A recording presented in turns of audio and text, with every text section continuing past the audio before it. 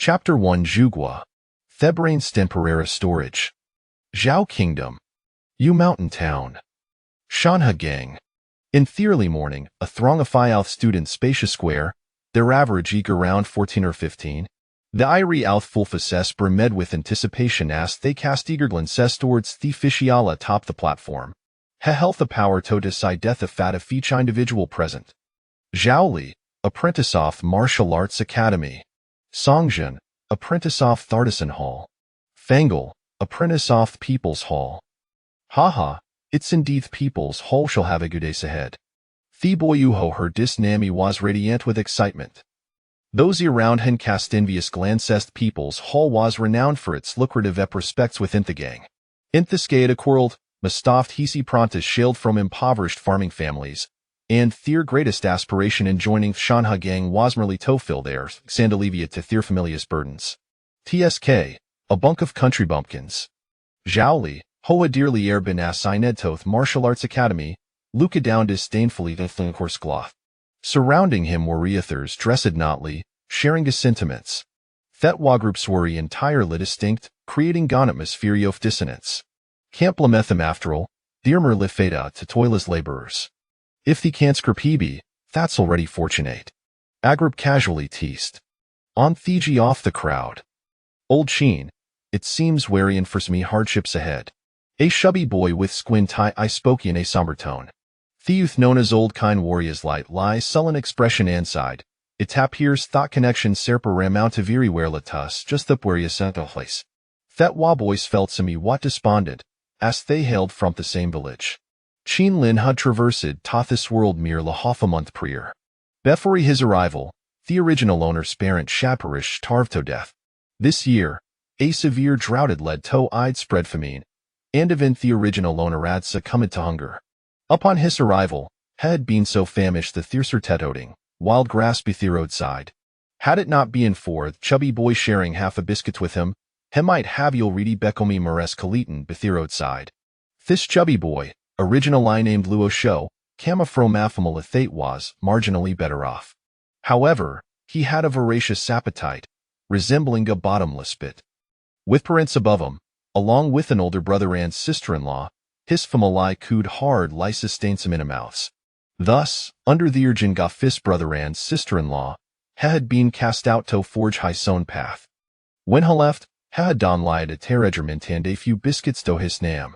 In order to survive, that wo had come to the town and signed a contract off serva to Thunha gang, becoming apprentices. Chin Lin, apprentice off Thurbal Gathering Hall. Luo Shou, apprentice off Thurbal Gathering Hall. It seems not too bad at least twariant the same patient can look out for each other. The chubby boy chuckled with narrow-eyed eyes, nudging Chin Lin's arm.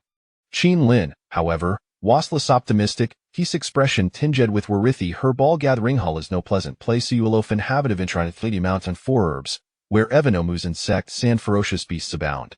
I've heard that herbal gathering hall has the high, accidental death rate within the entire gang. The great two mountain is treacherous yet bountiful and the Shanha gang virtually monopolize the Solaire ball trade a here even ordinary individual swishing to gather herbs must sell their finds to Shanha gang.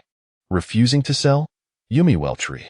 With the herb Altradius sits lifeblood, the Shanha gang has become the most formidable sect within 100 miles, treating the Great Two Mountain as its own backyard. Both profit and peril coexist. The mountain is rich in herbs, yet the beasts within are equally ferocious. Unless absolutely necessary, ordinary folk would refrain from venturing into the mount. In this allocation of roles, Summeray Hoy said Wiliathers despaired. Apprentice off Thurbal Gathering Hall, follow 'em. At that moment, a robust mankled integer skyna tire bellowed. Chin Lin and his companions snapped back to attention, searching for the source of the voice. Such height. This was Chin Lin's initial impression themons, rugged visage and power full physique were resembled that of a human beast.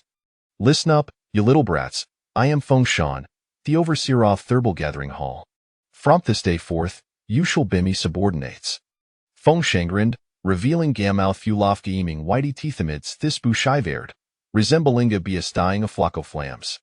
Themari's eye toffum sent the group instinctive lie recoiling. Savoring the fear emanating from those around him, Feng Shan relished them a bit. All right, little ones, Follow Mino. Today, you're in for a splendid opportunity. It'll take our rascals to experience a thela-reefed Grey 2 mountain. As soon as she finished speaking, a wavy of commotion erupted. What? Weva hast been assigned to thermal gathering Hallandarial reedy heading into the Grey 2 mountain? My father warned me that the venomous insect sand beasts therafursum. Even martial artists scudisa fall victim. Yes, oh nav my uncle swashbitten be an insect and returned asasorps. Upon hearing the crowd scatter, Chinlin and the chubby boy exchange edge lances, realizing that the danger soft Grey 2 mountain were far greater than they had anticipated. Old Chin, this situation seems dire. Thechabibi boy-murd. Observing the faint smile in Feng Shan's face, Chinlin involuntarily nodded.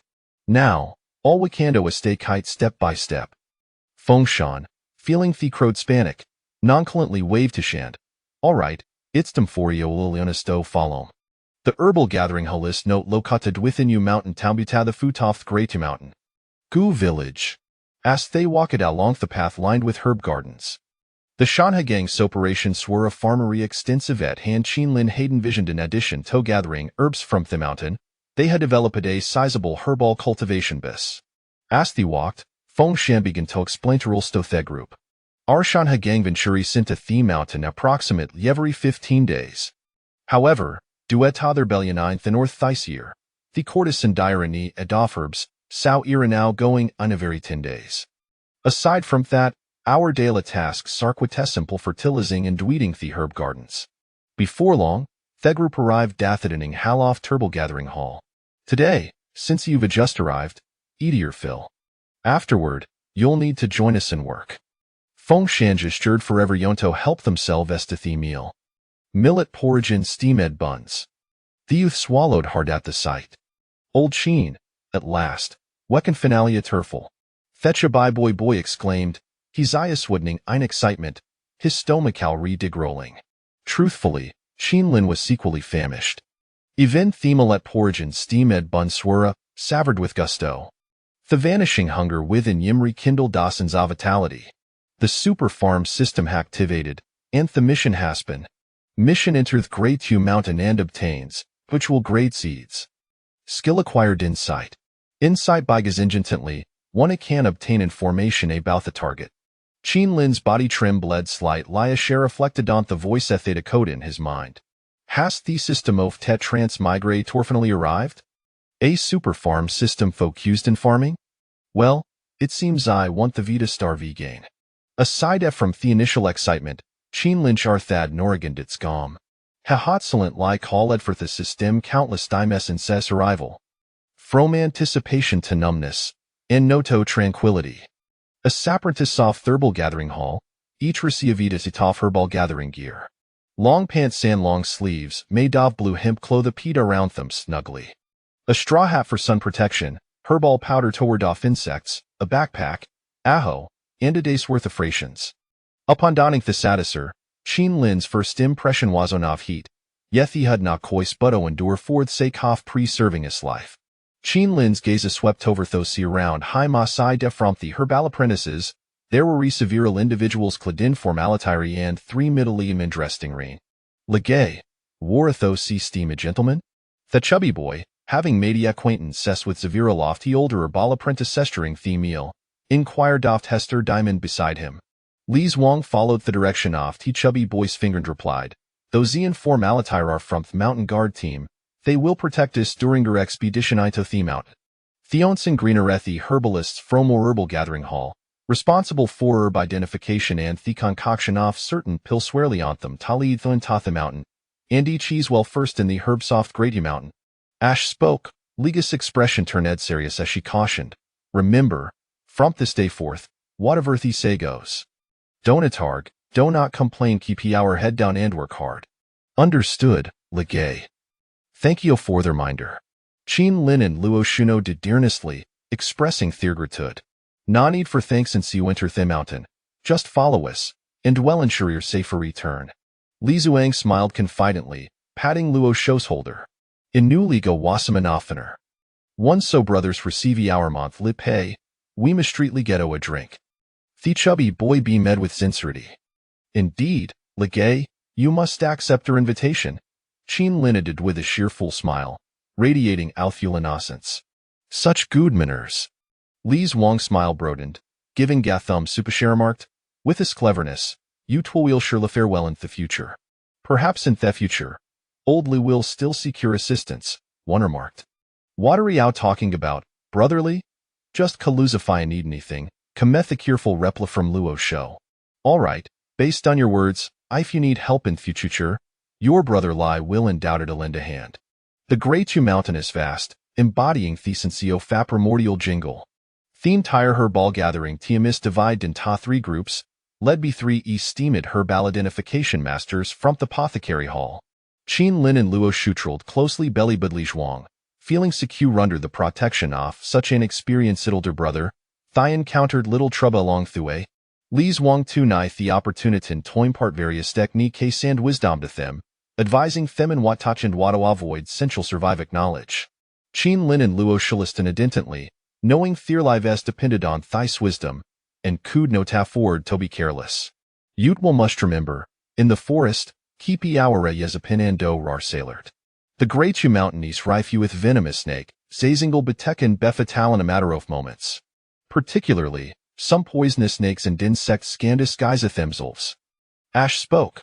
Li Zhuang's sharp gaze fixate the leaves beneath him, and hath thrust a wooden stick, over a meter long, with precision.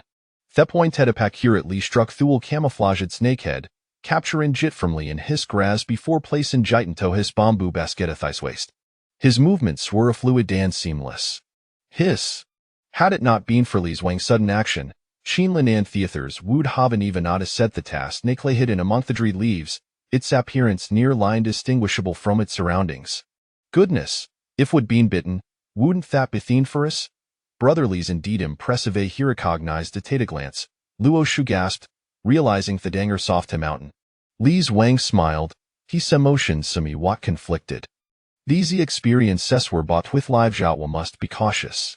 A moment's negligence can cost we our life. Qin Lin and Luo Shino dead gravely, their spirits stints from Avon Gonla just interred the forest. While Qin Lin felt through a tough caution, Hercules the skill off insight rewarded by the system. With Amonsido experimentation, Qin Lin fixate an agran tree ahead. Cedar mid-grade mundane tier. Age 170 years lifespan 356 years. Cedar atamber species of economic value. Note lifespan to notice the maximum duration it can survive without external interference, individual variations may apply. Can be transformed into seeds. Currently unable to absorb. Upon seeing these information, Qin Lin's mind began to clear. After traversing the mountain for half a day, the group arrived at Teravine Weremodes standard through. The leader, Li Qing, noted the lush vegetation around him, unaffected by recent drought. Simultaneously, he discovered a alt hof medicinal herb synthavicinite. This place looks promising. Everyone, disperse in search for herbs. Li Zhuang, Zhangli, Wang Miao, you 3 Erathemos season lead the new apprentices, instructed. Yes, masterly. The 3 Kaladupan responded promptly. All right, scatter.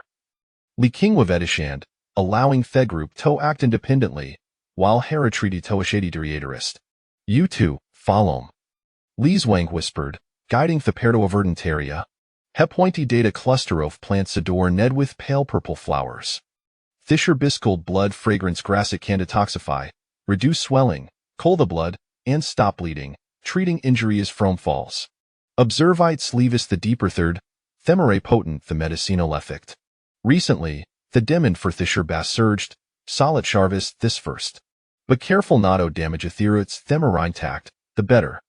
Qin Limited, his gaze focused. Blood fragrance grass mid-grade mundane tier. Age 2 years lifespan 15 years. Blood fragrance grass detoxifies, reduces swelling, cools the blood, stops bleeding, treats injuries, maturesononier, possesses medicine alvelo. Currently unable to absorb. Seeing this information, Qin Lin recalled the system's activation task. Thrughout Hairjourney, Hiha Ducid thin sight skill to observe numerous plants, mostly off mundane tier, with no tasting galacio spiritual tier visible. However, the system stas quasto search within the Great Mountain, indicating the presence of spiritual tier plants. It's still yearly wecan explorer litter. Thesson Hungen Theski, its race increasing le fierce. Under Li Zhuang's guidance, Qin Lin became familiar with many medicinal herbs.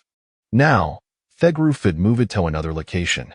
Qin Lin's backpack was nearly full, and impatience began to stir within him. Wary unearthed spiritual tier plants? Zhuguo grades virtual tier. Age 93 years lifespan 531 years. Zhuguo enhances physical strength, fortifies thebity, consuming it can increase cultivation. Mature in a century, bears fruit of eradicate.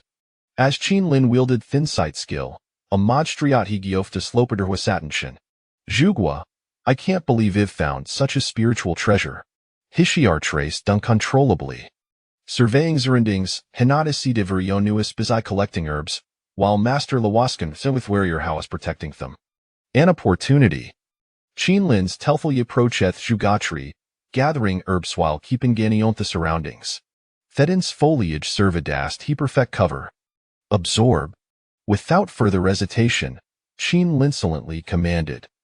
The Zhugatri vanished without a sound, leaving gas mall pite in its place. Feigning nonchalance, Qin Link knelt down and carefully used a Poeticuratheria. System activation. Congratulations, host. You have bound super farm system. Farm space bound. New bee gift package acquired. Wuldioliki Tupinth new bee gift package. Qin Linshert sword open. Congratulations, host. You have obtained top tier mundanes at Wida Jodaris. Congratulations, host. You have obtained Beehive 1. Congratulations, host. You have obtained 1 acre off land. Instantly, Qin Lin's consciousness was drawn into a mysterious space. Toakersof land lay at the center, with the spiritual spring at Tej, its gentle flow convergent in Toa's Malfish Pond below.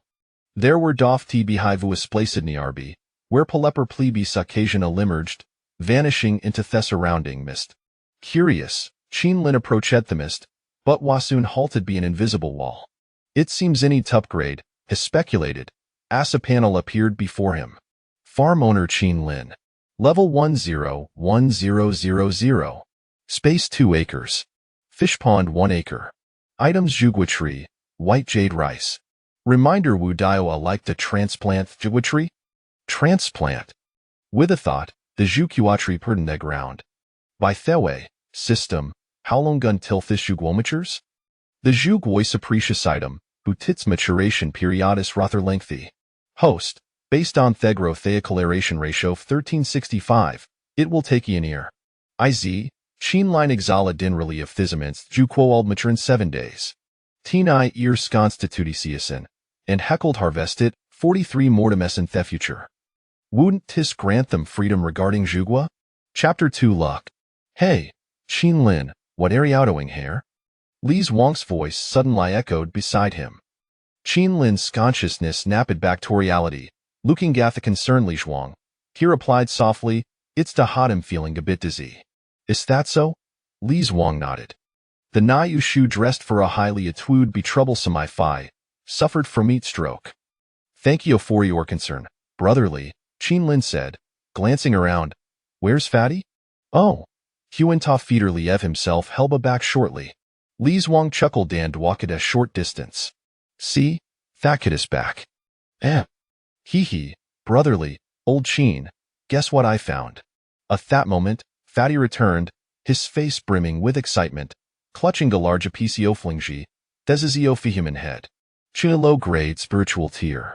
Age 56 lifespan 631 years. Qiji rare treasure, strengthens bone sand blood, enhances vitality consuming it can extend life by and increase cultivation. This gets luck his imply astounding, Qin linguist, realize in Jitu Kimigesto fin de single spiritual tier plant, while Fatty managed to stumble upon Omerlu by taking a break. His luck was nothing short of miraculous.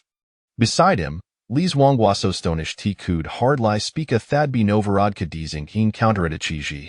How old Hava thought it would be discovered be a newly arrived apprentice.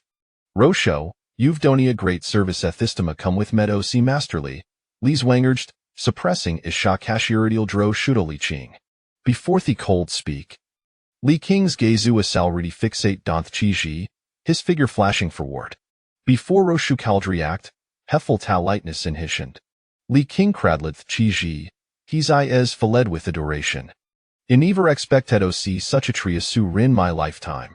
Youngster, you found this? Reluctantly, Li King diverted his gaze before finally addressing Roshuan Li Zhuang. It was just astro cuffluckatois master liwa bra tusto istrejuretrove, or else soi wooden they found some marvel outside him. Roshao scratched heshed, smiling shyly. Li King nodded appreciative lithis little foddy wasquai stood. What's your name? Rosho? Very well, Luo Shou, you have truly made a significant contribution, this time up in your return. Ishal Inchereth that a leader word sigh handsomely.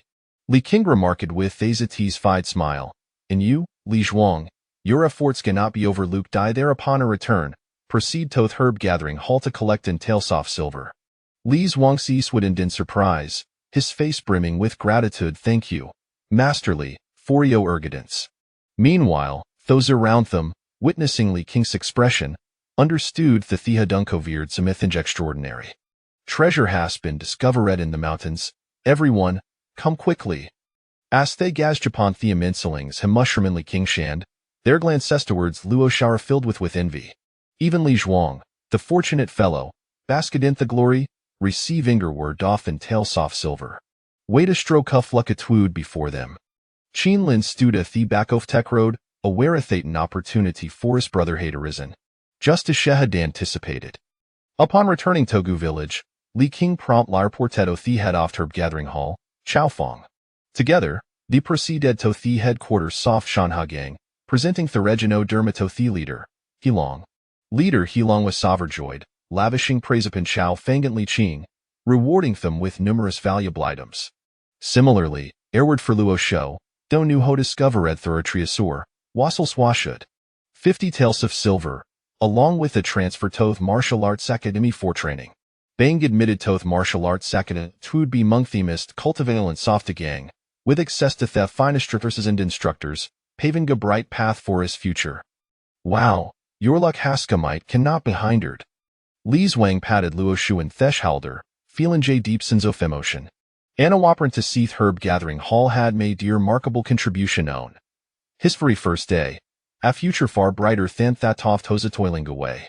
Qin Lin, don't it los heart opportunities will come your way as well. Noticing Qin Lin's insolence, Li Zhuang offered words soft consolation. Qin Lin, however, felt no dismay. He was genuinely pleased for that chubby fellow. Seeing the concernation Li Zhuang's face, Hepatidis belly and smiled. Fatty, from no on, is shall really new to look out form. Don't be ridiculous. Fatty lightly punched Qin Lin chest, his expression earnest. Rest assured, brother. Once we prosper, is shall never forget me brothers. In his heart, Qin Lin held great admiration for Luo Shou. When he had been in Thebrinkoff starvation, it was Luo Shou who had cheered the last pisabrid possessed. He owed him a life, and moreover, Luo Shu's character was beyond reproach who soon doubted lie were thy comrade.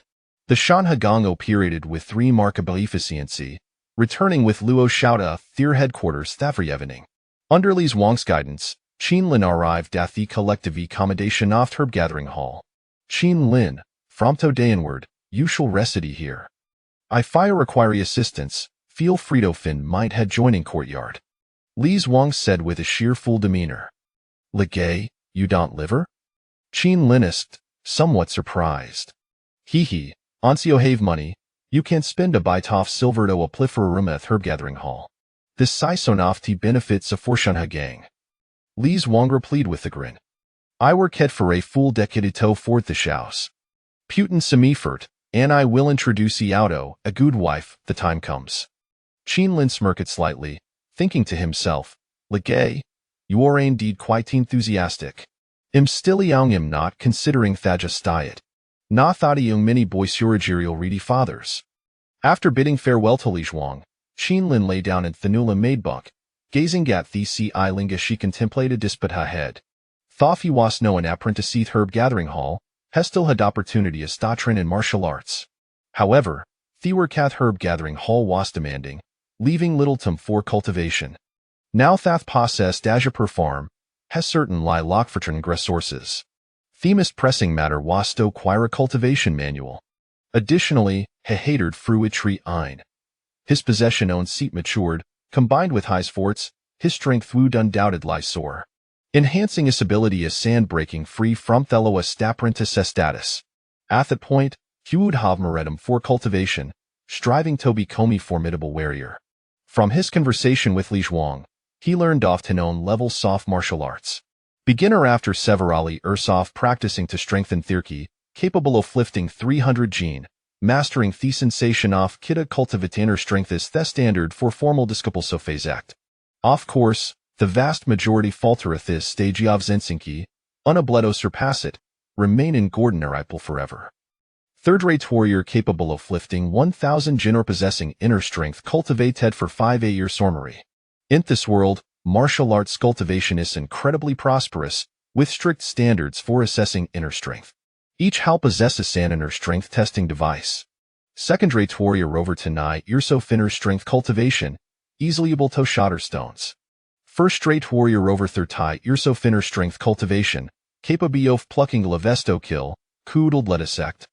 The information Li Zhuang possessed was limited to said that there were even higher realms above first-rate warriors, but through Asunaware of the details. Fort Hosuho focus on cultivating their physical form, records become scarce beyond the secret warrior level. Chapter 3. The Challenge of Cultivating White Jade Rice. As Qin Lin's consciousness entered the farm space, he issued commands while simultaneously examining the details of the white jade rice. White jade rice, top-tier common grade. Yielding once a year. This exceptional rice, when consumed, can enhance physical strength and assist in cultivation. A single portion is sufficient to plant an acre. This white jade rice is indeed a valuable commodity. However, he is currently residing in a communal dormitory. It is imperative that he relocates swiftly. Qin Lin pondered, recognizing that the white jade rice occupies 1 acre. Additionally, the area utilized for Zhugua is approximately 100 square meters, leaving over 500 square meters of vacant space. This portion of land must be utilized effectively. In the vast expanse of Du Mountain, there exist numerous highly valuable medicinal herbs that can be cultivated. In due course, growing a few plants to sell or exchange for rewards would suffice. The following day, the head of the herb gathering hall, Chao Feng, personally arrived. The Red Ming body refinement technique. Qin Lin gazed at the body refining manual distributed to him, murmuring in awe. The script of this world closely resembles the ancient characters of his previous life in Huaxia, presenting little barrier to comprehension. Young ones, you have now received the body refining technique. This is a remarkably powerful method, easy to initiate but difficult to master. Should you attain the first level, you will be eligible for promotion to formal disciples, and I assure you, you can become the steward of the herb gathering hall. As his words echoed, a wave of excitement swept through the crowd. A group of youths beamed with fervor. After a day of learning, they understood that as formal disciples, they would receive a monthly stipend of 3 taels, along with additional benefits during festive occasions. The position of steward was even more coveted, boasting a monthly salary of 15 taels and oversight of a large group of people. This role was undoubtedly a pinnacle they aspired to reach. Will any of them prove to be exceptional? Chao Feng mused, observing the excited youths, yet he quickly shook his head in self-deprecation. Mastering this body refining technique to the first level requires not only talent, but also an abundance of cultivation resources. Even within the entire sect, only a scant few have achieved the first level. As for the second level, only the sect leader, He Long, has reached that realm. Knowledge is power, but wealth is strength, he reflected. Realizing that these farm boys practicing this technique would likely only manage to enhance their physical endurance to around 300 pounds, which would probably be their limit. Chao Feng departed, paying little heed to the newly initiated apprentices. Qin Lin and the other youths scarcely had time to study the technique before being summoned by the steward to claim their tools, embarking on a tedious and arduous life as gardeners in the medicinal herb garden. Li Zhuang enthusiastically took on the role of Qin Lin's mentor, meticulously explaining the various rules and precautions. Qin Lin quietly noted everything, appreciating this elder brother's sincerity, as he seemed truly commendable. Suddenly, he recalled the Red Ming body refinement technique. Brother Li, how much do you know about this technique? Li Zhuang's previously jovial demeanor visibly faded, his expression turning somber. Kid, don't place too much hope in this so-called Red Ming body refinement technique. Very few can even reach the first level. With a sigh, Li Zhuang reminisced about the enthusiasm he felt when he first acquired this technique. It's essentially a pitfall. Don't expect too much. It's merely adequate for enhancing physical strength. Intrigued, Qin Lin pressed on, Brother Li, could you elaborate on this?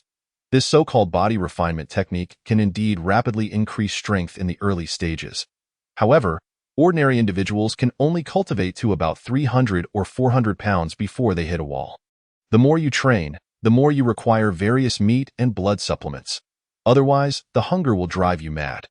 Additionally, it necessitates various medicinal herbs. The key is that these resources are exceedingly expensive. Just one set of herbs costs 10 taels of silver, which is beyond the means of us common folk. When you reach 300 or 400 pounds of strength, you will have to go to the steward of the herb gathering hall to obtain a new manual for further training. Qin Lin, confused, queried, Is there no one in the sect to teach us how to cultivate? You just don't understand, Li Zhuang replied, his expression filled with resignation. Look at our work. We're overwhelmed every day. Leaving no time to study techniques, we can only research and learn in our spare time. As this place is nothing like a martial academy, Li Zhuang's voice carried a mix of longing and lament. Once upon a time, he too aspired to become a formal disciple through diligent training. Unfortunately, he lacked the talent for martial arts and would never become a warrior. As life dealt him harsh blows. His once fervent heart gradually cooled, resigning to his mediocrity. Now, he simply wished to live the latter half of his life in peace. After a long day of toil, Qin Lin finally found time to practice the body refinement technique. Along with the other apprentices, he eagerly began the training.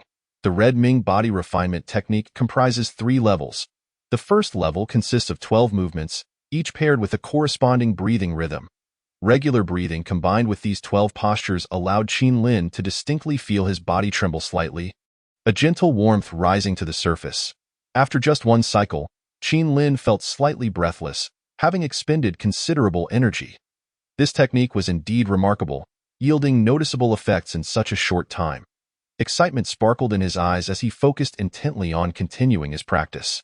However, this process did not last long. After only about the duration of an incense stick, he began to feel weak. The wave of intense hunger swept over him, engulfing his entire being. All he could focus on was his gnawing hunger.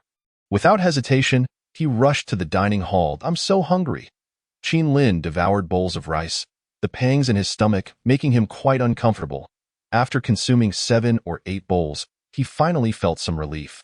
Now he understood why Li Zhuang had said this practice was not meant for ordinary people. To cultivate strength, merely relying on plain rice was futile. It was no wonder many could only cultivate to 300 or 400 pounds. The sheer cost of sustenance was insurmountable for most. Knowledge is power, but wealth is strength, he mused, realizing the truth in the saying. Without money, it was indeed challenging to become a warrior. Fortunately for him, his farm space provided a continuous supply of food, and not just ordinary grains. As Qin Lin sighed with relief, he also felt the weight of the struggle ordinary people faced in their quest for advancement. Not long after leaving the dining hall, the portly Luo Shou approached. Hey, Lao Qin, guess what I brought you to eat? Luo Shou grinned, holding 2 roasted chickens and a jug of wine. Qin Lin frowned upon seeing him. Did someone bully you? Luo Shou's smile faded, his eyes hardening. I will have my revenge one day. Let us not dwell on that. Let us find brotherly. Qin Lin nodded silently, respecting Luo Shou's wishes to not discuss it further. If you need help, just let me know. Luo Shou patted Qin Lin's chest with a grin. Don't worry, I won't be polite if something arises. Before long, the 3 gathered together. That night, Luo Shou drank heavily, weeping as he proclaimed his intent to seek vengeance against those from the martial academy. Chapter 4. Raw chewing in the farm space. The rich aroma of rice made Qin Lin's mouth water. System, assist me in the harvest. Most of the crop was collected, leaving a small portion to be replanted. The grains, plump and resembling white jade, appeared in Qin Lin's hands. Truly, these were seeds bestowed by the system. Regrettably, he realized that he could not reveal them to anyone at present. Qin Lin sighed inwardly. For now, he could only send a thread of consciousness into the farm space. With so many eyes around, he dared not enter his true form, fearful that even a hint of his secret would be discovered. Caution is the mother of safety, Endure, endure, endure. Qin Lin constantly reminded himself, terrified that a moment of recklessness might lead to his downfall. Currently, he felt akin to a guardian of treasure, yet unable to utilize even a fraction of it. This sensation was deeply unsettling. Harvest complete. Acquired 1,200 pounds of white jade rice. Gained 5 experience points. Level 1, 51,000. Qin Lin licked his lips, now genuinely anxious to taste the fragrant rice. It must be delicious, indeed. His weakness rendered every action exceedingly cautious. Feeling restless, Qin Lin stepped outside the courtyard. The night had grown deep, and under the moonlight, the village appeared exceptionally tranquil, become stronger. This thought incessantly resurfaced in Qin Lin's mind. In this world, strength spoke louder than words. How can you sleep at this age? Qin Lin, he silently chastised himself. One must be ruthless to stand firm. A mere flicker of thought summoned forth a small handful of rice from the ether. Without a moment's hesitation, he swallowed it whole. It was quite hard and somewhat abrasive against his teeth. The crunching sounds echoed in his mouth as Qin Lin grimaced, grinding the rice into fragments. With great effort, he forced it down his throat. Cough, cough. I should have brought some water. That was careless of me. Taking a moment to catch his breath, Qin Lin hurriedly fetched a bucket of water from the nearby well. He chewed and drank simultaneously. Before long, he estimated he had consumed approximately a pound of rice. Since sleep eluded him, he decided to seize the opportunity to practice the Qi Ming body refinement technique. Without further ado, Qin Lin commenced his training under the moonlight. This time, he could distinctly feel a warm current flowing from his lower abdomen to his limbs. Waves of heat radiated from within, bringing him a sense of refreshing comfort. It appeared that the effects of the white jade rice were beginning to manifest. Qin Lin's gaze grew increasingly bright, and with joy came an intensified dedication to his practice. He persevered for an entire hour, and with each moment, his vitality surged, showing no signs of fatigue. He felt utterly invigorated. Qin Lin inhaled deeply.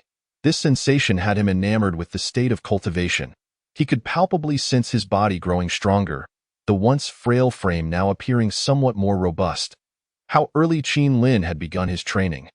Teske, one must not overexert oneself. In the early morning, a group of young men, just waking, gazed at the practicing Qin Lin with astonishment. Is it really necessary to be this intense? To stand out, one must strive. Or so it seems. Qin Lin's clothes were thoroughly soaked with sweat, yet a radiant smile adorned his face. From his nighttime training, he could clearly perceive a significant increase in his strength. Hidden within his slender body was an immense power. How much can this fellow consume? 20 steamed buns already, and he has also had a dozen bowls of congee. In the cafeteria, all eyes were on Qin Lin, who was devouring his meal with gusto. Their expressions gradually turning complex. After all, he had risen early to train, and at this age, it was only natural for him to eat heartily. Some of the older folks were filled with nostalgia. Reflecting on their own arduous training journeys, they lamented that the path of cultivation was far from smooth. They hoped this lad would achieve success. Otherwise, he might face severe setbacks. We ordinary folks shouldn't dare dream of becoming warriors. Without a sense of qi, one remains merely an average person. Some expressed their sentiments, while others scoffed, harboring a pessimistic view of Qin Lin's future. It was indeed exceedingly challenging for an ordinary person to cultivate. One misstep could lead to injury. Meanwhile, the other apprentices at the herb gathering hall displayed a sense of urgency. They were all young lads, inevitably harboring competitive spirits.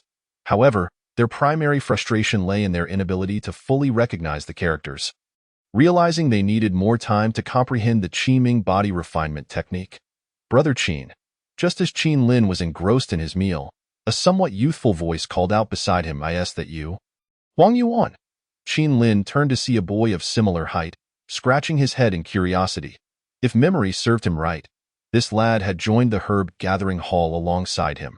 Though they hadn't interacted much, he still appeared somewhat familiar. "Yes." Huang Yuan smiled shyly. "Brother Qin, could you teach us martial arts? We all come from rural backgrounds and aren't very literate." Qin Lin furrowed his brow slightly. "I won't teach for free. I'll need your help with my tasks." Seeing Qin Lin's frown, Huang Yuan hurriedly replied, his eyes gleaming with anticipation. Ah, it seems we already started off on the wrong foot. Qin Lin sighed inwardly, recognizing the difficulty ordinary folk faced in rising above their circumstances. Perhaps I should forge a beneficial connection. Ultimately, he nodded. But let me be clear. You help me with my work, and I'll teach you martial arts and literacy. Rest assured, I won't make you help me indefinitely. Just 6 months, and then we'll be even. 6 months was ample time for Qin Lin. With the aid of his farming space, he could certainly become a warrior within that period. No problem, trust me, brother Qin. I'll work diligently. Huang Yuan's eyes lit up, and he patted his chest in assurance. With one person stepping up, several others soon approached Qin Lin with similar requests. He agreed to them all, as having more hands on deck would make his tasks considerably easier. Is this lad foolish? There's only so much food in the cafeteria. Isn't he just inviting trouble?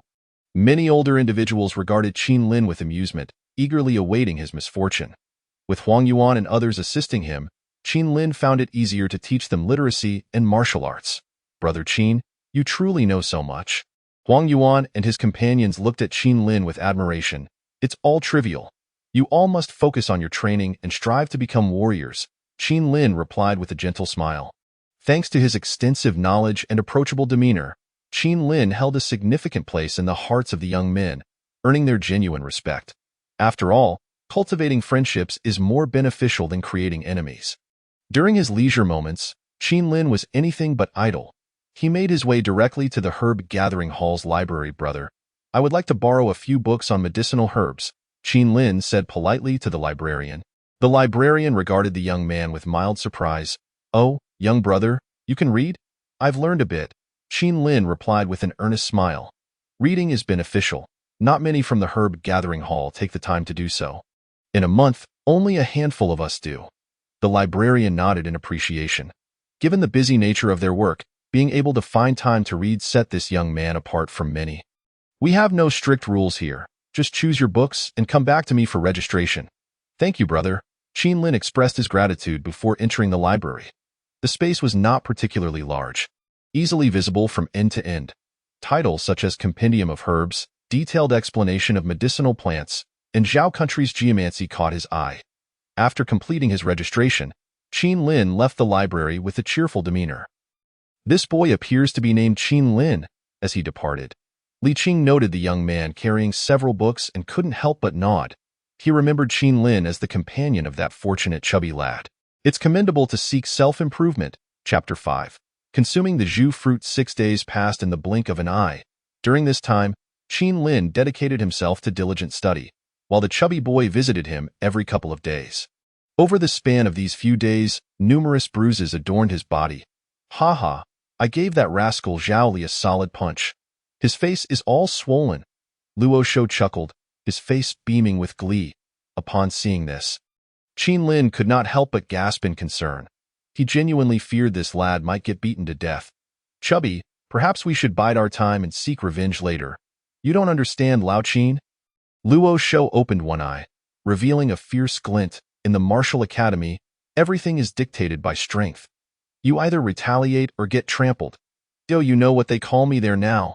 Mad Dog. I quite enjoy it. I can now vaguely sense the presence of Qi. Those who dare to bully me, I remember them all. Qin Lin regarded Luo Shou with a complicated expression. Who would have thought this chubby boy had such ferocity? Heh heh. Luo Shou maintained his usual cheerful demeanor. Do you know how favorable the conditions are at the Martial Academy? We have unlimited access to blood food. It's a treatment I never dreamed of. Daily, I also receive precious medicinal broths that enhance one's qi and blood, speeding up the mastery of qi perception. As long as I continue to work hard, I can obtain even more. Having witnessed the benefits of being a warrior, he found no desire to return to farming or consume those unpalatable flatbreads. Observing the longing on Luo Shou's face, Qin Lin remained silent. Everyone has their own path to choose. And he understood Luo Shou's decision. He patted his shoulder. You're putting in so much effort. It seems I must also step up my game. Still, take care. Don't overexert yourself. Rest assured, I brought this braised meat from the Martial Academy. You can't just survive on kanji while practicing the Qiming body refinement technique. Luo Shou tossed him an oiled paper bag. I must be off now. Goodbye. Watching his departing figure, Qin Lin sighed. This lad truly had it tough. He pondered how he could assist his chubby friend. Perhaps when he had gained sufficient strength, he could gift him some white jade rice. After just a few days of training, Qin Lin's single-arm strength had reached 170 pounds, already attaining the threshold for entry into the sect. This clearly illustrated the immense benefits derived from the white jade rice. Casting aside his scattered thoughts, Qin Lin's consciousness entered the farming space. After 7 days of anticipation, the zhu fruit had finally ripened. 3 egg-sized, pale red fruits hung from the branches, resembling ordinary wild fruits. Harvest, a flicker of light, and 3 fruits appeared in Qin Lin's hand. This was the fabled zhu fruit. Zhu fruit. A century-old zhu fruit tree bears its first fruit, enhancing physique and cultivation. Gain 10 experience points.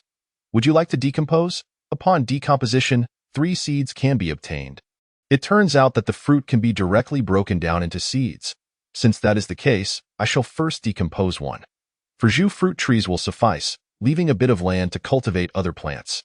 Qin Lin's heart brimmed with curiosity as he returned to his original form. He found a secluded spot, ensuring that no one was around, and a zhu fruit silently appeared in his hand. The moment he took a bite, a wave of sweet and sour flavor enveloped his senses. It seemed no different from ordinary wild fruits. Qin Lin murmured softly, but soon he felt a surge of warmth rising in his lower abdomen. He could sense something wildly coursing within him, accompanied by a sharp pain in his body. Is the aftereffect this intense? Qin Lin, not daring to take it lightly, promptly began cultivating the chiming body refinement technique. Soon, the warmth spread throughout his body, followed by a wave of pain.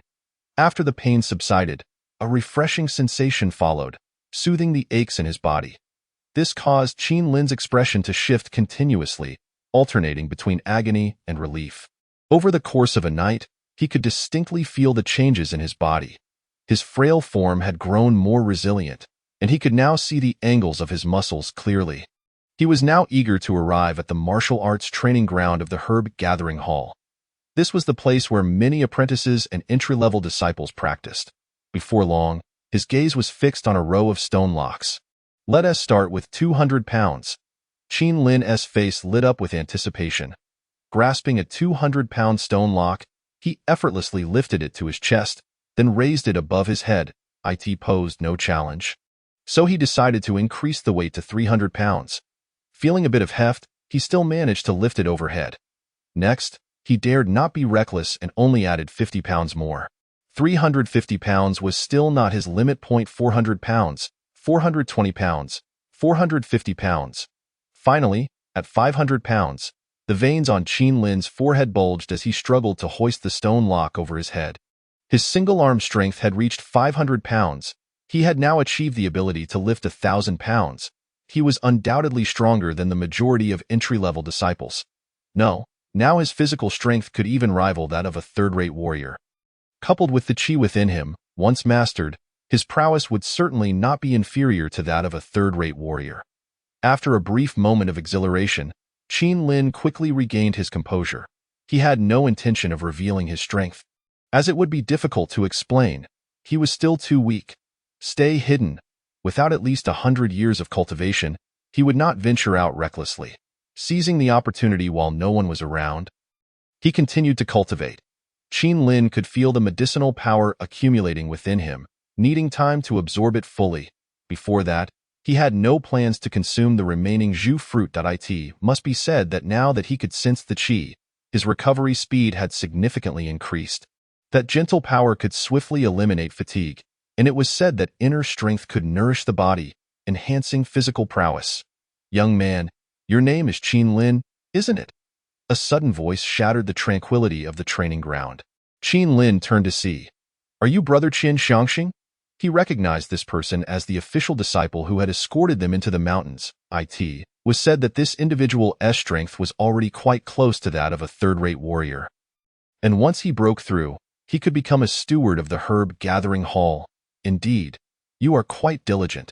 Seeing you drenched in sweat, it seems you have been training for quite some time. Qin Xiangxing remarked, Clapping Qin Lin on the shoulder with admiration, I remember when I was like you, lacking connections and resources, relying solely on determination to achieve my current strength. Qin Lin quickly switched to Na'vi mode. What can I say? The early bird catches the worm. The phrase caught Qian Xiangxing off guard, and he looked at the young man with even greater appreciation. You're right. We cannot compare to those from prominent families. Our only chance to stand out is through hard work. By the way, Qin Lin, what is your current strength? Qian Xiangxing inquired with curiosity, as cultivating the chiming body refinement technique was a top-tier method for building a foundation in their sect. If the other party possessed good talent, he could offer guidance, fostering a bond. However, if the talent was lacking, it would not be worth wasting time. Though it was harsh, reality was as such. Upon hearing the question, Qin Lin pondered briefly and conservatively provided a number. My single-arm strength is about 120 pounds. What? Qian Xiangxing's eyes widened in surprise. If I recall correctly, you have only been practicing the body refinement technique for 6 or 7 days. Correct? Qin Lin nodded, knowing he could not reveal all his strength, but it was necessary to showcase some value. Maintaining a moderately high level of talent would prevent him from being too low-key and attracting unwanted attention. Moreover, Qin Lin could clearly sense that Qian Xiangxing's attitude towards him had noticeably improved. He aimed to establish himself as a diligent and helpful person, ensuring he could navigate the herb-gathering hall smoothly. I must say, you do have talent. At this rate of cultivation, you will reach 300 pounds of strength in 10 days or half a month. When that time comes, come find me, and I will take you to receive martial arts techniques. If you have any questions, feel free to ask me, Qian Xiangxing said warmly, resembling a caring older brother. Thank you very much, Brother Qian. Qin Lin responded with a look of surprise, followed by a stream of flattery. This made Qian Xiangxing feel quite pleased, as his smile never faded. This young man knows how to handle people. Chapter 6. Scheming. The treasure-hunting expedition into the mountains commenced every 10 days. Qin Lin enthusiastically greeted everyone, engaging in brief conversations with all. Qin Lin. Qian Xiangxing's voice called out, "I" in the gathering square. Everyone witnessed Qian Xiangxing warmly greeting Qin Lin, appearing quite familiar. Brother Qian is amazing. He has only been at the herb-gathering hall for a few days and already knows the official disciple Qian Xiangxing. Their relationship seems quite close. The new apprentices looked at Qin Lin with admiration. Not only was he friendly, but he also had considerable connections within the herb-gathering hall. This young man was likely not an ordinary individual. Lai Zhuang expressed his sentiments in just a few days. Qin Lin had skillfully navigated the complexities of human relationships. Master Li is here. As soon as Li Qing arrived, Qian Xiangxing warmly greeted him. Li Qing nodded in response, then turned to Qin Lin, smiling and nodding. The young man is quite impressive. This sudden kindness left Qin Lin somewhat bewildered. It seemed there was no prior interaction between the two. Brother Qin, do you know Master Li? Qian Xiangxing asked curiously, sensing that this young man had quite a wide network. Qin Lin shook his head. I'm not sure. It might be related to my good brother's affairs. Qian Xiangxing nodded. Even he felt some envy towards Luo Shou's good fortune. An ordinary farmer's son had suddenly entered the martial academy. As long as he had a sense of qi, his achievements would surely rival his own. He then patted Qin Lin on the shoulder. You must also work hard in your cultivation. Perhaps you will catch the attention of Hall Master Chao. He is a first-rate warrior, and even a few teachings from him would be invaluable for a lifetime. Yes, Qin Lin nodded. During this trip to the mountains, he hoped to find some top-grade medicinal materials. The red fungus that the fat boy had found last time had made him quite envious. With his farm space, cultivating some top-grade medicinal materials to assist his training would be incredibly effortless. Whether due to Qin Lin's unfortunate luck or not, upon entering Dayou Mountain, the medicinal herbs he discovered were all of rather low grade. None exceeding the upper tier of the ordinary level. Wu Shi Jin. Upper tier ordinary level years, 76, lifespan, 391 years, Wu Shi Jin, 5 years to mature, reduces heat and clears heat, alleviates pain, upper tier detoxifying medicinal herb, possesses high medicinal value. Medicinal herbs over 70 years old should be exchanged for rewards. Qin Lin mused, as there were still a few younger specimens that he would store in his farm space for nurturing. He needed substantial funds to acquire an independent residence. Master Li, do you think this herb is a 70-year-old Wu Shi Jin? Without hesitation, Qin Lin approached Master Li with the herb in hand. Indeed, it is a 70-year-old Wushi Jin. Li Qing looked at Qin Lin with some surprise. How did you discern the age of this Wushi Jin? From what I read in a book, it states that after growing for a year, a node will form between the root and the stem. I counted and confirmed it was over 70 years, Qin Lin replied, maintaining a humble demeanor. He hadn't spoken out of turn. The detailed explanation of herbs indeed included methods for determining the age of Wushi Jin. Brother Qin, you possess quite a bit of knowledge. Qin Shangxing realized he had underestimated this young man. Not only was he diligent in his training, but he also worked hard in understanding medicinal herbs. Excellent. Li Qing was very pleased with Qin Lin's answer. It is evident that you have not neglected your studies in herbal knowledge. If I am not mistaken, you have only been exposed to this knowledge for about 6 or 7 days? Correct. Qin Lin looked at him in surprise, then nodded. I have only retained a portion, just enough to recognize Wushi Jin. Well, if you have any questions in the future, feel free to ask me. Li Qing said, smiling. This 70-year-old Wushi Jin is indeed a rare find. You can receive 1 tael of silver upon returning. Thank you, Master Li. Qin Lin's countenance remained largely unchanged. After all, a couple of silver coins were still silver. With his keen insight, acquiring a few more wouldn't pose much of a challenge. Just as he turned to depart, Qin Shangxing approached him, a mysterious expression on his face, and said, Qin, my young brother, you seem to be quite fortunate. Qin Lin's interest was piqued. What do you mean by that? Qin Shangxing chuckled. Master Li Qing is typically taciturn, devoted solely to his medical and pharmaceutical pursuits, seldom engaging in pleasant conversation as he has today. This indicates that he holds you in high regard. Seize this opportunity. It will undoubtedly yield benefits, not drawbacks. If you can become his disciple, my boy, you will surely prosper. Understanding dawned upon Qin Lin, his expression lighting up with excitement. The name Li Qing was well known within the herbal gathering hall, his stature rivaling that of the hall's supervisor, second only to the hall master, Chao Fong, ASA master in herbal studies, coupled with his exceptional medical skills.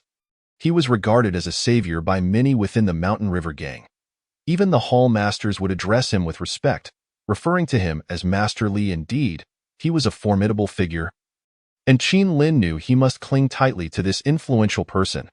The only qualities that could endear him to Li Qing were his diligence and innate talent. Truly, establishing a favorable persona had its manifold advantages. With this in mind, Qin Lin resolved to make a noteworthy impression. Without delay, and with the aid of his insight skill, he adeptly located various rare herbs hidden within the forest. Chi Suohua, by Lanting. Gu Dulan, each a treasure in its own right. Li Qing gazed incredulously at the somewhat shy youth before him, marveling at his extraordinary fortune. While it may not rival Luo Shou's bountiful harvest, it was certainly a steady stream of gains. In a mere half-day, Qin Lin had unearthed over 10 rare herbs, each of considerable value. It's merely luck. Qin Lin replied humbly with a smile. Nay. Li Qing shook his head. If discovering a couple could be attributed to luck, your findings today clearly demonstrate your genuine capability, young lad. I must admit I underestimated you. Qin Lin chuckled bashfully. Just luck, just luck. Eager to showcase his abilities, he exerted every effort to gather various medicinal materials. The rewards he amassed had already exceeded 15 taels, a sum sufficient for him to rent a modest abode. A dual benefit, indeed, and this thought brought him joy. Unpretentious and diligent, a fine young man. Li Qing mused, growing increasingly fond of Qin Lin and contemplating the possibility of taking him on as an apprentice. Why, boy, if you find yourself with time, do come by my place more often and lend me a hand. Li Qing said with a beaming smile. This fool could certainly discern the underlying invitation. How could Qin Lin fail to grasp it? His face broke into a wide grin. Master Li, I shall certainly intrude upon you more often. No trouble at all. Li Qing waved his hand dismissively. Now, go on and tend to your earnings. Their conversation had naturally attracted the attention of those around them, who regarded Qin Lin with considerable envy. Well aware that this young man was on the brink of soaring to great heights. Chapter 7. Apprenticeship with a single arm capable of lifting 750 pounds. After absorbing the medicinal essence of the second Zhu fruit, a satisfied expression graced Qin Lin's visage. Moreover, He could sense that the qi within his body had grown increasingly formidable. Nurtured by this qi, his physical capabilities had undergone a significant enhancement, leaving him brimming with inexhaustible energy. His strength had reached the point of being able to lift 1,000 pounds, suggesting he should have attained the first stage of the Qi Ming body refinement technique, where bones resonate in harmony. Yet, why did he not feel it? Noticing the changes within him, Qin Lin furrowed his brow. Although his strength had surpassed 1,000 pounds, he felt an inkling that he had yet to reach his limits. With the infusion of the zhu fruit and the baiyu rice, his strength continued to rise steadily. This indicated that he had not yet hit a plateau, and a small distance remained before he could achieve the harmonious resonance of bones. Could it be that human physiques vary? This was the only conclusion Qin Lin could draw, especially since he possessed two types of heavenly materials, both of which enhanced physical constitution. Thus, his foundation was inadvertently elevated. The more he pondered, the more plausible it seemed. If the baseline value of an ordinary person were set at 10, an increase of 50 would yield a value of merely 15. Conversely, if someone's baseline were 20, an increment of 50 would elevate it to 30. Could it be that he was capable of becoming invincible within the same realm? A flicker of excitement surged within him. Currently, the quantity of baiyu rice he had accumulated exceeded 10,000 pounds. The zhu fruit, which bore fruit once every decade, now felt like a mere 10 days to him. The 3 newly planted zhu fruit trees would yield a stable production of zhu fruit in just 3 months. He wondered, when he reached the stage of harmonious resonance in his bones, how immense would his strength become? With anticipation swirling in his mind, Qin Lin stepped out of his room into the small courtyard. Following the receipt of his extra rewards, he had declined Li Zhuang's offer to be neighbors and had purchased a secluded, tranquil independent courtyard. His secrets must remain hidden from prying eyes, thus fewer neighbors were preferable. Additionally, during this period, Qin Lin had diligently assisted Li Qing, and his tireless efforts and remarkable memory had earned him increased regard from the master, who occasionally imparted knowledge to him, further fueling his determination. Perhaps it was due to his transmigration, but his memory now far surpassed what it had been in his previous life. While he could not achieve total recall, a few readings would allow him to commit information to memory. His daily existence had become remarkably fulfilling. Xiaohei, time for dinner. Qin Lin emerged from the kitchen, cradling a bucket of freshly steamed rice, weighing a good dozen pounds. Shortly after moving in, his inaugural attempt at cooking baiyu rice had attracted a stray dog from the village. With his need for a guardian for his home, he took the canine island as he filled the stone trough designated for dog food. A black dog, drawn by the aroma, came racing over. Despite the simplicity of plain rice, Xiaohei devoured it with relish. You've certainly bulked up recently, you little rascal. It seems my efforts to feed you have not been in vain, Qin Lin remarked, patting the dog's muscular back with satisfaction. Xiaohei remained focused on his meal, for the essence of dining lay in concentration in the span of half a joss stick's time. Qin Lin polished off the 10-pound rice. Although it was merely plain rice, it was still delightfully savory. With a satisfied pat on his slightly protruding belly, Qin Lin's face radiated contentment. Seated in the courtyard, Xiaohei lay beside him, wagging his tail in bliss as he enjoyed the master's affection. A picture of fulfillment. The quantity of baiyu rice was simply overwhelming. Even with his insatiable appetite, the stockpile continued to swell by over 1,000 pounds daily. He needed to devise a way to rationalize its distribution, converting it into resources more beneficial to himself. Returning to his room, Qin Lin concentrated, and his body transitioned into the farm space, which was no longer merely a realm of consciousness. However, the initial tier of the farm space was not particularly vast. The 2 acres of cultivation area were already fully planted. Beyond the 2 types of heavenly materials, he had also sown a small patch with various precious herbs. Surveying the surrounding mist, it appeared that only by elevating his level could he unlock a larger area. The currently visible region spanned roughly a diameter of 1,000 meters, and if not for the presence of a box of bees, the entire space would have felt eerily quiet. Speaking of honey, it was indeed a fine commodity. Daily, it produced 50 milliliters of purple honey, which facilitated rapid stamina recovery and slight cultivation enhancements. The spiritual spring similarly provided benefits, increasing the qi within his body and aiding in body refinement. Qin Lin picked up a wooden bucket and commenced watering his 2 acres. Thanks to the nourishment of the spiritual spring, he noticed that the plants thrived even more robustly. Even the Baiyu rice exhibited improved effects. He was confident that the next harvest of Zhu fruit would be far superior to the first. Having tended to the farm space, he observed that the village began to emit wisps of smoke from cooking fires. It was time to attend to more pressing matters. At the apothecary, he was greeted by 2 masters of equals standing with Li Qing, Qi Jinshui, and Ping Xianzong. "Xiao Qin, you've arrived quite tardily today," Master Qi remarked, teasing him lightly. "I was engrossed in my reading last night," Qin Lin replied, scratching his head sheepishly. "That old fellow Li Qing is fortunate to have found you as his apprentice."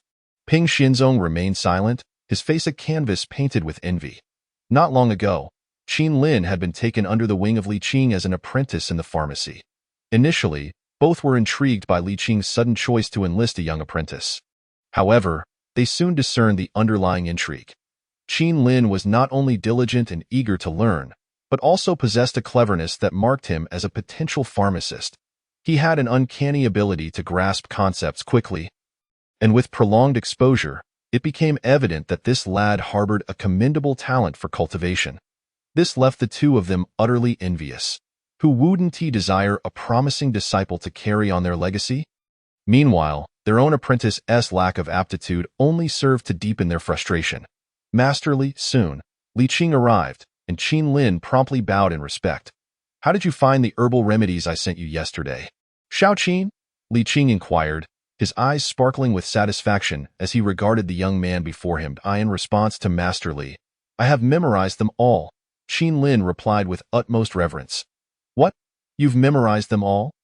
Though the herbal remedies were not particularly advanced, committing them to memory was no trivial feat. Qi Jinshui, standing nearby, couldn't help but speak up, recalling the month it had taken him to memorize a similar book.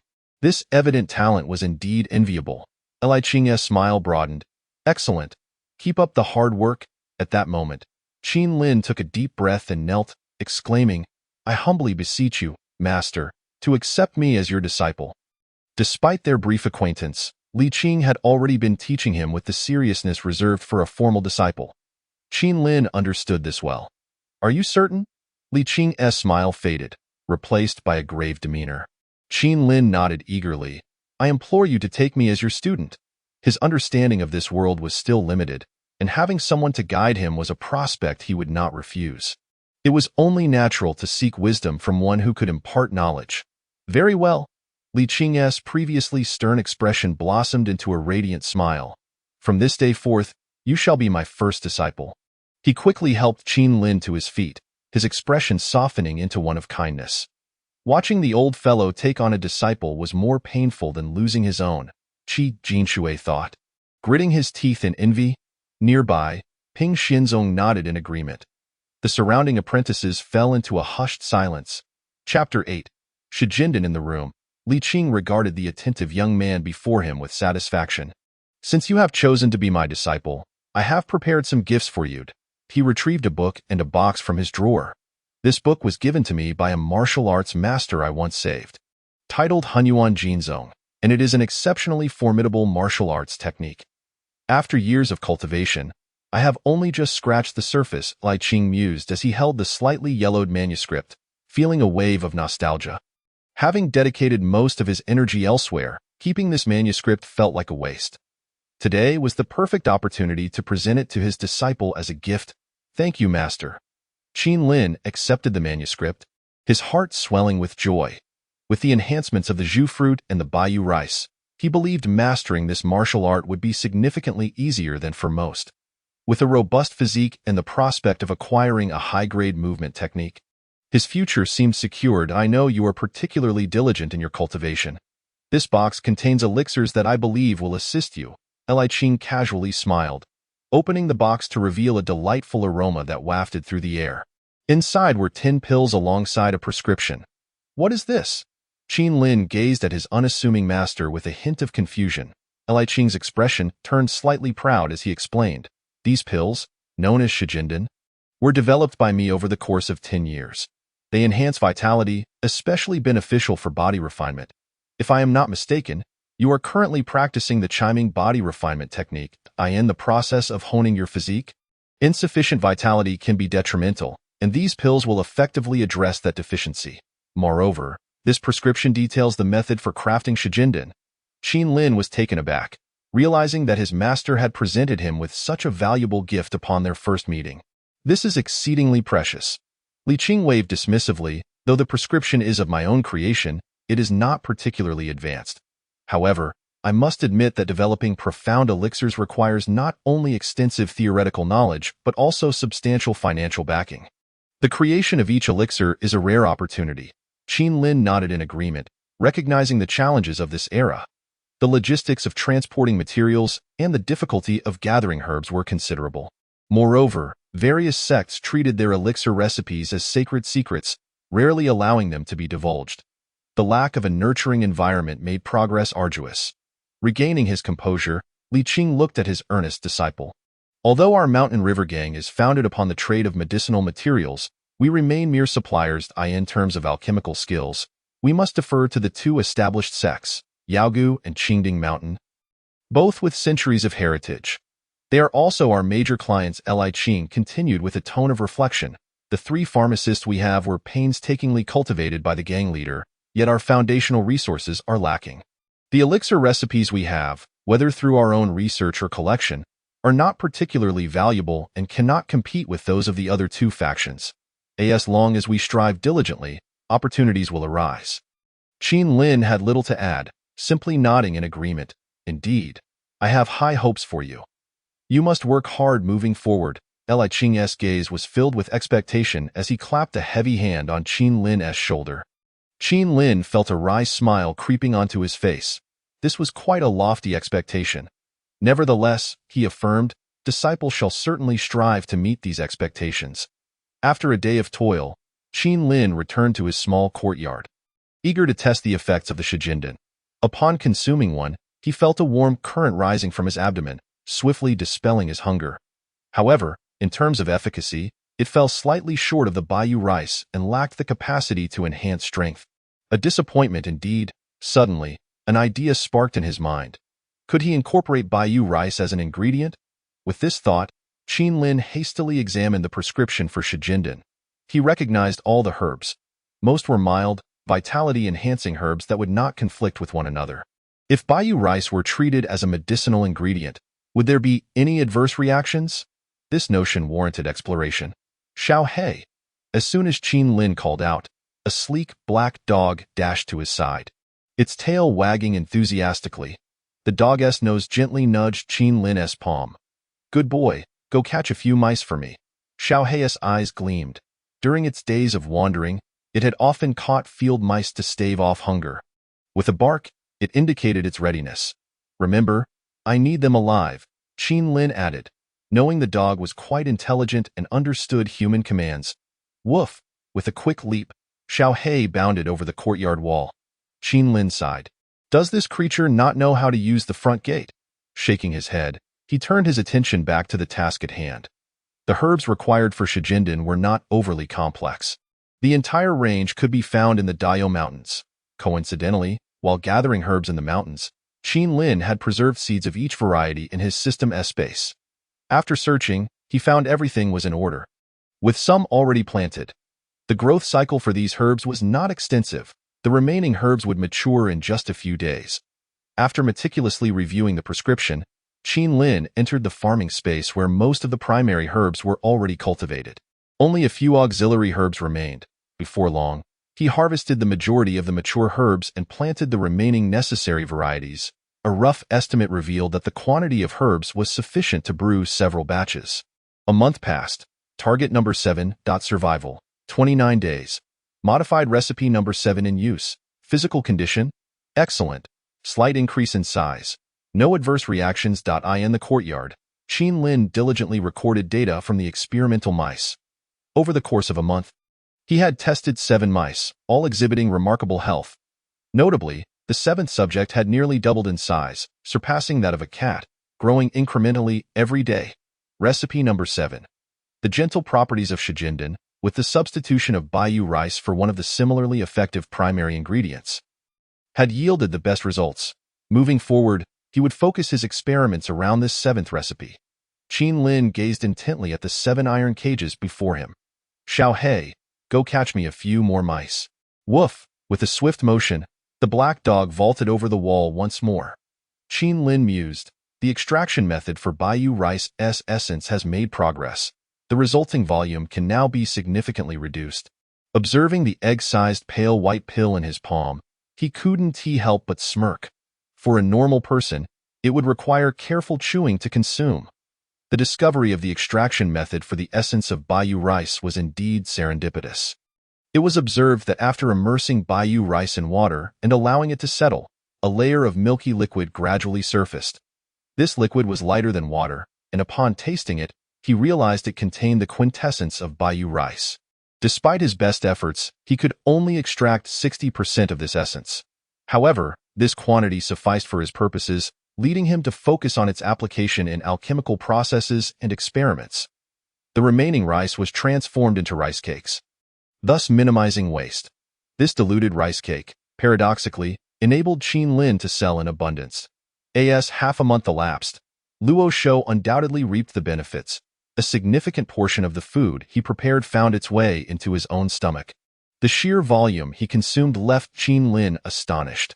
Ever since he commenced his martial training, this plump fellow had been exhibiting a noticeable increase in appetite daily.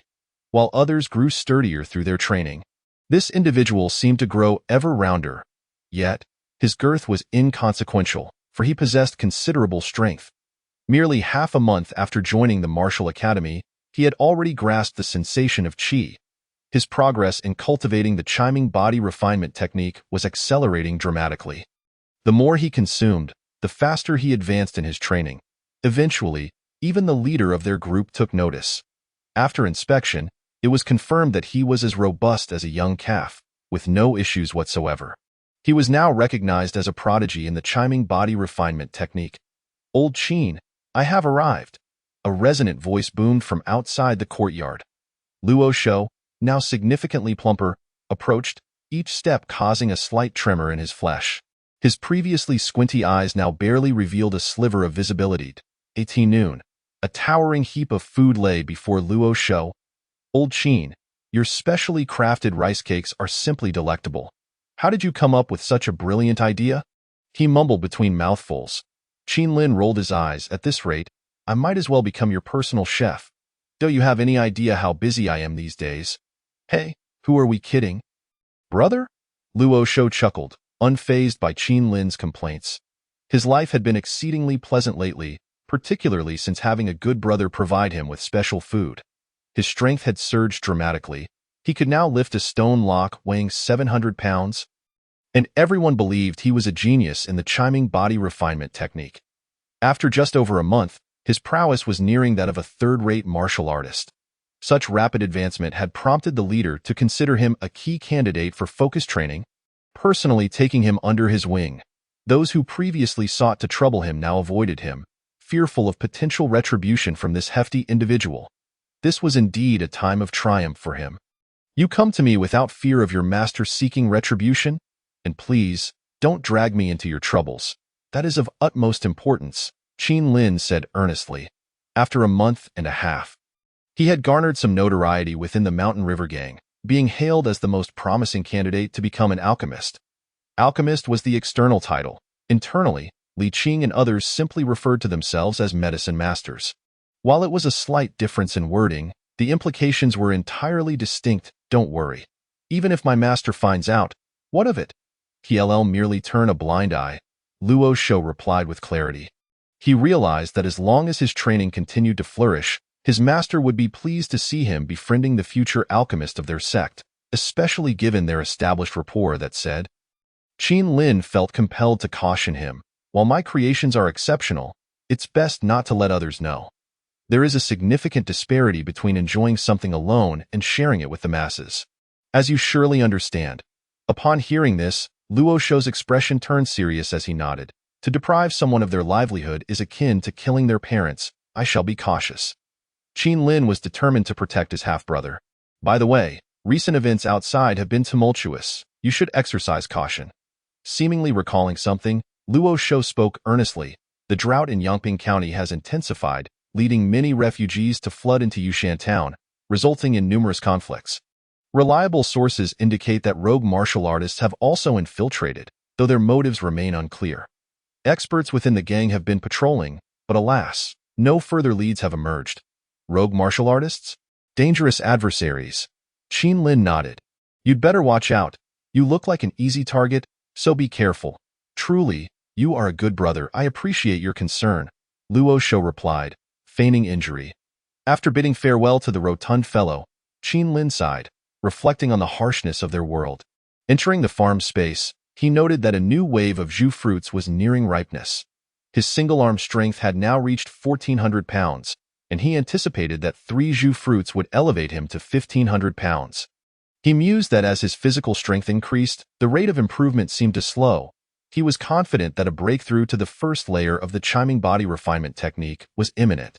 Should he harvest the Zhu fruits now? Harvest! Qin Lin silently commanded, and 3 Zhu fruits materialized in his palm.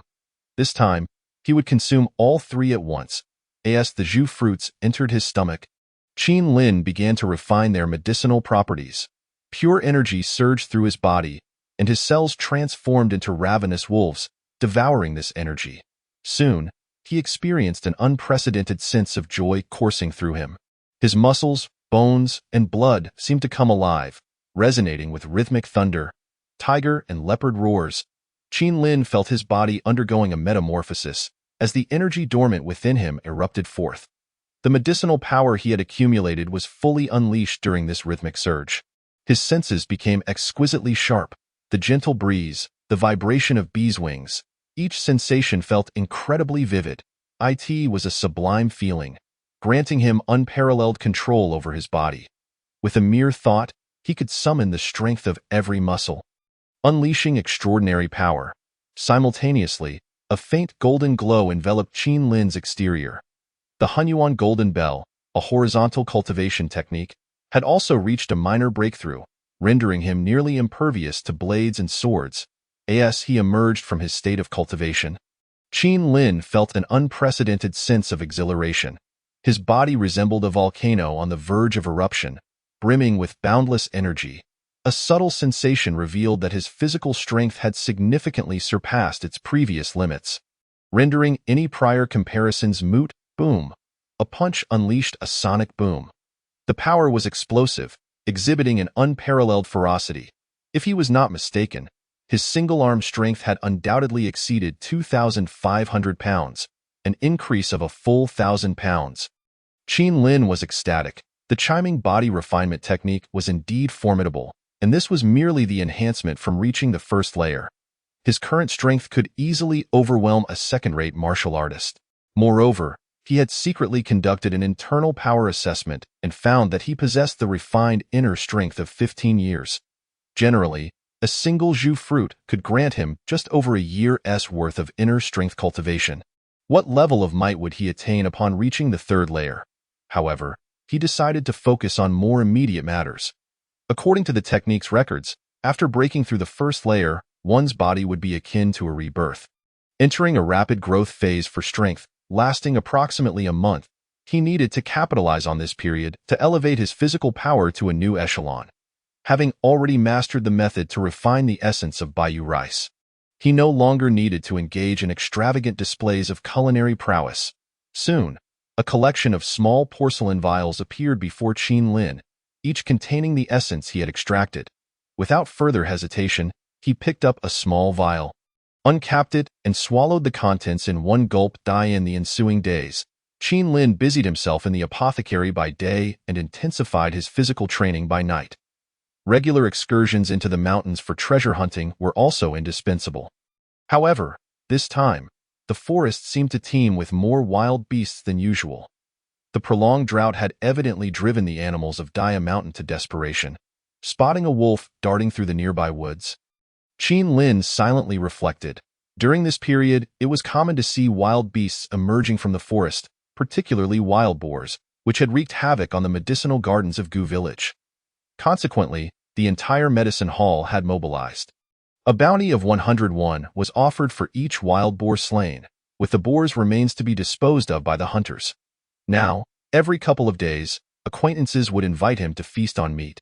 Chapter 10. The giant bear. Currently, Dia Mountain was far from safe. The companions accompanying him remained on high alert, wary of a sudden encounter with a bear or tiger. Brother Qin, this weather is truly peculiar. Autumn is nearly upon us, yet the heat remains oppressive, one remarked. I in the shade, Qian Xiang complained, his forehead glistening with sweat. The oppressive heat was particularly unbearable, especially with all their gear. Recently, their expeditions into the mountains to gather medicinal herbs had yielded increasingly meager results. As various plants withered away at an alarming rate, the entire mountain appeared desiccated, with trees seemingly scorched to death by the relentless sun. If this continued, it would be difficult for not only animals but even humans to survive. Qin Lin furrowed his brow. This drought had truly taken everyone by surprise. The once babbling brooks had dried up, leaving behind cracked earth.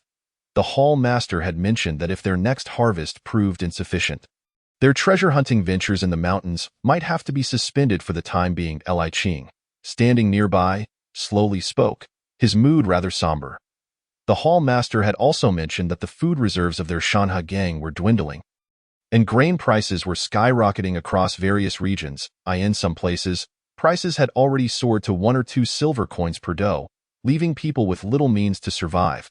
Such prices could hardly be described as outrageous. They were akin to robbery. Qin Lin couldn't help but recall the white jade rice stored in his space, which exceeded 70,000 genes. With a quick exchange, he could become immensely wealthy. However, of course, Qin Lin merely entertained the thought. He could never bring himself to part with the precious white jade rice. Today's harvest is poor. We should return promptly, Li Qing suggested, wishing to divert his thoughts from the troubling matters. Master, I have a question that has long piqued my curiosity. Might you be able to enlighten me? Qin Lin suddenly interjected. Go ahead, Li Qing encouraged, and Qin Lin voiced his long-held query. The vast expanse of Dao Mountain. Why do we not linger within its depths for a few more days? Surely, there must be a wealth of rare medicinal herbs hidden further inside. Once, someone shared your thoughts, Li Qing replied, his tone laden with meaning. And then what happened? Qin Lin inquired, intrigued. Nothing more, Li Qing answered, his expression grave. Dao Mountain is quite peculiar. Its environment differs vastly from the outside world. The previous leader of our gang, ambitious and relying on his formidable strength, sought to explore the depths of Dao Mountain in hopes of discovering celestial treasures to aid his own ascension. He ventured forth and was never heard from again. Subsequently, our gang established a rule. No one is permitted to spend the night in the mountains while gathering herbs. The primary concern is to prevent nighttime attacks from venomous creatures. We suffered greatly because of this in the past. As he spoke, Li Qing's expression darkened, seemingly recalling unpleasant memories. A low, rumbling roar shattered the tranquility. Everyone became alert, drawing close together. Qian Xiang barked a command, and the group gathered, weapons at the ready, scanning their surroundings with vigilance. Tio, the left front, Qin Lin, relying on his keen instincts, quickly identified the direction. However, the heavy footsteps echoing from afar indicated the presence of a formidable beast. Just as he suspected, when a massive black bear emerged before them, everyone collectively gasped in shock.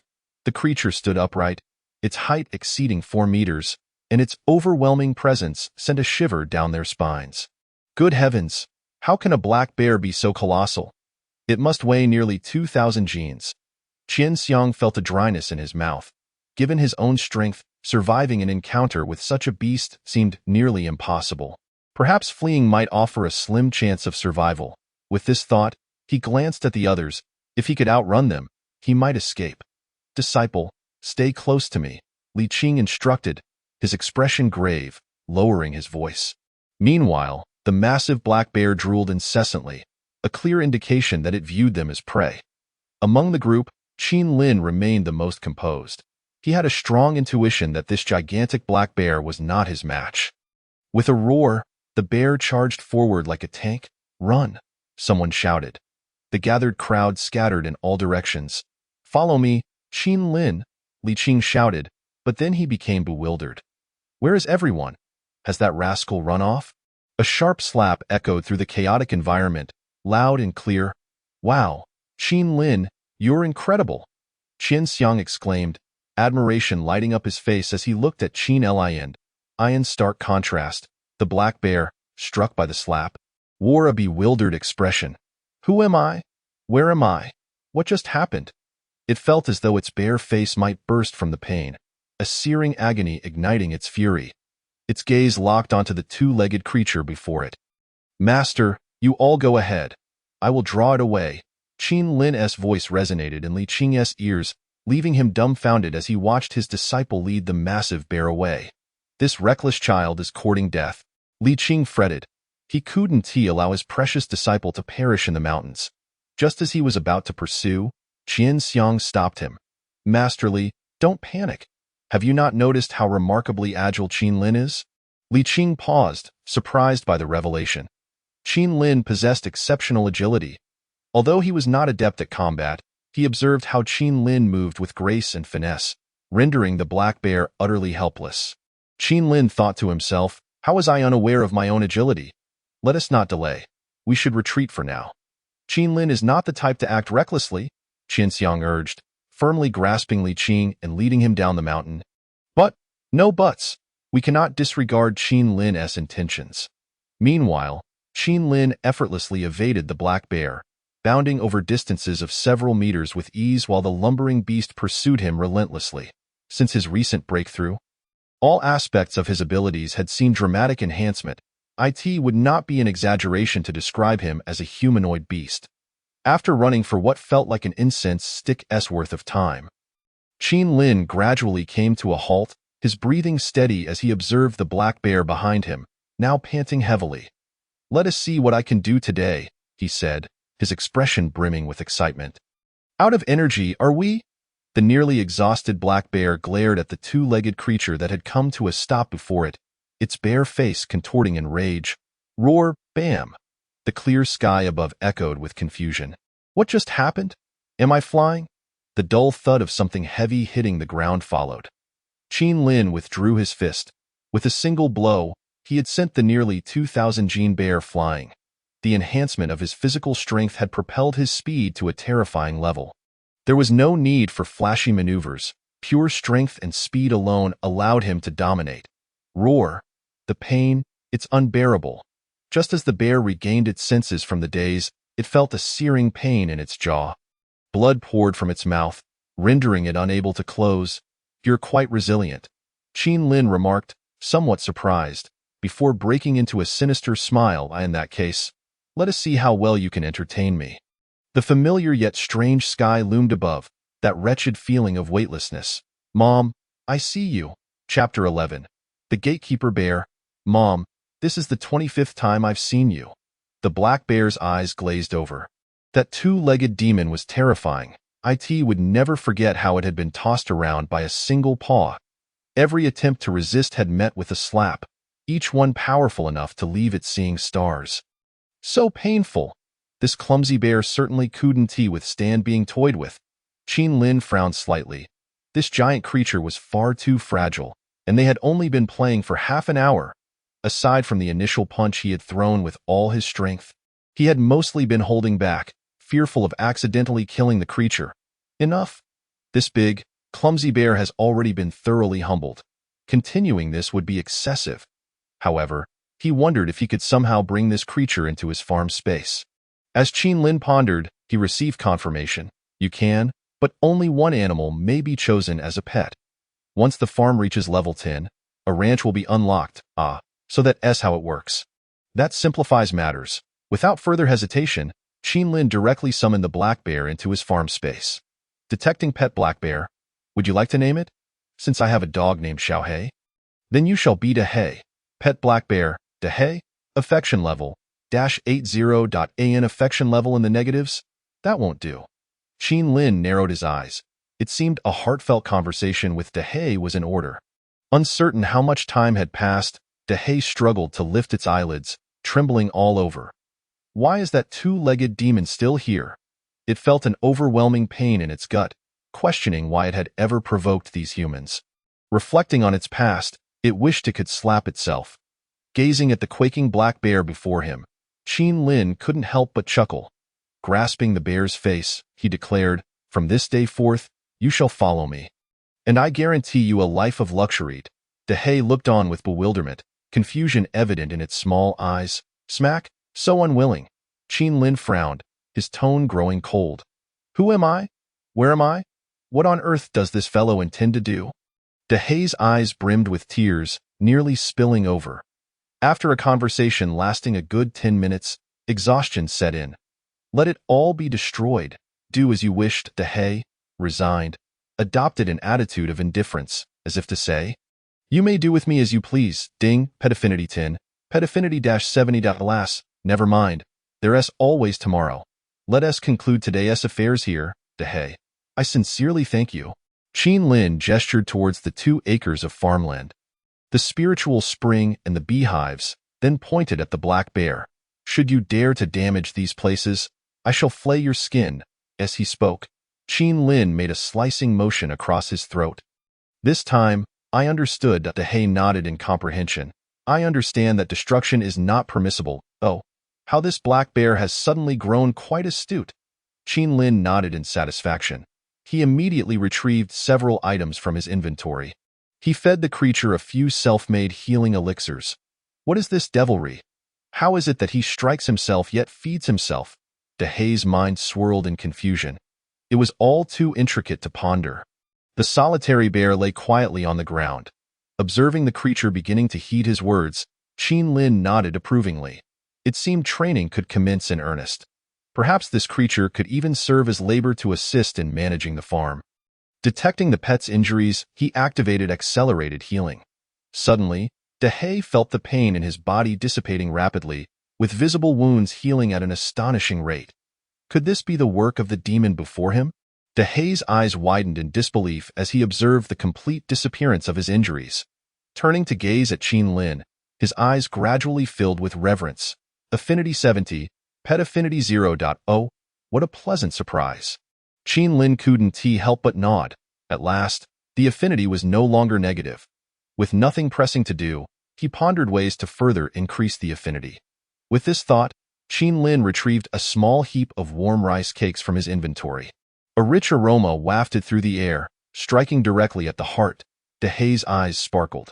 His instincts told him that these fluffy morsels were quite delectable, yet he dared not move, his gaze fixed intently on Qin Lin. Go ahead and eat. Receiving permission, Dehe immediately indulged. The flavor was exquisite. His small eyes gleamed with delight. After all, he had been famished for several days, which explained his earlier aggression. He swiftly devoured a piece of food nearly half his height. After tasting the nearby lake water, which was sweet and refreshing, Dehe lay contentedly on the ground, satisfied with his feast. If only every day could be like this. Affinity 10, Pet Affinity 10, not too shabby. Qin Lin nodded with mild satisfaction. Now, with a calm demeanor, he found himself curious about how this large black bear had come to attain such a size. While it was true that Diyu Mountain housed black bears, he had never heard of one so large. Could it have consumed some heavenly treasure? After all, the few little field mice he had experimented on had experienced a tremendous growth spurt after consuming the elixirs he had formulated. Master Li Qing had also mentioned that certain rare treasures could indeed assist humans or animals in transcending their limits. Should he venture deep into the mountains this time? With access to his farm space, he could retreat at any moment should danger arise. Even venomous insects or snakes would pose no threat to him. During previous excursions to gather treasures, he had collected a significant amount of high-grade antidotes. In one corner of the farmland, several medicinal herbs had aged over 90 years. Their efficacy was remarkably potent. Perhaps he could even cultivate some poisonous insects or snakes to enhance his own resistance to toxins. In this world, individuals of high status often consumed small doses of poison from a young age to gradually build their immunity. Poisoning and assassination were indeed common tactics, a viable strategy, without a doubt. Qin Lin made up his mind. He would explore Diyu Mountain. His Hunyuan Golden Bell had already reached a small level of mastery, making him impervious to the bite of ordinary venomous creatures. Let us go, Dehe. With a flash of movement, Dehe surveyed the familiar forest around him, instantly filled with a sense of nostalgia. Suddenly, he felt a weight upon him. It was that familiar yet fearsome figure. He had been thoroughly traumatized, rendering him incapable of resisting Qin Lin. "Come, lead me in to take a look." Qin Lin patted the bear's back and gestured deeper into the forest. Dehe, silent and obedient, began to walk into the woods as long as he was not struck. All was well. For precaution, Qin Lin did not dare to be careless and first consumed an antidote pill that would prevent poisoning from the miasma and toxic gases emitted by plants. A faint glow enveloped his body. Qin Lin silently activated the Hunyuan Golden Bell. When undertaking any task, one must remain steady. Chapter 12. The Earth Origin Tree. A man and a bear traversed the forest. Utilizing his insight skill, Qin Lin discovered numerous treasures. The deeper they ventured, the older the medicinal herbs they found. In addition to gathering, Qin Lin encountered several waves of venomous insect attacks. Fortunately, his defenses had reached a point where blades and swords could not harm him. He collected a few of the insects and used insect repellent powder to drive away these bothersome creatures. There seemed to be an overwhelming number of poisonous insects in this mountain. No wonder the members of the Mountain River Gang were hesitant to delve deeper. Had they been in their company, several of them might have perished in the earlier attacks. Dehe, with his tough skin and thick flesh, was impervious to the bites of those insects and snakes. How many precious herbs had perished under the scorching sun? It was truly a pity. Along the way, Qin Lin discovered numerous rare herbs over 100 years old. A severe drought had withered them all. The world was withering. Leaves crumbled to dust at a mere touch. On the safe side, Qin Lin decided to transplant these herbs into his farm space. If the roots were not entirely dead, there might still be hope. Dehe gazed at Qin Lin with wise eyes. What was it about this fellow that made him so fond of digging up grass? Was he a herbivore? Roar! Dehe let out a low growl, swiping his paw to signal Qin Lin to follow. Feeling a stir in his heart, Qin Lin quickly leaped onto Dehe's back. Night had fallen. Following Dehe, Qin Lin arrived at a valley.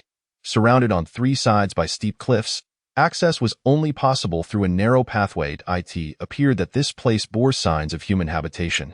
Under the dim moonlight, Qin Lin could vaguely discern the contours of terraced fields, as well as a collapsed wooden house. Could it be that an otherworldly hermit once dwelled here? A thought struck Qin Lin's mind. An excitement lit up his face. Insight. He focused his gaze. Jade Pearlgrass, top-tier mortal grade year. 137 years, lifespan. 370 years, Jade Pearlgrass. Matures in 10 years, consumption enhances bone strength and body refinement. With high economic value, Blue Heartleaf, top-tier mortal grade year. 136 years, lifespan. 210 years, Blue Heartleaf. Matures in 20 years, can detoxify, restore vitality, calm the mind, and is of high economic value. Earth Origin Tree, superior spirit grade year, 201, lifespan. 1,700 years, Earth Origin Tree. Matures in 200 years, bears fruit annually. A miraculous tree nourished by the earth. Consumption grants extraordinary physical prowess. Breaking through species limits. Fire Source Grass, inferior spirit grade year. 135 years, lifespan. 140 years, Fire Source Grass.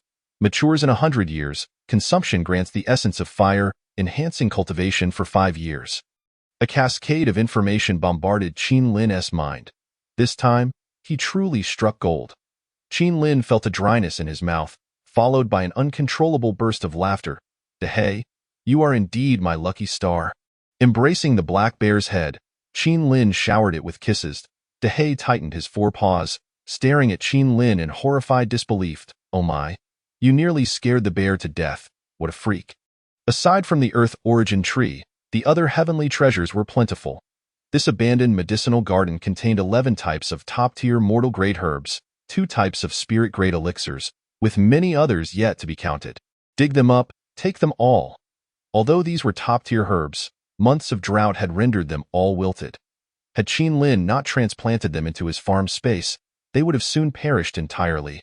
To make room for these precious herbs, Qin Lin reluctantly had to uproot a few plants. There were 5 fire source grass plants. One was split into 5 seeds. The remaining 4 were transplanted first. As the fire source grass was nearing its life limit, he needed to save it first, and once its efficacy was restored, he could consume it. The white jade rice would no longer be planted. It would all be replaced with these new spiritual herbs. A miraculous transformation occurred overnight. The entire valley's herbs were cleared out. The only regret Qin Lin had was that after thoroughly searching the ruins of the wooden house, he found no manuals or techniques left behind. It seemed that the previous occupant had left no legacy. Digging 3 feet deep, Qin Lin wore a look of disappointment. After a thorough search of the entire valley, he found no graves or anything similar. Never mind. One should not be too greedy. Though there was a hint of dissatisfaction, this outing had indeed been fruitful. Especially with the Earth Origin Tree, a top-tier treasure capable of transcending physical limits. It would undoubtedly stir up a storm in the outside world. However, it all belongs to me now. Judging by the years, the Earth Origin Tree must have just matured once. It stands to reason that it was consumed by Dahe. Otherwise, it could not have grown to such a large size. By the way, system, can you detect Dahe's age? Qin Lin seemed to have thought of something and hurriedly inquired. 1 year. Qin Lin's pupils trembled. It's just 1 year old. Gazing into Dahe's wise little eyes, Qin Lin was utterly astonished. It truly deserves to be a treasure of the superior spiritual level, far surpassing the Zhu Gua in ferocity. The farm space. Qin Lin's eyes gleamed with fervor as he looked at the now-revived fire source grass. His master once mentioned that consuming this spiritual herb would imbue one's internal energy with the flame attribute, significantly enhancing attack power. If a powerful practitioner of fire-based techniques were to consume it, their might could at least double. He himself had not practiced any martial arts or mental techniques. All his internal energy was naturally generated from consuming Zhu Gua. Naturally, he would not refuse an enhancement to his attack attributes. He plucked a stalk of fire source grass and unhesitatingly chewed it into bits before swallowing. Qin Lin could feel a warm force swirling within him. The wave of scorching energy erupted from his body. The intense heat caused Dahe, who was nearby, to feel alarmed, prompting it to scurry to the edge of the space, gazing at Qin Lin with a mix of awe and fear. This fellow is becoming increasingly terrifying. The qi burst forth from within him, gradually gathering in his dantian. As the energy stabilized, Qin Lin now possessed 20 years of pure internal energy cultivation. Not bad. Qin Lin licked his lips. Even with an additional 5 years of cultivation, his body felt no abnormalities. His powerful physique allowed him to accommodate more qi. Time flowed steadily.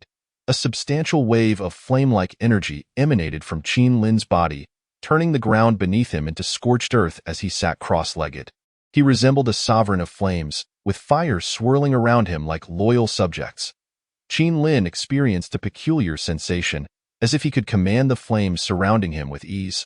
The flames transformed into threads, birds, and even hands.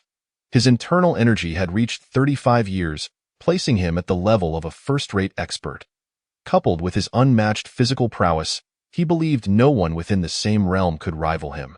Qin Lin gazed at the flames coalescing in his palm, murmuring softly, "By mere internal energy cultivation, he was already on par with top-tier experts like the hall master and gang leader." Next, it was time to seek a set of offensive techniques to convert his cultivation into combat power. Meanwhile, the Earth Origin Tree had borne fruit, producing 36 fruits at once, far surpassing the yield of Zhu Gua. However, he did not consume them immediately.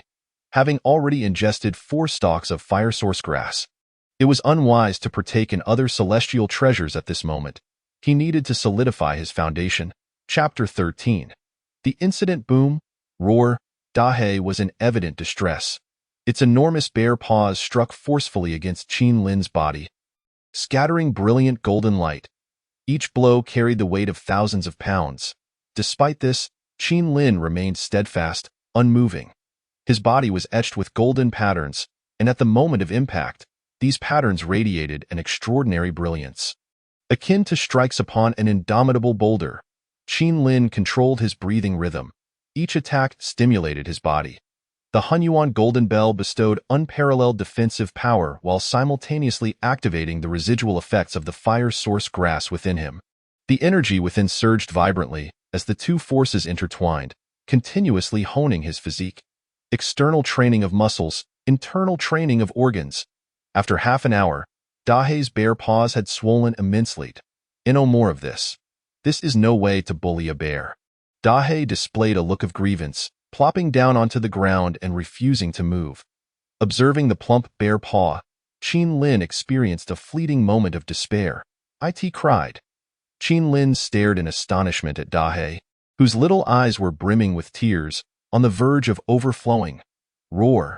Dahe raised its bare paw, vocally protesting with a quivering voice laced with a hint of sobbing.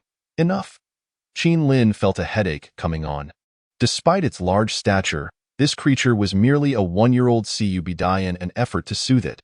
Qin Lin produced a small vial of purple crystal honey, the unique aroma instantly calming Dahe. Its dark eyes sparkled with newfound brightness as they fixated on the small porcelain vial. He couldn't deny it. The bear was clearly tempted. Roar! It wrapped its paws around Qin Lin's leg, its bare face adorned with a pleading expression. Truly, he found himself at a loss. Qin Lin chuckled helplessly at the rapidly changing demeanor of this creature, extending the small porcelain vial towards it. The flavor was rich and delightful. Dahe was enraptured. Yet, this joy was all too fleeting. Continuously licking the empty vial, Dahe wore a mournful expression, glancing longingly at the beehive not far away. That thing was too terrifying. Having suffered a crushing defeat, Dahe dared not provoke it again. Pet affection level 1. Hearing the system's notification, Qin Lin felt that it was better than nothing. He took a deep breath, squeezing his remarkably resilient body. Thanks to the robust internal energy and nourishment from celestial treasures, the cultivation progress of the Hunyuan Golden Bell, which harmoniously integrated internal and external training, was accelerating at an astonishing rate. He believed he had just barely achieved the realm of dustless tranquility. Qin Lin mused to himself. After reaching minor success with the Hunyuan Golden Bell, he attained a level of control over his physical form, allowing him to dissipate attacks through muscle relaxation, thereby negating the enemy's strikes. The gains from this outing were substantial. It was time to return. Qin Lin exhaled a breath of stale air, feeling the previously tumultuous energy within him gradually calming. As dawn broke, Qin Lin, appearing somewhat disheveled, returned to Gu Village. Qin Lin is back. Brother Qin, you really have returned? Familiar youths rushed over, excitement evident on their faces. After circling around Qin Lin, they noticed only his clothes were tattered, and they breathed a sigh of relief. At the same time, admiration flickered in their eyes. Brother Qin, I heard you single-handedly drew away a black bear over 10 feet long. How did you manage that? Indeed, a bear of such size would likely intimidate even the stewards. Qin Lin cleared his throat a couple of times, feeling somewhat uncomfortable under their intense gaze. Just fortunate. Do not be deceived by that clumsy bear's size. It was indeed quite slow, and I easily outmaneuvered it. Even so, the youth's gazes remained fervent. Qin Lin, upon learning of his disciple's return, Li Qing rushed over. Though Qin Lin's clothing was somewhat ragged, he had not sustained any injuries, which eased Li Qing's worries. However, his expression quickly turned grave. Who allowed you to act on your own? His authoritative shout instantly silenced the lively scene. I was wrong. Qin Lin replied earnestly, apologizing with a serious demeanor. Li Qing sighed in resignation. Do not be so impulsive next time. All right, you all disperse. The group of youths departed reluctantly. Follow me. In the pharmacy, Master Ping has been injured. As soon as they entered, Li Qing spoke in a hushed tone. Yesterday, besides our troubles, Master Ping's side unexpectedly suffered an attack from a swarm of red-tailed venomous insects, resulting in half of the dozens of people being killed. What? Qin Lin was taken aback. He was no stranger to the name of the red-tailed venomous insect. Known for its fearsome reputation within the Great Yu Mountain, it was notorious as a gregarious venomous creature. Few dared to provoke them. Carnivorous and toxic, they were aggressive. Once agitated, the entire swarm would launch an assault. Their venom was highly potent. Once bitten, one would turn bright red, feeling as if burned by fire, rendering them immobile, ultimately leading to being devoured by the swarm. Even first-rate martial artists would only flee in panic upon encountering them. Master Ping and his group were truly unfortunate. This was the most severe incident in the past decade. Li Qing's mood was grim as he glanced at Qin Lin. You boy, have been quite lucky, avoiding anything truly fearsome. Qin Lin lowered his head, not daring to speak, appearing as a compliant student. The gang leader has issued orders. There is no need to enter the mountain for the time being. You should stay by my side and learn more. As they conversed, they entered the inner hall. Aside from those who perished in the mountains, nearly everyone else lay here, wailing in agony. Each person was crimson all over, their faces twisted in pain. This sight left Qin Lin feeling a pang of regret. Perhaps he had previously underestimated the terrors of the mountain due to inexperience. It was evident that the accidental death rate in the herb-gathering hall was no trifling matter.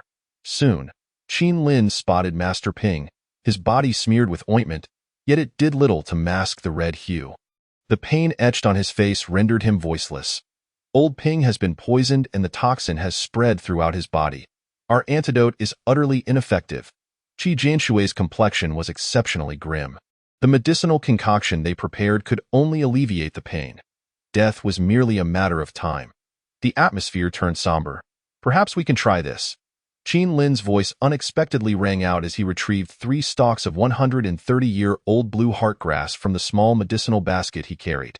The moment his voice echoed, Li Qing and Qi Jianshui couldn't help but glance over with curiosity.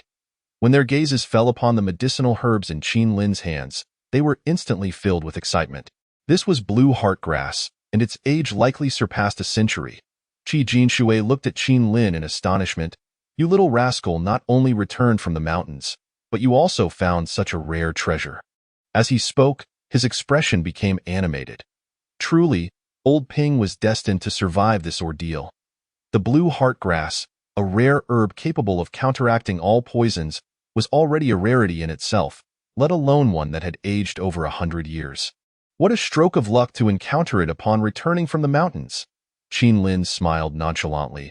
He still had dozens of stalks of blue heartgrass in his spatial storage. After all, the Great Yu Mountain was abundant with extraordinary herbs, so there was no fear of arousing suspicion. Saving a life would surely earn him a debt of gratitude from these people. This transaction was undoubtedly profitable. Chapter 14. The Great Sadness Seal of Gods and Demons. The medicinal efficacy of century-old herbs was remarkably potent. After consuming the blue heartgrass, the ailments of the group rapidly improved. Qin Lin, I owe you a life this time, exclaimed Ping Xianzong, who had just regained consciousness, his face filled with emotion. It seems you all have great fortune and resilience. Qin Lin replied modestly, his demeanor humble. Old Li, you truly have a fine disciple. Ping Xianzong gazed at Li Qing with a look of envy. Indeed, Li Qing said, a barely perceptible smile gracing his otherwise serious face. This disciple was not a waste of effort. In terms of character and talent, he was unparalleled. The more he observed Qin Lin, the more he appreciated him. My disciple is truly exceptional, he thought, unconsciously straightening his back. Look at you, Qi Jianshui interjected, his tone tinged with envy. What a remarkable disciple, yet he ended up with this old fellow. After some idle chatter, they left the room. Old Qin, Luo Shou ran over, wailing like a ghost, and embraced Qin Lin. I knew you would be fine. You had me worried all night. Taking advantage of me, are you? Qin Lin pushed away the blubbering face with disdain. Old Qin, you've changed. You don't love me anymore. Get lost. Stop being disgusting. You are Qin Lin. A refined, mature voice called out. Turning towards the sound, they saw an elderly gentleman with a charming demeanor. Old Qin, this is my master, Luo Shou whispered, nudging him. Greetings, sect leader, Qin Lin said, curiously observing the middle-aged man in a long gown, whose face bore the marks of time, yet his eyes sparkled with an unexpected sharpness. Indeed, Li Qing has taken on a fine disciple, he long remarked, a faint smile playing on his lips as he nodded appreciatively at the composed young man before him. You played a pivotal role in saving Ping Xianzong and the others. What reward do you seek, young lad? It is merely my duty as a disciple, Qin Lin replied with a calm demeanor, exuding neither arrogance nor impatience. Rewards for hard work are a rule of the sect. After a moment of contemplation, Qin Lin hesitated to delay further, realizing he was indeed in need of an offensive martial arts manual. Disciple wishes to learn an offensive technique, he finally stated. He long nodded. In that case, take my token to the library and select a manual at your discretion. Should you have any questions, you can consult your good brother here. Luo Shou's eyes brightened, thumping his chest as he assured, "You can ask me anything, Qin Lin. Besides martial arts, do not neglect your alchemical studies. Do not squander your talent." After exchanging a few pleasantries, He Long entered the room to visit Ping Xianzong. As he was one of the few capable of concocting elixirs in the sect and naturally wished to offer his support. Now that only two remained, the chubby Luo Shou felt considerably more relaxed. "Old Qin, it appears my master holds you in high regard," he said with a beaming smile. Although he had known He Long for only a short time, he had gleaned enough about his character. "When he heard that I had become Li Qing's disciple, my master specifically asked me to inquire about you. He has high hopes for you to become the sect's fourth alchemist," Luo Shou whispered as he draped an arm around Qin Lin's shoulder. Qin Lin smiled silently, realizing that his talent in alchemy had been recognized. Henceforth, it would be reasonable for him to present some rare herbs, and most importantly, it would serve to obscure his true strength since alchemists generally focused on their craft, often possessing relatively weaker combat abilities.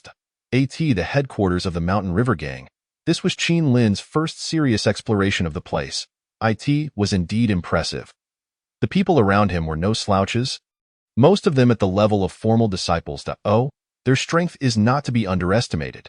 Qin Lin observed a few individuals not far off, 2 men and a woman, who appeared to be of similar age.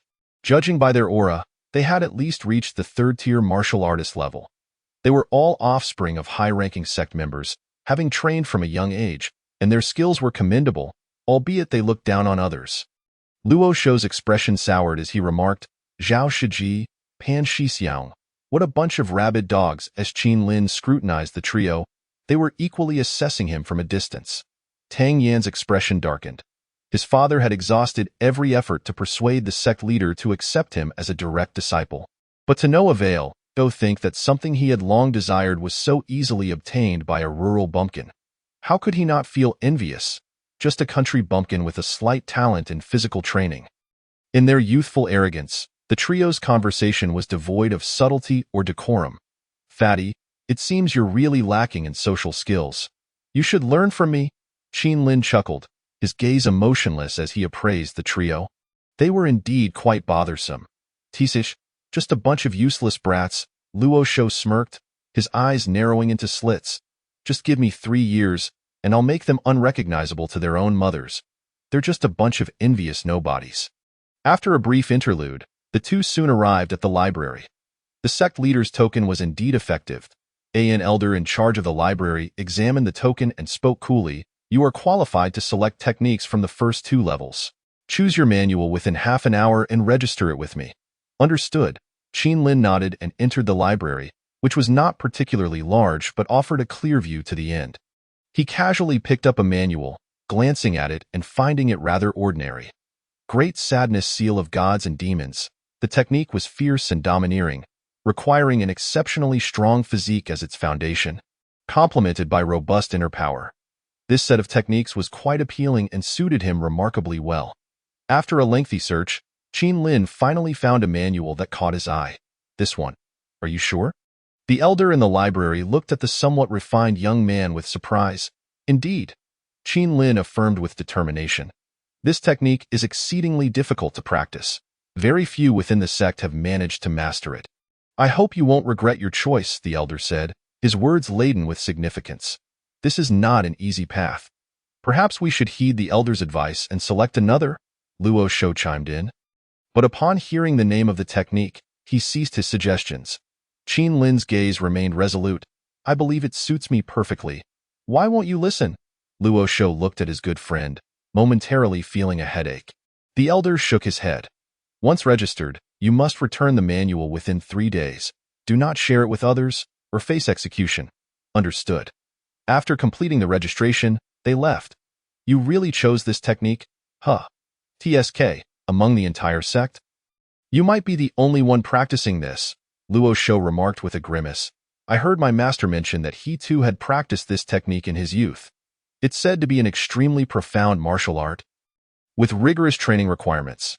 Even he found it exceedingly difficult to execute, despite having progressed to the second layer of the red bright body refinement technique. Ultimately, he had to abandon it. Just wait. You'll regret this.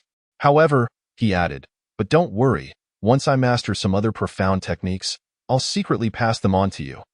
You Fatso are quite the loyal friend, Qin Lin thought warmly, a smile involuntarily gracing his face. Chapter 15. The Golden Saint Child. Upon leaving the Mountain River Gang, the chubby Luo Shou insisted on dragging Qin Lin to the best tavern in town, the Ascending Immortal Pavilion, to drink. You glutton, how long has it been since you developed a taste for alcohol? Despite his reluctance, Qin Lin ultimately succumbed to Luo Shou's enthusiasm. Truth be told, he didn't particularly enjoy drinking, as it muddled his mind. As they walked along the busiest street, they noticed it had become considerably desolate. Beggars lined the streets, many with faces that bore the marks of numbness, and some lifeless bodies lay sprawled on the ground. Yet, everyone seemed indifferent to this grim reality.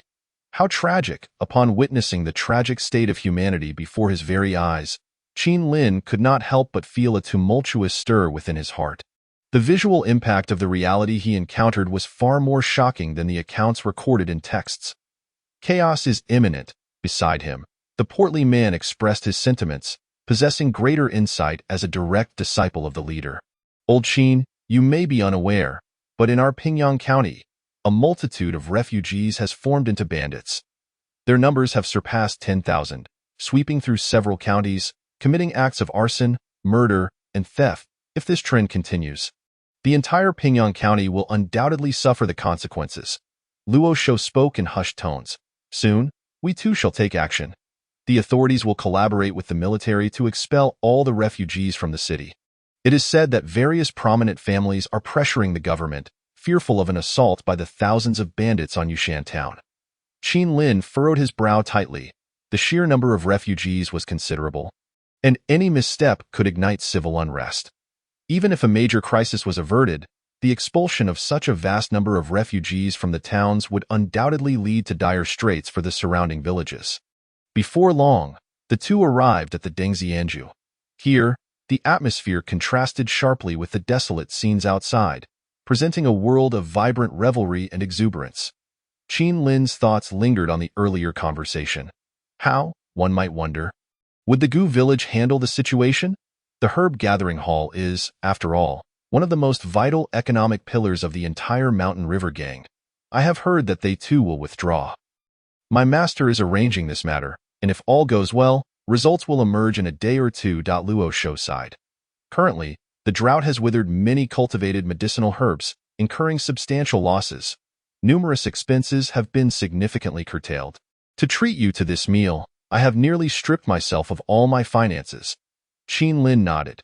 The persistent drought had indeed led to the demise of most medicinal herbs, even with the presence of the Inshui River nearby. It proved futile. The river was nearly dry, and the fish had all been harvested, illustrating the severity of the drought. Young Master Luo, you have come. Not long after entering, the manager Lu Shan of Dengxianju greeted them with genuine warmth. And who might this young gentleman be? As Lu Shan approached, his gaze appraised Qin Lin, a youthful visage indeed. Yet there was an indefinable aura about him that commanded respect. This is my good brother Qin Lin, our Mountain River Gang's future alchemist, Luo Shou declared proudly, wrapping an arm around Qin Lin. My brother's master is none other than Li Qing, and he has already mastered several types of elixirs. Lu Shan's expression shifted to one of astonishment as he regarded Qin Lin. He had heard of Li Qing.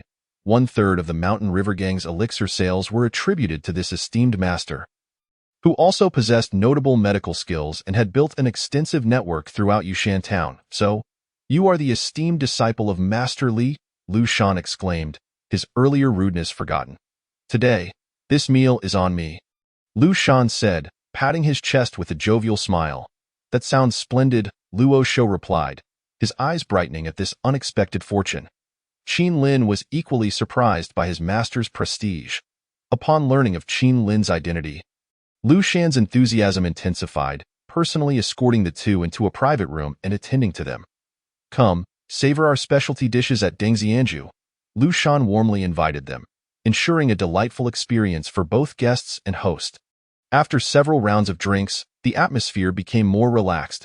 At this moment, Lu Shan appeared somewhat hesitant, as if wrestling with unspoken words.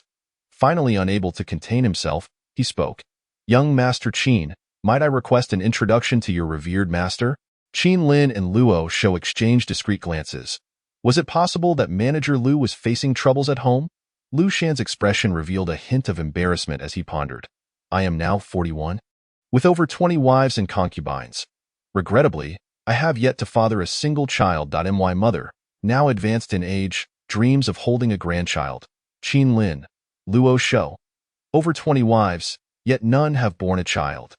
It was evident that Lu Shan faced a significant issue. May I ask, is the matter concerning your intimate relations, or is there another underlying issue? Qin Lin coughed, his curiosity piqued. Lu Shan appeared troubled and slightly embarrassed. The physician informed me that I sustained an injury in my youth, which has rendered me incapable in that regard. Now, seeing my wives, I feel deeply ashamed. Rest assured, young Master Qin, if my ailment can be cured, I shall offer you 1,000 taels. As he spoke, Lu Shan waved, and a servant promptly brought forth a platter of silver coins. A quick glance revealed nearly 100 taels. Please accept this as a gesture of friendship. Qin Lin and Luo Shou were taken aback by Lu Shan's generosity, realizing he was genuinely distressed over his issues with fatherhood. Suddenly, Qin Lin recalled a particular herb from his farm space. Golden Holy Fruit, top-tier common grade, age, 101 years, lifespan, 156 years. The Golden Holy Fruit matures in 10 years, with its medicinal potency peaking at 100 years, nourishing yin and supplementing yang, enhancing kidney function and promoting progeny. Commentary. Many offspring bring great fortune and prosperity to the lineage. This rare treasure was something Qin Lin had obtained from the abandoned medicinal garden in the Great Yushan. He had not anticipated it would prove useful so soon. Noticing Qin Lin's prolonged silence, Lu Shan's expression grew anxious, fearing Qin Lin was dissatisfied with the offered reward. Young Master Qin, if you can cure my ailment, I shall add an additional 500 taels. Qin Lin shook his head. What, are you still unsatisfied? Lu Shan's demeanor darkened slightly, thinking the young man was too greedy. Misunderstanding ensued. Qin Lin finally spoke. Your ailment? Perhaps I possess a solution. Really? Lu Shan's eyes widened in surprise, a mix of joy and skepticism crossing his face. I have a 70% certainty. Qin Lin maintained a calm demeanor. If I fail, I shall take nothing, and I will even introduce you to my master for free. Lu Shan's interest was undeniably piqued. Regardless of the outcome, he stood to gain. Young Master Qin, your words are truly reassuring. Lu Shan said with a smile, extending the platter of silver coins toward Qin Lin. To have befriended someone like you, young Master Qin, is an honor for me, Lu Shan. Please do not refuse these coins. With matters laid bare, Qin Lin accepted the silver without hesitation, speaking slowly. Within 2 days, I shall deliver the elixirs to Manager Lu. I assure you, they will restore your vigor. Then it is settled. Lu Shan beamed, anticipation gleaming in his eyes. He hoped this young man could indeed resolve his affliction. Chapter 16. The Kidney King of Mountain River in the farm space. Qin Lin had successfully gathered 7 types of medicinal herbs. The efficacy of the golden holy fruit was evidently superior to that of the black water lily, making it a perfect substitute. Qin Lin meticulously reviewed the prescription.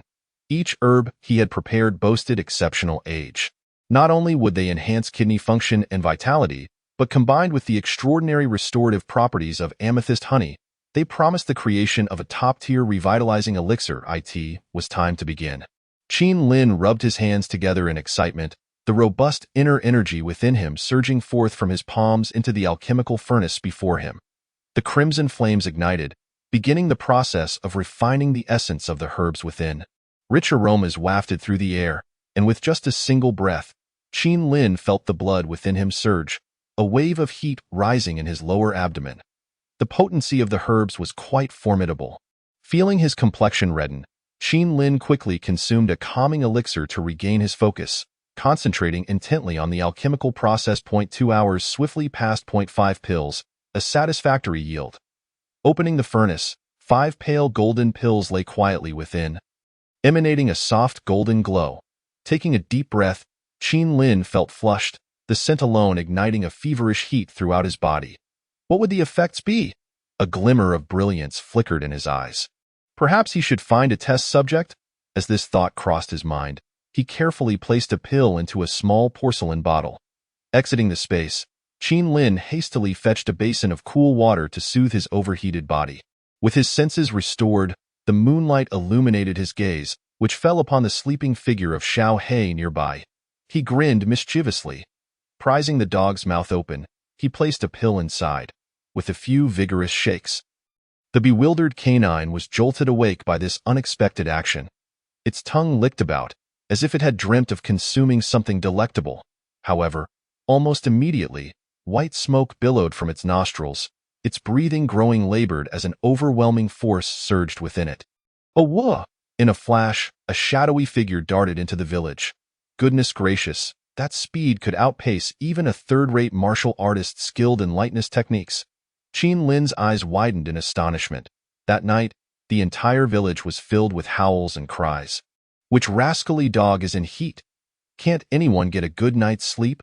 Under the tranquil night sky, the cacophony of barks rose and fell, at times fervent, at times melodic, the sound of war drums echoing endlessly. Whose large black dog is wreaking havoc? It seems to be that of Qin Xiaogu. Oh, then it's no concern. Many inhabitants found themselves restless that night, while numerous dogs lamented through the night. On the following morning, Qin Lin was awakened by the sound of knocking at the door. "Qinggu, are you there?" It was Huang Yuan. Qin Lin was taken aback upon seeing him. "What brings you here?" Huang Yuan scratched his head awkwardly. "It's about that big black dog of yours. It has mounted every little female dog in the village and shows no signs of stopping. The villagers sent me to inquire about your thoughts." "What?"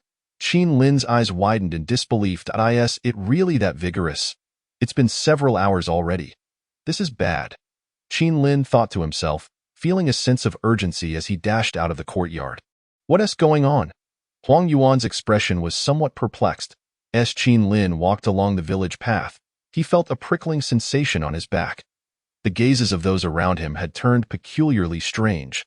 Some bore resentment, while others were laden with implications. Many seasoned villagers eyed him with amusement. This made Qin Lin exceedingly uncomfortable. All he could do was offer a few awkward chuckles in response. "This is a disaster. I will surely become the subject of ridicule. How am I to live with this?" Qin Lin lamented internally, realizing that the effects of the medicine were more far-reaching than he had anticipated. As he continued on his way, he saw that the troublesome dog was still atop a little white dog, full of energy, its eyes glinting with fervor. A crowd of villagers had gathered to witness the spectacle. Qin Lin's expression darkened. He feared his reputation was irreparably tarnished. If only I had opted for a milder version. Regret washed over him as he approached the black dog engaged in its escapade. Bang! He delivered a forceful punch to its forehead. The dog's eyes rolled back, and it collapsed onto the ground. The little white dog gazed up with a resentful expression. Heh. Little did they know what Qinggu had fed that big black dog to make it so vigorous. Indeed, it was as robust as a young calf, and it had not ceased its antics for an entire night. Some of the village men looked on enviously. If only this could be sold. It would surely be a hit. Suddenly, someone shouted, and the eyes of a group of women sparkled with excitement, startling a nearby muscular man.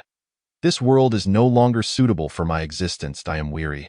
Let it all come to an end." Qin Lin crouched at the door, cradling his head, feeling overwhelmed by the peculiar stares he had received throughout his journey. A wave of emotion surged within him, almost driving him to tears. "I am no longer innocent." The next day, Lu Shan held a small box in his hands as if it were a treasure. Inside lay 3 pills, quietly resting. Qinggu had claimed that these pills were extraordinarily potent, and Lu, the shopkeeper, assessed their value cautiously. Huang Yuan chuckled awkwardly. Lu Shan took a whiff and felt a rush of primal energy. That feeling had returned. His nose tinged with nostalgia. It had been years since he had experienced such vigor. "Thank you, young sir, for your generous gift of medicine." Lu Shan produced a silver ingot. Qinggu was right. I never anticipated that Lu, the shopkeeper, would be so generous. After sending Huang Yuan on his way, Lu Shan hurriedly departed the tavern. "Master, you've returned," exclaimed Lu Shan's favorite concubine from the 16th chamber, her eyes sparkling with curiosity. "Hee, I have something wonderful to show you." Lu Shan scooped up his stunning concubine and strode directly to his chamber. "Oh dear, it's broad daylight," she protested, her cheeks flushed with embarrassment. Lu Shan's gaze was fervent as he looked at one of the pills in his hand. Without hesitation, he swallowed it whole. This is the sensation. The feeling of limitless youth, brimming with vitality. That day, the Lu residence was filled with cries of delight. "Master is truly vigorous. Have you heard? Shopkeeper Lu from the Immortals' Abode has managed to bed over 20 concubines in a single day." The commotion could be heard from a great distance. Don't exaggerate. Even a man of iron cannot endure such feats. Hee, I heard it from my cousin's wife, who got the scoop from her brother. Shopkeeper Lu procured a special pill from Li Qing's disciple of the Mountain River Gang. "Brothers, my friend wishes to know the name of that young man. I believe it's Qin Lin." On that day, Qin Lin acquired a new title. The King of Vitality, Qin Lin. What on earth is this rascal up to? Li Qing, upon hearing the news, couldn't help but laugh and cry at the same time. Why must this imp engage in such antics? Youth truly has its advantages. Qi Jinshui reflected, reminiscing about his own youthful days. Chapter 17. The abandoned child. After months of drought, a sudden downpour arrived. The parched earth drank in the life-giving rain. The beleaguered victims of the disaster could no longer contain their sobs, their hands catching the large raindrops. The rain had indeed arrived. Qin Lin gazed at the sky, murmuring softly, his heart a mystery. The rain was torrential, lasting a full day and night. The leader had already issued orders for preparations to return to the headquarters of the Mountain River Gang. Outside the garden, Qian Shengyuan came to inform Qin Lin. "Aren't we evacuating completely?" Qin Lin frowned. "How could that be?" Qian Shengyuan lowered his voice. "Only a small number of our inner disciples will be leaving. The outer disciples and miscellaneous workers will only have a handful accompanying us." "I see." Qin Lin nodded. Having anticipated this outcome, he sighed, stroking the head of the dog beside him. In times of chaos, human lives are worth less than that of a dog. The lives of the outer disciples and workers in the village meant nothing to the higher-ups of the Mountain River Gang. They were mere pawns, easily cast aside. "Qin Laodi, you should hurry and gather your things to come with me," Qian Shengyuan urged, unable to hide his concern. "This operation is quite secretive. It would be best not to attract unnecessary trouble." He felt a sense of shame about the whole affair. Yet, as a mere inner disciple, what could he truly do? No. Qin Lin shook his head. "I prefer the tranquility of this place." Qian Shengyuan grew anxious. "Brother, you know the situation outside is dire. The wise man does not stand beneath a perilous wall. Brother Qian, you should return." Qin Lin smiled gently. "While I may not possess formidable martial skills, I have confidence in my ability to escape when needed." Though he said this, Qian Shengyuan opened his mouth to object, but Qin Lin interrupted him. "I appreciate your concern, but I am currently developing a formula for a medicine that greatly benefits martial practitioners. I am not accustomed to the town's environment. By the way, Brother Qian, is there any news from the gang during this time?" With that, Qin Lin produced a vial of medicine. This is a refined version of the Tenjin pill. It not only aids in practicing the body refinement technique, but also enhances strength. Qin Lin spoke softly. "Though it has just been formulated, its effects are remarkable, and there are no side effects. Consider it a gift from me." Upon hearing this, Qian Shengyuan's eyes lit up. "Really? Indeed," Qin Lin replied quietly. "This vial is for you, but I hope you can keep it a secret." He pressed the vial into Qian Shengyuan's hands. "Rest assured, my brother, I am known for my discretion.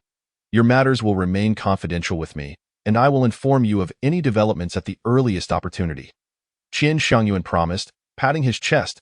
He genuinely hadn't expected this young man before him to possess such extraordinary talent, and to have begun independently researching medicinal formulas.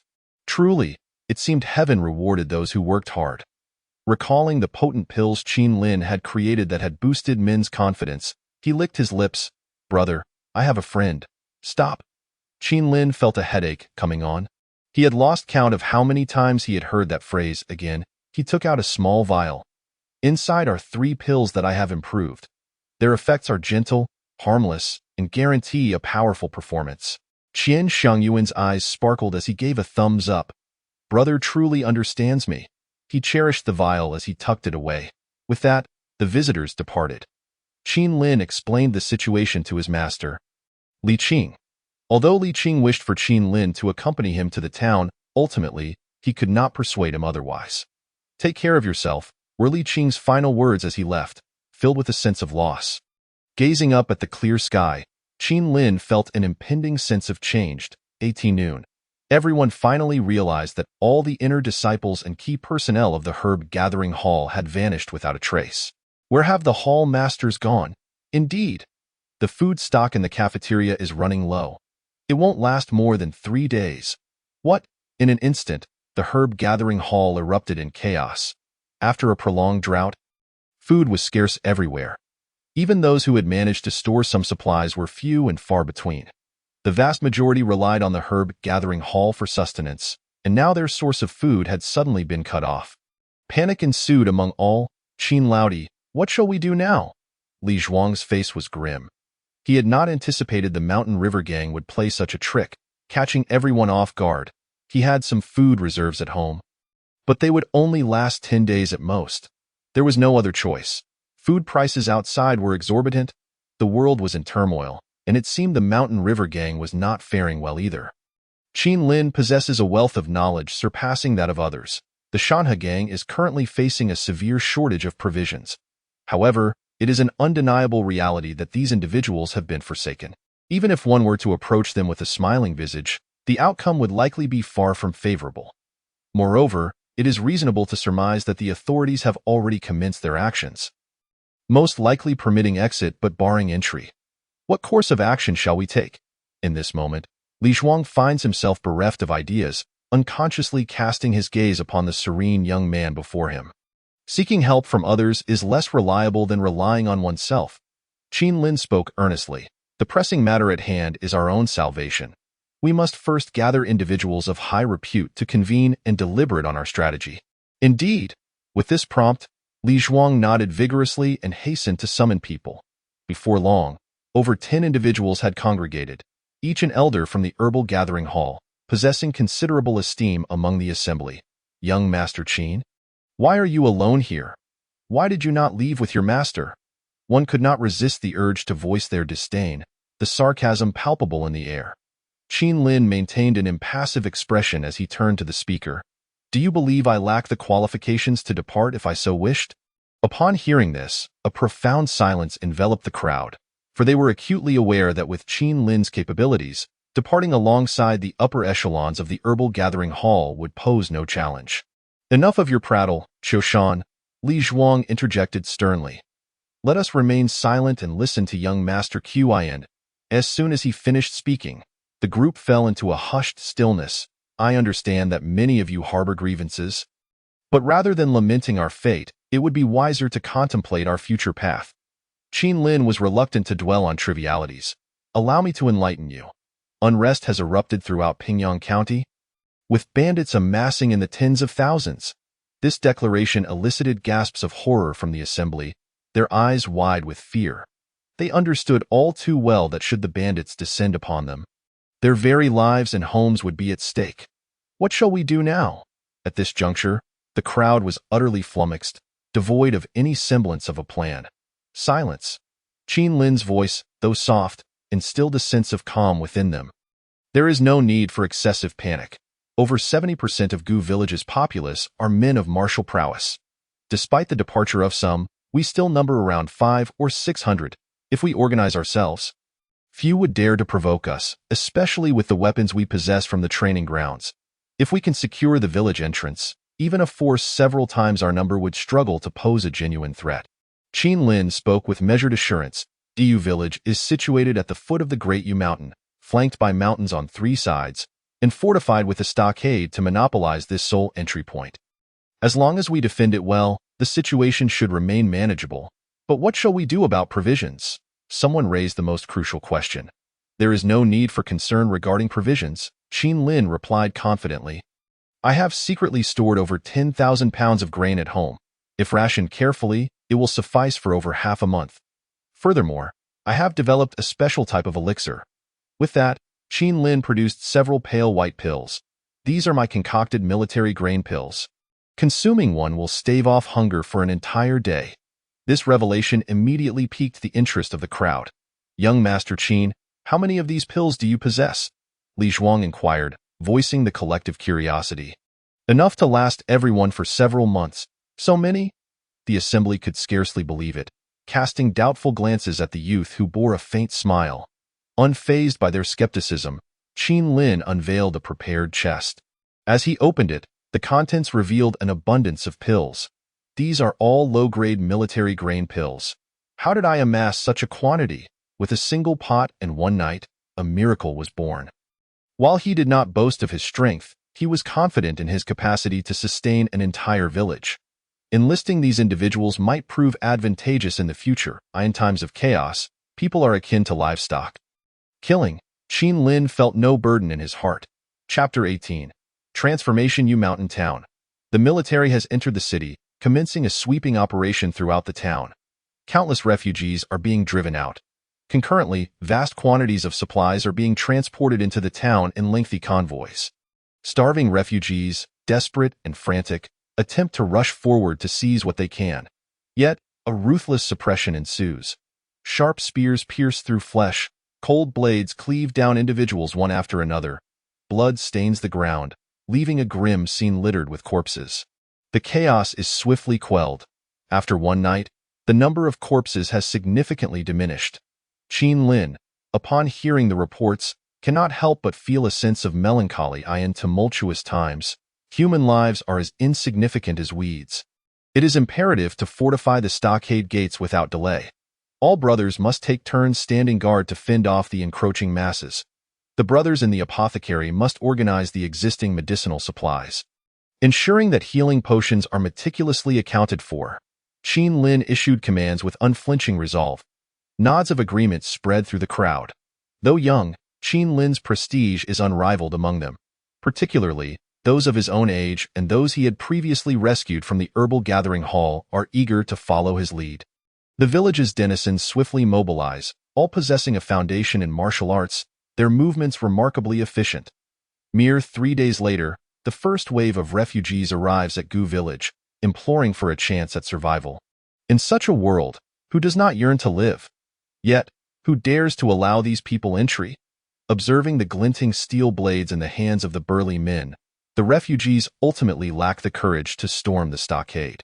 As time progresses, groups of refugees arrive only to return empty-handed, the frequency of their attempts increasing. In the farming space, the harvest of the Earth Origin fruit has been completed, yielding 5 experience. Congratulations, you have leveled up. Farming space level 2. You have received an upgrade gift pack 1. You have gained 1 acre of farmland. Time flow rate 1 to 2 years. After such a long wait, I have finally reached level 2. A smile graces Qin Lin's face. Most surprisingly, the acceleration of the farmland has also improved. If my deductions are correct, for each level gained, the time flow rate increases by 1 year. This super farming system is indeed formidable. With 2 years of accelerated time, the potential yield of rare herbs doubles. Opening the upgrade gift pack, Qin Lin is greeted with Blood Jujube Tree, Harvest Card 3, 1 acre of farmland. Blood Jujube Tree, mid-tier spirit grade. Blood Jujube Tree, matures in a century, bears fruit annually. Enhances vitality and strengthens bones, beneficial for cultivation. Harvest Card. Using this card allows 1 acre of farmland to instantly mature its crops. Yet another treasure to augment my strength. Combined with the 3 harvest cards, I stand to gain immensely. Qin Lin's heart swells with elation. Farmer. Qin Lin level 2, 0100000, farmland. 4 acres fish pond. 1 acre items. Harvest Card 3. Zhu Fruit Tree, White Jade Rice, Earth Origin Tree, Fire Source Grass, Blood Jujube Tree, Golden Holy Seed. Now that I have increased my farmland to 2 additional acres, Qin Lin promptly plants the Blood Jujube trees. 1 acre can accommodate 2 saplings. Utilizing a harvest card, a surge of white light envelopes the farmland, and Qin Lin watches in awe as the Blood Jujube trees grow from seedlings to robust trees. Their crimson fruits adorning the branches. The entire transformation occurs in less than a minute. The miraculous phenomenon leaves Qin Lin in astonishment. How does it taste? With a flash of light, all the fruits are harvested, yielding 600 pounds of Blood Jujube. Each tree produces 300 pounds of fruit annually. The flavor is crisp and sweet. Qin Lin feels a slight enhancement in the qi within his body, as well as a marginal increase in his physical strength. Though the improvement is modest, the sheer quantity is staggering. With 2 years of accelerated time, he can harvest 1,200 pounds of blood jujube in just one day. The thought sends shivers down his spine. Such an abundance, even if he were to consume it daily until his stomach sagged, he would likely not manage to consume even 1/10. A strategy must be devised to utilize this surplus. For such an explosive yield of rare herbs, one person simply cannot bear the burden. Presently, 3 acres are filled with various spirit herbs and trees, leaving the remaining acre for auxiliary medicinal plants. In the future, I will undoubtedly pursue the path of an alchemist. Beyond the primary ingredients, an array of auxiliary herbs is indispensable. Before long, the 4 acres of farmland have been thoroughly cultivated with a diverse array of medicinal plants. Once everything is in order, Qin Lin meticulously checks his storage inventory. Zhu fruit, 12 pieces earth origin fruit, 1,620 pieces white jade rice, 72,500 pounds blood jujube, 600 pounds 5 stalks of 45-year-old fire source grass. The rest of the items are too numerous and varied to detail at the moment. With these resources, selling just a portion would render me exceedingly wealthy. Qin Lin shook off the myriad of chaotic thoughts swirling in his mind. His single-arm strength had now reached an impressive 200 pounds. Although his cultivation still lingered at the 35-year mark, it had solidified considerably, and the quality of his inner power had increased significantly. In terms of defense, he possessed the Hunyuan Golden Bell, making it exceedingly difficult for even second-rate masters wielding swords to inflict harm upon him. Coupled with the formidable Shinto demon Great Compassion Seal he had been cultivating, his combat prowess soared to new heights. Now, as he stood at the nexus of offense and defense, there were likely only a handful of first-rate experts who could surpass him. The primary limitation he faced was his lack of combat experience. Alas, his amiable nature had left him too weak. He needed to bolster his abilities. With his cultivation consolidated, Qin Lin's gaze fell upon the Diyuan fruit. This coveted item had long been the object of his desire. Consuming it promised an extraordinary physique and the ability to transcend biological limits. Regardless of the outcome, it was immensely tempting. If it were to be placed on the market, it would undoubtedly incite fierce competition. He swallowed one Diyuan fruit. In an instant, he felt a refreshing energy coursing through his body. Wherever it traveled, his muscles and flesh began to tingle. This gentle force gradually transformed his being. The Diyuan fruit was effective, though not overwhelmingly potent. However, he had an abundance of them. Was it excessive to treat them as a staple? With the second and third fruits consumed, the pace of his transformation quickened, and Qin Lin unhesitatingly engaged in the movements of the chiming body refinement technique. The rate of absorption continued to accelerate. A sensation of elation arose from the depths of his soul. His life was undergoing a metamorphosis. After consuming 30 fruits, his cells and flesh began to seethe, greedily absorbing the surging power. With 36 fruits, his flesh was purified, and his heart beat with newfound vigor. How wondrous! Qin Lin was utterly entranced. His body was in a constant state of transformation, his muscles and flesh acquiring a lustrous sheen. Unbeknownst to him, black viscous fluid began to exude from his pores as his cells divided. His blood underwent a transformation. Not enough. The metamorphosis had yet to reach its zenith. Qin Lin resolutely consumed another Diyuan fruit. One by one, the fruits were devoured. His black hair began to fall out, and his pearly white teeth grew loose. 100 fruits. New hair sprouted rapidly, and his lost teeth were replaced by new ones as radiant as jade. The skin on his body seemed to undergo stratification. 150 fruits, 200, 230, 235. Qin Lin sensed his limits. His bright eyes opened wide. His skin appeared exceptionally viscous, accompanied by an unpleasant odor. A translucent layer of skin was slowly peeled away by Qin Lin. His body felt as if it had been reborn. His skin became as lustrous as jade, exuding an unparalleled resilience to the touch. His senses, sight, hearing, smell, touch, perception, had ascended to an entirely new level. Within 100 meters, nothing could evade his awareness. Even without the use of his eyes, he could sense the slightest fluctuations around him. This was an indescribably exquisite sensation. Chapter 19. The dead take precedence. Boom. A punch was thrown, instantly generating a sonic boom. His entire being was infused with boundless strength. Powerful, he was immensely powerful, so vastly different from his former self. As he reveled in the unparalleled changes within his body. A smile of elation spread across Qin Lin's lips. With his current power, he could effortlessly overpower 10 versions of his former self with a single hand. The area of his farm space had once again expanded. Now spanning 2,000 meters in diameter, it was time to measure his strength. His gaze fell upon the flat, massive stones not far off, which he had prepared for testing his power. He would start with 5,000 pounds. A confident smile graced Qin Lin's face as he approached the boulder. With just one hand, he effortlessly lifted it. 5,000 pounds was not his limit. As the weight continued to increase, his one-arm strength broke through the 7,000 pounds mark. After countless increments, Qin Lin's single-arm strength reached a terrifying 11,000 pounds. With the power of 10,000 pounds in one hand, he could easily crush a first-rate expert merely with his physical prowess. In that moment, he finally felt a sense of assurance, that damnable sense of security. Feeling the surging power within him, Qin Lin smiled, genuinely delighted. In this small town of Yu Mountain, he was now an invincible presence. No one could threaten his life. Exiting the space, the smile on Qin Lin's face gradually faded as his keen hearing detected 3 steady breaths not far from outside.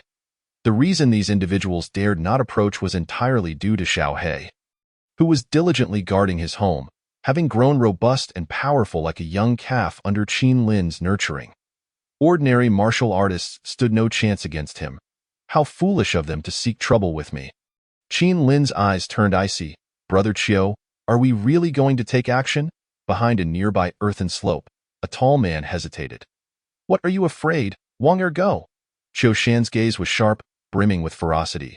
Wang Ergo trembled at the intensity of that gaze. No. Qin Lin is generally well regarded. If we fail, we'll be in deep trouble. Indeed, that kid's talent, combined with his reputation at the herb gathering hall, means that if we mess up, we certainly won't survive. Another man, Li Wei, also appeared uncertain. Afraid of that little brat who hasn't even grown a full set of hair? Qiu Shan scoffed. Can't we just use our brains if we can't overpower him? Qiu Shan gestured to his head.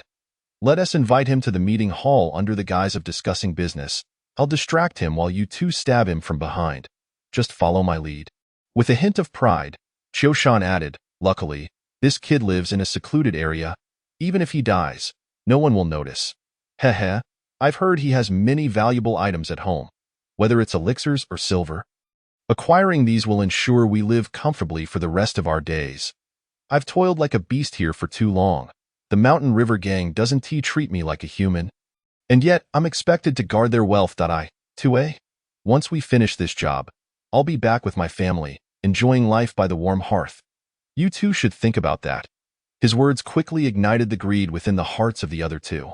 Rather than live a life of servitude, it was better to take a bold gamble. In these chaotic times, one must be ruthless to stand firm. Even if they faltered, as long as they escaped into the mountains for a while, they could eventually find a new place to settle. Let us do it then. Foolish. Hearing the conversation, a mocking smile crept across Qin Lin's face. In this chaotic world, human hearts were indeed difficult to fathom. If they regarded him as a fat sheep, they should not blame him for treating them as fodder. Brother Qin. Qiu Shan's enthusiastic voice rang out from outside the courtyard. Qin Lin, feigning surprise, stepped out of the house. A radiant smile adorning his lips. It's you, Brother Qiu. What brings you here so late? Come in quickly. Let us have some water. Qin Lin clapped his forehead in a welcoming gesture. Exchanging glances, Qiu Shan and the others nodded. All right, we're a bit parched. Upon entering the house, Qiu Shan's gaze swept across the room. Suddenly, his eyes locked onto a wooden box on the cabinet, which was open, revealing glimmering silver inside. It was no less than 100 taels. His throat dry, he felt a surge of desire. Brother Qin, you can't leave silver lying about like this. You should keep it hidden. As soon as he spoke, the other 2's eyes lit up. Following Qiu Shan's gaze, their hearts raced with greed. Not to worry, We're all friends here. Qin Lin chuckled, having already poured 3 cups of tea. Brother Qiu, let us enjoy some tea first. Qiu Shan, feeling parched and not wanting to overthink, grabbed a cup and gulped it down. However, a single cup could not quench the fire of greed burning within him. Brother Qin, there's a situation outside the village, and I've come specifically to discuss it with you. I'd also like to take this opportunity to apologize for my earlier tone. Suppressing his racing heart, Qiu Shan beamed with a radiant smile. Soon, all that silver would belong to him. Small matter. It's natural to be a bit emotional in situations like this. Qin Lin expressed his understanding, while the other 2 chimed in. You 2 should also try this. This tea costs 10 taels of silver per pound.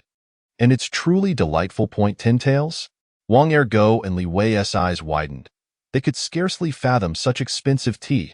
They were determined to taste it today, raising their cups and downing the tea eagerly. The flavor is indeed exceptional, indeed. Qin Lin beamed with a smile.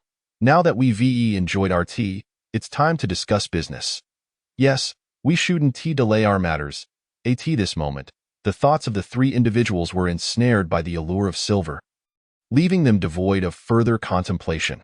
However, as they were about to take a step forward, an overwhelming sensation of weakness enveloped them, causing them to collapse to the ground. Why do I feel so powerless? Qin Lin, what have you done?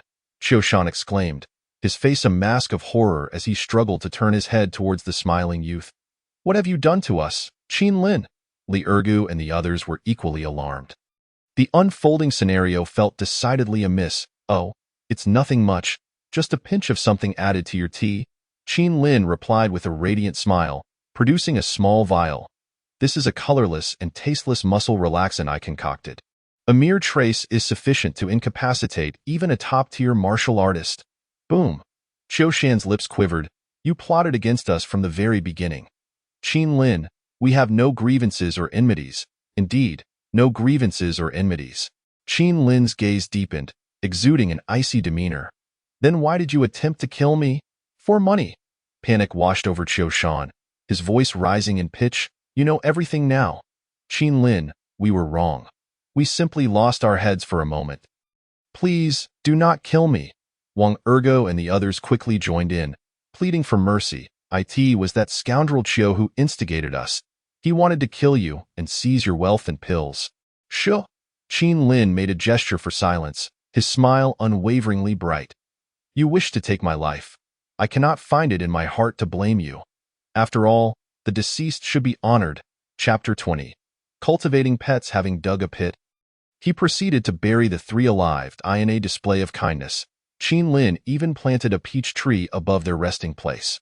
One must not waste. After all, once everything was settled, Qin Lin's spirits soared. They ought to be grateful to him. After all, he had spared them from dismemberment, leaving them with complete remains. Tio kill and bury, there are few as benevolent as I in this world. The disappearance of Qiu Shan and his cohorts did not attract much attention.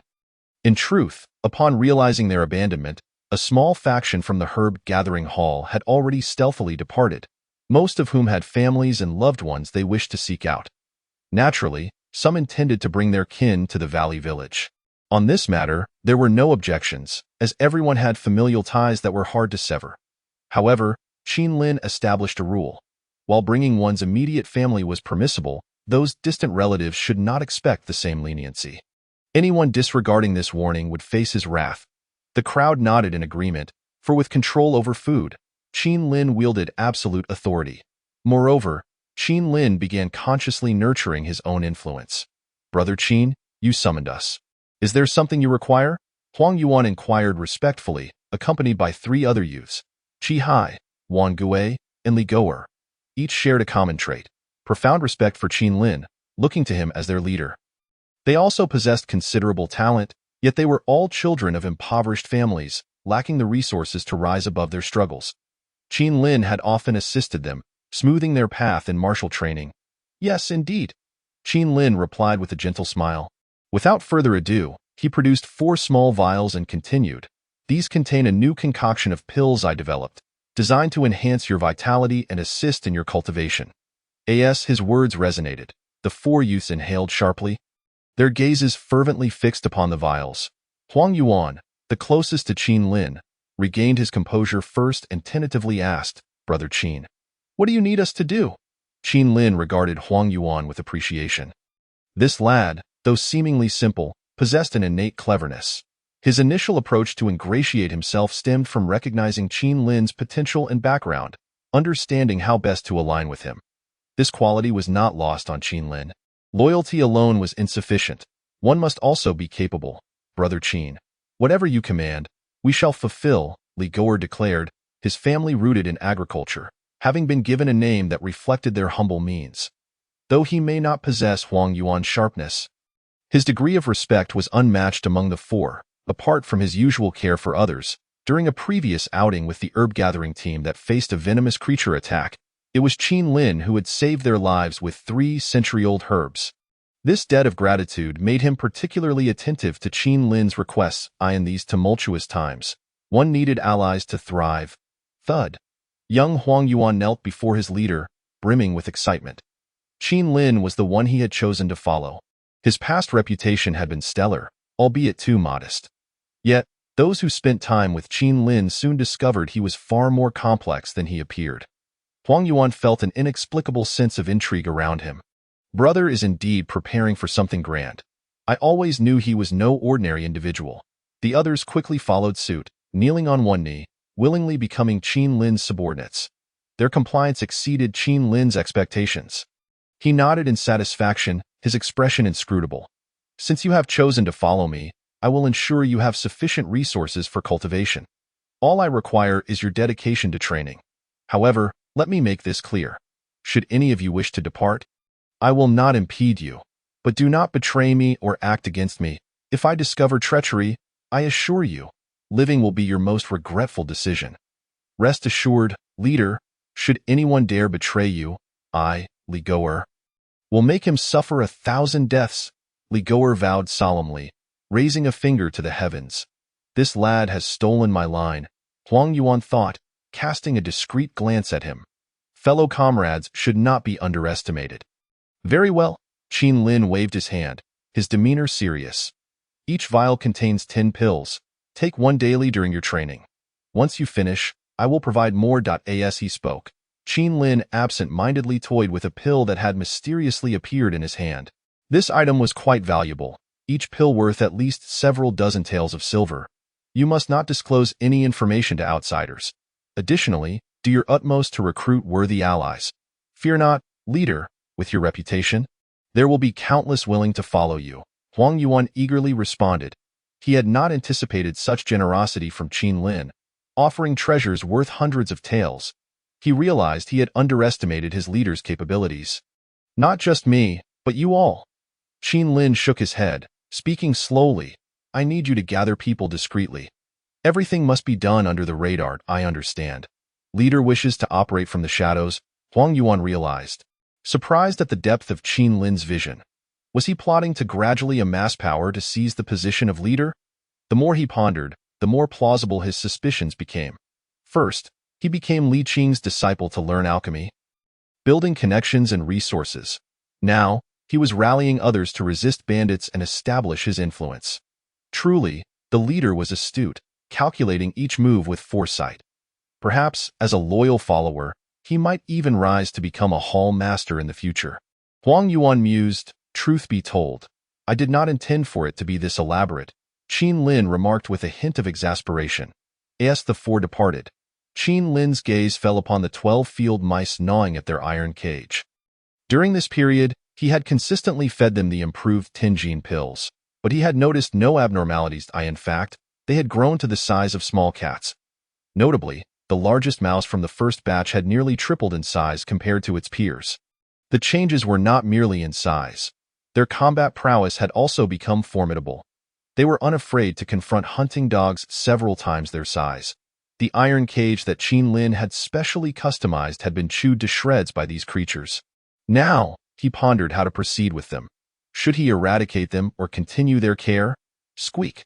The largest mouse seemed to sense Qin Lin's gaze, its eyes sparkling as it squeaked a couple of times, prompting the others to fall silent. They curiously regarded this great being who ensured their sustenance. Each reward of divine substance only served to bolster their strength. The only issue was the cage was too cramped for movement. That dead dog was also quite bothersome. The large mouse scrutinized the yawning creature nearby, its body trembling at the recollection of past fears.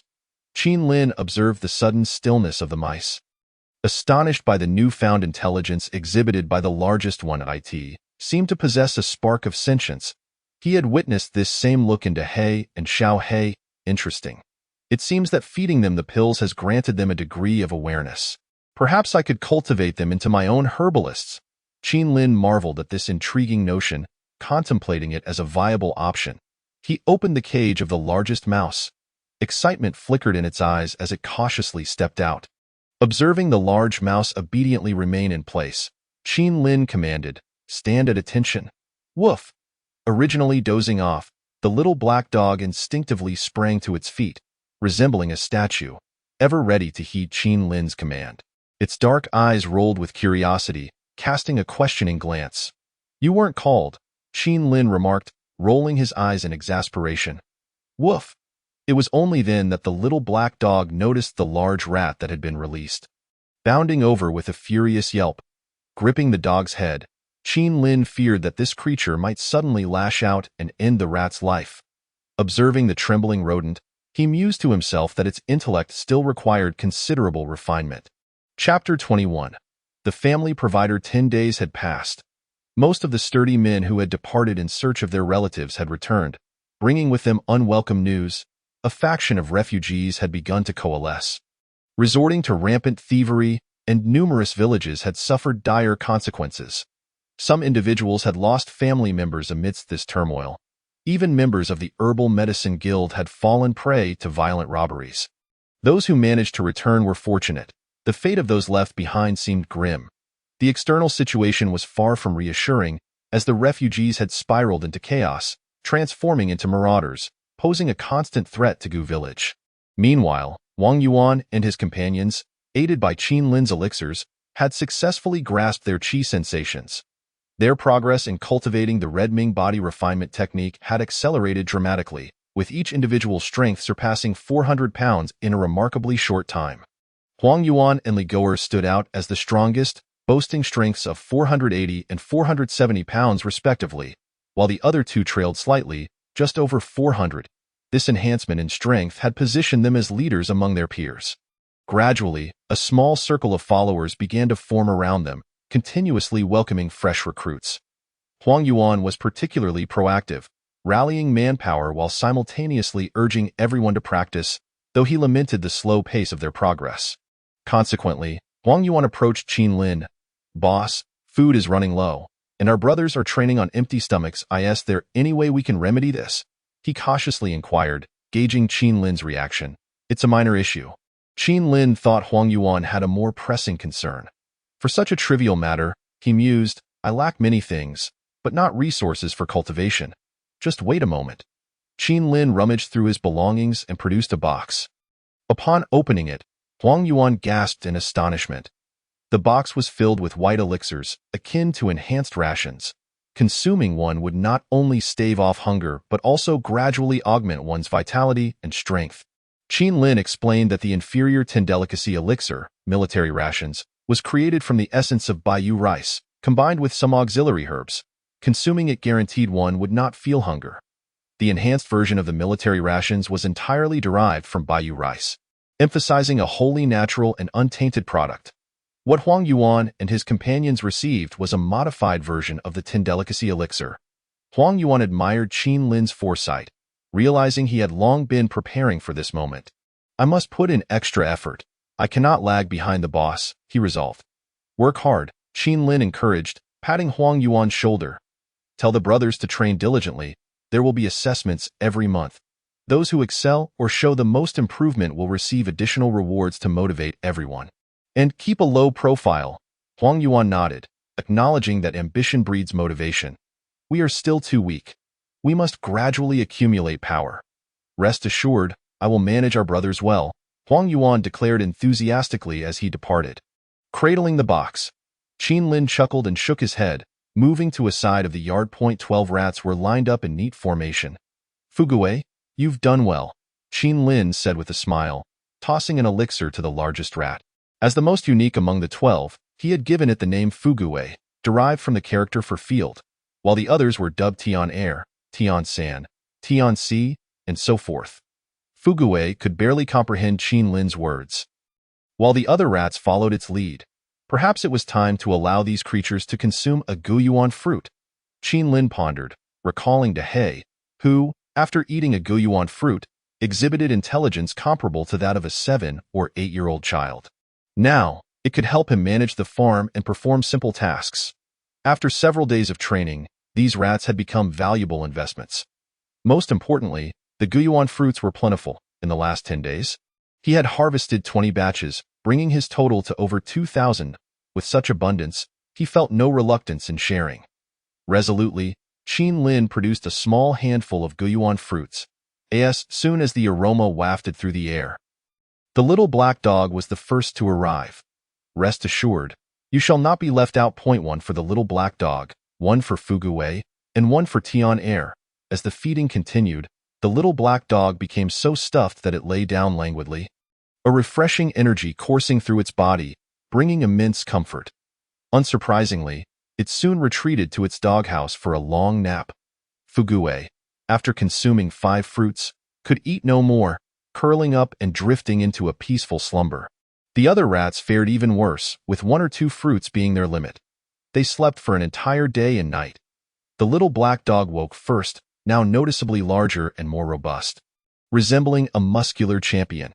Its body was a testament to explosive growth. The 12 rats gradually roused, their sizes significantly increased, their eyes sparkling with newfound intelligence.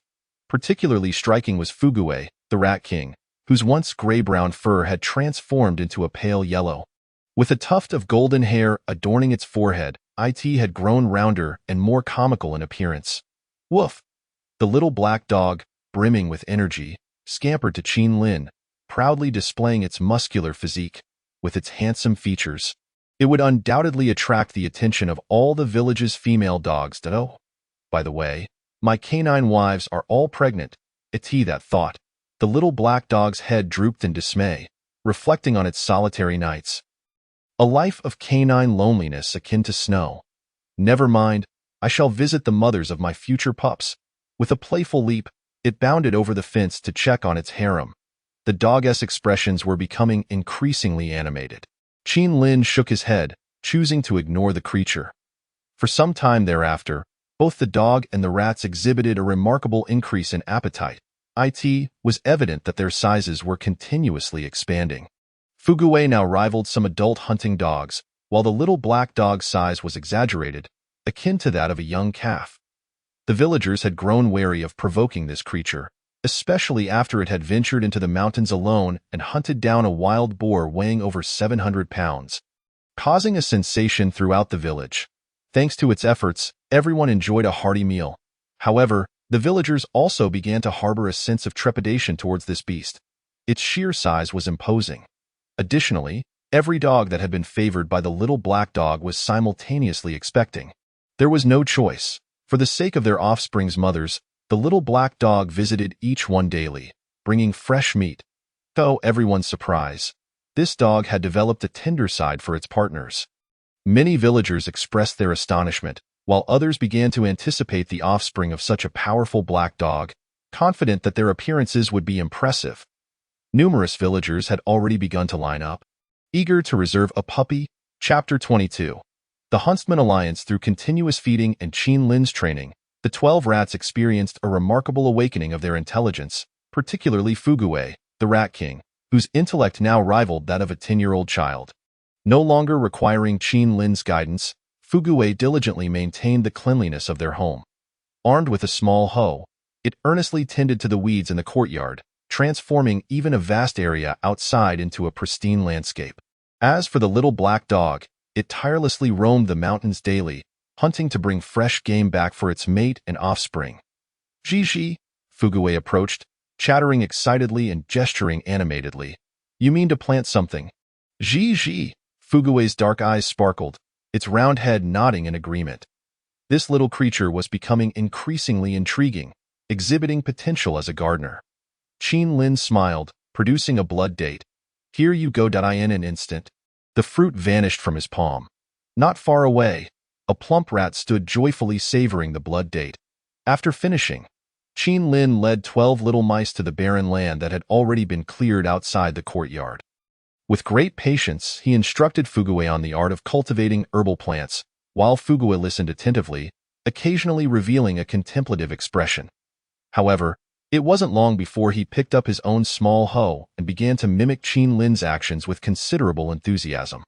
The space was filled with an abundance of seeds.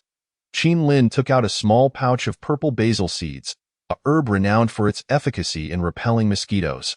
Nestled against the towering Diyu Mountain, this area was plagued by an extraordinary number of mosquitoes, some of which were even venomous. Planting purple basil had always been one of his aspirations, but due to the recent drought, he had been unable to act. Now, with ample time at hand, it was the perfect opportunity to engage in some productive work.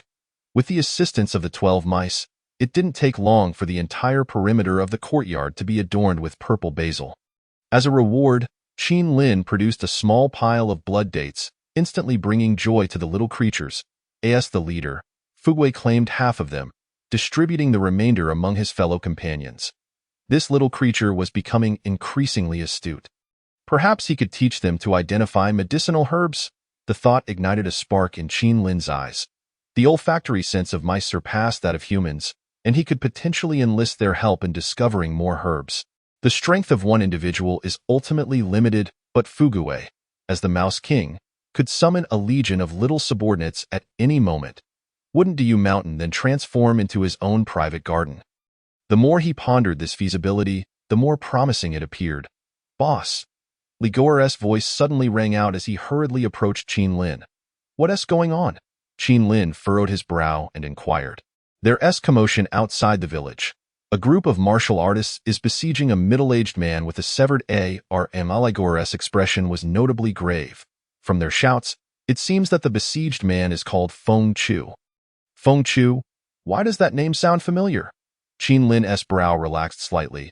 He recalled that during a casual conversation with a plump friend, he had heard of a notorious scoundrel who had wandered into Yu Mountain Town. Named Feng Qiu. It seemed he had annihilated his entire family. Qin Lin stroked his chin. Interesting, in these chaotic times, there are still those who concern themselves with such matters in the martial world. Who does not seek fame and fortune? Many wandering heroes desire to solidify their reputations by claiming the head of a heinous criminal, which is quite understandable. Let us go take a look. Soon, upon reaching the village gate, the sounds of battle were audible from a distance. The villagers were on high alert, with many spectators drawn to the rare spectacle of skilled combat. What's the situation? Qin Lin asked upon encountering Li Zhuang. According to the brothers, the man named Feng Chu attempted to force his way into our village, but fortunately, we managed to halt him momentarily with our bows and arrows. Later, he was surrounded by those pursuing him. Li Zhuang's expression was somber. The strength of that group is considerable. If they forced their way into our village, it could spell disaster. Qin Lin's perception was sharper than that of the others. Although Feng Chu was gravely injured, his internal energy was formidable. If he was not mistaken, this man had undoubtedly been a first-rate expert before his injuries, perhaps even stronger. The attackers were impressive as well. Predominantly second-rate experts, with at least one first-rate martial artist among them. What intrigued Qin Lin was that, judging by their attire, they appeared to belong to the same faction. This piqued his interest. Which faction would expend such effort to capture a villain responsible for the massacre of his own family? Boom! A fierce sword energy struck the gate, leaving a gash wide enough for a hand. Nearly breaching it, a collective gasp escaped the crowd. If that sword energy had struck a person, they would likely be cleaved in two. As the first-rate martial artist wielding the sword exerted his strength, Feng Chu's defeat became inevitable in mere moments. A grotesque wound appeared on Feng Chu's chest, blood spewing forth as he crashed against the gate. Feng Chu, you have ultimately fallen into my grasp. The first-rate elder's expression was devoid of emotion, the sword tip poised at Feng Chu's throat. He Lao Gue, you scoundrels of the Hunyuan Alliance, with a swift, ruthless strike, the elder sliced through Feng Chu's cheek, the wound extending from the corner of his mouth to his ear, silencing him entirely. Secure him. As soon as the words left his mouth, a group behind the elder tightly bound Feng Chu with chains. The elder raised his gaze slightly, a faint smile gracing his face. Esteemed members of the Shanhe gang, I am He Nian, the protector of the Hunyuan Alliance. I wonder if I may impose upon you for a night's lodging here? What shall we do? At this moment, all eyes turned to Qin Lin, seeking his counsel. He Nian was somewhat taken aback, not expecting this group to defer to a mere youth. Qin Lin was equally surprised by the identity of the other party. The name Hunyuan Alliance held considerable weight in the Zhao Kingdom. It boasted numerous experts and wielded significant influence across several southern provinces. The Shanhe gang, in comparison, was several tiers beneath them. Certainly, it is a righteous deed to pursue a murderous fiend, and we shall gladly accommodate your request. Open the door. Thank you, young hero. He Nian responded with a smile, clasping his hands in gratitude. Qin Lin nodded with a smile. The threat posed by one first-rate martial artist and 7 second-rate martial artists was minimal. Should they dare to act recklessly here, he would not hesitate to send them to their demise. Brotherly, please prepare a few rooms for them, and keep an eye on their movements. Li Zhuang nodded and began to make arrangements. The gate swung open. He Nian approached Qin Lin, cupping his hands and smiling. May I ask how to address you, young hero? You may simply call me Qin Lin. Young hero is too grand. Qin Lin replied with a smile. You are too modest, Qin Shaoxia. He Nian chuckled before continuing. Is there a physician here? This villain Feng Chu cannot die just yet. He must be brought back to the Hunyuan Alliance for judgment. Ah, I can assist with that, Qin Lin replied with a smile. Young hero knows medicine? He Nian was somewhat astonished. This youth exuded a calm and composed aura, suggesting a solid foundation in internal strength. Yet He Nian was unable to gauge the extent of his power in such a scenario. Either the youth practiced a unique method, or his strength surpassed that of He Nian. Regardless, both possibilities indicated a considerable level of skill. It is well known that the practice of medicine requires significant time and effort. To excel in both fields simultaneously is no small feat. Chapter 23. A brutal kill. Feng Chu bore over 30 wounds across his body. Coupled with his severed arm, he had already lost a dangerous amount of blood and could perish at any moment. Qin Lin swiftly sealed various acupoints to staunch the bleeding. A specially formulated hemostatic medicine began to visibly expedite the clotting of his wounds. After administering a blood-replenishing elixir, Feng Chu's pale visage gradually regained color. Even He Nian, observing nearby, couldn't help but be moved. Qin Shaoxia, your elixir is truly remarkable. In the martial world, healing elixirs were indispensable. A single high-quality potion could often save a life. Rarely was there anything superior to the hemostatic medicine at hand, and even He Nian lacked the qualifications to fully comprehend its value. It was no wonder he was so astonished. Using such precious medicine for a stranger was quite remarkable, igniting a fervent glimmer in his eyes. May I inquire where you procured such exceptional medicine? Qin Shaoxia? He Nian asked eagerly. I concocted it out of boredom in the past. Qin Lin replied, regarding the somewhat agitated elder with surprise. Is there a problem? He Nian was left speechless. Was this not indeed a problem? Do you have any idea how precious this is? The youth before him had truly exceeded his expectations. Might I ask if this elixir is for sale? He Nian pressed on. If you truly desire it, I could part with it for 500 taels a bottle. Qin Lin stated. This was not a casual offer. The herbs he utilized were all rare, aged specimens, and even the base cost amounted to no less than 300 taels. 500 taels was undoubtedly a friendly price. Kid, why don't you just rob someone instead? 500 taels is quite a steep price. One of the Hunyuan Alliance members, Zhang Gui, barked sternly. No one has dared to speak so brazenly to our Hunyuan Alliance before. Are you seeking death? He Nian frowned slightly. The price was indeed surprising. The goods are priced as such. If you find it too dear, feel free not to purchase.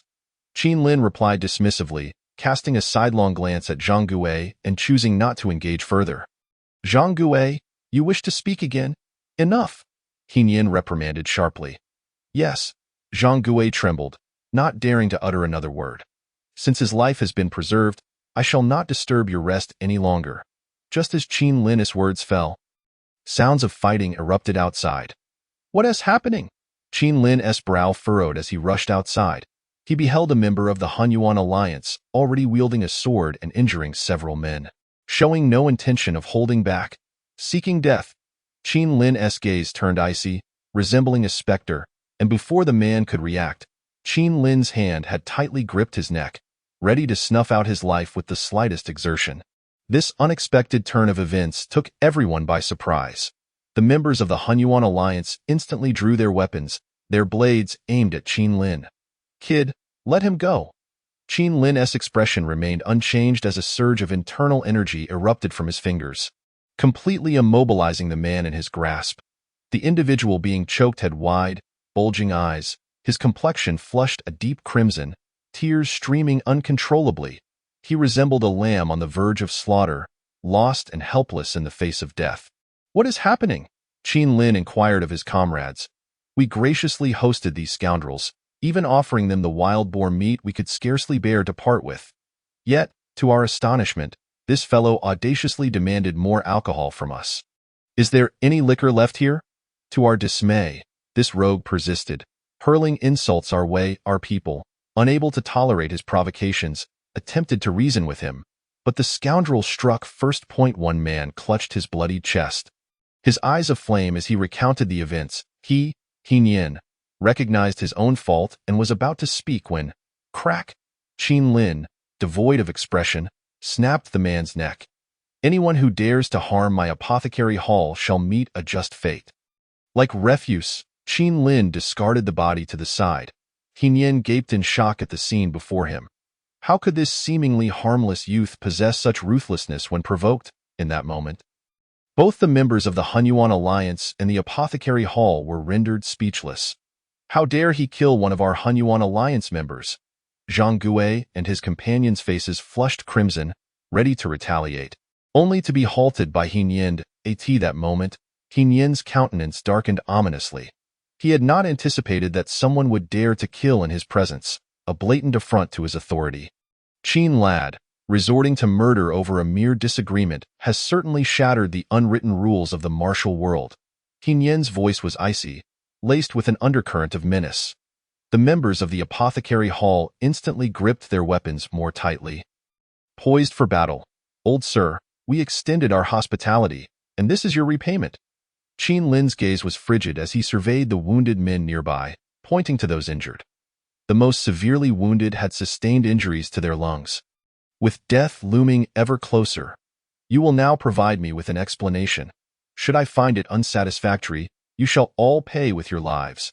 His chilling tone sent shivers down their spines, especially for the members of the apothecary hall, who were taken aback by Qin Lin's unexpectedly cold and domineering demeanor. He was merely a second-rate warrior, yet he had effortlessly snuffed out a life as one would crush an ant. When had Qin Lin become so formidable? The crowd's Huang Yuan clenched his fists in excitement.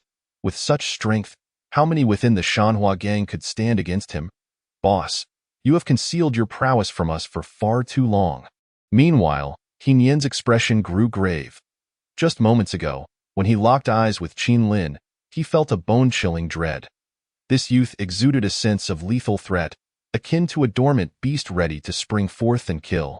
"It was our wrongdoing to strike first? I offer my sincere apologies."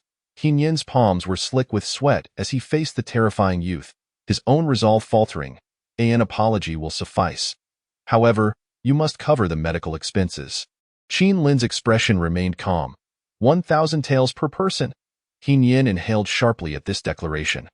This boy's heart was truly black. With 9 injured, that amounted to 9,000 taels of silver. "Brute, you are deliberately opposing our Hunyuan alliance." Zhang Gui's eyes blazed red. "Damn it, even if we injured your people, one of ours has already died. Now, you demand 9,000 taels? This is sheer tyranny." Qin Lin paid no heed to the rabble, his icy gaze fixated on Hinyan. "Either you pay up, or you pay with your lives." Hinyan felt a pang of anguish. His subordinates were typically arrogant and domineering, yet they had now encountered a formidable opponent. "Qin Xiaoxia, 1,000 taels per person seems excessive. 2,000 taels. Qin Lin offered no opportunity for negotiation. Huang Yuan and the others were left agape, astonished at their boss's ruthlessness in extorting payment. If you continue to prattle on, I will raise it to 10,000 taels. Addressing He Nian, who still attempted to argue, Qin Lin's voice turned icy. My patience is wearing thin. He Nian sensed an overwhelming aura of murderous intent. Death was imminent. A thought surged through his mind. These wretched scoundrels are nothing but trouble for me. He gritted his teeth, slowly uttering a single word. Fine. With a heavy heart, he produced several banknotes from the Tiantong Bank. The Tiantong Merchant Association spanned multiple nations as a powerful commercial alliance. With these banknotes, one could exchange them anywhere within the Zhao Kingdom. Accepting the notes, Qin Lin nodded. You may leave now. Do not linger here to offend my eyes. He Nian, now forced to swallow his pride, vowed to find someone to destroy the Shanhua gang upon his return to the Hunyuan Alliance. Chapter 24. Rooting out the weeds after a confrontation. He Nian and his men departed in disgrace. Boss, having humiliated them so thoroughly, do you think the Hunyuan Alliance will retaliate against us? Though it was satisfying to witness, the reality could not be ignored. Who knows? Qin Lin smiled faintly, patting Huang Yuan's shoulder before departing alone. Qin Lin's eyes were icy. How dare these scoundrels cause trouble in my territory after I took them in? He Nian had no intention of letting this go. Qin Lin harbored the same sentiment. Offending the top-tier force of the Zhao Kingdom, the Hunyuan Alliance would surely invite retribution. Rather than waiting for them to strike, it was better to take the initiative. Brothers of the Hunyuan Alliance, amidst this chaos, I shall come to collect the bodies. Under the cover of a dark and stormy night, the conditions were indeed favorable. Qin Lin gazed at the overcast sky, his mood lifting considerably. This would be his first genuine foray into combat.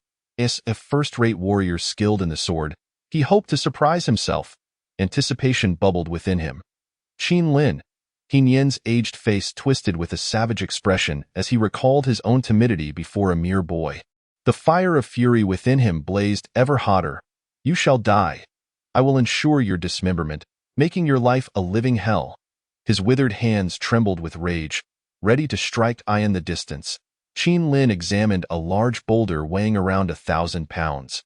His fingers curled into claws. With a swift motion, he embedded his fingers into the stone, effortlessly lifting it. Allow me to present you with a grand gift.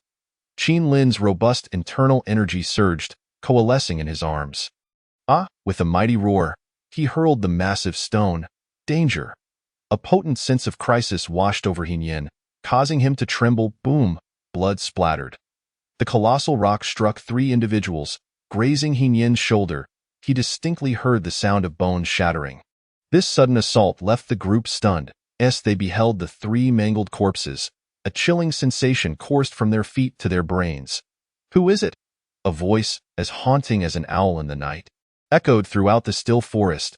He Nian's arm fell limply, his features contorted with terror. Clap, clap. The sound of applause rang out abruptly. Following the noise, a figure slowly materialized before them. Qin Lin. He Nian's eyes blazed with fury.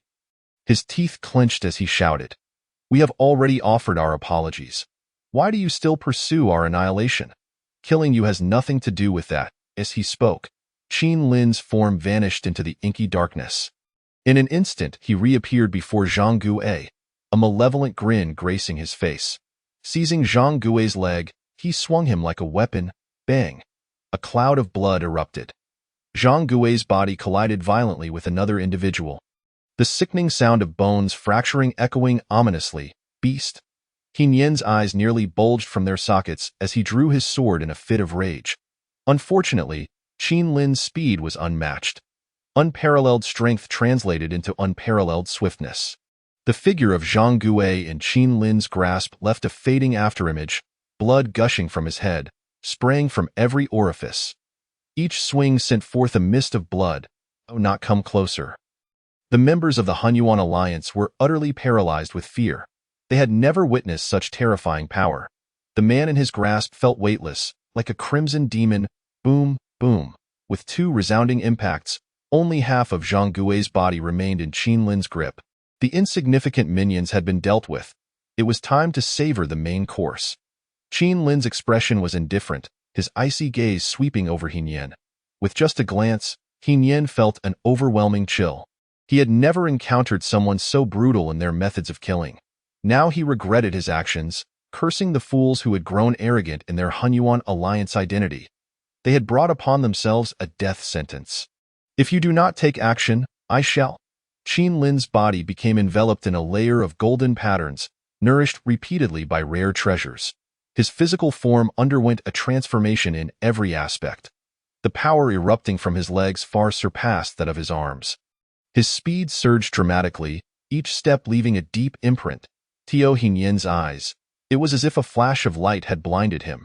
Instinctively, he drew his sword. The blade clashed against Qin Lin's fist. Producing sparks, boom. The force of the punch remained unyielding. Hinyen felt a sharp pain in his hands, followed by the sickening sound of his ribs cracking. His entire body was propelled away like a cannonball. Crack! The stout trunk of the tree was shattered upon impact. With a gasp, Hinyen spewed a mouthful of fresh blood, his eyes wide with terror. The disparity between them was astonishingly vast. Suddenly, the scene before him became a blur. A foot loomed large, rapidly approaching, bang! His head exploded like blossoms scattered by a fairy. The battle was an utter annihilation, devoid of any hesitation or delay. Qin Lin was well aware of the tropes of exhilarating tales. The villain often meets their demise through excessive chatter. Although he recognized that Hinyen posed no threat to him, he nonetheless exerted his full strength.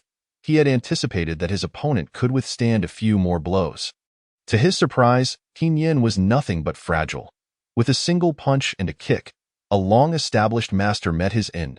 He had yearned for a thrilling and exhilarating fight, but it concluded with such ease. Ah, there was still one more. Qin Lin's gaze fell upon the lifeless body of Feng Chu on the ground. Seemingly sensing Qin Lin's scrutiny, Feng Chu forced a smile that was more grotesque than tears. The preceding scenes had clearly traumatized him. A cadre of masters from the Hunyuan alliance had been ruthlessly slaughtered by this seemingly innocuous young man. Swallowing hard, he managed a dry chuckle. By the way, I must thank you for saving my life. No need for thanks. Just die. Qin Lin raised his foot, ready to crush the man's skull. I was wronged. Feng Chu's voice rose in panic, his spirit nearly shattered. Qin Lin's interest was piqued. Craft a better story, or I shall crush your head. Feng Chu was drenched in cold sweat. This young man was exceedingly sinister, ready to execute violence at the slightest provocation. The Hunyuan alliance seeks to kill me to acquire a manual. Feng Chu's voice was hoarse. That was a stroke of luck I stumbled upon. I inadvertently entered the residence left behind by a deceased elder, where I discovered not only a manual but also numerous elixirs. With these treasures, my strength surged, and I became nearly unmatched in my realm. Later, I encountered an elder from the Hunyuan alliance, who discerned the secrets of my technique. Being in a position of power, he dared not seize it recklessly. At this point, Feng Chu's eyes reddened, glistening with tears. That beast bribed the servants in my household and administered a potion that led me down a path of demonic corruption. When I regained consciousness, I found that I had slain my parents, wife, and brothers. The Hunyuan alliance had long been lying in wait. The moment I murdered my kin, they attacked without mercy. That old fiend took advantage of my dazed state, launching a surprise assault that left me gravely injured. It was then that I realized I had fallen into their trap. We both suffered heavy losses, and I barely escaped with my life. Yet, the Hunyuan alliance refused to relent, relentlessly pursuing me. After evading them for ages, I was finally captured today. Qin Lin understood now why the Hunyuan alliance insisted on keeping him alive. By the way, what was your cultivation level at that time? I was a first-rate master, Feng Chu rasped. If you save me, I shall impart my technique to you. Once you cultivate this unparalleled skill, you too can fight across two major realms. Hiss! The thought of a first-rate master crossing two major realms to contend against innate masters while sustaining mutual injuries was indeed tempting. Qin Lin was somewhat swayed. His reluctance to choose a technique stemmed from a desire not to squander time on lower-tier methods. He believed it wiser to focus on physical conditioning, as that would yield swifter results. I can save you, but you must first impart the technique to me. No problem. As long as I can survive, I will teach you anything. A flicker of vengeful fury ignited in Feng Chu's eyes. Chapter 25. 9 Yuan Nirvana Technique. Search the corpses. Qin Lin scoffed. aside from the weapons on the Hunyuan Alliance members. There was little else of value as he gazed at the 13,000 taels of silver in his hands. He casually tossed them into his spatial pocket. The corpses were to be reduced to ashes and scattered. Feng Chu, witnessing this scene, could not help but click his tongue. The young man's actions were so practiced they evoked sympathy. Stealthily, he brought Feng Chu back to his home. He redressed Feng Chu's wounds and provided him with several healing elixirs. "Brother Qin, your elixirs are indeed remarkable. After taking them, I feel my vitality flowing smoothly," Feng Chu praised fervently. Qin Lin settled down, eager not to waste time. "All right. You promised to share your technique. Now is the time." He gestured toward the ink and paper on the table. Qin Lin was resolute. If this old rascal dared to delay him, he would not hesitate to shatter his skull. "Brother Qin, being so blunt won't fare well in the martial world." Feng Chu choked.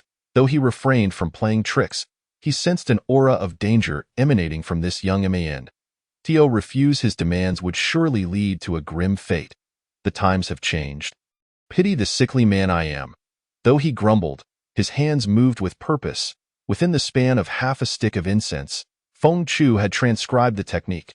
This technique was named the 9 Yuan Nirvana technique. Feng Chu's expression turned serious. Cultivating this technique requires a substantial foundation of power. Upon mastering the first level, one can condense all internal energy into innate true qi, thus bypassing the process of becoming a superlative warrior. Superlative warrior? You mean to say that becoming an exceptional master involves the conversion of internal energy into true qi? Qin Lin's interest was piqued. The strongest he had encountered was merely a first-rate warrior. Leaving him unfamiliar with higher realms of martial prowess, please elaborate on the realms beyond superlative warriors. Did your master not teach you? Now it was Feng Chu's turn to be astonished. Qin Lin's formidable prowess led him to assume he was the disciple of some ancient master. My master is a physician. It is not surprising he lacks knowledge in this area. Qin Lin did not wish to dwell on this topic and hurriedly urged him on. Hiss, this lad is truly a monster. Feng Chu's gaze toward Qin Lin shifted. It was evident that the young man had achieved this level solely through his own efforts. The thought was chilling. Only the most gifted disciples of top-tier sects could compare. Once a warrior reaches the level of a first-rate master, their internal energy peaks, allowing them to compress and convert it into true qi. Typically, if a first-rate warrior possesses over 30% true qi, they are classified as a superlative warrior. Such a warrior could effortlessly defeat 35 first-rate warriors. The destructive power of true qi far surpasses that of internal energy. When the proportion of true qi in one's body exceeds 90%, one is deemed a half-step innate master. At that time, my true qi had surpassed 99%. Had my true qi been as robust as that of the elder from the Hunyuan Alliance, I might not have lost to him. Feng Chu's tone was laden with bitterness. That old fiend had reached the mid-stage of innate mastery. The gap between them was overwhelmingly vast. The greatest advantage of cultivating this technique lies in the absence of bottlenecks when breaking through to the innate realm. By simply converting internal energy into true qi, one naturally becomes an innate master. The only drawback is the extreme consumption of internal energy. Feng Chu, serious now, added. The conversion ratio of internal energy to true qi is 10:1. Therefore, this technique demands a high level of internal energy. Ordinary individuals may exhaust their internal energy without cultivating much true qi. Only by using various rare herbs or elixirs that enhance cultivation can one accelerate the conversion process. Gazing at Qin Lin's face, which still bore a hint of youthfulness, it was evident that despite his years of training, his internal power was merely at the level of a decade's cultivation.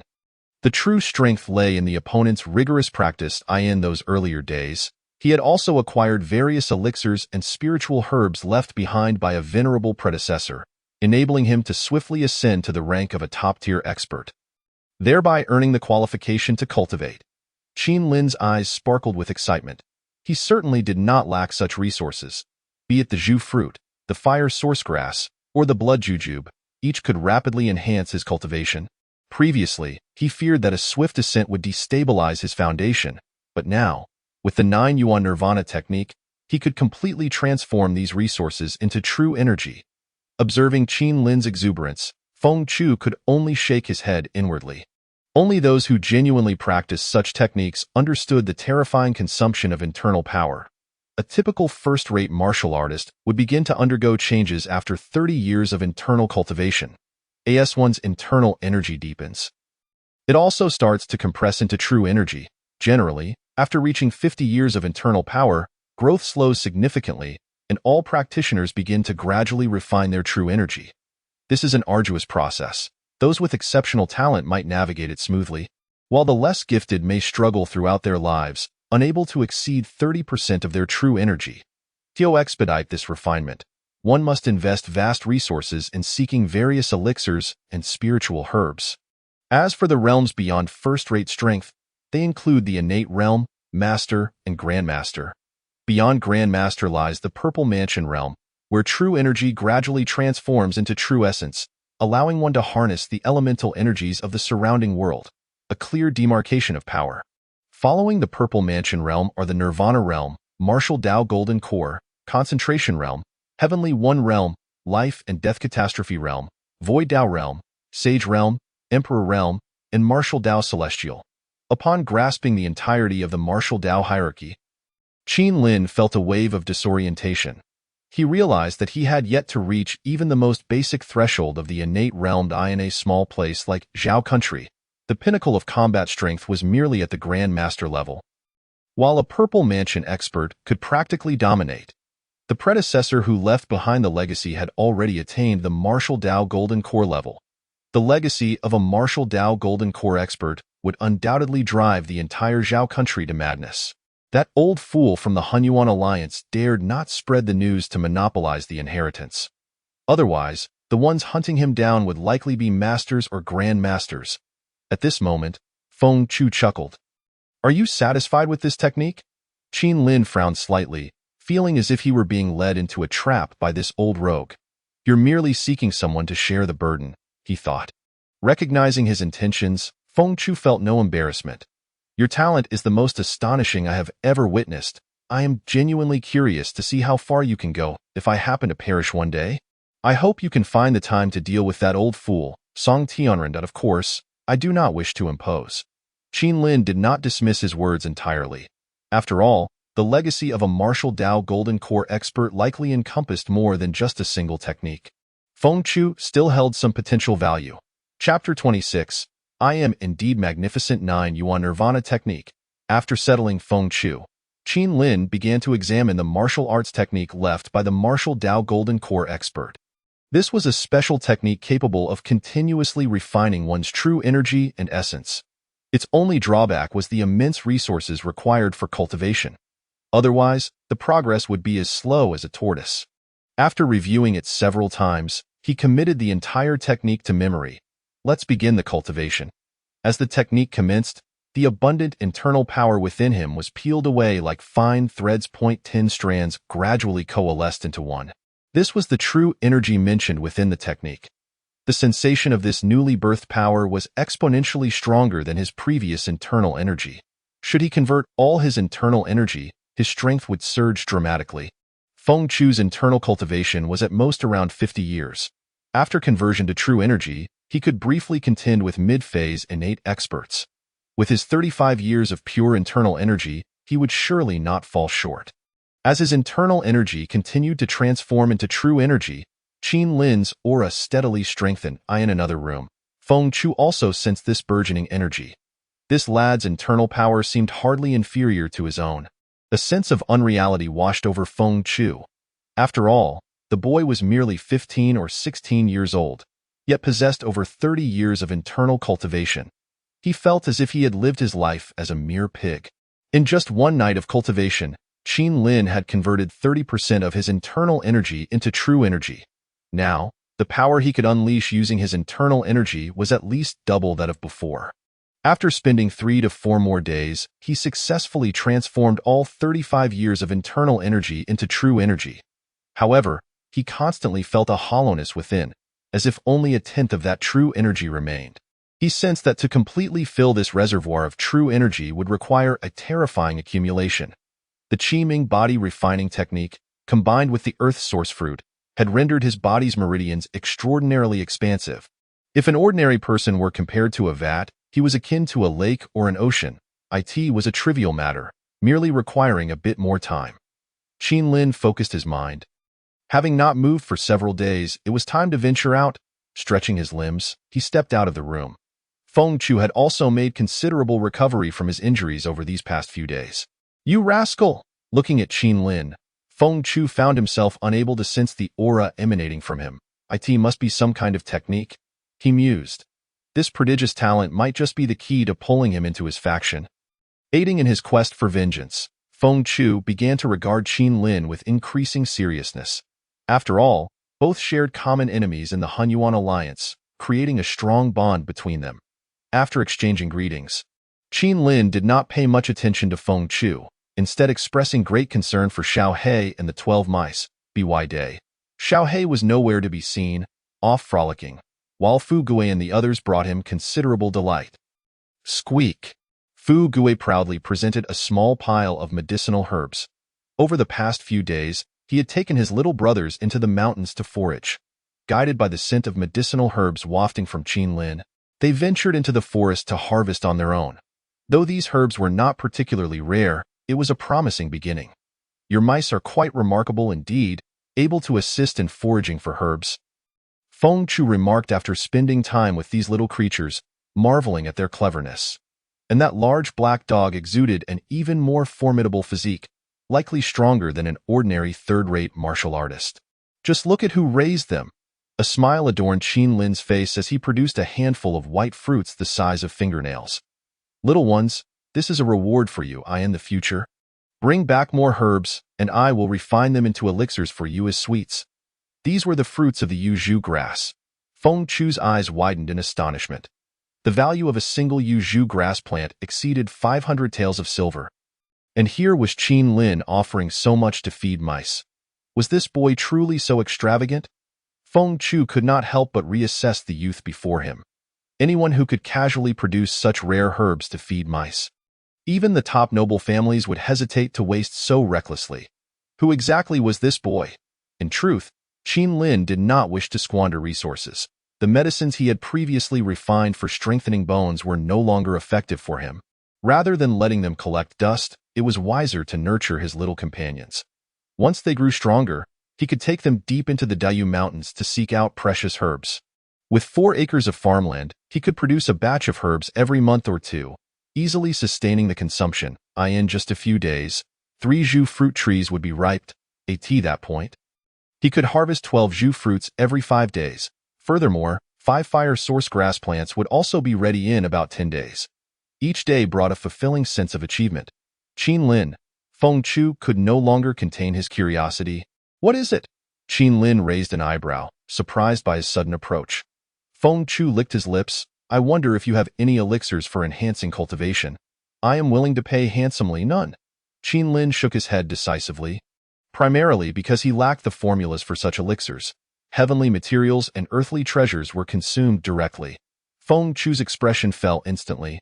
"However, I do possess some valuable items." Qin Lin chuckled with interest and walked to his room. Retrieving a small box, upon opening it, he revealed it to be filled with blood jujubes. "Try this."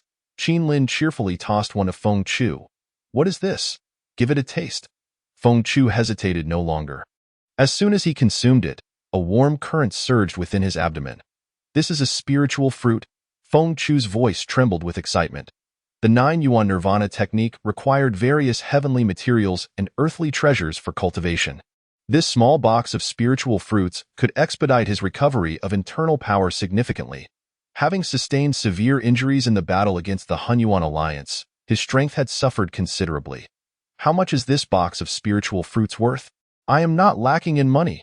Qin Lin shook his head. "These are precious items, rare and invaluable. They cannot simply be measured by money. Besides, do you think I am short on funds?" Feng Chu remained speechless. Indeed, that rascal Qin Lin could effortlessly toss out a plethora of jade pearl grass. He was certainly not lacking in funds.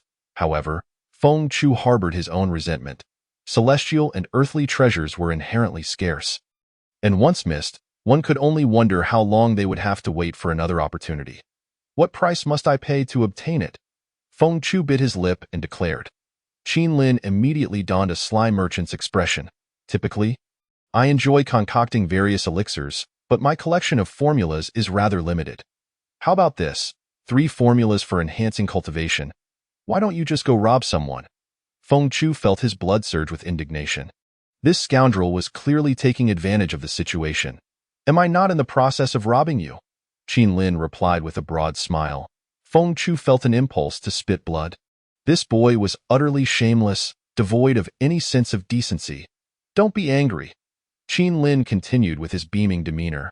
You have inherited the legacy of a martial arts master, and I trust you have acquired a fair number of elixir formulas. As long as you provide them to me, I will grant you priority purchasing rights for the elixirs I concoct and give you an 80 discount. See? There are few as benevolent as I. Benevolent, is it? Just you? Feng Chu was incredulous, having never encountered such brazen shamelessness. It was simply beyond comprehension. Chapter 27. Fishing with a straight hook. The Ichi Dan, Qiyuan Dan, and Qiling Dan. Qin Lin gazed with satisfaction at the 3 formulas in his hands. Each of these elixirs proved highly effective, whether for personal use or for nurturing his subordinates. The Ichi Dan was an elixir that accelerated cultivation speed, equating a day's practice to 3 days under normal circumstances. The Qiyuan Dan could substitute for a month of arduous training. The Qiling Dan could enhance one's cultivation for a year, but one could only consume it 3 times in a lifetime. The materials required for these 3 elixirs were not overly difficult to procure. The challenge lay in the fact that each ingredient needed to be aged for a considerable number of years.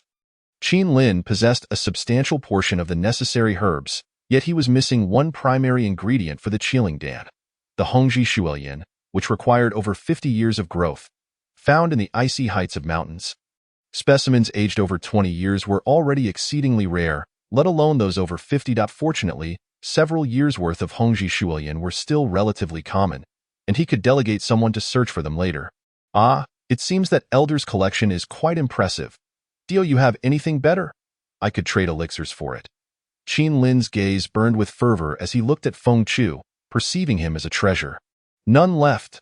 Feng Chu clutched a box containing blood dates, his expression one of vigilance. I am a respectable person. If I wished to forcibly seize it, you would already be bound and subjected to my whims. Qin Lin feigned injury. As Feng Chu examined the box in his hands, he hesitated before saying, If you can tell me where you obtained this spirit fruit, perhaps I can offer you a few more formulas. I cannot disclose that, Qin Lin replied with a grin. However, I do have channels for acquiring it. If you want it, you'll need to bring something to exchange. As expected. A chill ran through Feng Chu, his expression darkening. This scoundrel had completely grasped his weakness. Humph. You are quite the conniving little brat. Perhaps I should reconsider. Feng Chu pondered, ultimately deciding that he should not allow himself to be manipulated by this rascal. Otherwise, he would only find himself in an increasingly passive position. What a pity! Qin Lin remained unperturbed. He had an abundance of time and resources, precisely what Feng Chu lacked. For now, Feng Chu was severely wounded and would soon seek revenge against a formidable foe. Once he experienced the benefits of the blood dates, it would be interesting to see how he would cope. The advantage lies with me. In the following days, as Feng Chu's injuries began to heal, he started consuming blood dates to restore his cultivation. The sensation of rapidly regaining strength was intoxicating. Moreover, he was astonished to discover that after consuming the blood dates, his bones grew stronger and his vitality surged. His previously weakened body was being healed and fortified. Once fully recovered, his power would undoubtedly ascend to new heights. Perhaps he could even attempt to break through to the innate realm. However, it wasn't long before Feng Chu encountered a serious problem. He had run out of supplies. Without the aid of blood dates, his recovery rate plummeted to a snail's pace. The stark contrast left him feeling profoundly disoriented. During this time, Qin Lin had not been idle, tirelessly researching the 3 formulas day and night. The materials for the Ichi Dan had finally been gathered. The primary herb required was wild ginseng aged over 30 years. Unfortunately, he did not possess any, as the wild ginseng in his possession was all over a century old. This herb was both common and precious, and he had begun cultivating it long ago, albeit in limited quantities, with only about 100 plants. After 3 failed attempts, Qin Lin successfully concocted 7 Ichidan. A commendable achievement. Hee. Now, it's time to go fishing with a straight hook. Qin Lin's smile was buoyant. Old Feng, come and see something remarkable. Qin Lin's voice interrupted Feng Chu, who was recuperating. A pill flew toward him, which he caught deftly, feeling the lingering warmth in his palm.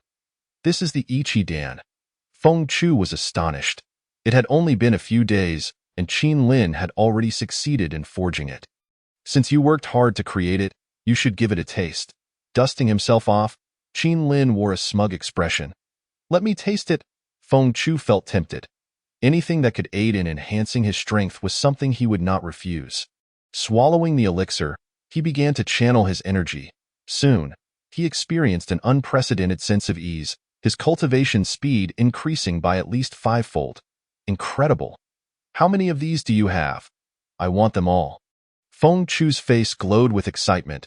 With the Ichidan, he was one step closer to avenging himself. Not many, as you know. The materials required to concoct this elixir are quite rare. Don't get your hopes up. Qin Lin's voice carried a hint of regret. Out of 4 batches, I only succeeded once. You little rascal. Feng Chu could tell from Qin Lin's expression that he was about to be swindled. Frustratingly, he couldn't express his anger. 100 pills for a single formula, Feng Chu stated flatly. What? Old Feng, that's rather unfair. Do you know how many resources I expended to create the Ichidan? 100 pills? Why don't you just go rob someone? Am I not in the process of robbing you? Feng Chu remained calm. Qin Lin, are you stealing my lines? Is 100 pills too much? With the formula, you could obtain far more than just these 100 pills. You need to learn to seize opportunities. Feng Chu spoke passionately, akin to a pyramid scheme salesman. 100 is too pricey, at most. I can offer you 50. Little brat, are you dreaming? 100 is 100, no bargaining. How about this? I'll take a small loss and offer 60. 100, 70, 100, 80. Feng Chu remained firm. 100. Qin Lin narrowed his eyes. 70. Why are you lowering the price? Feng Chu began to lose his temper. 60. Qin Lin, however, was no longer anxious. 80. Feng Chu ultimately lost his composure. 80 Ichidan? 70? No bargaining. Qin Lin's smile radiated as he gestured with his fingers. If we cannot reach an agreement, then we shall leave it be. Very well. 70. Feng Chu seethed. His teeth clenched. Hand it over. Qin Lin beckoned with a finger, his smile unwavering. Here you go. Moments later, Feng Chu had transcribed a formula with a sullen expression and handed it to Qin Lin. Glancing over it, Qin Lin nodded approvingly. Here are 6 pills. I will gradually provide you with the rest. Make it quick, Feng Chu replied curtly. Unfortunately, there is no way to expedite this process. The current chaos has led to a severe shortage of materials. Qin Lin tucked the formula away. If you have the time, consider visiting the Dio Mountain. There are plenty of valuable items to be found. My good brother found a 50-year-old Chiji while taking a break, which not only prolongs life but also enhances cultivation. Feng Chu mentally noted this, pondering. Once his injuries healed somewhat, perhaps he could go take a look. This boy's spirit fruit might have also originated from Dio Mountain. With that thought, Feng Chu's eyes sparkled, as if he had found the answer. Chapter 28. Overbearing push researching formulas and cultivating herbs. Qin Lin's daily life was fulfilling. December. Heavy snowfall. The urgent ringing of bells echoed. Trouble had befallen the village. Qin Lin halted his work, his brow furrowed. Even from a distance, he could clearly hear the sounds of battle. Someone was attacking their village. Likely, bandits were on the prowl, as the weather turned colder and food grew scarce. Hunger inevitably transformed men into beasts. What is happening, Qin? Feng Chu inquired solemnly. Dio, you need my assistance? No need. Qin Lin frowned. Your presence would only complicate matters further. As he spoke, he strode directly out of the courtyard and arrived before the village gate. A cacophony of battle cries erupted just beyond the threshold. Bang! A throng of individuals pressed against the gate with shields raised, braving a deluge of arrows as they furiously battered the door with wooden stakes. Their demeanor resembling that of frenzied beasts. Brothers, let us slay them, came a hoarse shout. This is the territory of the Mountain River Gang. There must be ample provisions within. Only by charging in can we ensure our survival. Panic surged within Qin Lin as he contemplated their dire situation. Thousands were outside, and if this onslaught continued, they would inevitably be overwhelmed. Li Zhuang, amidst a group of defenders at the gate, wore an expression of urgency. "Leave it to me." Qin Lin inhaled deeply and leaped directly into the sea of bodies. Bang. His toes pressed against a siege stake, unleashing a tremendous force. The faces of those bearing the stake transformed in horror as they collapsed to the ground. Screaming in agony, silence, utter silence, an eerie stillness fell upon the crowd. All eyes fixated on the suddenly appearing youth. How could he have leapt down? Even the gang leader would be ground to dust by such numbers. The herbalists of the apothecary hall watched Qin Lin with anxious faces. "Qin Lin, return. It's dangerous." At that moment, a sigh escaped Qin Lin's heart as he bowed to the throng. "I am Qin Lin, the one who comes to slay you. Kill." At that instant, the expressions of the crowd morphed into grotesque visages of rage. Some wielded weapons, while others brandished iron rakes and hoes. Anyone daring to stand in their path, even the mightiest of beings, would meet their demise. Survival was the singular thought occupying their minds. In that moment, Qin Lin's gaze hardened. With both palms, he struck down upon every fool who dared approach him. His unparalleled strength sent foes flying. None could contend with him. Go touch him was to court death. His might was akin to that of a deity, instilling fear into the hearts of the bandits. Yet, among the bandits were not without their own skilled fighters, these ambitious individuals joining forces to lead the starving throngs in a spree of pillage and destruction. The bandits fought for their lives, while these others sought gold, silver, and power. Though the Mountain River Gang's youth was formidable, ultimately, fists alone could not withstand the tide of many hands. Even innate warriors, or masters of their craft, would falter when besieged by thousands. Only death awaited. In the rear, a burly man wielding a 9-ringed broadsword cast a cold gaze. "Kill. Who dares to slay him? A reward of 100 pounds of meat and 1,000 taels of silver." This man, known as Ghost Blade Xing Wanlai, was the leader of a band of mountain bandits from Pingyang County. Months of drought had driven them to desperation, forcing them to descend from the mountains and raid. In times of disaster and chaos, banditry flourished. During this period, he had amassed a following of vagrants, swelling his ranks to 7,000 or 8,000. With this force, no one dared oppose him. Slaughtering villages was merely routine. Common villages had little left to offer. His sights gradually shifted to the affluent houses, and having tasted success, his ambitions swelled further. Gold, silver, women. Anything that caught his eye was ripe for the taking. These months had been more splendid than the entirety of his previous life. The Mountain River Gang had once been a source of fear, but now? If he could plunder a few more places, expanding his power would be inevitable. Capturing the town of Yushan was not beyond reach. Anyone daring to obstruct his path would meet death. When this overconfident youth finally exhausted himself, he would strike, ensuring he skinned him alive. Xing Wanlai licked his lips in anticipation, relishing the thought of tormenting such a genius. On the other side, corpses piled up around Qin Lin, having already claimed the lives of over 100 foes. His pace had begun to slow. "Too slow," he muttered, his hands swirling to conjure a mist of blood. Soon, his gaze fell upon a nearby wooden stake. In a flash, he was before it, wrapping his arms around one end. The 1,000-pound stake was effortlessly lifted. At that moment, an audible gasp resonated through the crowd. Was he even human? Perhaps it's a bit light. I'll have to make do, Qin Lin murmured. The assailants surrounding him fell into a stunned silence. "Do you dare?" Boom. The massive stake swept across, creating a vacuum in the fan-shaped area before him. Anyone struck would perish. Those merely grazed would suffer injury. Some fell from the sky, crushing numerous unfortunate souls below. The sheer power was terrifying. With a single blow, all the bandits stared at Qin Lin in dread, wondering how such a monster could exist. Xing Wanlai could not help but gasp, his expression darkening. Terrifying, truly terrifying. This man must die. Kill him, and the reward multiplies tenfold. Today, everyone eats well. Xing Wanlai's roar echoed across the battlefield as he sought to wear down this foe with sheer numbers. Under the promise of great reward, the bandits' gazes ignited with fervor, their original fear vanishing. With reckless abandon, they charged toward Qin Lin, a deathly assault. "You wish to exhaust me?" Qin Lin scoffed, his strength having reached a superhuman level. The typical tactics of overwhelming numbers were futile unless they were all seasoned martial artists. "You all go first." As he swung the stake, a fog of blood enveloped the area, countless shattered bodies flying in all directions. Within a 10-meter radius, there lay Qin Lin's absolute domain. Any who entered would meet their end. Despite the bandits' frenzied sacrifices, Qin Lin remained unscathed. "Fire!" Xing Wenlai howled, realizing that his expendables were ineffective. He had no choice but to deploy his elite troops.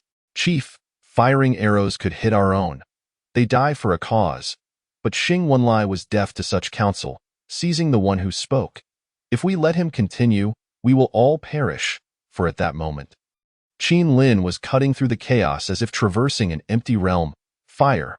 Hundreds of archers, under Xing Wenlai's deadly gaze, could only grit their teeth and release their arrows. A rain of arrows descended. Qin Lin merely held the immense stake before him, blocking every projectile. However, many bandits fell victim to their own arrows in the process. Seeking death, Qin Lin's gaze turned icy, spotting a group of cowards hiding behind. With a surge of strength, he transformed the massive wooden stake into a spear. Upon witnessing his throwing posture, Xing Wenlai felt a chill run down his spine, a terrifying thought creeping into his mind. Swish! The colossal stake was hurled from Qin Lin's grasp with astonishing speed. Xing Wenlai instantly lost his composure, rolling to evade, but those behind him were not so fortunate. A great number were crushed beneath the weight. Qin Lin surged forward, a human tank rampaging through the throng. Anyone in his path was either killed or severely injured, the air filled with cries of anguish. Chapter 29. Collapse. Shock. As they beheld Qin Lin moving freely amidst the crowd, Xing Wenlai felt a chill envelop him, reflecting on the carefree days of the past few months. Women were seized at will, those he disliked eliminated without hesitation. Now, he did not wish to die. Like a cornered wild dog, Xing Wenlai bared his fangs without hesitation. Even in death, he would take blood with him, a mountain bandit by nature. He gripped his 9-ringed broadsword and unleashed a wave of blade energy. "You overestimate yourself." Qin Lin struck with indifference, his fist meeting the attack, shattering the fierce blade energy as if it were but a soap bubble. "Impossible." Xing Wenlai's eyes widened in disbelief, as if witnessing the extraordinary. For months, he had plundered treasures to elevate his strength to that of a first-class warrior, bolstered by his formidable and aggressive techniques. Yet, his assault was effortlessly dismantled. This youth's power was undoubtedly beyond the elite level. The realization struck him with terror. At he merely 15 or 16 years of age, had he truly achieved such prowess? Bang! Crack! In the fleeting moment of his blade's swing, Qin Lin had closed the distance. Delivering a punch that sent Xing Wenlai hurtling through the air, blood spewed forth, mingled with internal injuries. His chest collapsed inward, and he fell to the ground like a lifeless dog. With that single strike, Xing Wenlai was left gasping for breath. "Please, don't kill me. I'll serve you as your dog." Fear, an overwhelming dread engulfed him. They were not on the same level at all. The chief is injured. "Quickly, save him." The loyal followers of Xing Wenlai, witnessing their leader's grievous state, raised their weapons in a desperate bid to rescue him. "Do not interfere." Qin Lin's gaze was frigid as he seized Xing Wenlai by the ankle. Claiming a human weapon for himself, "No." Bang!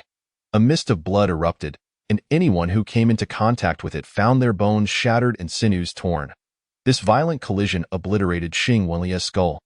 Blood gushing forth like a fountain. At that moment, Qin Lin was drenched in blood, resembling a demon risen from hell.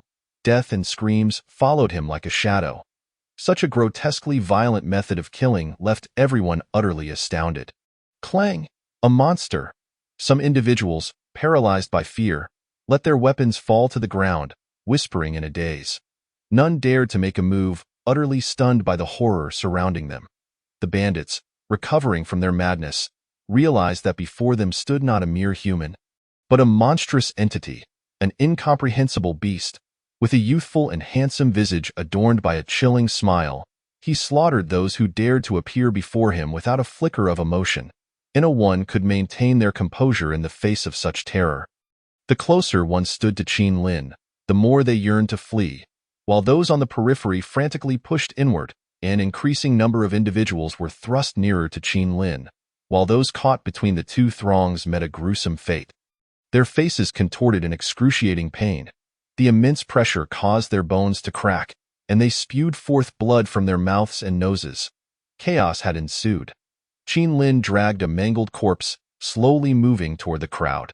An unseen dread drove those in the inner circle to madness. Get out of the way! As their emotions shattered completely, they began to indiscriminately swing their weapons, desperate to carve a bloody path to escape. Qin Lin did not continue to strike, merely observing the scene with an impassive gaze. In their frenzied collapse, the bandits seemed to grasp something. Fear compelled them to flee. More and more fell during their desperate attempt to escape. And those who tried to rise were trampled underfoot. The air was filled with wails and curses, composing the symphony of their flight. We have Owen Lai Zhuang felt a wave of unreality wash over him. Qin Lin had indeed beheaded an enemy general amidst a sea of foes, causing the entire bandit army to crumble in spirit through sheer terror. All returned to a haunting calm. Qin Lin gazed somberly at the carpet of corpses, his body smeared with blood, feeling a sense of numbness. Whether in his first act of killing or now, blood failed to evoke any sensory thrill. It was as if he were slaughtering not humans, but a mere swarm of ants. He slapped his face, striving to remain alert, detesting the sensation from moments prior. Upon returning to the village, all eyes were filled with a mix of reverence and fear as they beheld him. A sweeping glance revealed that none dared to meet his gaze. Qin Lin. Li Zhuang cautiously approached, his demeanor markedly restrained.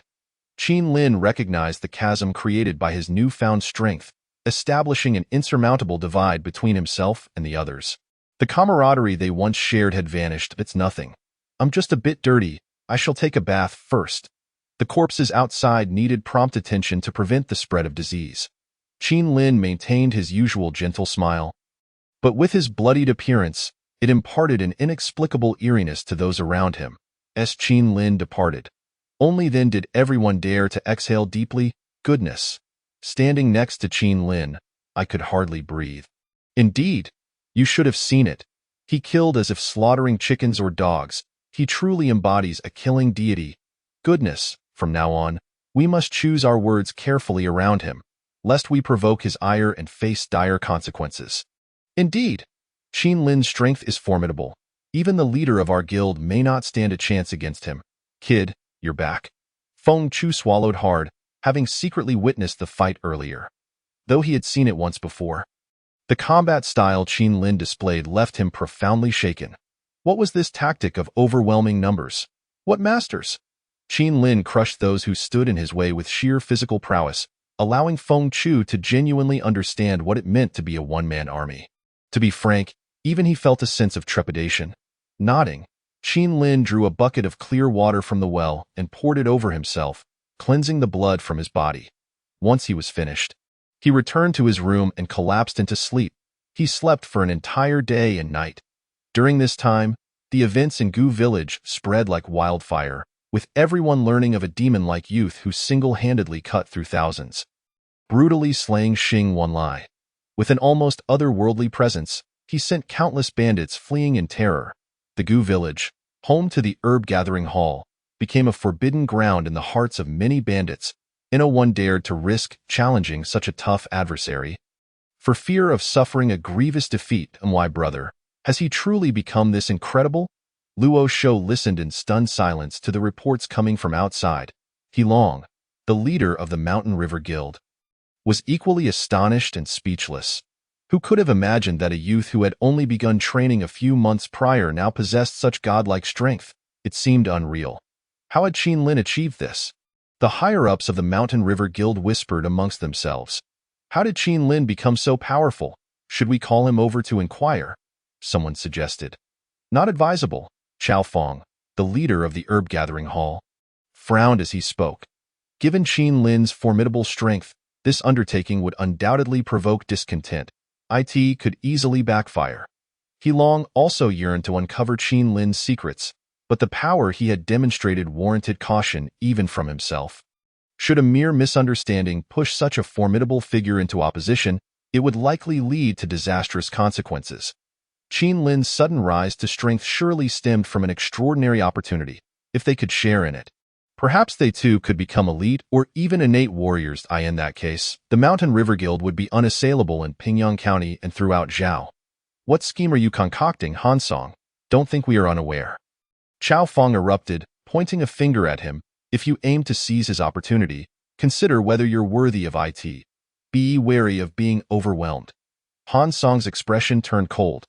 Opportunities belong to the capable.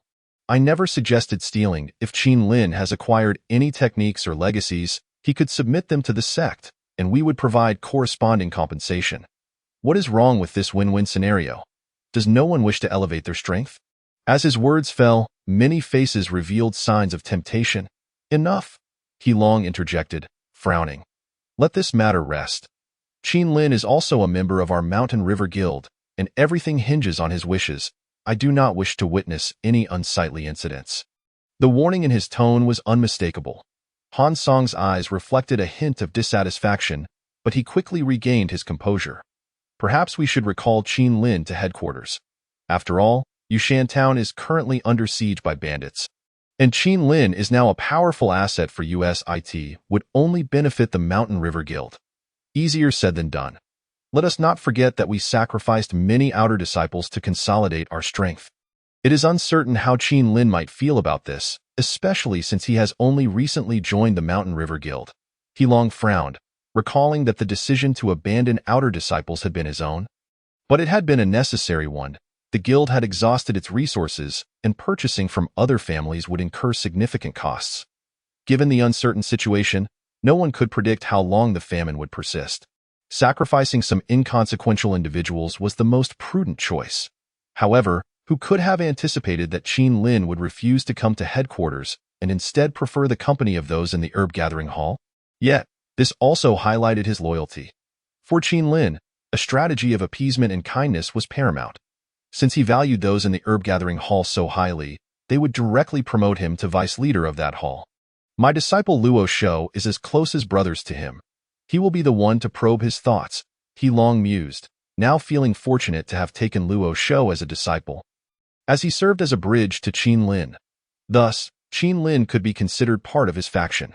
The others had no objections. With a young powerhouse like Qin Lin in their ranks, the Mountain River Guild would be secure for decades to come.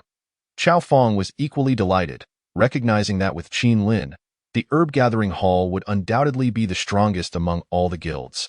Beyond his remarkable strength, he was also a gifted alchemist in terms of familial ties. Chao Feng understood he was in a prime position to benefit. It was time to strengthen relations with Li Qing. Movement was necessary. Soon, Qin Lin received a pigeon from the Mountain River Guild headquarters. Humph, such trivial matters. They wish for me to join the Mountain River Guild? Dream on. Qin Lin crumpled the note and reduced it to ashes. Yushan Town was now a bastion besieged by countless bandits, all eager to take a bite of this juicy target. He had no interest in mingling with them. As for the position of vice leader of the herb-gathering hall, Qin Lin was genuinely surprised. However, upon reflection, it was entirely logical. With his strength, he would be esteemed anywhere. The Mountain River Guild would undoubtedly seek to win him over. Once the calamity passed, he could leverage the guild's influence to procure rare herbs for himself, establishing a mutually beneficial arrangement. Additionally, Luo Shou and Li Qing, as well as Qin Shang Yuan, sent messages congratulating him on his new role as vice leader of the herb-gathering hall. In mid-December, an unexpected plague struck. Catching everyone off guard, a great drought was followed by a devastating epidemic. Although Qin Lin had anticipated the arrival of the plague, he was still taken aback when it truly manifested. The death toll from the severe drought had been staggering, with numerous corpses contaminating the water sources, coupled with the influx of refugees and bandits who lacked any form of preventive measures. A catastrophe quietly took root. The chilling weather, combined with the plague, began to precipitate widespread mortality. The once formidable army of bandits suffered devastating losses, with a staggering infection fatality rate of 70%. a trend that only seemed to escalate. Fortunately, Qin Lin had taken precautions, ensuring that the members of the herbal medicine hall remained unscathed by the epidemic. The village was sealed off, completely isolating it from the outside world. Qin Lin, too, did not remain idle. He utilized precious herbs to brew tonics aimed at strengthening and enhancing immunity for the people. By early January, the bandits had vanished entirely in a mere span of 20 days. Their ranks had dwindled to nearly non-existent. Many villages were left desolate, with some entirely devoid of life. Reports from the Mountain River Gang indicated that the plague had also erupted in the town, with incidents of locked doors and sealed homes becoming increasingly frequent. Those like them, who were martial artists, fared somewhat better, as their robust physiques rendered them less susceptible to infection. The most unfortunate were the common folk, who found themselves utterly defenseless. During this time, Feng Chu's injuries had fully healed. With the aid of spiritual fruits and elixirs, his strength had returned to its peak. Qin lad, I need more spiritual fruits. Feng Chu approached Qin Lin, clutching a prescription, his eyes filled with a melancholic yearning. At this rate, he feared that his resources would be entirely exhausted by this young man. Yet he found himself powerless to resist. He had ventured to the Great Yu Mountain, but the heavy snowfall had rendered it nearly impossible to forage for herbs. What troubled him most was that the venomous creatures within the mountain were still active. Even in the depths of winter, he had personally witnessed a wild boar weighing 1,000 pounds being reduced to a pile of bones in a matter of moments. Had it not been for the wild boar intercepting a lightning strike meant for him, he might well have met his demise. Consequently, he had been considerably more subdued of late, dedicating his days to diligent practice within his quarters. Qin Lin examined the prescription in his hand for the innate qi pill, an alchemical marvel capable of matching 3 months of arduous training for an innate expert. It was indeed a remarkable elixir. Old Feng, as we are long-time patrons, I shall offer you 5 boxes of blood dates.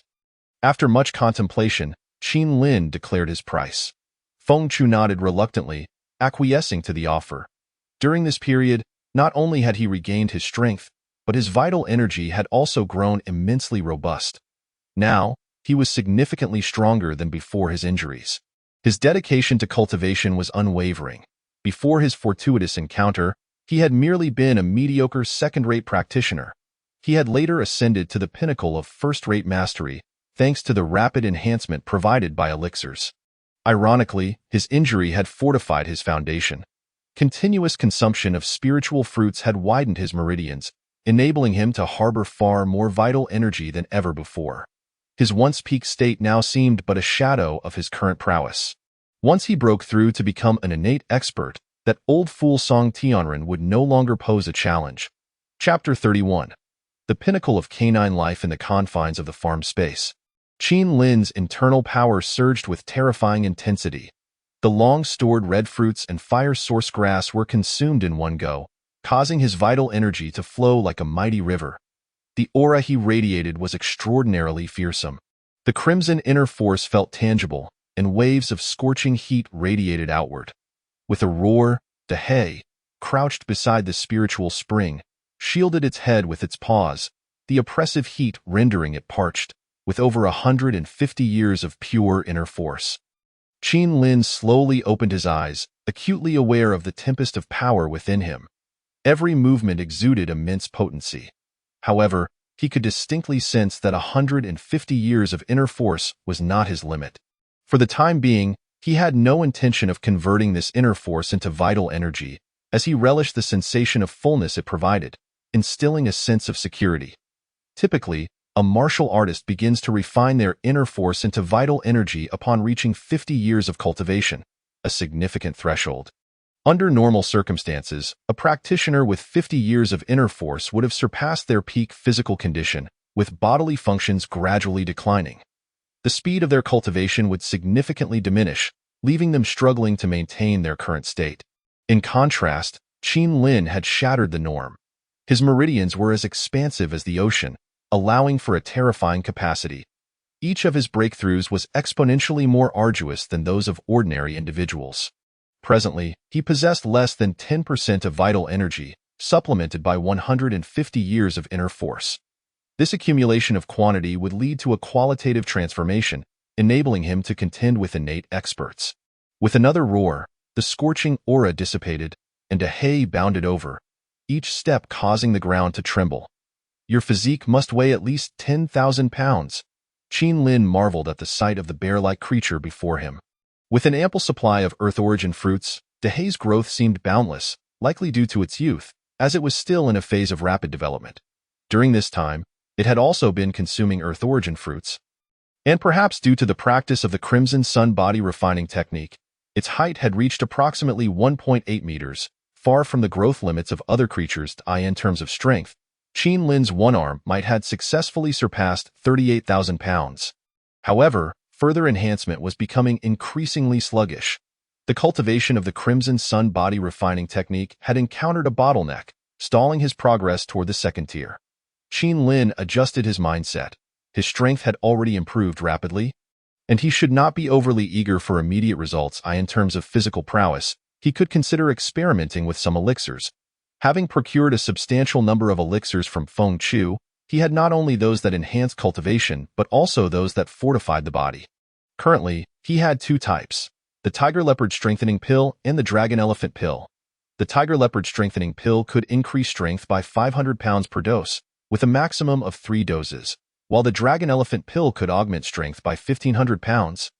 Also with a limit of 3 doses, both types of elixirs required considerable materials, necessitating a gradual collection process. Qin Lin felt a pang of melancholy, akin to a skilled cook lacking ingredients. The quest for medicinal herbs needed to be prioritized. He awaited the end of the plague, wondering how many would remain in Pingyang County by then. Faced with natural and man-made disasters, Qin Lin felt an overwhelming sense of helplessness. Returning to reality, he realized Feng Chu was nowhere to be found. However, upon seeing Qin Lin, Xiao He was particularly animated. Woof, woof. It tugged at Qin Lin's clothing, its demeanor urgent. Your pups have been born. Qin Lin raised an eyebrow, realizing it was indeed time for the births. Rich and noble, keep an eye on the house. I shall step out for a while. A golden-hued mouse emerged from a nearby hole, nodding obediently, arriving at a household of the Zhou clan. Qin Lin was met with a display of nervousness from Zhou Quan upon his arrival. This reaction was familiar to Qin Lin, who waved his hand dismissively. There's no need to be tense. I am here primarily to check on the pups of this canine. He chuckled as he patted Xiao Hei's head. Oh, I see. Zhou Quan finally relaxed, opening up. My Hunyo has been well fed by Xiao Hei. During the birthing period, she has gained quite a bit of weight. Please, follow me. Inside a doghouse, a black dog with 4 eyes watched over its 3 pups. Their size was considerably larger than that of typical newborns. While the number was not vast, the potential of these pups was promising. Once grown, they would undoubtedly be exceptionally large, making them excellent candidates for mountain hunting. Xiao Hei was visibly delighted, grinning widely, its tail wagging incessantly. With ample milk, should it indulge a little? In the following days, all of Xiao Hei's pups were born, totaling over 20. The potential of these little ones was impressive, prompting Qin Lin to decide to nurture them. He had amassed an abundance of resources, more than sufficient to cultivate both Huang Yuan and his pets. As the vice leader, Qin Lin gathered all the newly born pups in one place, preparing to establish a hunting team. With everyone feeling idle, a brand new doghouse was swiftly constructed not far from Qin Lin's courtyard. Xiao Hei was ecstatic, finally able to keep an eye on all its mates at once. Had it not been for the need to monitor the courtyard, it would have rushed to reunite with its partner. To nurture these pups, Qin Lin spared no effort, brewing tonics to replenish the energy of the mothers, even feeding each one Earth-origin fruits. This not only strengthened their bodies but also infused the milk with medicinal properties. You pup, what are you doing stealing milk? You should be minding your own business. Qin Lin kicked Xiao Hei, who was caught in the act. Woof woof, that's my mate. Why can't I have some? Xiao Hei protested, feeling utterly wronged. Yet, it still bowed to Qin Lin's authority. If you won't let me eat openly, can I not sneak a bite? This thought brought a smug expression to Xiao Hei's face. Indeed, as clever as I am, woof woof, joyous. With the resources provided by Qin Lin, all the puppies have been growing exceptionally rapidly. almost transforming their appearance daily. As they have started to grow a bit larger, Qin Lin has begun to feed them some white jade rice, along with crushed ground fruit. Beyond these provisions, the growth rate of the puppies has surged dramatically. Fortunately, these little creatures have started to wean. Otherwise, the mother dogs would surely struggle to cope with this sudden increase in appetite. Little Black is even more elated. Hee, enjoying it all by himself. In February, the 1-month-old puppies still appear adorably naive, yet their size surpasses that of a 1-year-old dog. At this moment, Little Black wears a mask of agony. Over 20 pups are gathered around him. A level of distress that one could scarcely imagine. Chapter 32. Once again in dire straits, where has that old Feng gone? It has been nearly half a month since he was last seen. Qin Lin furrowed his brow.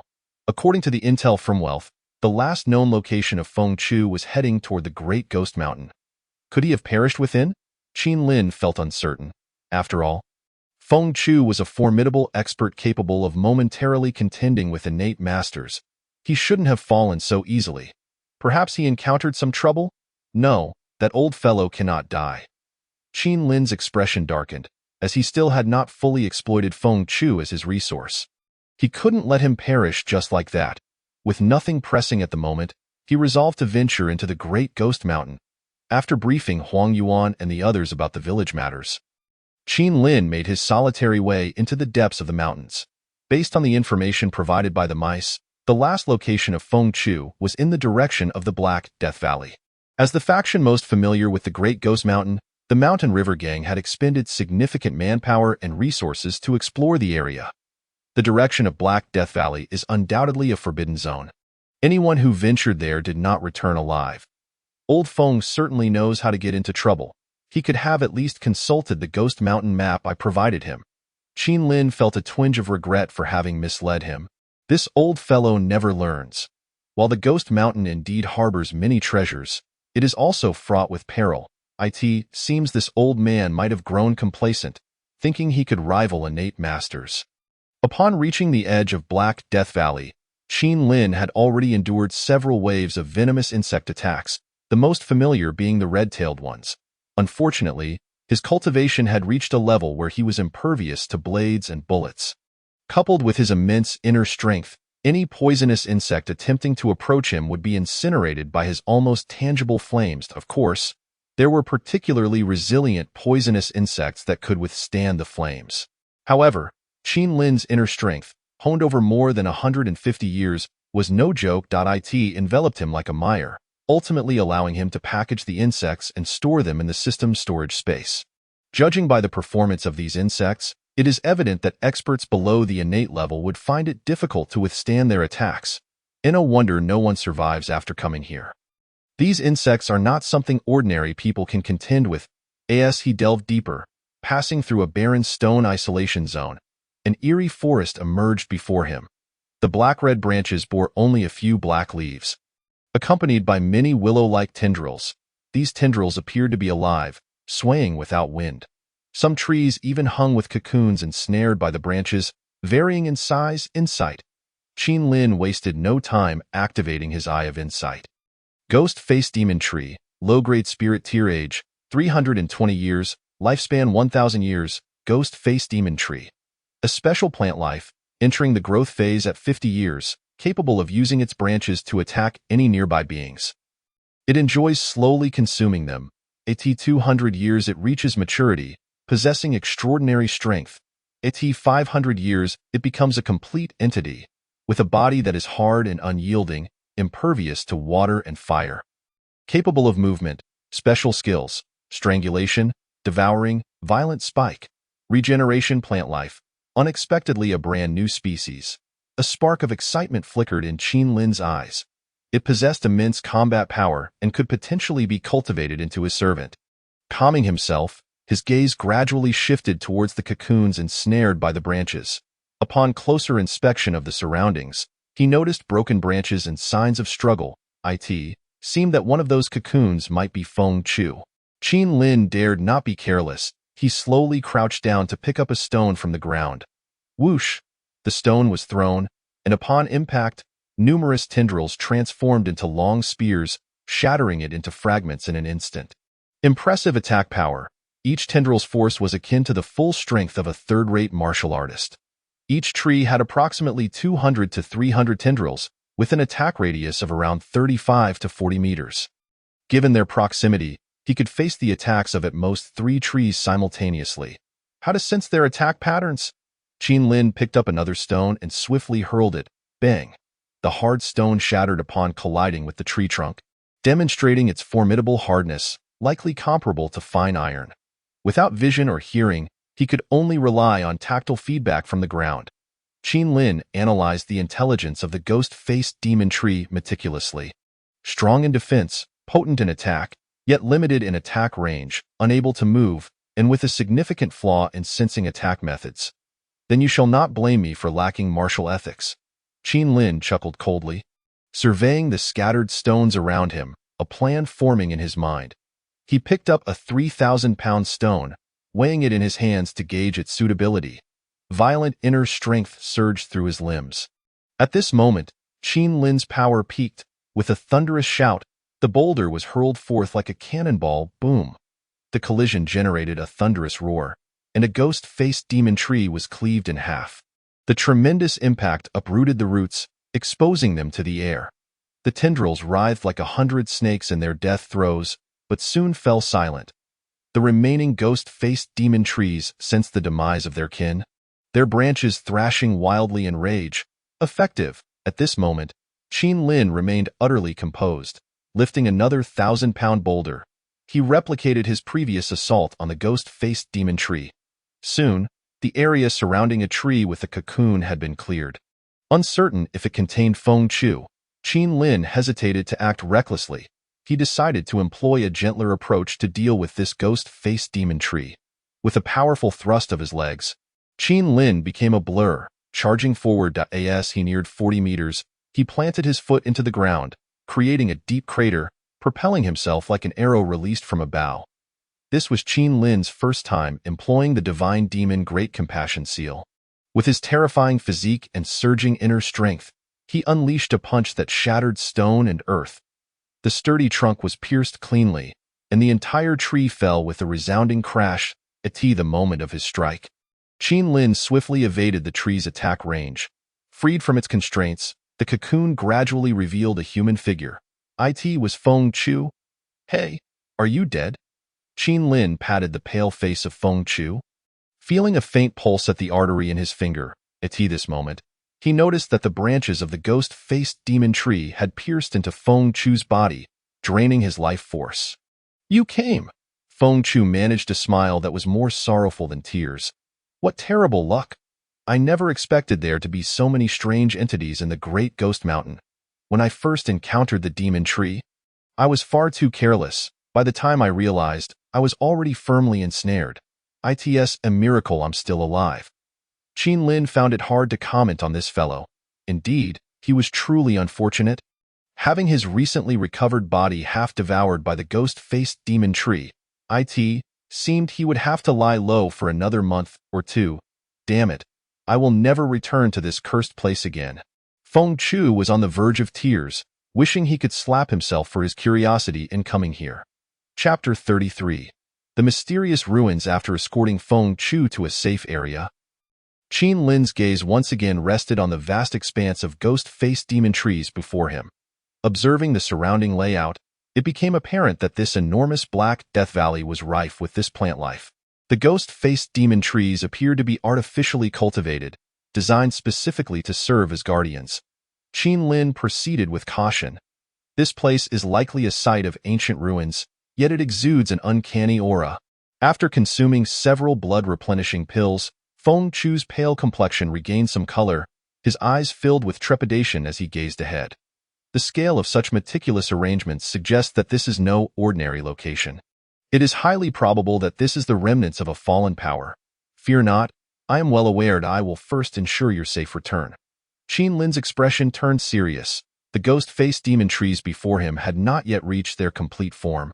Their true combat strength was comparable to top-tier to half-step innate levels.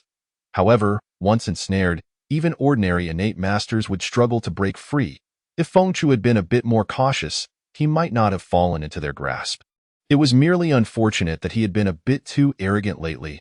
However, these demon trees would soon become Qin Lin's quarry. Capturing just one could easily overpower any expert within the Mountain River Gang. Most importantly, they could be regarded as guardians with half-step innate strength. With such protection, he could effectively thwart any nefarious intruders. Taming them would be undeniably beneficial.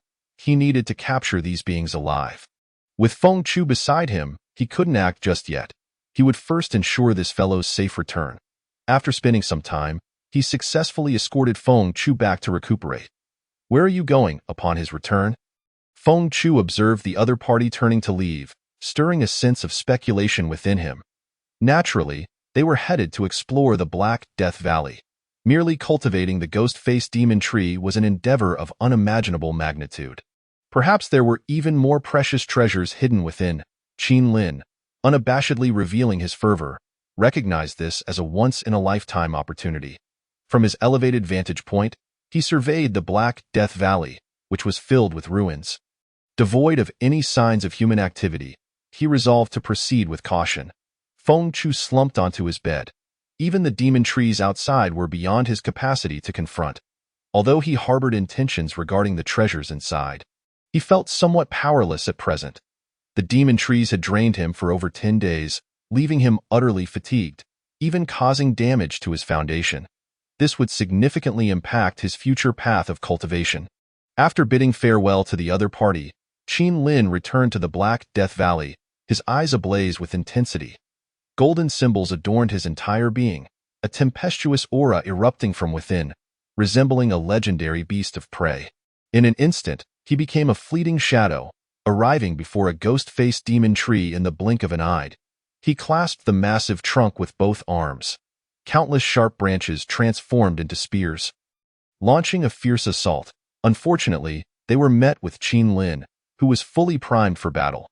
The sound of metal clashing echoed as the attacks of the ghost-faced demon tree left not even a trace upon Qin Lin. Soon, the tree's offensive shifted to entrapment, as innumerable branches sought to bind and strangle him. Yet, bolstered by his formidable physique and 150 years of internal energy, Qin Lin was impervious to their grasp. As his internal power surged, a searing wave of heat radiated from him. With a sudden exertion of strength, the ground fractured, and the roots of the ghost-faced demon tree were abruptly exposed. Harnessing that astonishing power, Qin Lin uprooted the ghost-faced demon tree entirely. He casually tossed it 100 meters away, though the creature did not perish immediately. The robust life force of the ghost-faced demon tree allowed it to manipulate its branches, attempting to re-establish its upright position, while its roots swiftly rejoined the soil. Still intent on struggling. "Are we?"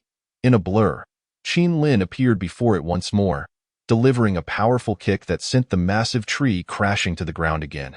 Successful extraction. Congratulations, host, you have acquired the new species, Ghost-Faced Demon Tree system. If I transplant this plant life into the farm space, will I be able to control it?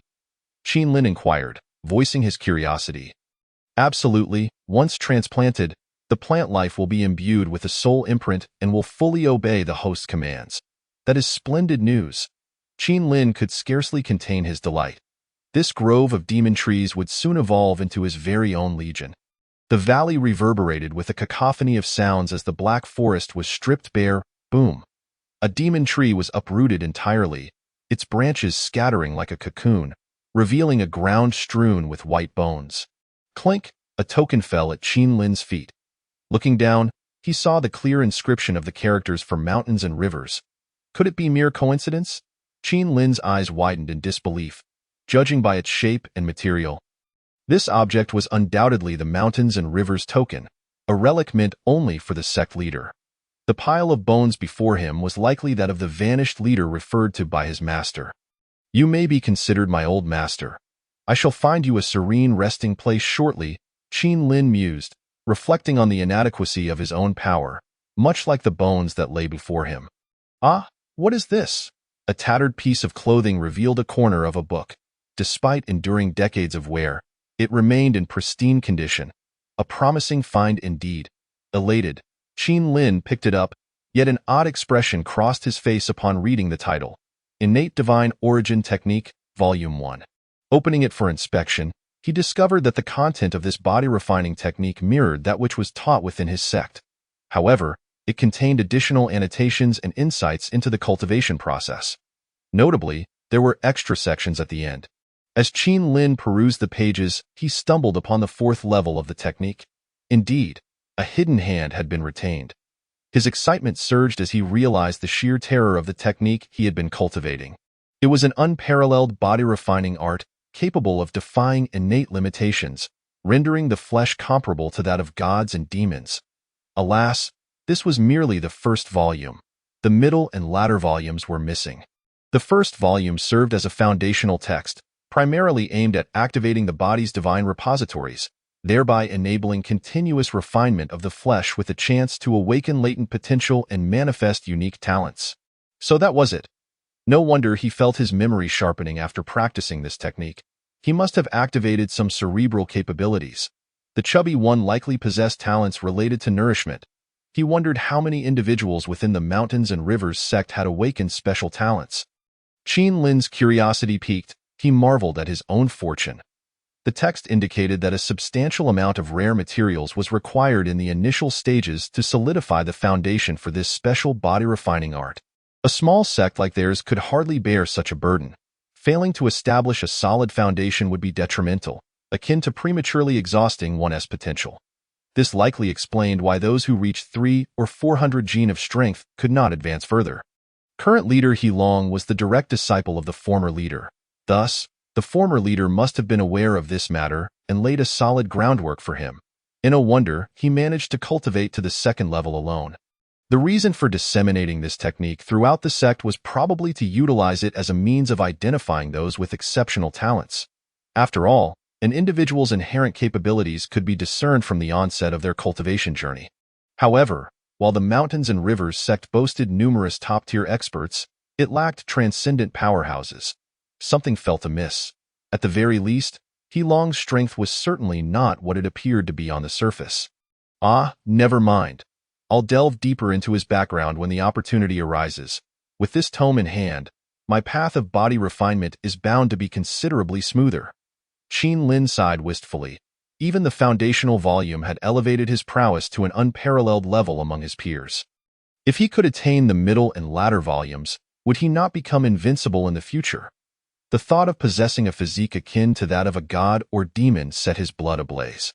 As he stowed the items into his space, Qin Lin finally noticed the section of the ghost-faced demon tree he had severed earlier, shimmering with a brilliant green light. It was a pale green, oval-shaped orb, the essence of the ghost-faced demon tree's life force, rich in vitality, could nurture a mature ghost-faced demon tree within 50 years.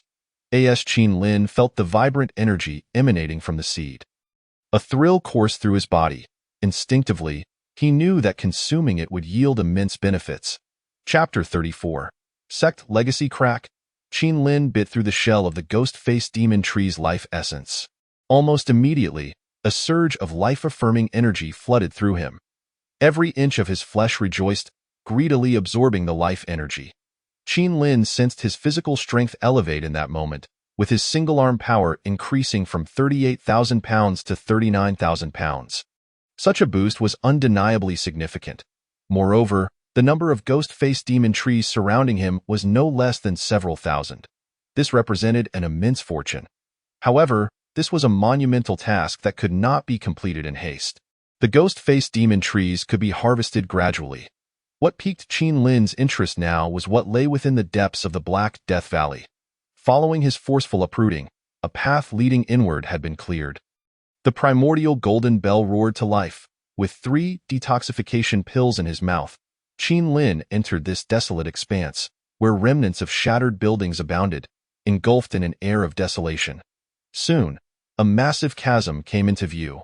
It was a sword scar, spanning thousands of meters, cleaving the entire ruins in two. What a display of destructive power! Qin Lin held his breath, realizing that this force had likely obliterated the faction through conflict. Yet, as he traversed the area, he found no remains. This suggested that someone had previously visited and cleared the battlefield. Contemplating this left Qin Lin somewhat dejected. It seemed that treasures were beyond reach. As he passed beyond the cover of a dilapidated pavilion, A cemetery unfolded before him. Cautiously, he approached to examine it. Tomb of Elder Han, swimming of the Netherworld Palace. Gazing at the weathered inscription, it appeared to have been here for centuries. Tomb of Wei Lin, a disciple of the Netherworld Palace. As he continued along, Qin Lin understood that the Netherworld Palace had not been entirely extinguished. A small remnant of its members remained, interring their comrades. However, ultimately, they could not stave off the decline of their entire faction. Yet soon, a flicker of hope ignited within Qin Lin's heart. Since there were survivors, it was certain that a portion of the sect's esoteric teachings had been preserved. With this thought, Qin Lin resumed his exploration of the sect's ruins. However, he quickly heard a buzzing sound. Qin Lin's expression shifted, and his movements became lighter. Crimson-tailed venomous worm. To his astonishment, he stumbled upon a nest of crimson-tailed venomous worms, their massive lair intertwined with the decaying structures, a sight that sent shivers down his spine. The sheer number was likely in the millions. Qin Lin stealthily retreated from the area, wary of disturbing this formidable assembly. Before long, he arrived at the main hall of the ruins, in the center of the grand hall. He could vaguely discern a skeleton seated in a meditative posture. Etched into the ground were the words, "Those who see me must bow thrice and kneel 9 times to enter my domain." Alas, how audacious! Qin Lin could not help but chuckle. However, based on his extensive experience in online literature from his previous life spanning over a decade, this should be a trial. Success would yield the legacy of a senior. It was worth a try. If nothing was obtained, he could always scatter the ashes of the opponent. I have already performed 3 bows and 9 kowtows in apology. Is that excessive? Qin Lin mused inwardly. Kneeling solemnly before the cushion and performing the ritual of 3 bows and 9 kowtows with utmost sincerity. With a crack, a hidden compartment slowly rose from the ground. Inside lay a delicate box. Ha ha, I guessed correctly. Thank you, esteemed elder, for bestowing this opportunity upon me.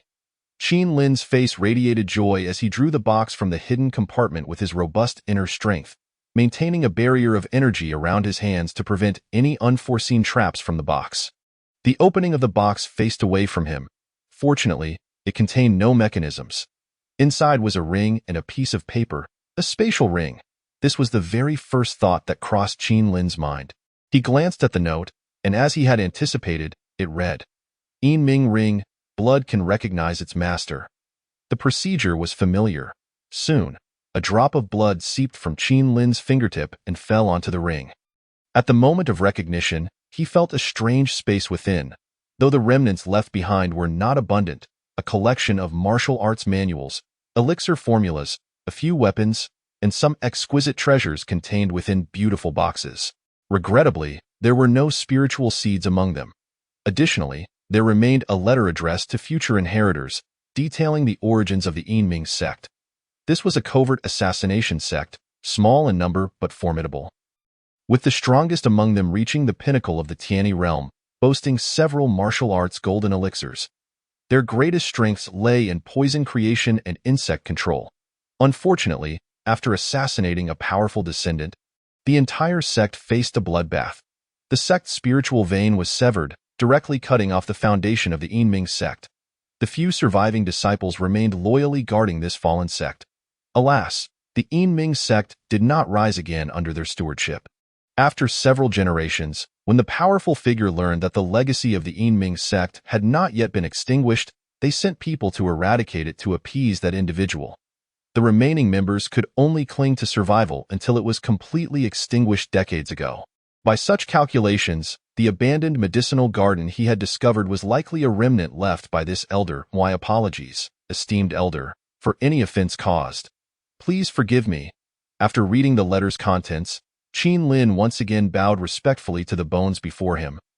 Apologizing for his earlier recklessness in the cemetery, he buried the nameless bones along with the old leader, providing them companionship.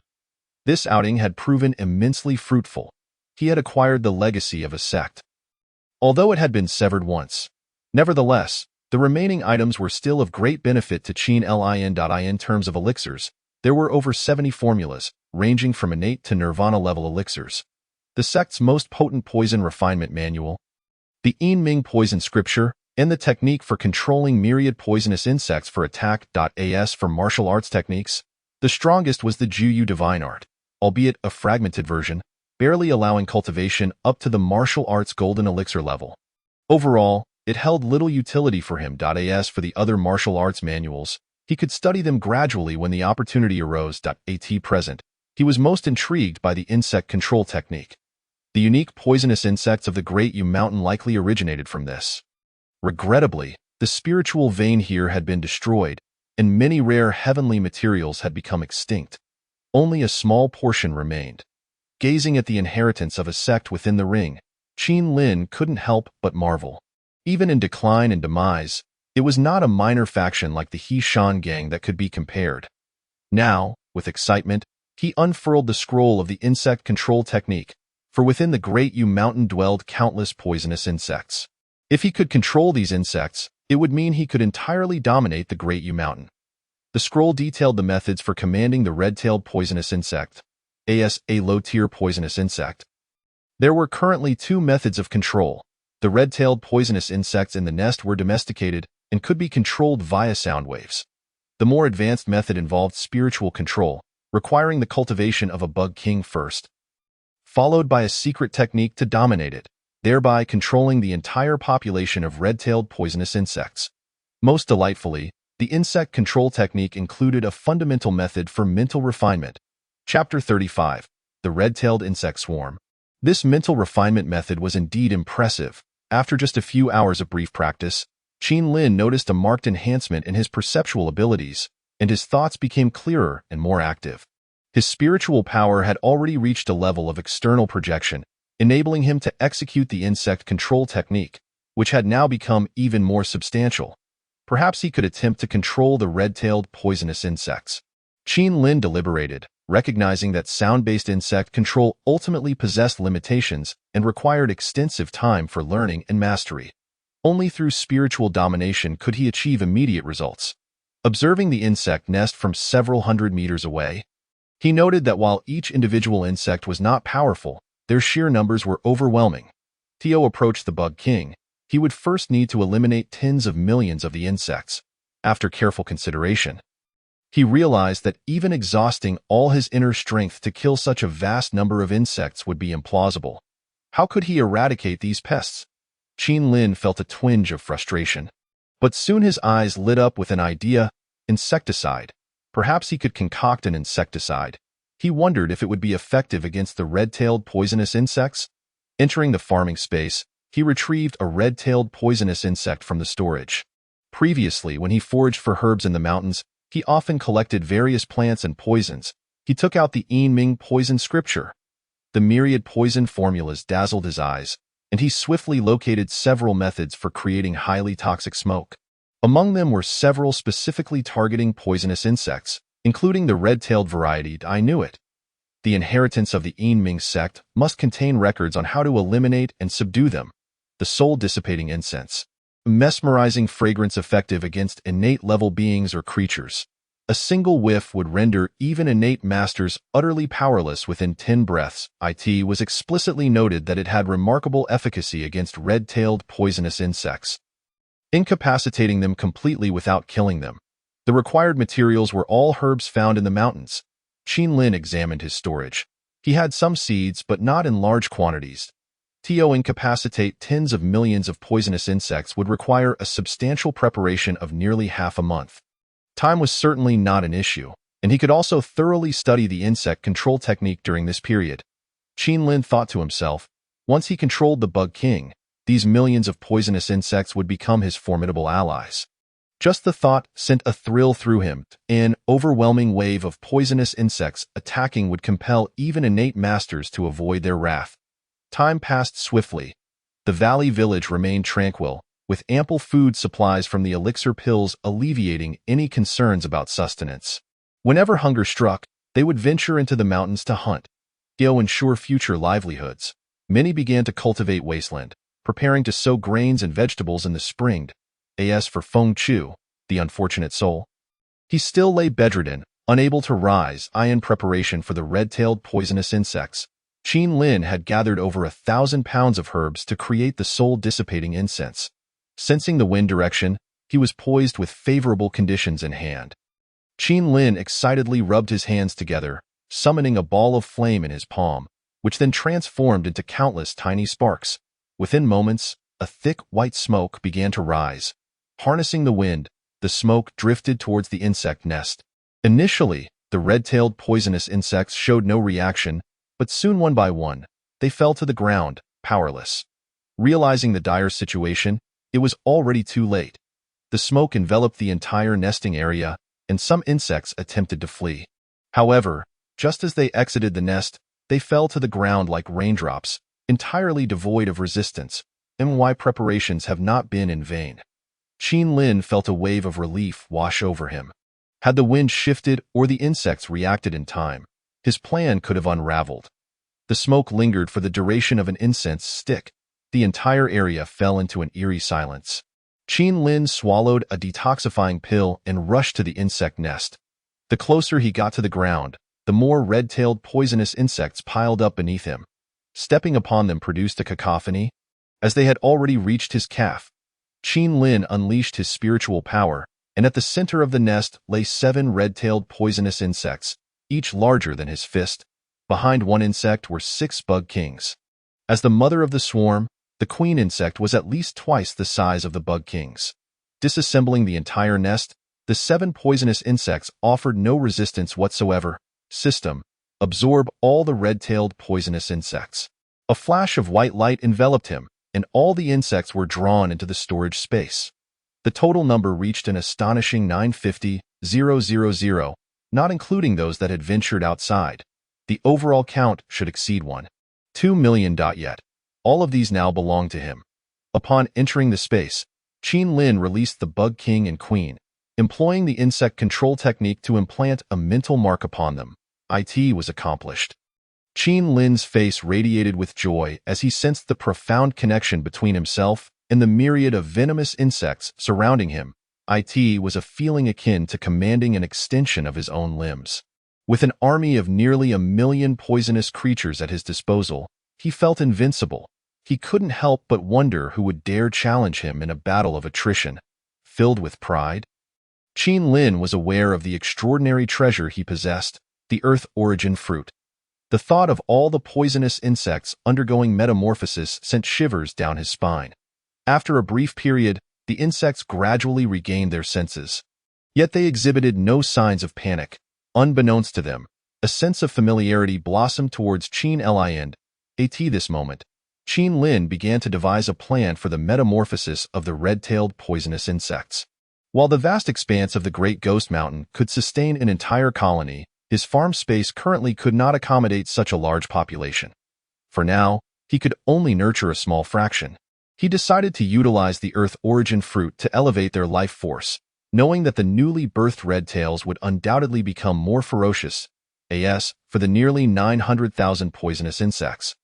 They would be stored within the warehouse space, where they would remain in a state of dormancy, free from the concern of starvation. Before long, Qin Lin positioned 7 poisonous insects in an open area. Simultaneously, he released several thousand red-tailed insects to assist them in reconstructing their nest. Thanks to the pheromones left by the insect king on Qin Lin, all the poisonous insects refrained from attacking him, instinctively regarding him as one of their own.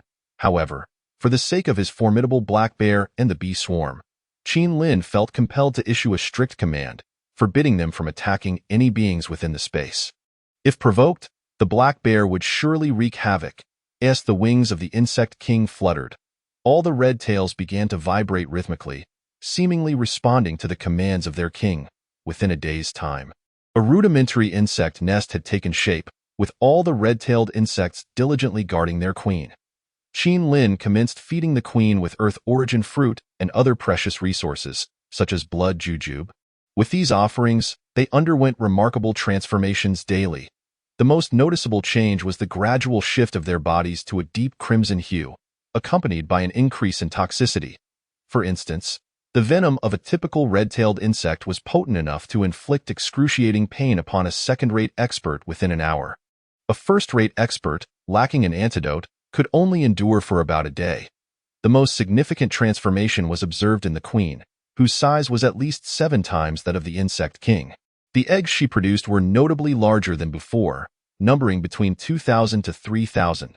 The newly birthed offspring were even more ferocious than ordinary redtails, with their sizes tripling and experiencing qualitative leaps in speed, endurance, strength, and toxicity.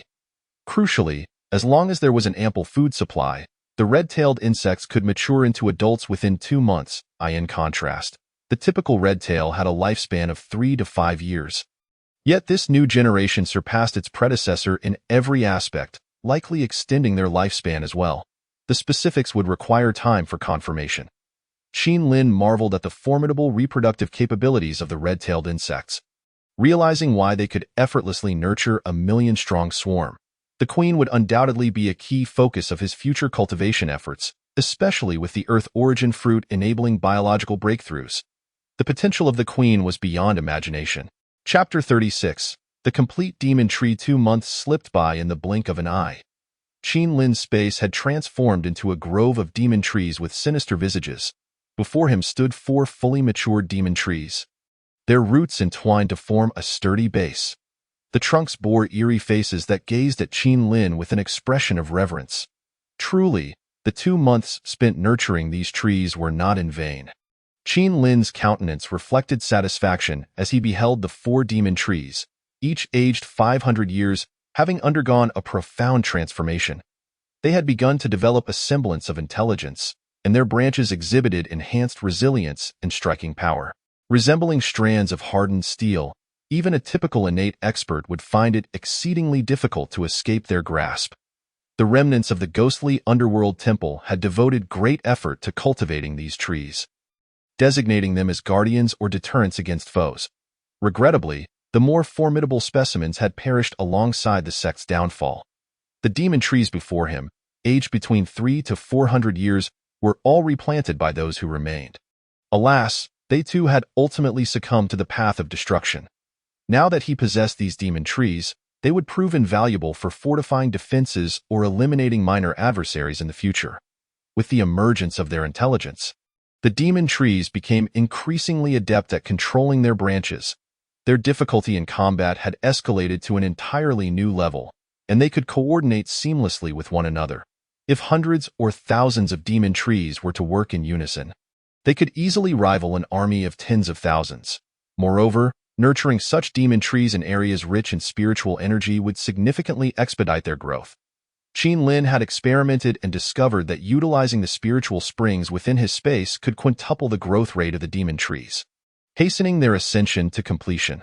Currently, their favorite pastime was rooting themselves beside the spiritual springs to absorb the abundant spiritual energy. Among the relics left behind by the ghostly underworld temple, there were also records indicating that if paired with certain spiritual objects, these demon trees could undergo evolution, resulting in exponential increases in both power and lifespan. Returning to reality, after 2 months of recuperation and exchanging several alchemical formulas for a vial of demon tree life essence from Qin Lin, his severely weakened body had gradually returned to approximately 70% of its peak condition. You've made quite the recovery, Qin Lin remarked as he interrupted Feng Chu, who was currently in the midst of recuperation. The latter rolled his eyes in response. Feng Chu's thoughts were particularly complex at this moment. Throughout their brief time together, he had observed the terrifying speed at which Qin Lin's strength had increased. Furthermore, his proficiency in alchemy had grown remarkably. With various recipes at his disposal, he could swiftly concoct potions. Feng Chu couldn't help but admit that he was genuinely envious of these elixirs. As his bargaining chips dwindled, he began to worry about how he would negotiate with this young man in the future. He regretted falling for Qin Lin's flowery words. While the latter grew increasingly affluent, he found himself becoming poorer. Feng Chu clenched his teeth, acutely aware of the widening gap in their respective strengths. He feared that a day would come when he would lose the ability to converse with Qin Lin on equal footing. Qin Lin, how about we make a deal? After a prolonged reflection, Feng Chu seemed to arrive at a decision and slowly spoke. I am willing to offer the inheritance of a Martial Dao Golden Pill expert if you accompany me to eliminate that Song Tianren. To be honest, ever since he acquired the inheritance from the ghostly underworld temple, The significance of possessing the legacy of a Marshall Dow Golden Pill expert had diminished in his eyes. Yet, who would refuse a good thing? Previously, he had shied away from trouble, but now, with increasingly robust cards in his hand, he felt emboldened. Very well. Qin Lin ultimately nodded in agreement. Really? Feng Chu's body trembled with excitement. If he had Qin Lin's assistance, he was certain he could eliminate that old man. You needn't be so ecstatic. While killing Song Tianren is straightforward, we must also consider the repercussions from the Hunyuan alliance. I have gathered information indicating that this faction harbors several innate experts, with the leader reaching the pinnacle of innate strength. To be frank, I have yet to engage in combat with such formidable adversaries. Furthermore, we cannot ascertain whether there are even stronger hidden experts lurking behind them. Moreover, we must contemplate the possibility that if we fail to eliminate Song Tianren swiftly, especially since we have practiced the 9 Yuan Nirvana art, they will undoubtedly recognize our presence. This represents a significant risk. To ensure we eliminate him successfully, we need precise intelligence. Are there any factions that sell information? As soon as Qin Lin finished speaking, Feng Chu fell into contemplative silence. Qin Lin's concerns were not without merit. While Feng Chu was a lone wolf, should Qin Lin's identity be exposed, he would likely face the wrath of the entire Hunyuan alliance. Perhaps it was indeed prudent to devise a thorough plan. Feng Chu began to search his mind for information regarding intelligence brokers. In our Zhao Kingdom, there exists a top-tier intelligence organization known as Blood Rain Tower, which trades in information and issues bounties. Many experts in the martial world are affiliated with Blood Rain Tower, driven by money, the desire to hone their skills, or simply for the thrill of it. Blood Rain Tower provides a platform for these skilled individuals. They even sell various martial arts manuals, albeit at exorbitant prices. Upon hearing this, Qin Lin's eyes sparkled with interest. Such an intriguing place was worth investigating. He was eager to register and take on assassination tasks to hone his combat experience. Do you know where to find Blood Rain Tower? I do. Feng Chu nodded, his expression slightly peculiar. You don't intend to become an assassin, do you? Why not? Once I establish a reputation under a different name, I can join you in seeking vengeance. This way, my fame will only grow. Who knows, I might even land some contracts to assassinate innate experts or even master-level figures. Qin Lin's face bore a hint of excitement. Old Feng, now that you've nearly recovered, it's time to prepare our revenge plan. We must be cautious. Relying solely on reckless aggression won't suffice. Qin Lin spoke earnestly. Although you find yourself alone at present, surely you do not wish to spend the latter half of your life in a state of perpetual pursuit and vengeance. The singular thought consuming you must be that of retribution. Feng Chu's countenance bore no trace of emotion, yet his eyes brimmed with animosity. Deep down, he even regretted embarking on the path of cultivation. Observing this, Qin Lin shook his head inwardly. It was nearly a certainty that Feng Chu would ascend to the innate realm. Living beyond a century would be a mere trifle for him. All that could be hoped for was that time might heal the wounds within his heart. By the way, locate the Blood Rain Tower and issue a task for me. Find a juvenile golden feather eagle within a month. As for the reward, a dragon elephant pill should suffice. Qin Lin contemplated aloud, tossing a vial of medicine to Feng Chu. This pill can enhance one's strength by 1,000-fold. If it is this, it will be more than enough. Feng Chu gazed at the vial in surprise. Rest assured, I shall expedite this matter for you. With that, Feng Chu departed promptly. Chapter 37. No comparison, no harm. 350 years of internal strength. Qin Lin exhaled a breath of stale air. His internal power had yet to reach its apex. The cultivation of the innate divine origin technique had raised his physical limits to an extraordinary height, perpetually eluding the pinnacle. Moreover, his body continued to strengthen, thanks in part to the earth origin fruit, gradually unlocking the potential within. Truly, this was a body refinement technique capable of elevating one to the realm of innate divine demons, keeping the body in a state of vitality and allowing for the unrestricted absorption of various heavenly materials without adverse effects. Presently, his one-arm strength had reached 42,000 AT. This level, the enhancements from both the Tiger Leopard Strong Bone Pill and the Dragon Elephant Pill had become exceedingly limited. After sampling a few, he lost all interest. Rather than waste them on himself, it was far better to bestow them as rewards upon others. Returning to reality, a cacophony of barking erupted from outside. That pack of puppies was indeed a handful. Qin Lin frowned, stepping outside to find the forlorn little black dog. His 2-month-old pups had reached an age where they were neither wanted by humans nor dogs. Due to Qin Lin's frequent feeding of them with pills and spiritual fruits, the little creatures were excessively energetic. As their father, Little Black was utterly exhausted, his eyes bloodshot, resembling a creature on the brink of nervous collapse. Now he lamented his once carefree life. Indeed, marriage was ill-suited for a rogue like him. Yet, as a responsible father, he could not shirk the duty of caring for his offspring. Silence. The raucous noise compelled Qin Lin to frown. No sooner had he spoken than the puppies fell silent. At that moment, Little Black cast a grateful gaze filled with tears. Teach these unruly pups how to behave, will you? After receiving a scolding, Little Black felt somewhat helpless. After all, it was his first time being a father, and he lacked experience. With nothing pressing to attend to, he might as well train these rambunctious pups to prevent them from causing chaos all day long. Drawing upon fragmented memories of dog training videos from his past life, he gradually instilled some discipline among the little rascals. Little Black served as a translator, and the efficiency was astonishing. Those who performed well were rewarded, while those who faltered faced Little Black's reprimands. After receiving a few smacks, Little Black wore a disgruntled expression, chastising his children for their inability to do even the simplest tasks. Hall Master, Huang Yuan called respectfully. Qin Lin scanned the room and nodded in satisfaction. Very well, very well. Over the past half-year, you've broken through to 1,000 gene of strength. Although your internal power still lags behind somewhat, you can certainly be considered a third-rate expert. Huang Yuan couldn't help but smile, feeling that following Qin Lin was the wisest decision of his life. With numerous pills bestowed upon him, any failure to achieve results would surely lead to his own embarrassment. By the way, Hall Master, the Vice Master and a number of elders have come to the Herb Gathering Hall to see you. Qin Lin exclaimed in surprise, realizing that those individuals had ventured out of the city. Indeed, with the plague abating as the population dwindled, it had naturally vanished. How are the brothers of the Herb Gathering Hall faring? What else can they do? They must simply carry on as if nothing has happened. Huang Yuan chuckled wryly. A large group of people depended on one another for survival, and any grievances had to be swallowed. However, I assure you, the brothers of the Herb Gathering Hall now hold you in the highest esteem. Huang Yuan declared confidently, for Qin Lin had guided them through famine and plague, earning an unparalleled reputation.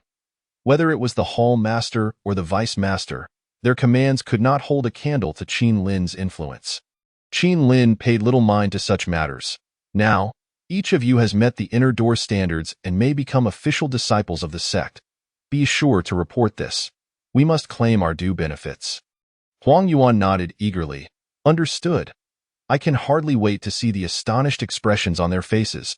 Among the 30 or so individuals cultivated by Qin Lin, over half had reached the level of third-rate warriors. This burgeoning force was not to be underestimated. After all, they were still young, and achieving the status of first-rate experts, or even transcending that, was not beyond reach. In the future, the Mountain River Gang will bear the Qin name. Huang Yuan felt a surge of excitement. The situation in the Herb Gathering Hall is better than we imagine.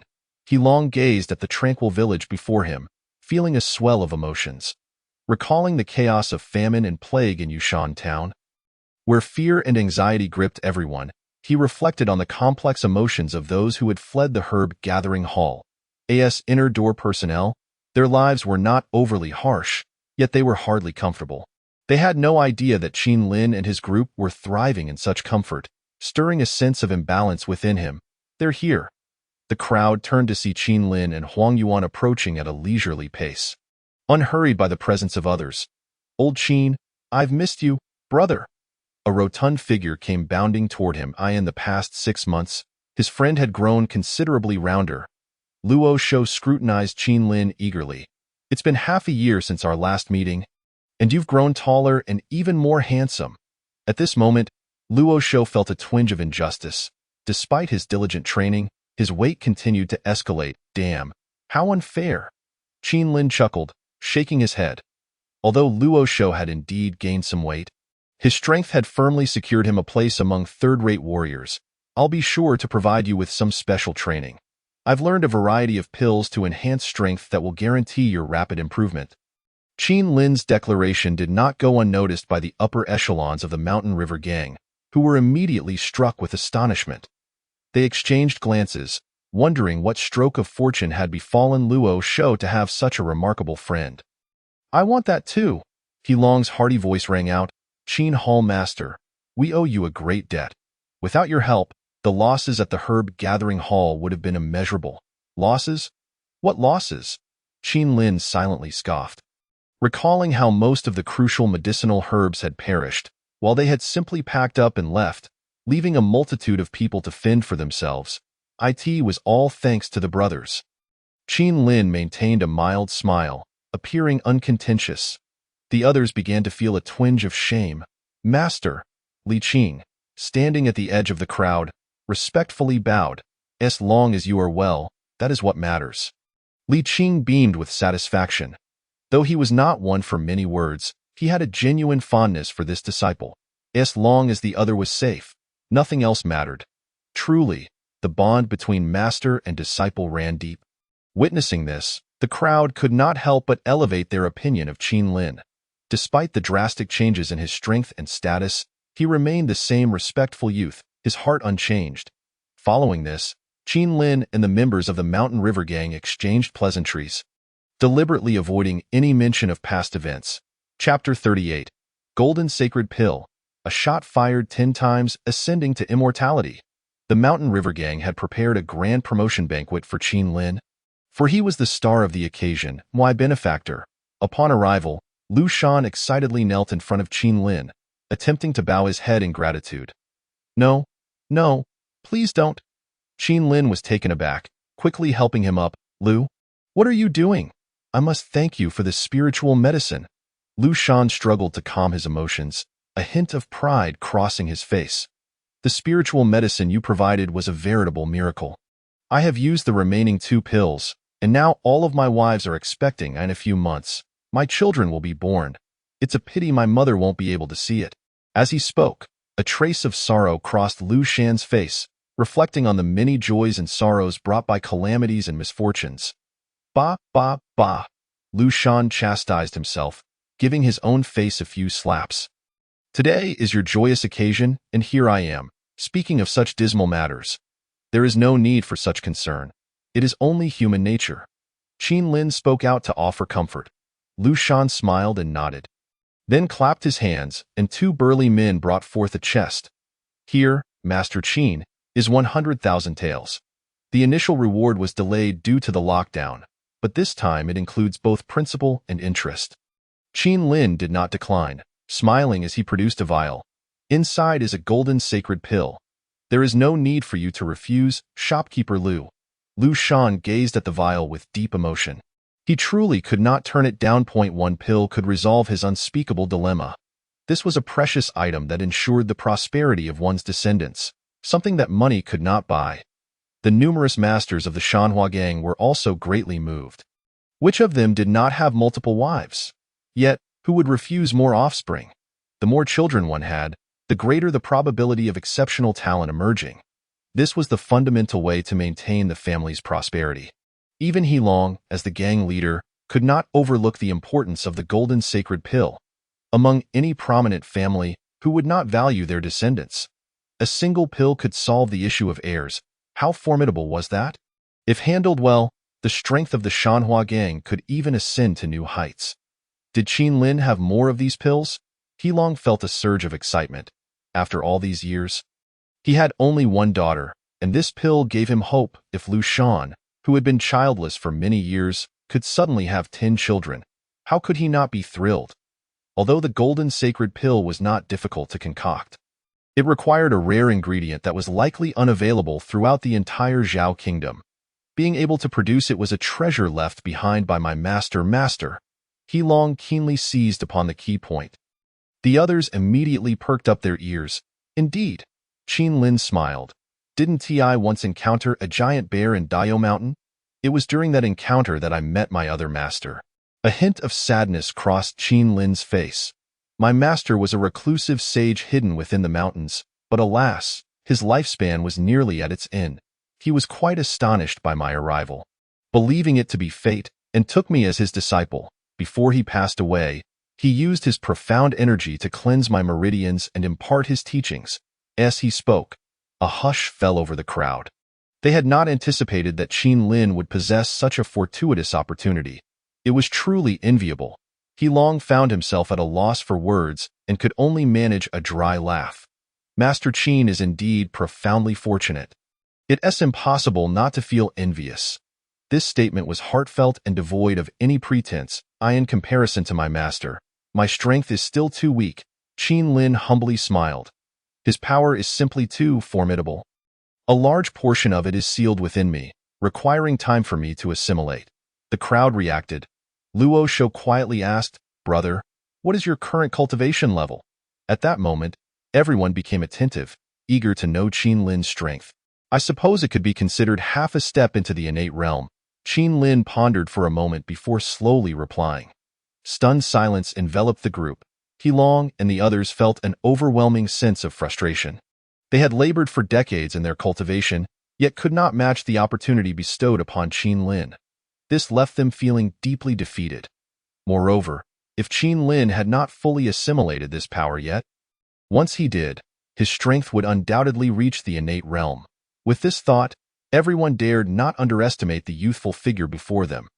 Even if fortune had smiled upon him, his genuine strength was evident, making any challenge against him a dangerous endeavor. A half-step innate master could easily extinguish them with a single blow. Though they felt jealousy, none dared to show it. The banquet proceeded with joy and laughter, while the thoughts within each person's heart remained unknown. Throughout this time, He Long showed particular interest in the golden sacred pill. Qin Lin mentioned that he had only a few left and discreetly gifted one to He Long. Upon seeing this, He Long's face instantly lit up with joy. The two parties began discussing the operation of the golden sacred pill. Qin Lin would supply the pills, while the Shanhua gang would handle promotion and seek potential customers. With profits split 70-30, Qin Lin receiving 70 and He Long 30. This item was naturally valuable due to its scarcity. Currently, the Shanhua gang was in dire need of revitalization, and this was a perfect opportunity to expand their influence and even establish it as a signature offering. After much discussion regarding pricing, they settled on 50,000 taels of silver per pill or a top-tier martial arts manual. As the banquet concluded, Luo Shou pulled Qin Lin aside to a certain location. "Hey, where are you taking me, fatty?" Qin Lin asked. "Hee, to meet my future wife," Luo Shou replied, his small eyes brimming with pride. "A very beautiful and gentle woman." "What?" Qin Lin was genuinely astonished. "Are you bragging about finding a wife at such a young age?" "We only 16. If it weren't for you," Luo Shou squinted his eyes, "my fiancé and I might have been thwarted." "What happened?" Qin Lin inquired, intrigued. "What else? My master wanted me to marry his daughter." I'm not interested in that spoiled, arrogant girl. Besides, I was already with Rower by then, so I certainly wouldn't look at her." As he spoke, Luo Shou wore a mischievous grin. "It seems my master has taken quite a liking to you. You wouldn't be interested in a woman I wouldn't look at?" Qin Lin scoffed. After all, he aspired to reach the pinnacle of martial arts. Women would only slow down my progress. Soon, they arrived at a small courtyard in the town. "Rower, I'm here," Luo Shou shouted before even entering. The door was opened by a girl dressed in light green, slightly plump with a hint of baby fat, but possessing great potential for beauty.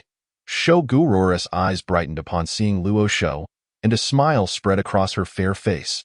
Qin Lin gave a thumbs up to the fatty. He had to admit that the fellow had indeed struck gold.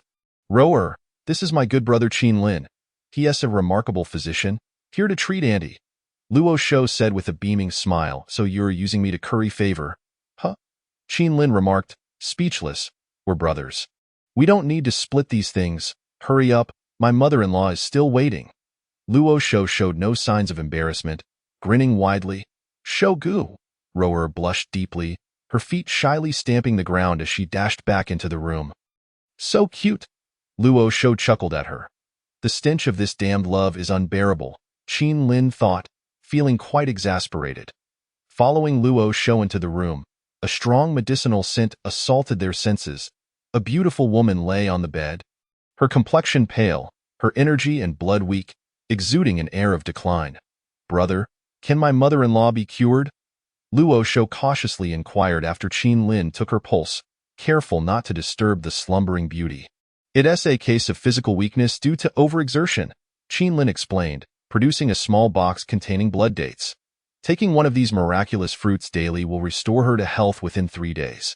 The rest can be taken daily to strengthen Auntie's constitution and ward off minor ailments." "Thank you," Rower exclaimed, tears almost spilling from her eyes as she accepted the box.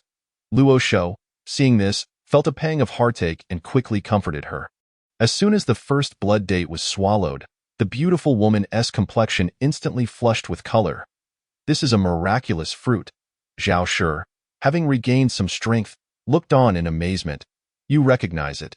Qin Lin was somewhat surprised. Zhao Shi paused, then slowly shook her head.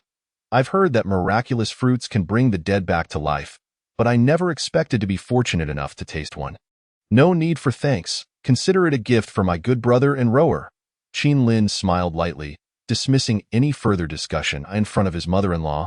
Luo Shou suddenly felt a bit shy, standing there with a goofy grin. Zhao Shi observed the affectionate exchange between her daughter and Luo Shou, sighing inwardly, knowing her precious daughter was indeed being courted by a pig. During this time, Luo Shou had been bustling around her side, which had earned him a degree of acceptance in her heart. Especially this time, he had brought a box of miraculous fruits to treat her ailment. "Luo Shou, you truly care for Rower." Zhao Shi's voice resonated softly. The fatty trembled all over, his face filled with determination. "Auntie, I genuinely love Rower, and I ask for your blessing." Zhao Shi nodded. "I've seen how hard you've worked these days. You re a good child. If I were to obstruct this, it would be rather unkind." Thud. "Thank you, mother, for your support." The fatty was quite adept at showing gratitude, immediately kneeling to bow. Rower, witnessing this, lowered her head in embarrassment, a smile she could not suppress gracing her lovely face. "All right, fatty, stop grinning like an idiot." After leaving the Zhao residence, Luo Shou continued to grin widely, prompting Qin Lin to roll his eyes. "TCH, you're just jealous that I'm marrying such a wonderful wife." In the midst of joyous events, Luo Shou was positively beaming with pride. "By the way, fatty, have you noticed that your mother-in-law possesses insights and eloquence that are not characteristic of a humble background?" Qin Lin pondered before speaking. "How much do you know about Rower's family?" This time, it was Luo Shou's turn to furrow his brow.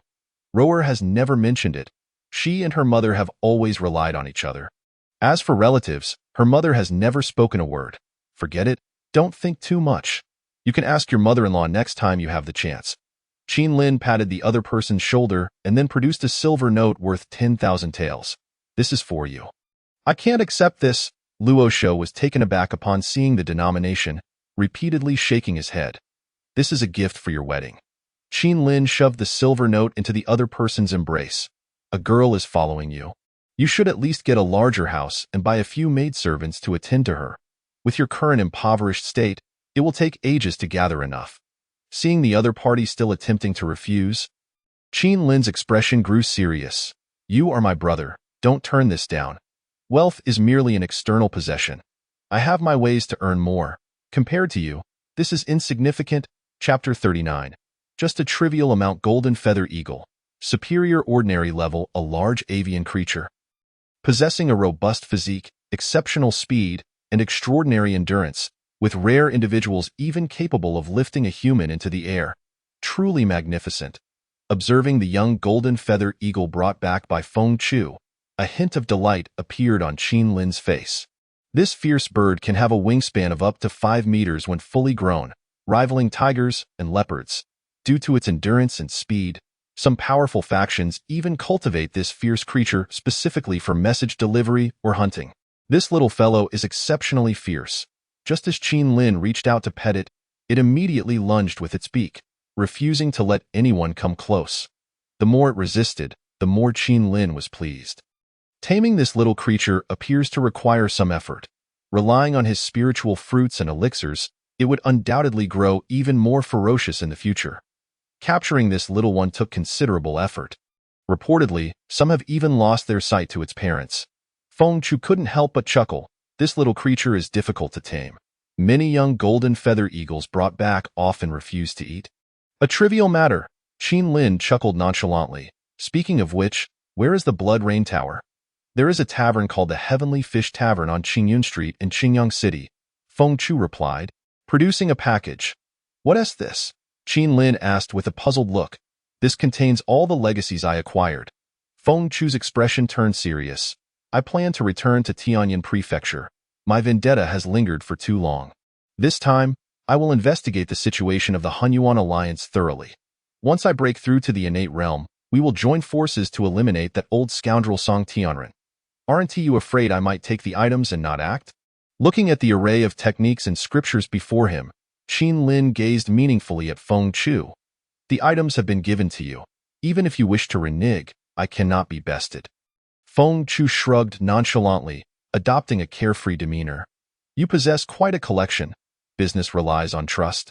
Qin Lin remarked casually, waving his hand to reveal a heavy chest that suddenly appeared. This is your compensation.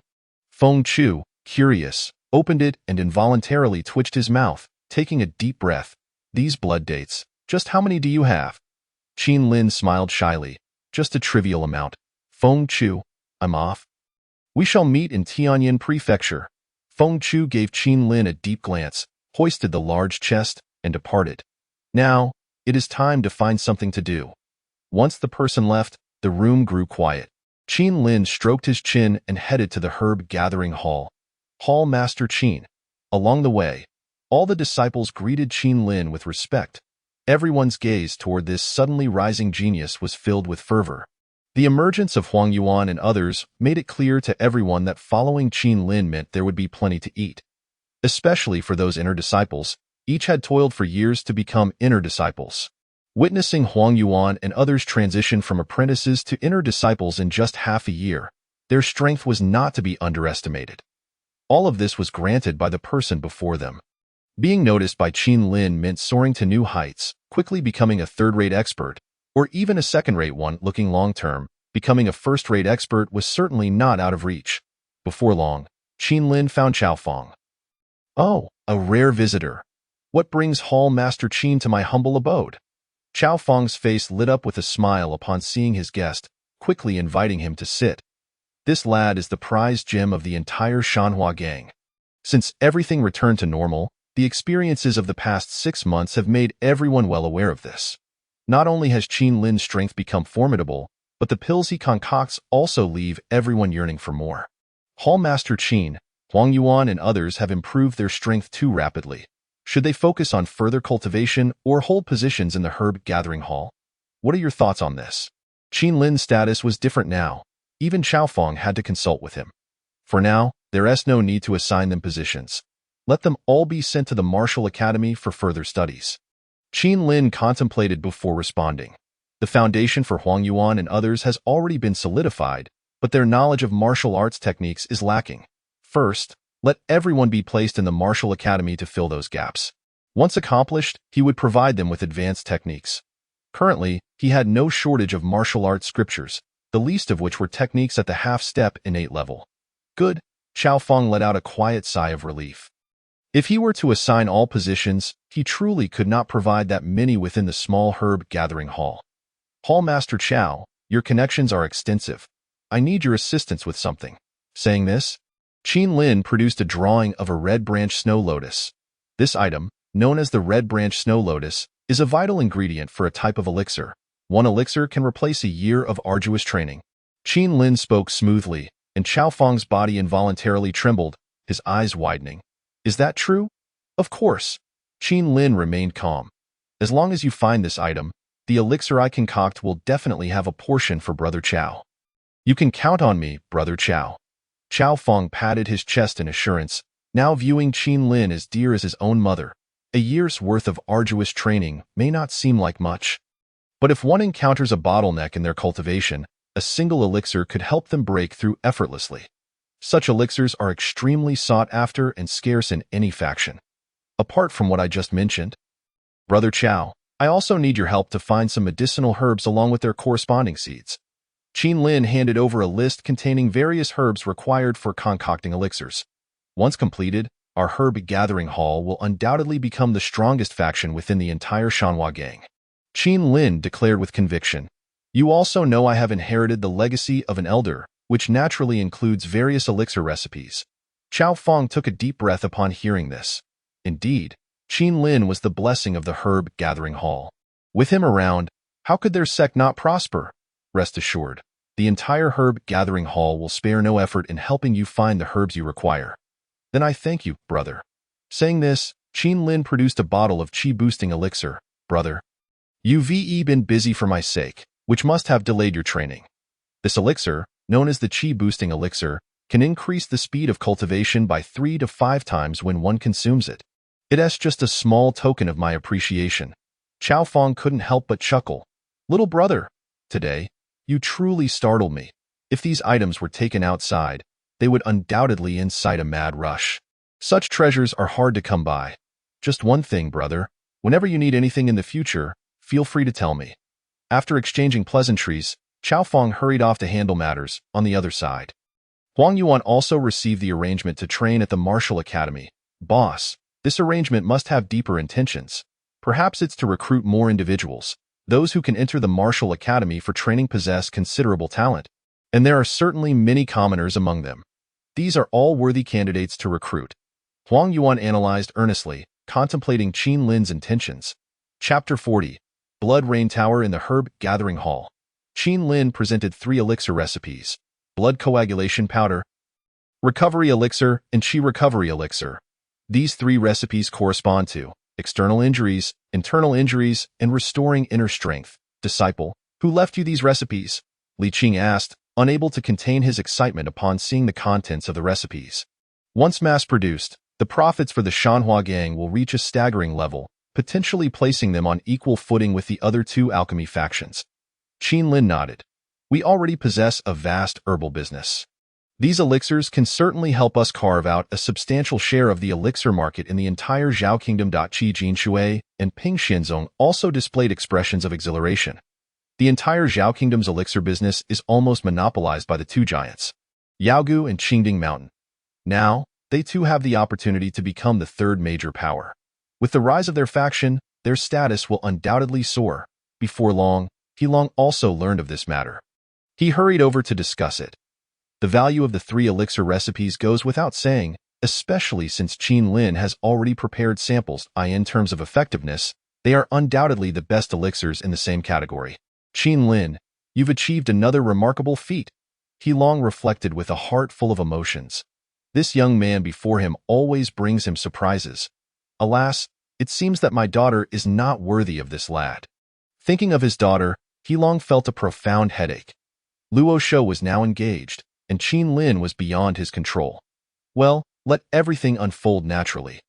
After a discussion, it was decided that the profits from the 3 alchemical formulas would be divided equally, with Qin Lin claiming 50% and the Shanhua gang the other 50%. The apothecary hall had now been renamed the alchemy room. Moreover, this was merely a transitional phase. Once the elixirs entered mass production, the alchemy room would be established as an independent alchemy hall. As the head of the apothecary hall, Chao Feng felt a deep sense of nostalgia. Although he had anticipated such changes, he never expected them to happen so swiftly.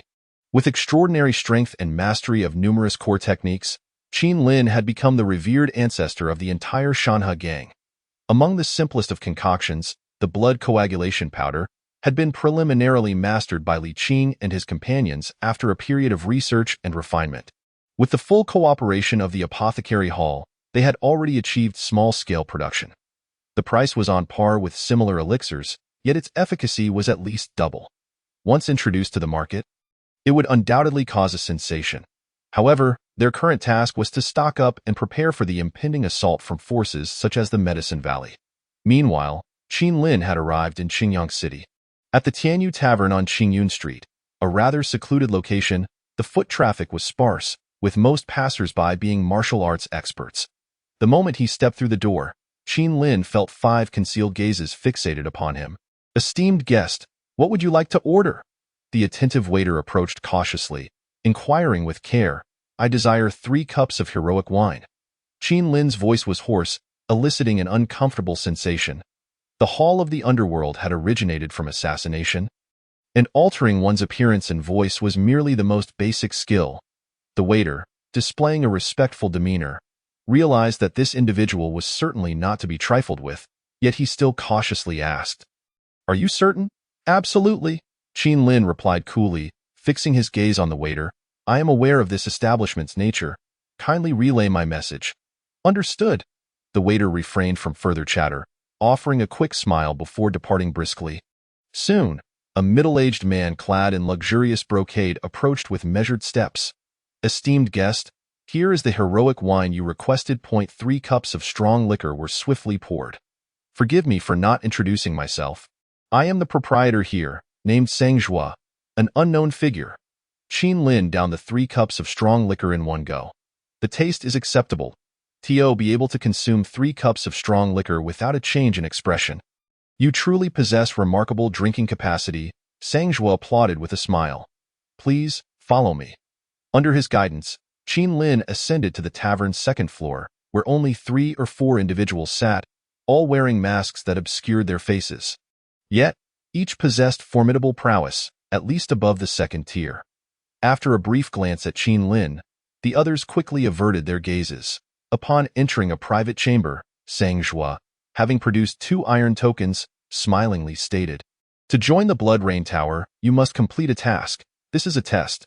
There exists a gang in Qingyang City known as the Knife Tiger Gang, boasting nearly 1,000 members, with brothels and gambling houses as their pillar industries. They have committed numerous heinous acts.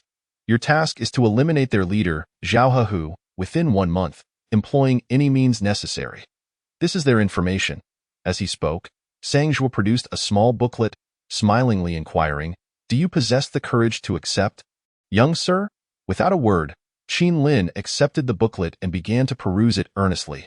Zhao Hehu, leader of the Knife Tiger Gang, a first-tier martial artist skilled in dual daggers, he was known for his ruthlessness and caution. Residing in the Zhao Mansion on Chaohai Street, accompanied by 20 guards whenever he ventured out, he also commanded 8 formidable lieutenants, each a second-tier expert, guarding 3 gambling establishments and 4 brothels. The record of their street killings alone exceeded 30. "I accept this task. Then we await your good news," Sang Zhua replied with a slight bow. Upon leaving the tavern, Qin Lin noted that Qingyang City was the largest city among several surrounding counties. And despite experiencing droughts and plagues, it remained prosperous. After some inquiries, Qin Lin entered a gambling house known as the Four Seas Casino. The moment he stepped inside, the cacophony of noise surged into his ears. The faces of gamblers displayed madness, disappointment, frustration, and wild laughter. The casino's enforcers were scattered throughout, their gazes sweeping across the room. Anyone daring to cause a ruckus here would face a brutal beating. Qin Lin smiled, a smile that exuded audacity, quickly drawing the attention of numerous enforcers. "Kid, don't act crazy here." One enforcer, wielding an iron rod, approached menacingly. Yet before he could finish his warning, a hand, as solid as forged steel, gripped his throat tightly. Crack!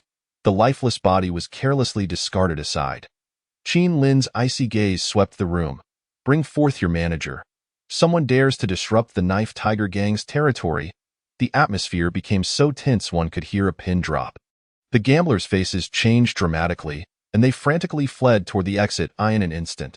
The casino was left with only a circle of enforcers surrounding Qin Lin. "You little brat. No matter who you are, daring to cause trouble in our Knife Tiger Gang means you won't leave here alive today." As one of Zhao Hehu's 8 lieutenants, Qiu Duan glared menacingly at the masked Qin Lin. His dual daggers, swift as the wind, aimed for vital points such as the heart and throat. "Too slow," Qin Lin remarked, observing Qiu Duan's rapid assault in the face of the torrential onslaught. He extended a single finger. The sound of metal clashing echoing as he effortlessly deflected the opponent's attacks. At that moment, Qiu Duan's face turned pale. The defense of this mysterious figure was akin to an impenetrable fortress. And he had only used a single finger. The gap in their abilities was self-evident. As he attempted to retreat, a fair hand had already seized his neck. The disparity was insurmountable. The surrounding enforcers stood in shock, unable to believe their eyes. The very enforcer who could easily crush them was now being toyed with like an insect by this enigmatic individual. Qiu Duan, now gripped by terror, sought to beg for mercy. Yet, what awaited him was a terrifying inferno that enveloped him in an instant. Ah, ah! The chilling screams echoed in the silent casino. Everyone looked on in horror as a man was burned alive before their eyes. Reduced to a pile of charred remains? Run! The crowd snapped back to reality, realizing that this monster was beyond their capability to confront, and they scrambled toward the exit in a matter of moments. The casino was strewn with corpses, each victim torn apart by brute force. Qin Lin coldly regarded the brawny man kneeling before him, now a quivering mass of tears and snot. You are fortunate. You are the last one standing. With a gentler tone, Qin Lin continued, return and inform Zhao Hahu that I will be taking his life tonight. He should prepare for his final arrangements that day. An explosive rumor spread throughout Qingyang City. A mysterious master had bloodily washed away a Knife Tiger Gang establishment and boldly proclaimed his intent to kill Zhao Hahu that very night. Chapter 41. Hanli, you wish to kill me, Zhao Hahu? Within the ancient yet lavish conference hall, Zhao Hahu's eyes gleamed with fierce light upon learning that one of his gambling houses had been slaughtered. Resembling a bloodthirsty beast. Ha ha ha, how intriguing! Zhao Hahu's tone was chilling. It seems someone has forgotten my Zhao Hahu's methods. Today, I shall see how he intends to kill me. The remaining 7 lieutenants in the hall trembled slightly, recalling the notorious figure who dominated Qingyang City. Gather the gang. Today, I shall ensure that Brat has no place to rest in peace. Understood. The others bowed, knowing that provoking the Knife Tiger Gang would come at a steep price. The king of spears in Qingyang, Yu Feng, and the foremost swordsman of Beifeng City, Lu Yunju, have come to pay their respects, a voice echoed through the hall. Zhao Hahu revealed his gleaming white teeth, rising from his chair to stride toward the entrance. The arrival of these 2 distinguished guests certainly brought glory to his humble abode. Zhao Hahu laughed heartily, standing before a middle-aged man and a young man with a severed arm. Zhao Gangmaster has come to lend you a hand. I am eager to see what skills that mysterious person possesses. The young man with the severed arm spoke, exuding an aura as sharp as a sword. Lu Yunju had garnered considerable renown across several states in northern Zhao. He began his sword training at 7 and had few rivals among his peers by the age of 16. At 17, he lost an arm to a mysterious enemy, fading into obscurity for 7 years before re-emerging with a swift sword. He had once, as a first-tier martial artist, slain a long-established half-step innate master. It was only a matter of time before he became an innate expert. The king of spears, Yu Feng, wielded a long spear of unparalleled might and had already reached the half-step innate level several years prior. Becoming a true innate powerhouse was merely a step away. Ha ha ha, with the arrival of these 2, that unknown brat will surely meet his demise that I, Zhao Hahu, am not someone who can be trifled with. At this moment, Zhao Hahu felt elated, even anticipating the sight of that arrogant youth kneeling before him, begging for mercy. Send the order. Find that brat for me.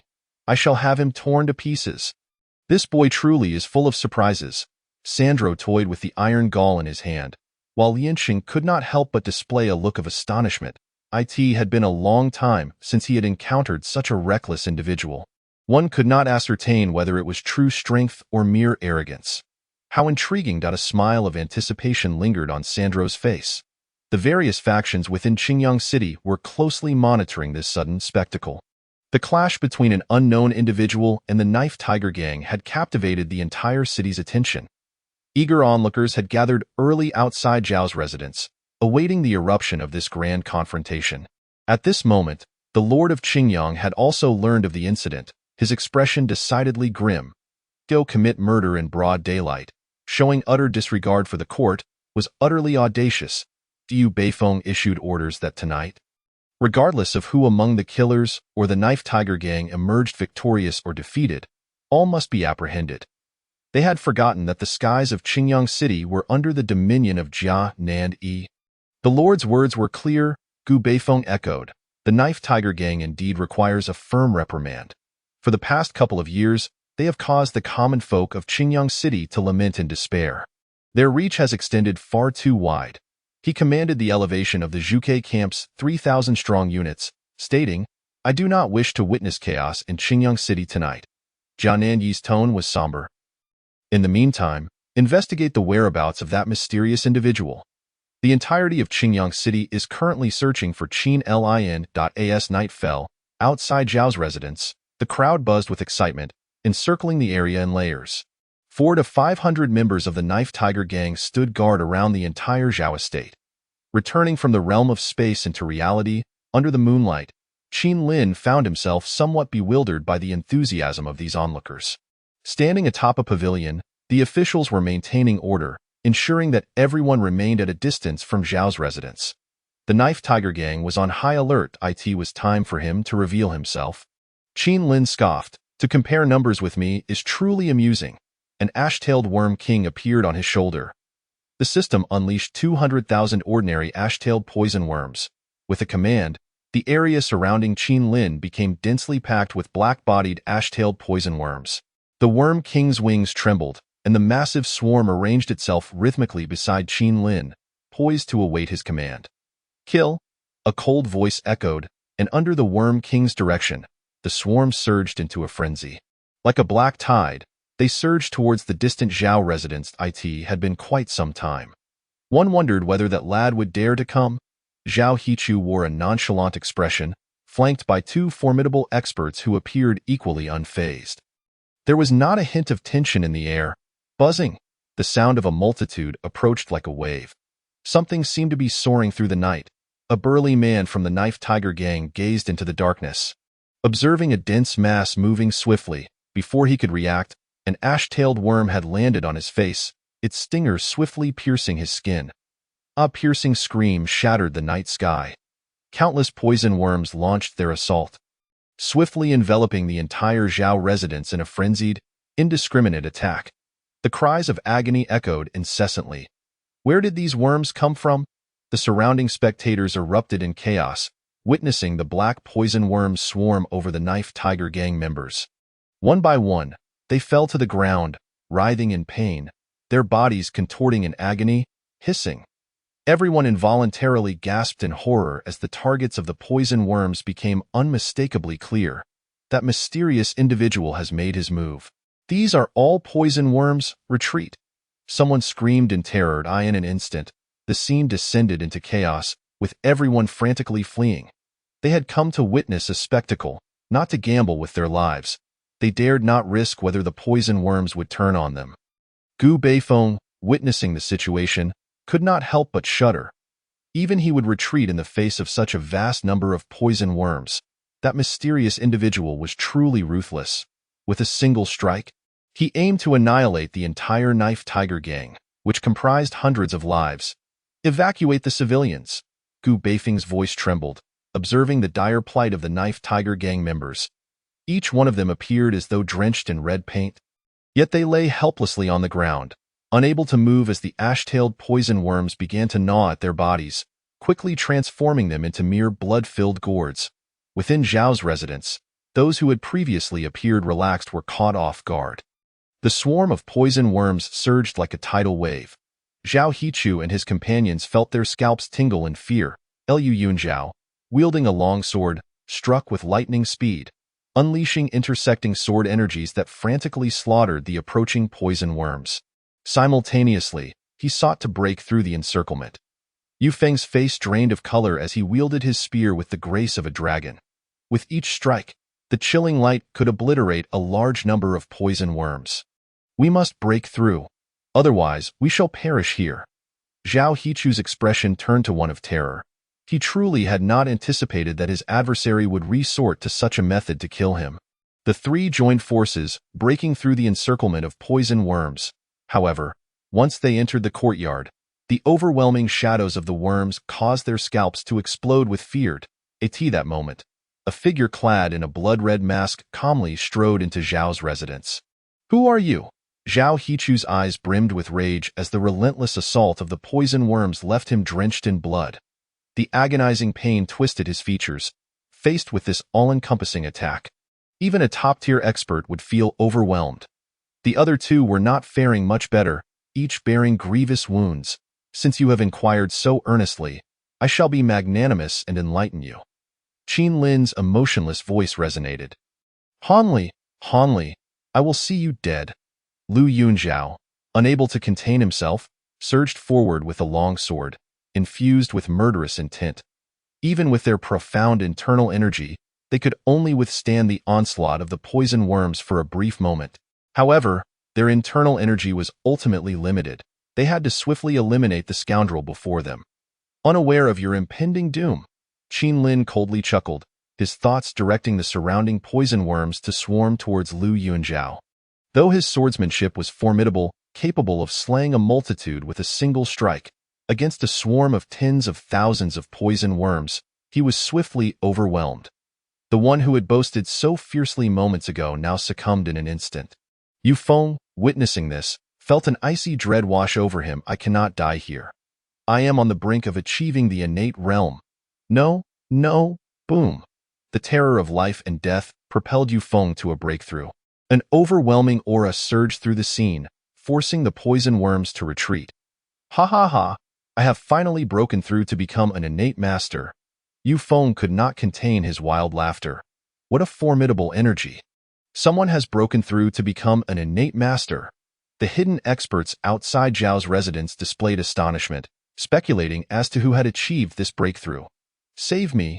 Meanwhile, faced with the onslaught of the worms, Zhao Hichu had completely lost the ability to resist. The ash-tailed worms continually released venom, the pain rendering him utterly defenseless. Yu Feng, however, remained indifferent. He solely desired to eliminate the individual before him. Han Li, today I shall tear you apart. His eyes burned with rage, desperately suppressing the excruciating pain in his body as he vanished in a flash. Qin Lin immediately sensed a fierce aura approaching. Yet, his countenance bore no trace of panic. Clang. A golden palm opened wide. The innate master struck in fury, yet failed to breach Qin Lin's defenses. Merely trivial, assessing the attack of this previously formidable innate master. Qin Lin felt disappointed. He was even inferior to Feng Chu. Impossible. Yu Feng's conviction shattered. He had clearly broken through to become an innate master. Yet, why was it that his opponent could effortlessly withstand his full-force assault with mere flesh? Boom! Yu Feng's head exploded into a mist of blood, and until his dying breath, he could not comprehend this predicament. Qin Lin retracted his fist. As for Zhao Hichu, he was left with but half a life. His face disfigured beyond recognition by the ash-tailed worms. Gazing at the slowly advancing Qin Lin, the last remaining eye of Zhao Hichu burned with a frenzied hatred. He had never imagined that he would meet such a tragic end. You shall not have a good outcome. Those behind me will surely seek vengeance for you. You have no idea whom you have offended. Han Li, I shall await you below. Ha. With every ounce of strength. He howled and laughed maniacally. Qin Lin's expression remained indifferent as he gestured, and countless ash-tailed poison worms frantically tore at Zhao Hichu's corpse. At the entrance of Zhao's residence on Chaohai Street, a mysterious figure donned in a blood-red mask emerged. The hidden experts surrounding the area bore complex expressions. This individual had not only effortlessly annihilated the entire Knife Tiger gang, but had also slain an innate master. Han Li. Everyone would remember this name. Coupled with his mastery over the poison worms, the name Insect Demon Han Li spread like wildfire. Chapter 42. The Young Master, crushed. The slaying of an innate master was far more shocking than the annihilation of the Knife Tiger gang.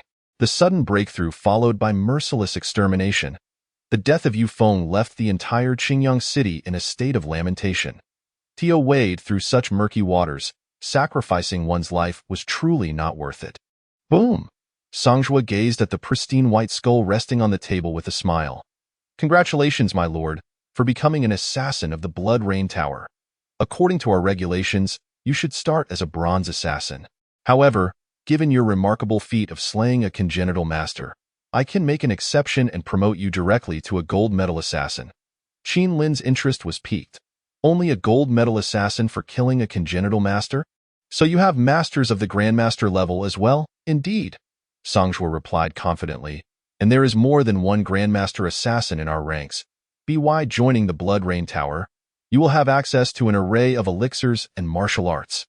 You could even have the opportunity to learn from a Grandmaster or even a Great Grandmaster. As Songjua extended the invitation, Qin Lin shook his head.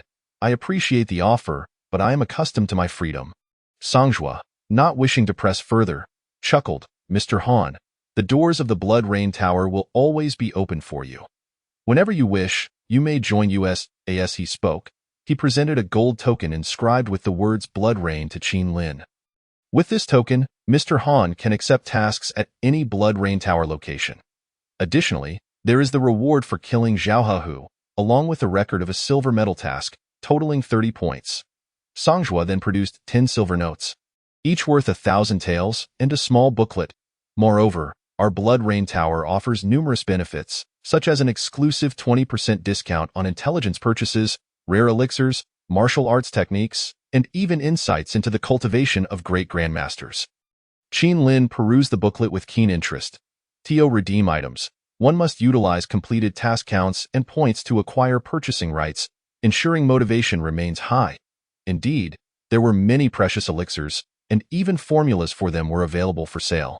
There were also formidable martial arts techniques offered at remarkably low prices. However, this was merely a fraction of what was available. To purchase the complete versions, one must become an internal member of the Blood Rain Tower. It was clear that he was being lured in, and rather overtly at that.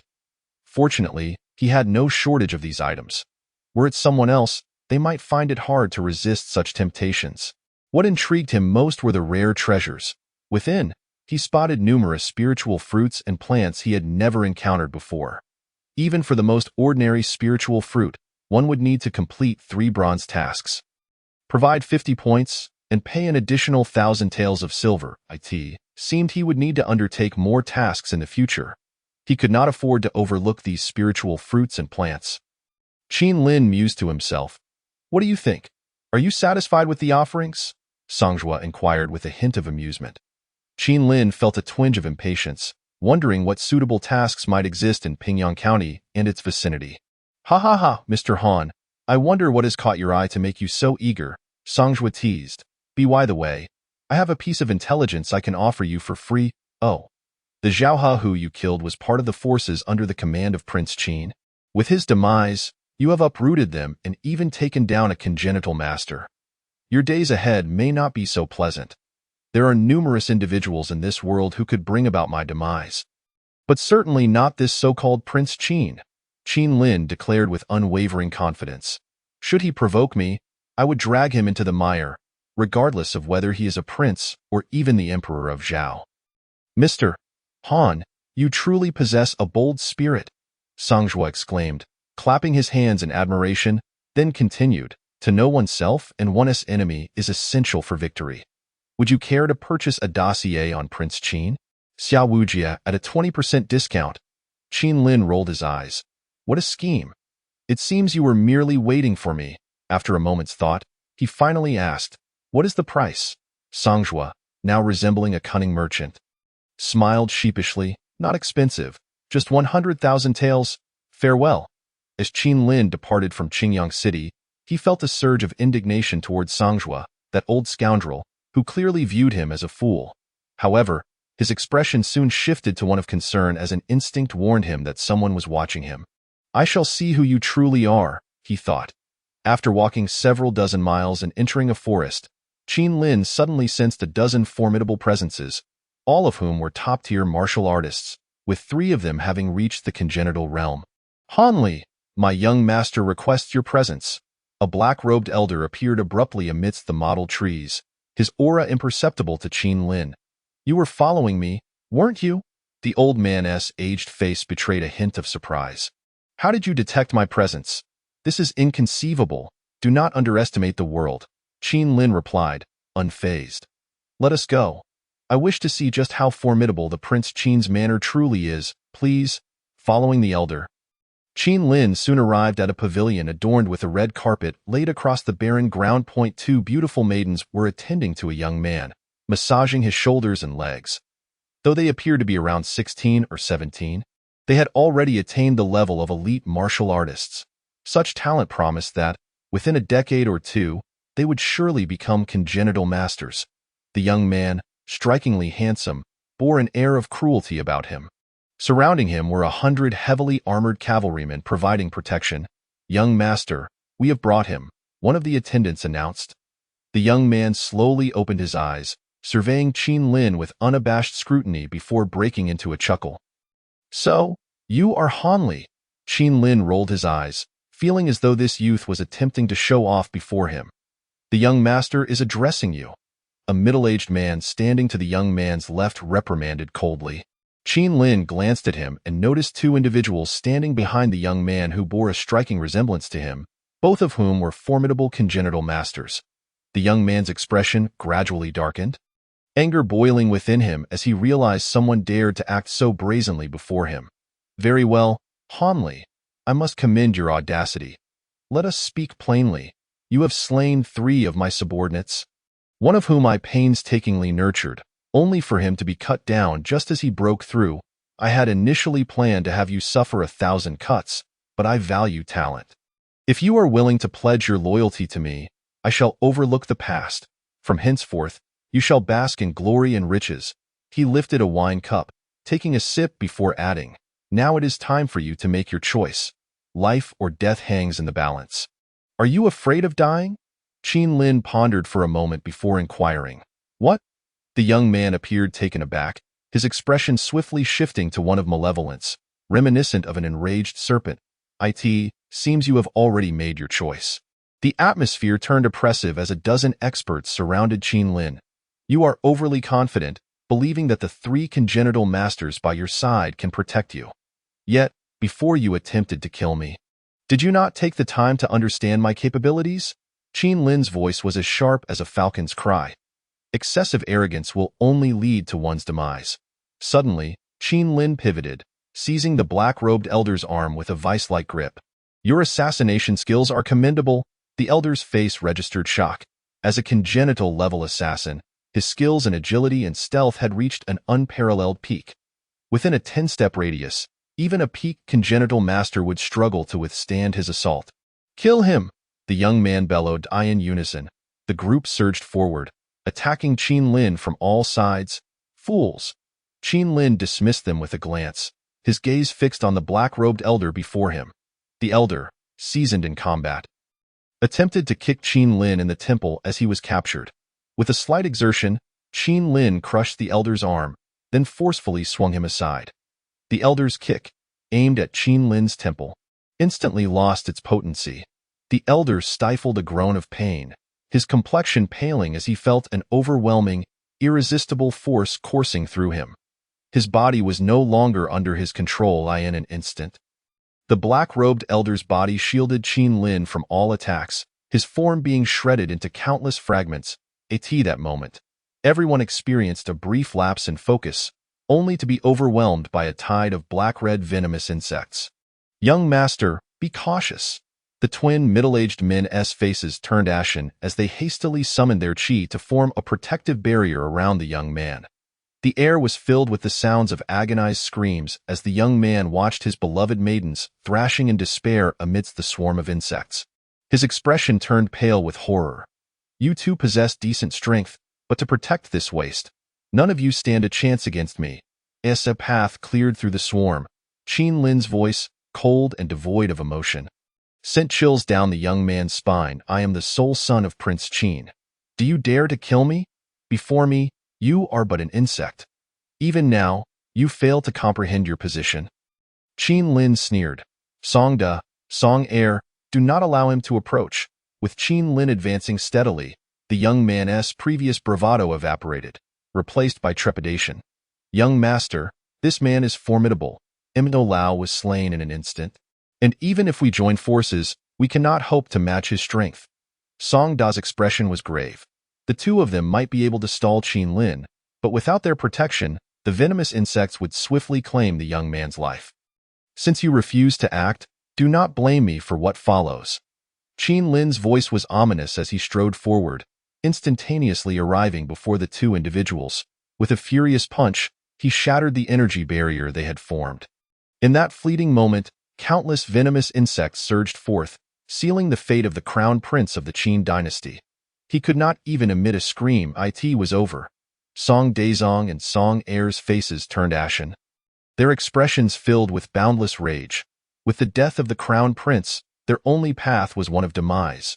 Han Li, you shall pay for this. There would be no hindrance. The two unleashed their rightful combat prowess, their powerful vital energy erupting, obliterating the surrounding swarms of insects. With both palms, they struck out fiercely, bang. Qin Lin effortlessly blocked their attack, yet an expression of exhilaration spread across his face. Excellent, excellent. You provide me with a modicum of pressure. Golden patterns enveloped his entire body as he unleashed a barrage of ferocious punches at the duo. The speed was astonishing, and the fists seemed invincible. The mere brush of contact caused their faces to contort in agony. With each blow they endured, they could distinctly hear the sound of their bones fracturing. Just how formidable was this man's physique? Crack! Their hands were utterly ruined. The amusement you bring me is now at its limit. Qin Lin felt a tinge of disappointment. These two punching bags were far too fragile. Despite having restrained much of his strength, they remained incapable of withstanding his might. In an instant, his speed surged, and he appeared before them once more. A single punch shattered Song Heir's skull. Brother! Song Heir's eyes turned crimson as his vital energy surged wildly. Die for me. Self-detonate. Navi! A glimmer of derision flashed in Qin Lin's eyes as he unhesitatingly unleashed the divine demonic Great Compassion Seal. Over 300 years of inner strength erupted at that moment. With a punch unleashed, upon contact with Song Heir's body, his upper half vanished entirely. Boom! A chasm over 100 meters long suddenly emerged. Chapter 43. Business opportunity. The only son of the Qin king has perished. This news ignited a frenzy throughout the Zhao kingdom. All clues pointed to one individual, the insect demon Han Li. Xiahou Jie gazed at his son's stark white bones with tears in his fierce eyes. The loss of his only son pierced his heart. Han Li! Xiahou Jie cried out Han Li's name hoarsely, blood streaming from his eyes. The message was disseminated. Anyone who could pinpoint Han Li's exact whereabouts would be rewarded with a bounty of 100,000 taels. 1,000,000 taels would be awarded to anyone who could capture him alive, along with the freedom to choose 3 treasures from the royal treasury. Within the Qin royal household, all advisors and recruited experts inhaled sharply in astonishment. The Qin king was truly sparing no expense this time. Once this news spread, it would likely cause an uproar throughout the Zhao kingdom. In just half a month, the entire Zhao kingdom had come to know Han Li's infamous name, as long as he remained alive. One could obtain 1,000,000 taels of silver and the opportunity to select 3 treasures from the royal treasury. This was utterly insane. Sang Xuan never anticipated Han Li's ferocity. First, he annihilated the innate experts under the Qin king, and then he directly killed the Qin king's only son. The word was sent out, urging everyone to disperse and hide. The current Qin king had lost his sanity, and he did not wish to provoke this madman. After all, the root of all this chaos stemmed from a mission issued by their Blood Rain Pavilion. Should the adversary turn their ire towards them, they would undoubtedly face reckless retribution, in stark contrast to the Blood Rain Pavilion's low profile. All other factions within the Zhao kingdom mobilized their resources, searching tirelessly for the insect demon Han Li. The medicinal herb gathering hall. Upon receiving this news, Qin Lin could not help but roll his eyes. The individuals Han Li had slain had nothing to do with me. Shan He Shan Wang. Qin Lin, completely ignoring the tempest raging outside. Qin Lin lived quite comfortably within the medicinal herb hall. Chao Feng had procured all the herbs he required. A new round of planting plans was set into motion. 3 months passed in the blink of an eye. The tumult caused by Qin Lin gradually subsided during this time. As many outsiders visited Yushan town, some came to gather intelligence. Others sought to purchase elixirs. The 3 formulas Qin Lin had presented had caused quite a stir, being reasonably priced with exceptional efficacy. Upon their launch, they incited a fierce frenzy among countless merchants. Orders poured in like a deluge, each one representing a significant profit. Currently, a month's earnings equaled an entire year's worth from previous years. Such immense profits left He Long and the upper echelons grinning from ear to ear. Within the medicinal herb gathering hall, Chao Hall Master, here are the promised elixirs. Chao Feng looked at the elixirs Qin Lin handed over. Excitement shimmering on his face. One elixir could rival a year of arduous cultivation. Thank you. Chao Feng's mind swirled with thoughts as he slowly uttered those two words. No need for formalities. Qin Lin replied with a gentle smile. Mutual benefit is indeed a commendable endeavor.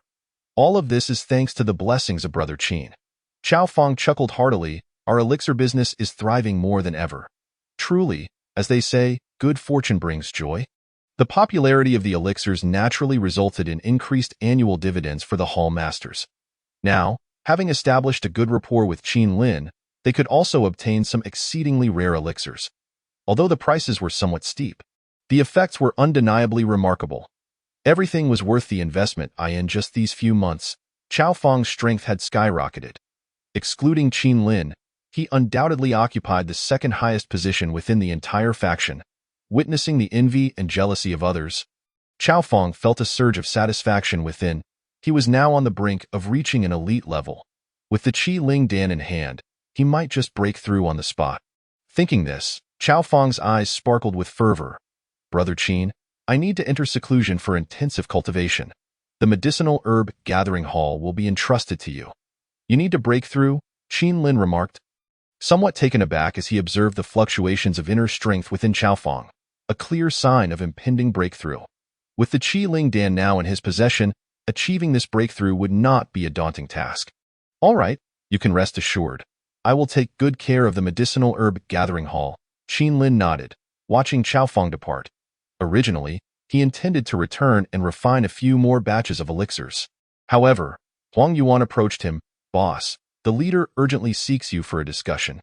You need to head to the conference hall immediately. It seems they are expecting a very important guest. With curiosity piqued, Qin Lin made his way to the conference hall. At that moment, the leader He Long was conversing with a man in his 50s or 60s. Upon seeing Qin Lin, He Long's eyes lit up, quickly introducing, this is our medicinal herb gathering hall's vice hall master. Qin Lin, the golden sacred Dan was developed by him. Greetings, Senior Xiao Shan, Qin Lin said with a slight bow, then turned to He Long with a questioning gaze. Senior Xiao Shan lost his son in his later years, and his vast family now lacks an heir. Thus, he has come seeking the golden sacred Dan. He Long sighed, feeling sorrow for Xiao Shan's plight. Hearing this, Xiao Shan's eyes reddened. The loss of his son had dealt him a heavy blow. He had learned of the golden sacred Dan by chance, and came with the mindset of trying his luck to see if he could find a way to produce another heir. So, this was a business opportunity. Qin Lin understood and immediately began to pulse-check Xiao Shan's health. As an innate expert, Xiao Shan had sustained serious injuries in his youth, which left lingering damage, causing him to be weak in vitality. The loss of his son in his later years had further depleted his energy, compounding his health issues. Fortunately, it was not particularly troublesome. The old gentleman met the criteria for consuming the golden sacred Dan. But for the sake of his health, he would need to regulate his body first. After some contemplation, Qin Lin spoke slowly. Young friend Qin, at my age, is it truly possible for me to conceive? Xiao Shan's white beard quivered as he struggled to contain his excitement. Were it not for the need for bloodline succession, he would not have so humiliated himself. Although the elder's vitality had suffered, he was still an innate powerhouse. With proper regulation, he would be able to consume the elixir. It would be best to prepare multiple wives. After careful consideration, Qin Lin offered his counsel. Upon hearing this, Xiao Shan's old face flushed crimson, and he could only awkwardly concur. This old man understands. Before long, Qin Lin returned with an exquisite box. Here is the golden sacred Dan for you, old sir. As he opened the box, the elixir's unique fragrance wafted out, instantly causing a reaction in Xiao Shan's body. This left him visibly moved. Perhaps this elixir could truly assist him in achieving his goal of lineage continuation. Xiao Shan carefully accepted the box and earnestly gazed at Qin Lin and He Long. Honorable leader He, young friend Qin, this kindness will remain etched in my heart. This is the purging turbid Qi sword technique that I have created over 50 years of swordsmanship, Xiao Shan declared seriously, producing a sword manual from his robe. Chapter 44. A great breakthrough. Congratulations, host. Level up, level 3, 0300000, acquired farmland. 1 mu time flow rate.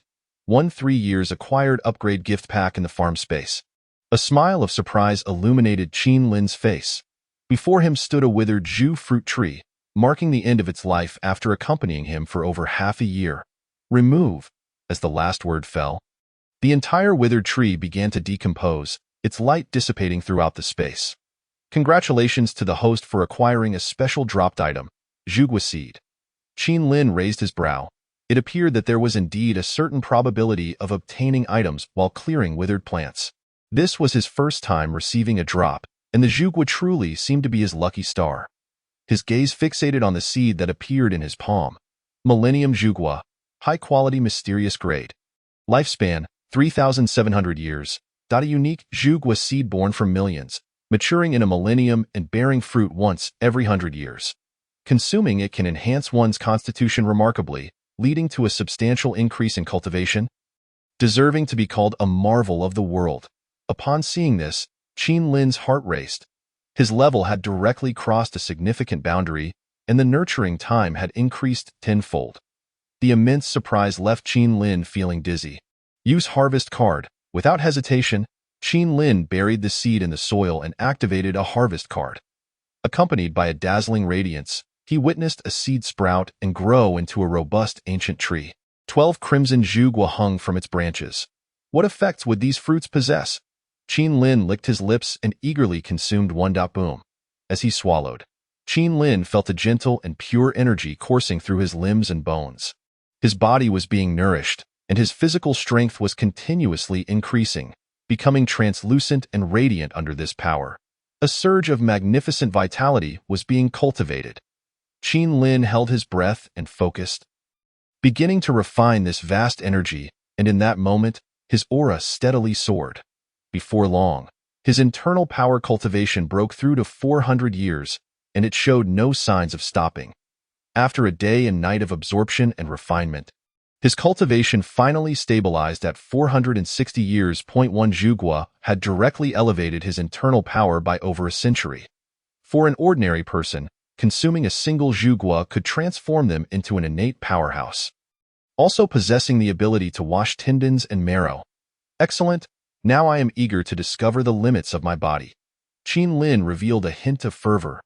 Time flowed silently, and Qin Lin's aura became as deep as the abyss. Ultimately, it settled at 1,250 years of cultivation. This was the cultivation of over a millennium.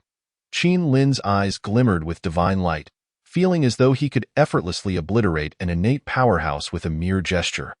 Furthermore, the Zhugua had once again enhanced his aptitude. With just a slight operation of his technique, he absorbed the heaven and earth's vital energy at a speed tenfold that of before. No wonder it was rated as high-quality mysterious grade. Its effects were indeed extraordinary. A flicker of anticipation crossed Qin Lin's eyes. It was time to cultivate the 9 Yuan Nirvana technique. All internal power transformed into true energy, sufficient to meet his daily consumption. At this moment, the internal power surging within him began to diminish, while simultaneously, Qin Lin's aura soared. A formidable energy barrier surrounded him, which then transformed into brilliant golden light. Now, the mixed Yuan Golden Bell had reached great perfection. His spiritual power had also ascended to an unprecedented height, allowing him to faintly perceive the vital energy present in the world. With a subtle thought, countless energies surged into his body. Manipulating the world's vital energy seemed to be a capability only achievable upon reaching the Purple Mansion realm. Although he could not mobilize it on a grand scale, it still provided a significant enhancement to himself. With a casual punch, he created a cleft in the ground, a gash extending over 100 meters. Such a simple strike surpassed his previous pinnacle. The strength of his single arm had broken through to 80,000 pounds. Open Level Up Gift Pack. Congratulations to the host for receiving. Background Card Mountain, Lucky Card 3, Earth Vein Golden Lotus Seed. Background Card Mountain. Upon use, it can manifest a mountain range. Lucky Card. When harvested, it has a certain probability of dropping special items. Earth Vein Golden Lotus. High-quality spiritual grade. Lifespan. 800-1500 years. Matures in a century. A top-tier healing sacred medicine that can regenerate blood, one flower, one life. It seems that as the level increases, the rewards obtained will also enhance accordingly. Qin Lin nodded in satisfaction. What surprised him the most was that he could actually draw a background card from the gift pack. With his own space, he would no longer have to endure the current cramped conditions. As he thought this, the background card in Qin Lin's hand transformed into a beam of golden light. Mist spread, the golden light shifting from ethereal to corporeal. An endless mountain range rose from the ground. Towering and majestic, with countless ancient and colossal trees stretching infinitely, countless streams of spiritual energy converged. At this moment, a wealth of information flooded into Qin Lin's mind. From a godlike perspective, Qin Lin estimated that this mountain range spanned at least 1,000 kilometers. Several locations where spiritual energy gathered formed blessed grounds, each capable of supporting the establishment of a sect. With a flash of his figure, Qin Lin appeared in a vein of earth, where a vein of spiritual stones glittered before him. Translucent spiritual stones embedded in the rock layers. At the center lay a small lake, with liquefied spiritual energy continuously converging here. I've struck gold. Only one thought occupied Qin Lin's mind, his body trembling with excitement. With this entire mountain range as a paradise, he could establish a super sect solely based on this mountain. Calming his emotions, he now sought to establish his own power, both internally and externally. In the farm space, he could cultivate countless animals into formidable forces. First and foremost, the ghost-faced demon tree. With such a paradise, even without the time acceleration of farmland, they could grow rapidly. Moreover, there was a vein of spiritual stones traversing the entire mountain range. Whether it be spiritual stones or spiritual liquid, allowing them to break through their limits and evolve into higher-level plant life would not be difficult. In addition, the fortune rat swarm, Xiao Hei's canine descendants, the black bear, and the golden feather eagle were still young. They would need at least 2 or 3 years before they could breed. As for external matters, the Mountain River Gang presented an excellent opportunity for a breakthrough. Now, his strength was incomparable to before, enabling him to expedite the power enhancement of Luo Shou and others. Next, Qin Lin began to gradually relocate the vast group of demon trees. Placing them in various paradises, the rich spiritual energy made them jubilant, and their growth rate was exponentially amplified. According to the records in the literature of the Netherworld Palace, plants like the demon tree could evolve. As he gazed at the 4 ghost-faced demon trees before him, they sensed the spiritual liquid and stones Qin Lin placed in front of them. The once terrifying ghostly faces instantly transformed into smiles. Appearing even more sinister, their roots began to devour the pile of resources, absorbing this pure energy. The demon trees were visibly undergoing transformation, their bodies growing sturdier, and their hard branches radiating a shimmering glow, while their bare and sparse branches sprouted tender leaves. Chapter 45. Conflict. 2 months swiftly passed. During this time, Qin Lin devoted himself entirely to nurturing his 2 major forces. A pill was offered to Xiao Hei. Woof! Xiao Hei's eyes sparkled, its massive bull-like body wagging its tail incessantly. Being the pet that had followed him the longest, it naturally received the most abundant resources, and this dog had not let him down. Under Qin Lin's nourishment, this creature had already birthed chi within. In terms of cultivation, it was hardly inferior to those top-tier experts. Most importantly, its physique, having been enhanced by the Earth Origin fruit, had already surpassed 20,000 pounds of strength. Even more astonishingly, Xiao Hei had begun to consciously mimic his cultivation. The mixed Yuan Golden Bell was nearing the threshold. As for the rat swarm, Fortune had already gained control over 1/5 of the entire Great Yu Mountain Range's population. Although their numbers seemed few, they undoubtedly exceeded 500,000 under Qin Lin's command. Fortune also began to conquer cities, with the rat swarm multiplying exponentially like a snowball squeak. Deep within the mountains, Fortune's jewel-like eyes gleamed with delight as it presented various rare herbs it had found in the mountains. Remarkably, they had discovered 2 top-quality common herbs and 1 inferior spiritual-grade blood ginseng. Accepting the spiritual plants, Qin Lin smiled in satisfaction. He then produced a zhugua and a pile of blood dates as rewards for Fortune. The latter's dark eyes immediately lit up. These were valuable items. It hurriedly retrieved a small pouch from its waist, in which the blood dates were stored. while it devoured the Zhu Gua on the spot, a look of lingering delight on its face. In an effort to stroke its soft head, Qin Lin said, "All right, gather all your kin.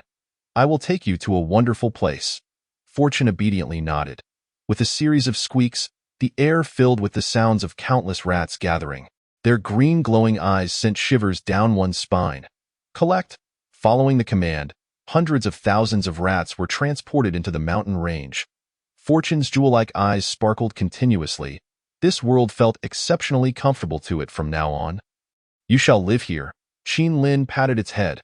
"Additionally, you can direct your kin to cultivate medicinal fields within this mountain range." Fu Gui nodded gravely, accepting Qin Lin's command with a sense of joy befitting a seasoned gardener. He promptly summoned his kin and set forth towards a hidden paradise within the forest. The biodiversity within the mountains was woefully monotonous, necessitating the swift introduction of new species. Qin Lin mused to himself that the dominance of a singular rodent population would spell disaster for the ecological balance of this space. During this period, he had been diligently gathering various animals, yet for a mountain range extending over 1,000 kilometers, his efforts felt like a mere drop in the ocean. The red-tailed venomous insects had also been allocated to a hidden paradise. With the newly emerged population exceeding 300,000, Dehe, the indolent bear, had succumbed to a state of lethargy since his needs were met. However, in terms of strength, he reigned supreme among all pets. Boasting a length of over 16 meters and a weight reaching 55 tons. With a sharp cry, a majestic eagle adorned with golden wings surged towards Qin Lin like a bolt of lightning. In an explosive cloud of dust, the 4-meter-tall eagle, with a wingspan surpassing 20 meters, affectionately nudged Qin Lin with its beak. This was the golden-feathered eagle that Qin Lin had nurtured, feasting daily on spiritual fruits and an abundance of medicinal pills. In just a few months, the eagle had surpassed the largest size within its species. Its razor-sharp talons could easily shatter iron as wide as a hand, and its flying speed reached an astounding 310 meters per second. Tantalizingly close to the speed of sound, making a sonic breakthrough merely a matter of time. Returning to reality, everyone gazed at Qin Lin with profound respect. During this time, his reputation had soared, bolstered by the miraculous effects of the golden sacred pill. An increasing number of individuals sought out the Shanhe gang. Silver and martial arts techniques had been acquired in abundance, strengthening the entire gang's prowess. "Boss." Huang Yuan approached briskly, bowing respectfully. The medicinal pills have been distributed to all the hall masters and gang leaders. Qin Lin nodded. He had not been idle within the Shanhe gang, issuing benefits in his personal capacity. The Vitality Pill and Qi Source Pill were dispensed monthly. "Boss, why are you giving those fellows medicinal pills?" Huang Yuan could no longer suppress his curiosity. Since Qin Lin began distributing benefits 2 months ago, it had astonished everyone and stirred excitement. The effectiveness of the pills was remarkable, resulting in significant breakthroughs in strength among the hall masters within just 2 months. "To obtain, one must first give," Qin Lin replied with a subtle smile. Huang Yuan nodded, though with an air of partial understanding. "By the way, to what extent have your cultivation levels reached during this time?" "Almost all have stepped into the ranks of second-tier martial artists, though our techniques are not particularly strong," Huang Yuan reflected. "Very well, in the coming days, gather the brothers. I shall impart to you more profound techniques." "Yes." Huang Yuan nodded enthusiastically. "Boss, trouble is brewing." Just then, Li Gor rushed over, his face pale with urgency. "Boss, our men clashed with those from the Martial Academy, resulting in 2 of our brothers being severely injured. And the assailant was Han Song." Upon hearing this, Qin Lin's expression darkened ominously. "What was the cause?" "We were expanding our numbers at the Martial Academy, and a former lackey of Han Song's son, Han Feng, had joined our ranks. This brat caused us trouble, but we fought back. Subsequently, his father intervened, severely injuring our men. This incident has already drawn the gang leader's attention, and your presence is required," Li Gor hurriedly concluded. "Boss, you must stand up for us, understood?"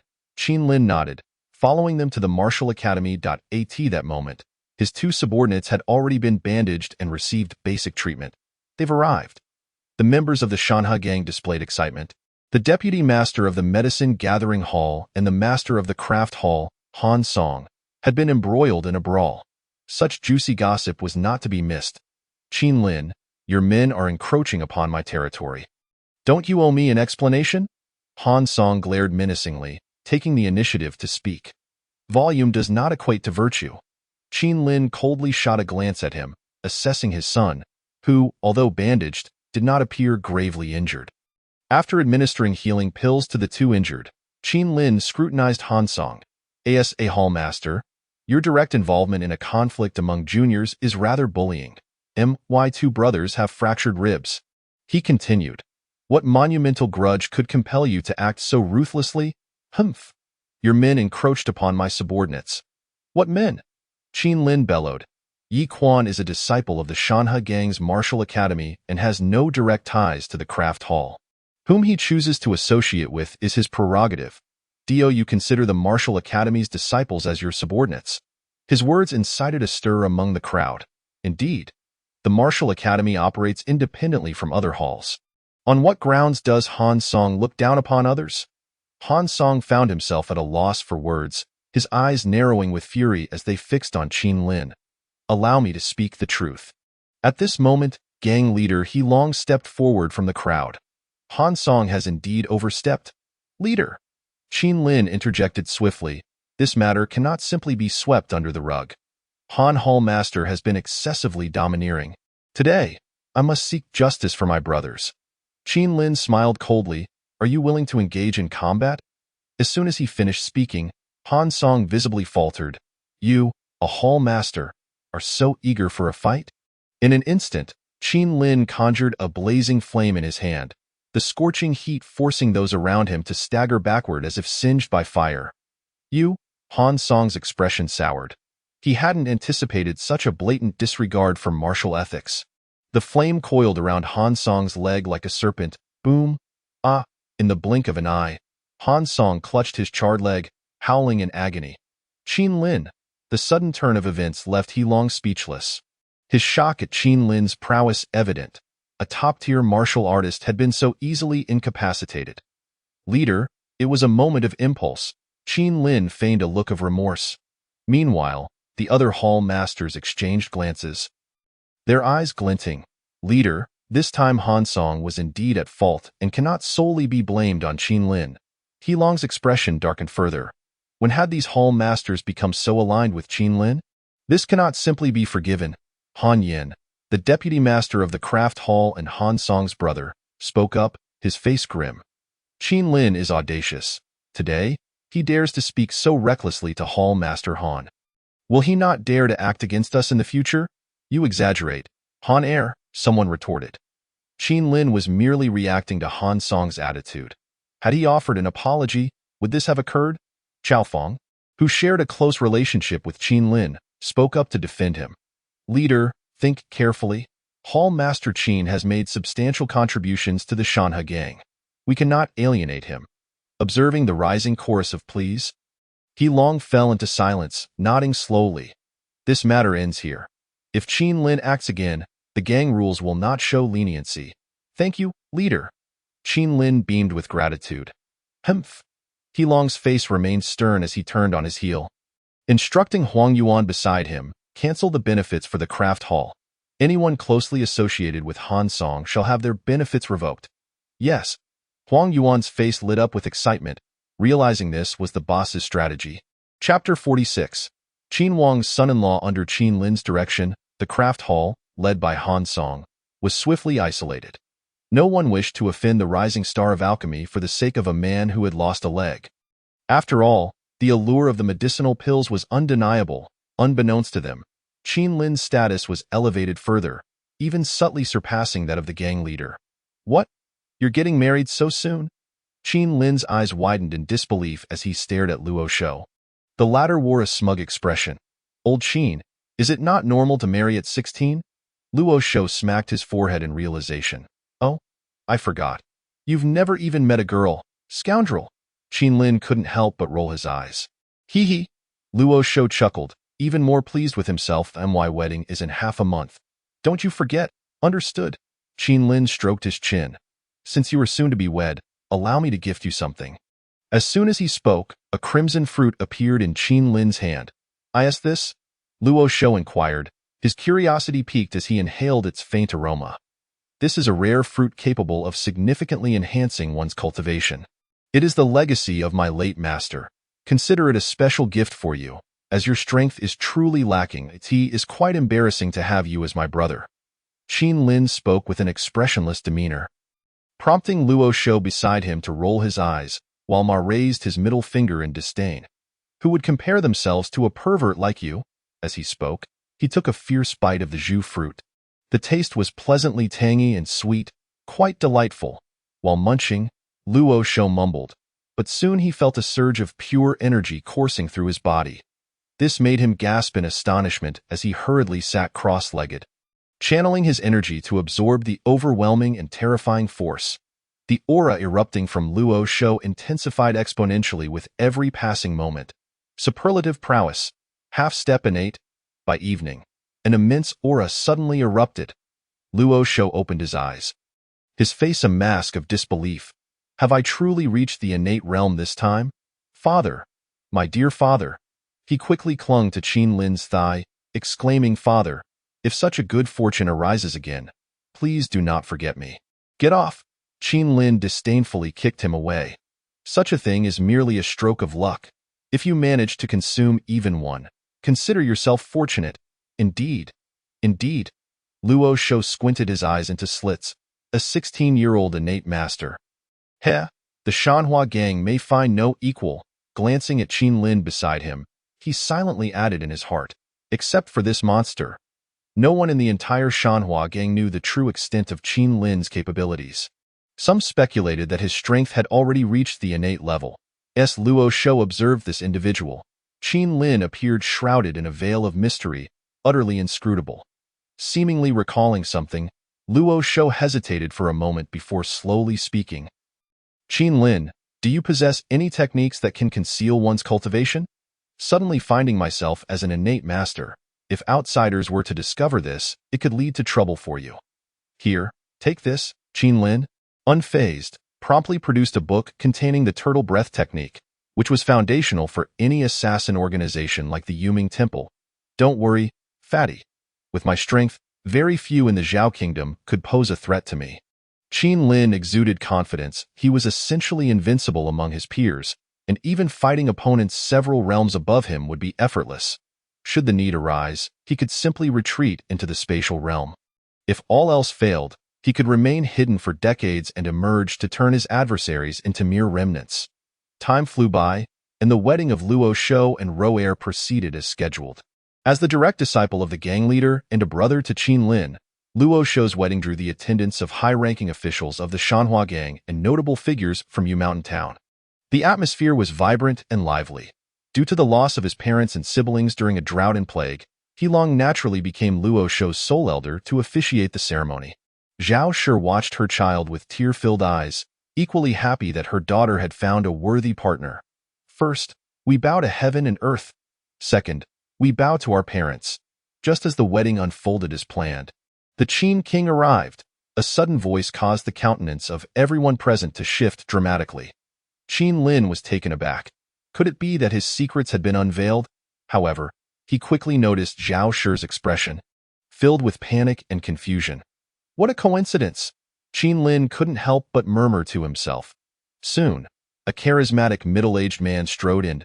Heilong and the others hurried forward to greet him, their hearts brimming with perplexity at the unexpected visit of the Qin king. Xiaowu Jie ignored the crowd and turned his gaze to Zhao Shi seated at the high table. "Yunjin, it has been many years since we last met.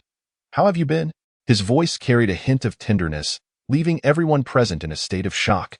Zhao Shi pursed her lips, as if bearing a tremendous grievance, her eyes brimming with tears. "Your Highness, there is no longer any connection between us."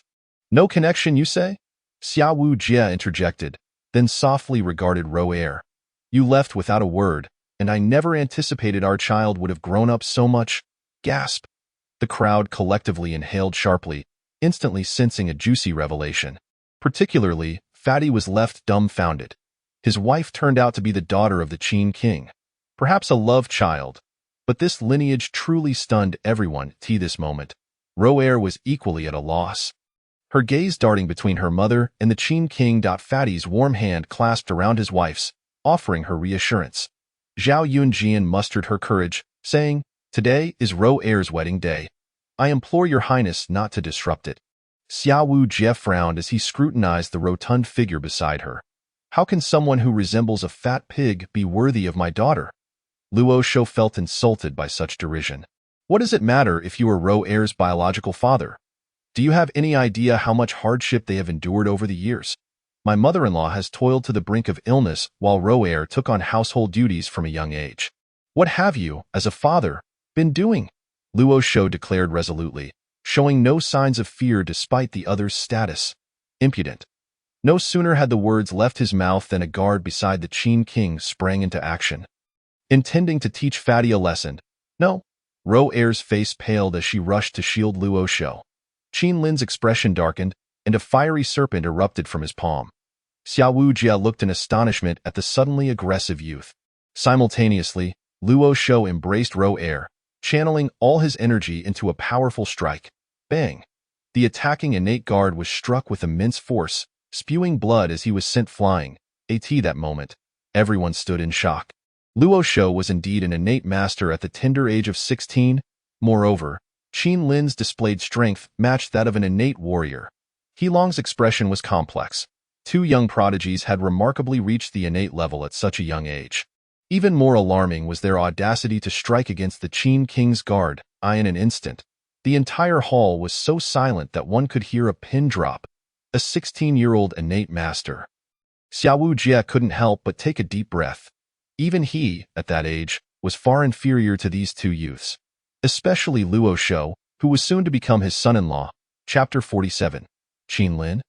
Your uncle holds high hopes for you. The wedding concluded flawlessly. After witnessing the potential exhibited by Luo Shou, Xiahou Jie silently accepted him as a future son-in-law. Furthermore, Qin Lin also garnered Xiahou Jie's attention. His innate combat prowess, coupled with a wealth of alchemical knowledge, marked him as a promising rising star. If he could be brought aboard Xiahou Jie's ship, his power would undoubtedly ascend to new heights. Shanhua Gang, Qin Lin produced a golden Saint Dan and presented it to Xiahou Jie. This is a pill capable of ensuring the flourishing of offspring. Xiahou Jie examined it closely. Since the passing of his only son, he had dedicated himself to the quest for new progeny. It was by chance that he learned about the pills sold by the Shanhua Gang. Discovering that those who purchased them quickly found themselves blessed with children, and not just one, this was the very reason he had come to Yu Mountain Town, only to unexpectedly encounter his former lover. "Dear nephew, this truly can assist in the birth of children." Xiahou Jie hesitated slightly before speaking. "The technique I practice is exceedingly potent, especially after years of cultivation. I have not been able to conceive any additional offspring." "No problem," Qin Lin replied confidently. The Golden Saint Dan was designed to enhance vitality. It would surely remedy the deficiencies caused by Xiahou Jie's technique. Xiahou Jie nodded slightly, finding the youth before him particularly agreeable. Young, yet brimming with untapped potential. "Dear nephew, this modest Shanhua Gang cannot accommodate your talents. Why not accompany your uncle to the Qin Wangfu? Wealth, prestige, grand mansions, and beautiful maidens await you." Xiahou Jie sincerely invited him. "I have already discussed this with Luo Shou. He will accompany me back to the Qin Wangfu." Qin Lin inwardly frowned but wore a face of gratitude and regret. "The Shanhua Gang has been good to me. I cannot leave with you. However, if Uncle Xia needs my assistance, I shall certainly oblige." "What a pity." Xiahou Jie sighed internally, but quickly adjusted his mood and patted Qin Lin's shoulder. "Loyalty and righteousness. You are a young hero. Remember, the doors of the Qin Wangfu are always open to you. Your uncle has high hopes for you." Qin Lin smiled in agreement. In the Shanhua Gang, his status was unparalleled. Why would he lower himself to serve at the Qin Wangfu? Better to be a head of a chicken than a tail of a phoenix. Besides, he had killed the man's son, so following him would be rather awkward. "I can't believe we're parting ways after all this time." As they prepared to leave, Qin Lin felt a pang of nostalgia. Luo Shou pouted. "It's all because of my domineering father-in-law, insisting on taking my mother-in-law back to the Qin Wangfu. Ro'er couldn't bear to leave her mother, so I had no choice but to follow. With me around, I believe the people of the Qin Wangfu won't dare to target them. Qin Lin nodded slightly. He was also aware of Xiao Wu Jie's reputation. He wielded considerable influence throughout the north. It was evident that his ambitions were far from small. Entangling with such a person may not be wise. If you encounter any troubles at the Qin Wangfu in the future, feel free to seek me out. Perhaps I can assist you in resolving them. Qin Lin held his good brother in high regard. Rest assured, you need not say a word. I am already aware. Luo Shou chuckled, delivering a playful punch to Qin Lin's chest as he watched his companion depart. Qin Lin stroked his chin, a playful expression gracing his face. The hefty man, being the only son-in-law of the Qin king, naturally held a prestigious status. Coupled with his inherent talent, he would likely ascend to even greater heights. Aided by the formidable presence of the Qin king. How intriguing! How intriguing! Qin Lin smiled to himself. The following day, Qin Lin led Huang Yuan and others deep into the Dyu Mountain. Before him stood over 30 individuals. His trusted team. I have brought you here for intensive training. Your goal is to break through and become first-rate martial artists. His words incited a stir among the crowd. Huang Yuan's eyes sparkled with excitement. This was undoubtedly a tremendous opportunity for them. However, Qin Lin cautioned, do not rejoice too soon. With a cheerful demeanor, he continued, while enhancing your strength is vital, solidifying your foundation is even more crucial. Xiao He, a robust black dog, appeared before the group, curiously surveying the individuals before him. Your daily task from now on is to engage in combat with Xiao He, enduring for the duration of an incense stick. Qin Lin stated calmly, an incense stick's length is hardly daunting, the crowd murmured, each having attained the level of second-rate martial artists. How could they possibly be bested by a mere dog? What a jest. Qin Lin flashed a radiant smile, revealing his pearly whites. He then produced a stack of meticulously copied manuals. This technique is known as the Shadow Charm technique, capable of cultivating to the Grandmaster realm. Complete with martial skills and lightness techniques, this set of teachings will keep you occupied for quite some time. What? Cultivating to Grandmaster. At that moment, all eyes fervently turned towards the manuals before Qin Lin. The most formidable technique of the Mountain River Gang merely reached the innate realm. This was 2 entire levels higher. Thank you, boss, for your generous gift. Huang Yuan and the others knelt on one knee, exclaiming in unison. Qin Lin remained silent, producing a plethora of elixirs, some for enhancing cultivation, some for fortifying the foundation, some for strengthening the body, and of course, an abundance of healing potions, accompanied by various rare herbs cultivated in the farm space. Each of these items is incredibly precious. I hope you do not let me down. Qin Lin's voice carried a hint of chill, as he had no desire to expend vast resources nurturing a group of inept individuals. The atmosphere grew tense as the group felt an invisible pressure. Their boss had provided them with such resources. They could not afford to disappoint him. Collectively, they clenched their fists, silently vowing, Huang Yuan, you shall distribute them. Yes, 3 days swiftly passed. After transitioning to the new techniques, the group had made considerable progress. Today marked the day of the official confrontation between Xiao He and the others. I shall go first. Do not fight me for it. Nonsense. I clearly registered first, as Qin Lin observed the eager crowd clamoring to battle Xiao He. A mischievous smile crept across his face. Xiao He, take it easy, Qin Lin murmured softly. Wang Wang. Xiao He's eyes glinted with ferocity. How dare these little rascals look down upon him? They would soon learn the might of the Black Master. Huang Yuan, you may go first. Qin Lin beckoned to the most enthusiastic among them. Yes, boss, Huang Yuan replied, rubbing his hands together with a grin. Xiao He, I will go easy on you. Very well, you have chosen your own demise. Xiao He's eyes gleamed with menace. With a swift motion, Xiao He surged forward. A shadowy blur. The terrifying speed caused Huang Yuan's pupils to constrict, and in the next instant, a dark paw struck his chest. Bang! He was sent flying, crashing into a nearby tree. Hiss! Gasps of astonishment filled the air. None had anticipated Xiao He's strength to be so formidable. Even they would struggle to evade such a strike. My backside. Huang Yuan howled, his ample rear end being mercilessly gnawed upon. Xiao He, in a frenzy, retaliated against those who dared to underestimate him.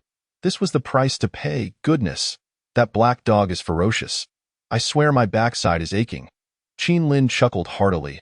All right, next, Li Goer, weren't you the one clamoring to compete with Xiao He? It's your turn. Nonsense. You are slandering me. Look at him slandering me. Chapter 48. The Heavenly Flame Tournament in the depths of the mountains, amidst the cacophony of barking dogs and the anguished cries of many.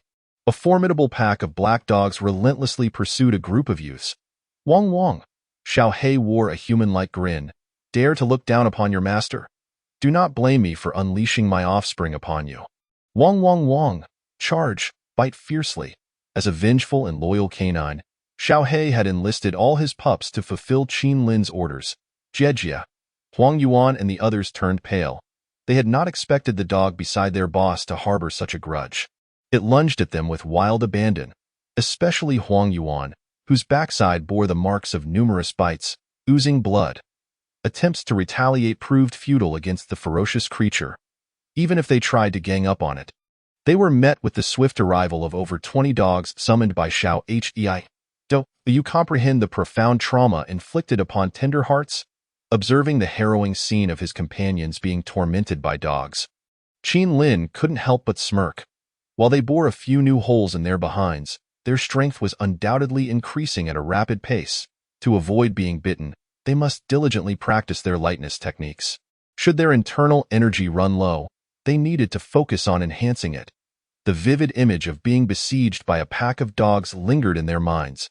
Days passed in this merciless chase.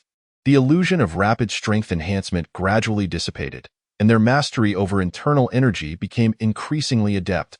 Eventually, a letter arrived at Qin Lin's hands. It appeared Old Feng could no longer contain himself. After reading its contents, Qin Lin ignited the letter, reducing it to ashes. In that case, it is time to venture out. After organizing his affairs, Qin Lin found a secluded area, summoning the golden-feathered eagle from his space. The eagle's golden eyes shimmered with curiosity as it surveyed this familiar yet foreign world, soon brimming with excitement. Though it retained only fragmented memories, this place was undoubtedly reminiscent of its past life. Qin Lin steadied himself upon the back of the golden-feathered eagle. Little Jean, take flight, boom. Upon receiving the command, the eagle's powerful wings unleashed a tempest, soaring like an arrow towards the south. The strong winds whipped past Qin Lin's ears as he sat cross-legged, channeling his energy into a faint protective shield. The eagle's speed had improved, reaching the brink of breaking the sound barrier. Alas, it had yet to fully mature, and thus could not surpass that barrier. Nonetheless, they arrived at Tianyan continent in under an hour. Rock City, compared to the north, the southern cities appeared more prosperous, with a notable influx of martial artists. Following the clues in the letter, Qin Lin quickly located a secluded courtyard. He rhythmically knocked on the door. The heavy door creaked open, revealing half a face. Upon recognizing Qin Lin, the figure frowned. Who are you seeking? Feng Chu. Qin Lin replied coolly. The man's expression shifted dramatically, and he brandished a slender, soft sword, aiming for Qin Lin's throat. Faced with this sudden aggression, Qin Lin's demeanor remained unchanged as he effortlessly caught the sword's tip between his fingers.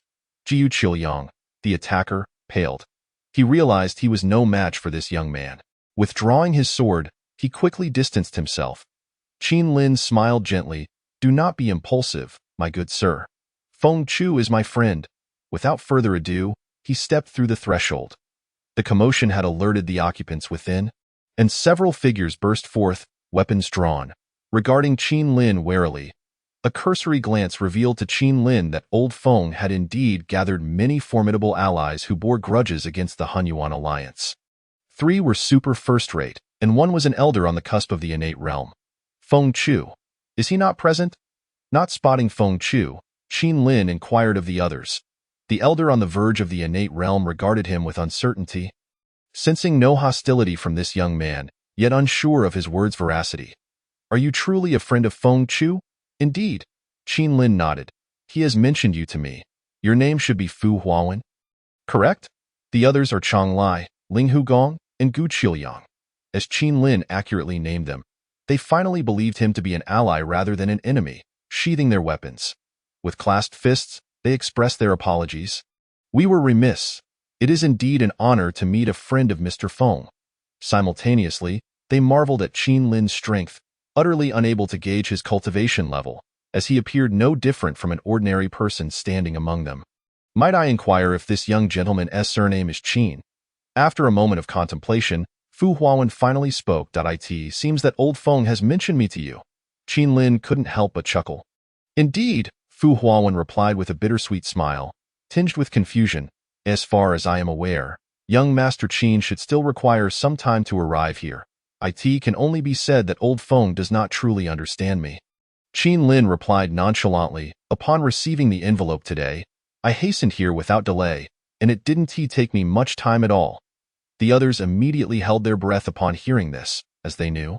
The distance between them spanned over 1,000 miles, and for one to arrive in a single day was, to say the least, astonishing. They looked at Qin Lin with a newfound respect in their eyes. As dusk approached, Feng Chu finally returned in haste. The moment he entered the room, he was met with an unexpected sight, his expression one of disbelief. How have you arrived so quickly? Are you well? Qin Lin scrutinized Feng Chu closely. In just a few months, this old rascal had broken through to the innate realm. Not bad at all. It seems you haven't neglected your training during this time.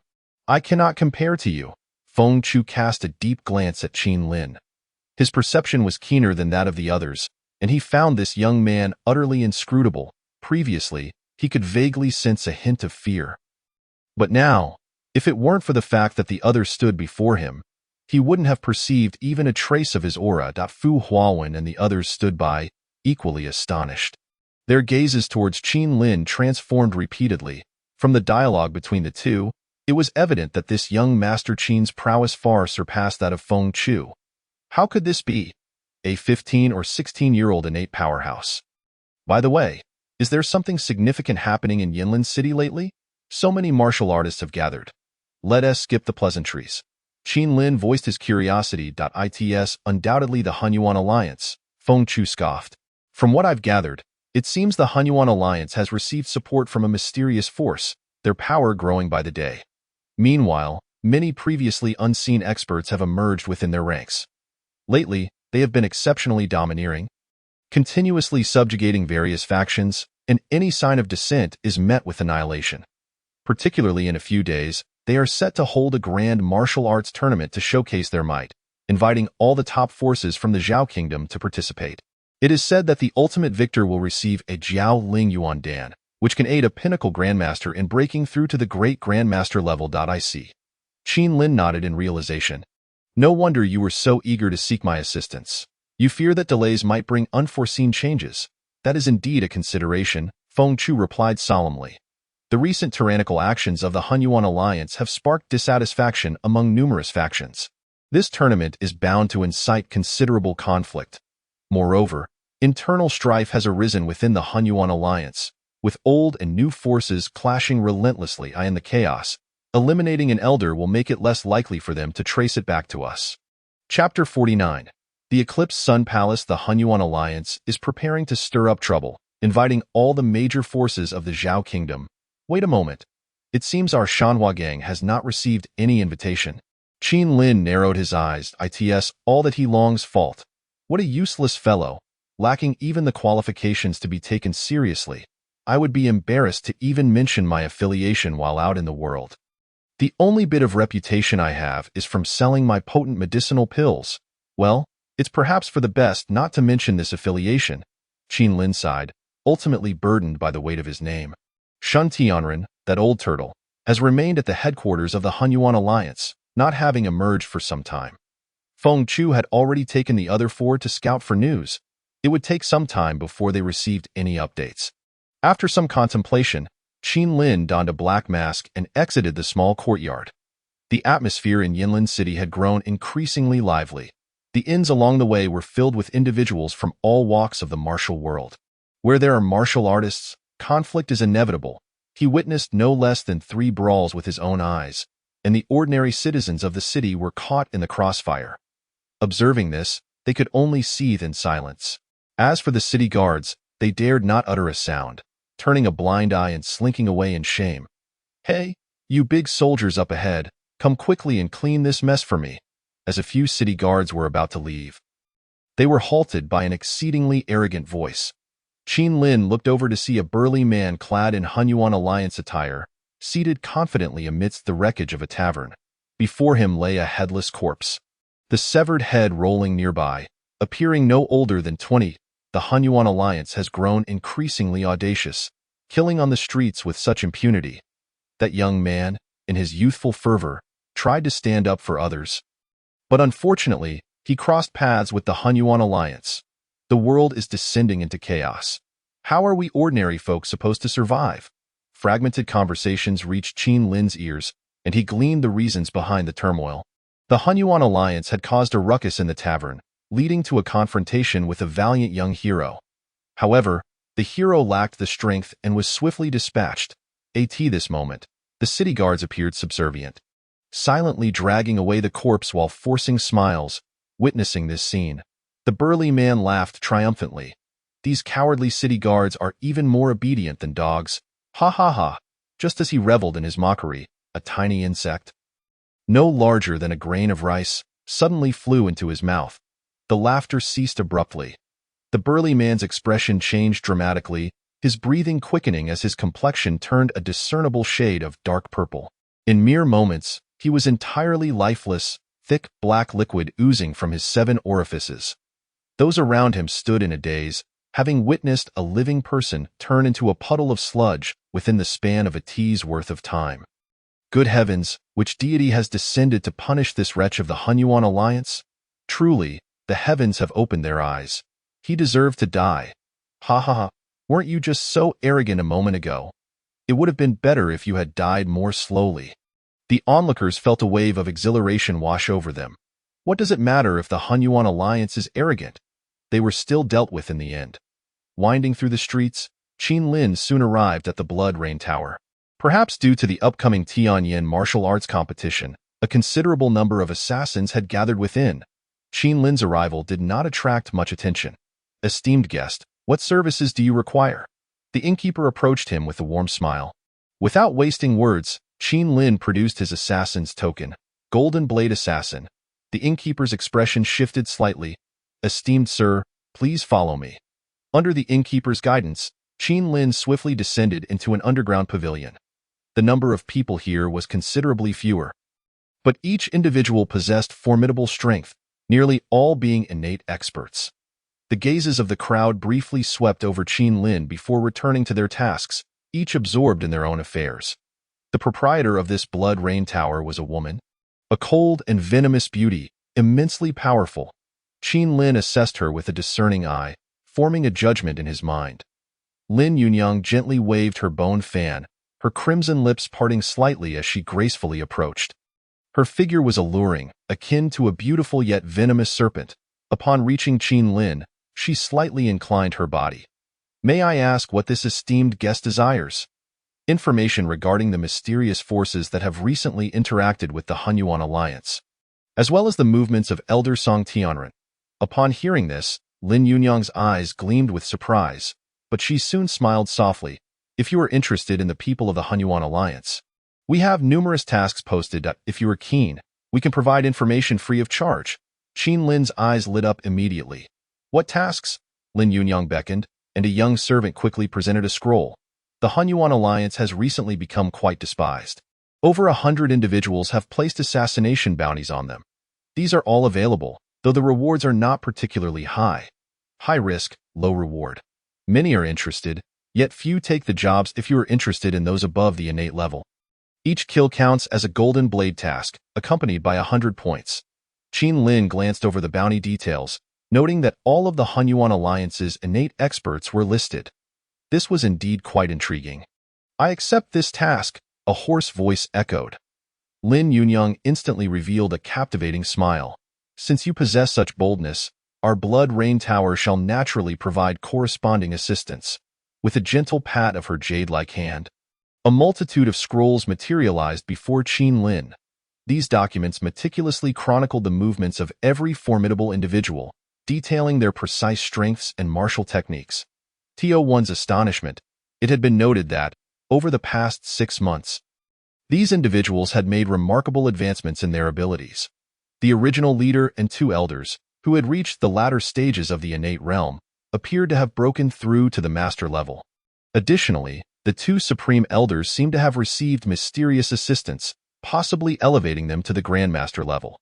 The force aiding the Hunyuan alliance came from the esteemed sect of the Great Martial Dynasty.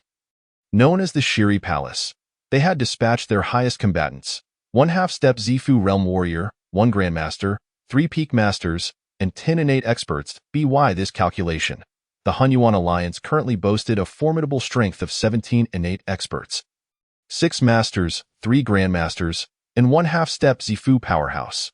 Such prowess was sufficient to sweep away any top-tier force within the borders of the Zhao Kingdom. However, what was Shiri Palace truly after? The Zhao Kingdom had pitifully few resources to offer. Being characterized as a land with scarce cultivation opportunities, those with ambition would inevitably seek fortunes abroad, searching for chances to break through. This had resulted in the overall martial prowess of Zhao being relatively weak, placing it at the bottom among neighboring nations. Surely, Shiri Palace's investment of time and resources could not merely be an act of charity. Chapter 50.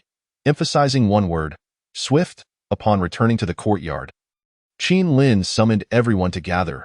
The urgency was palpable. Was there something of great importance at hand? Feng Chu was the first to speak, his face betraying a hint of anxiety as he lamented the absence of that scoundrel Song Tianren, which thwarted their vengeance and no need to lurk around the Hunyuan alliance any longer.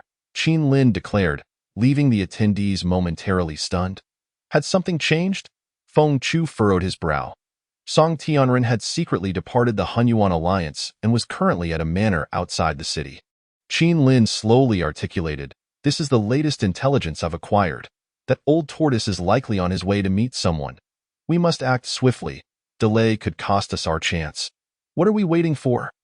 Feng Chu exclaimed, leaping to his feet, excitement radiating from him. He had awaited this day for far too long, yearning to see that scoundrel meet a fitting end. The others also displayed expressions of elation, each harboring a grudge against Song Tianren, thus their exhilaration was understandable. Qin Lin nodded decisively, leading the group away from Yinlin City toward a secluded manor on the outskirts. As night descended, they surveyed the surroundings. The manor's guards were formidable, and with a multitude of personnel, infiltrating without alerting them would be challenging.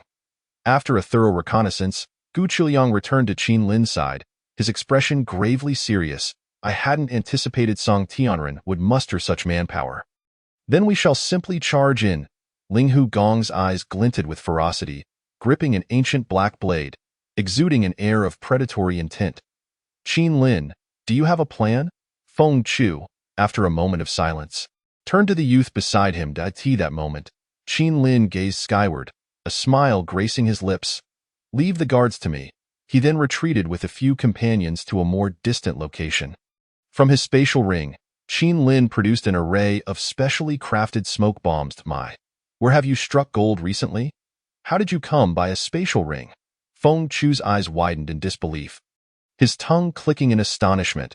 The other four were equally dumbfounded, having never encountered such wonders before. "Just luck," Qin Lin replied with a smile, as a powerful gust of wind heralded the descent of a massive eagle from the heavens. Instantly, everyone tightened their grips on their weapons, warily eyeing the majestic creature. The overwhelming aura it exuded left even Feng Chu's face taut with apprehension. "There's no need for alarm." Qin Lin's calm voice floated through the air, his demeanor unruffled. "This is one I raised." The four of them gasped in unison, realizing why the beast could traverse such great distances in a single day. At the same time, envy stirred within their hearts. With such a formidable beast at his side, few in Zhao could threaten Qin Lin's safety. Among the group, Feng Chu felt a profound shock. Could this majestic eagle possibly be the golden-feathered eagle he had sent back earlier? Disregarding the awe of his companions, Qin Lin spoke directly. "Xiao Jin, when the time comes, take these smoke bombs and drop them into the manor." Xiao Jin nodded in understanding, each talon gripping a bag full of smoke bombs before soaring silently into the sky. "All right, it's time for us to act," Qin Lin murmured, casually tossing out 5 antidotes. The 6 figures concealed themselves at the forest's edge, waiting for the golden-feathered eagle to release the smoke bombs before springing into action. In the inky blackness of the night, unnoticed by all, the giant eagle released its talons, sending hundreds of smoke bombs plummeting at astonishing speed. Boom!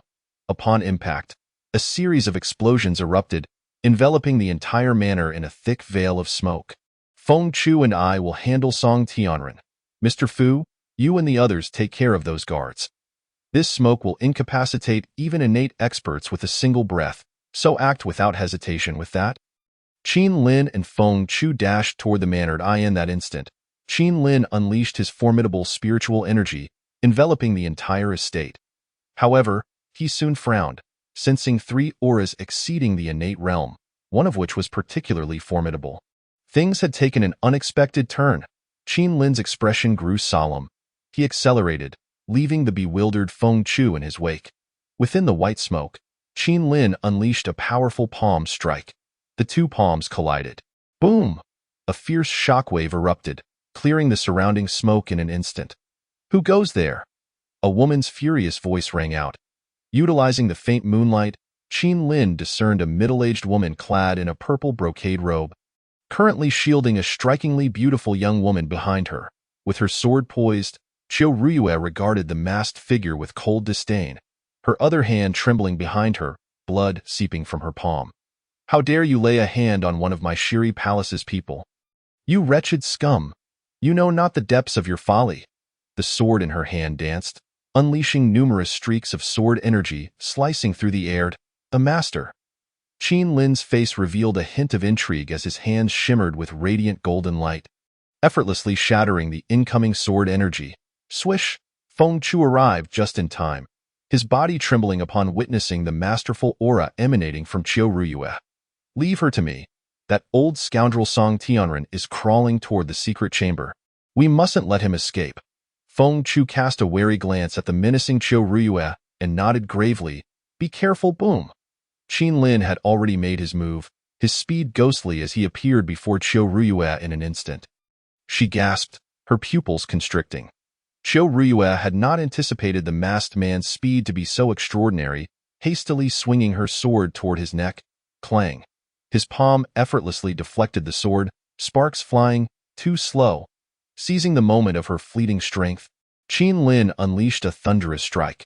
Qiu Ruyue immediately spat a mouthful of blood. Boom. Her form transformed into a blur, crashing through a structure and becoming buried beneath the rubble. Masters are but this. Qin Lin chuckled softly, shifting his gaze to the frightened young woman lying on the ground. He nodded in appreciation. Impressive. You've reached the innate realm at such a young age. Who are you? Qiao Yuya's complexion was pale, her voice laced with confusion and disbelief. Qin Lin shrugged, not intending to answer, and swiftly struck her unconscious, sealing her internal energy in the process. Boom! A figure burst forth from the debris.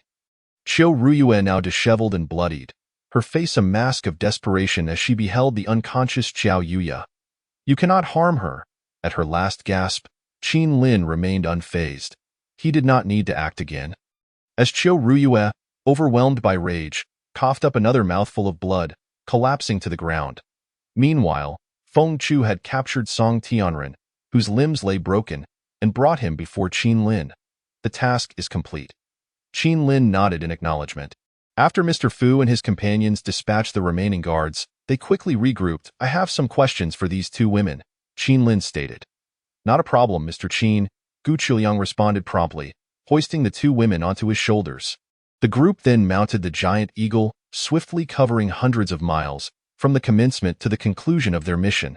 Qin Lin and his companions acted with remarkable efficiency, taking no longer than a brief moment.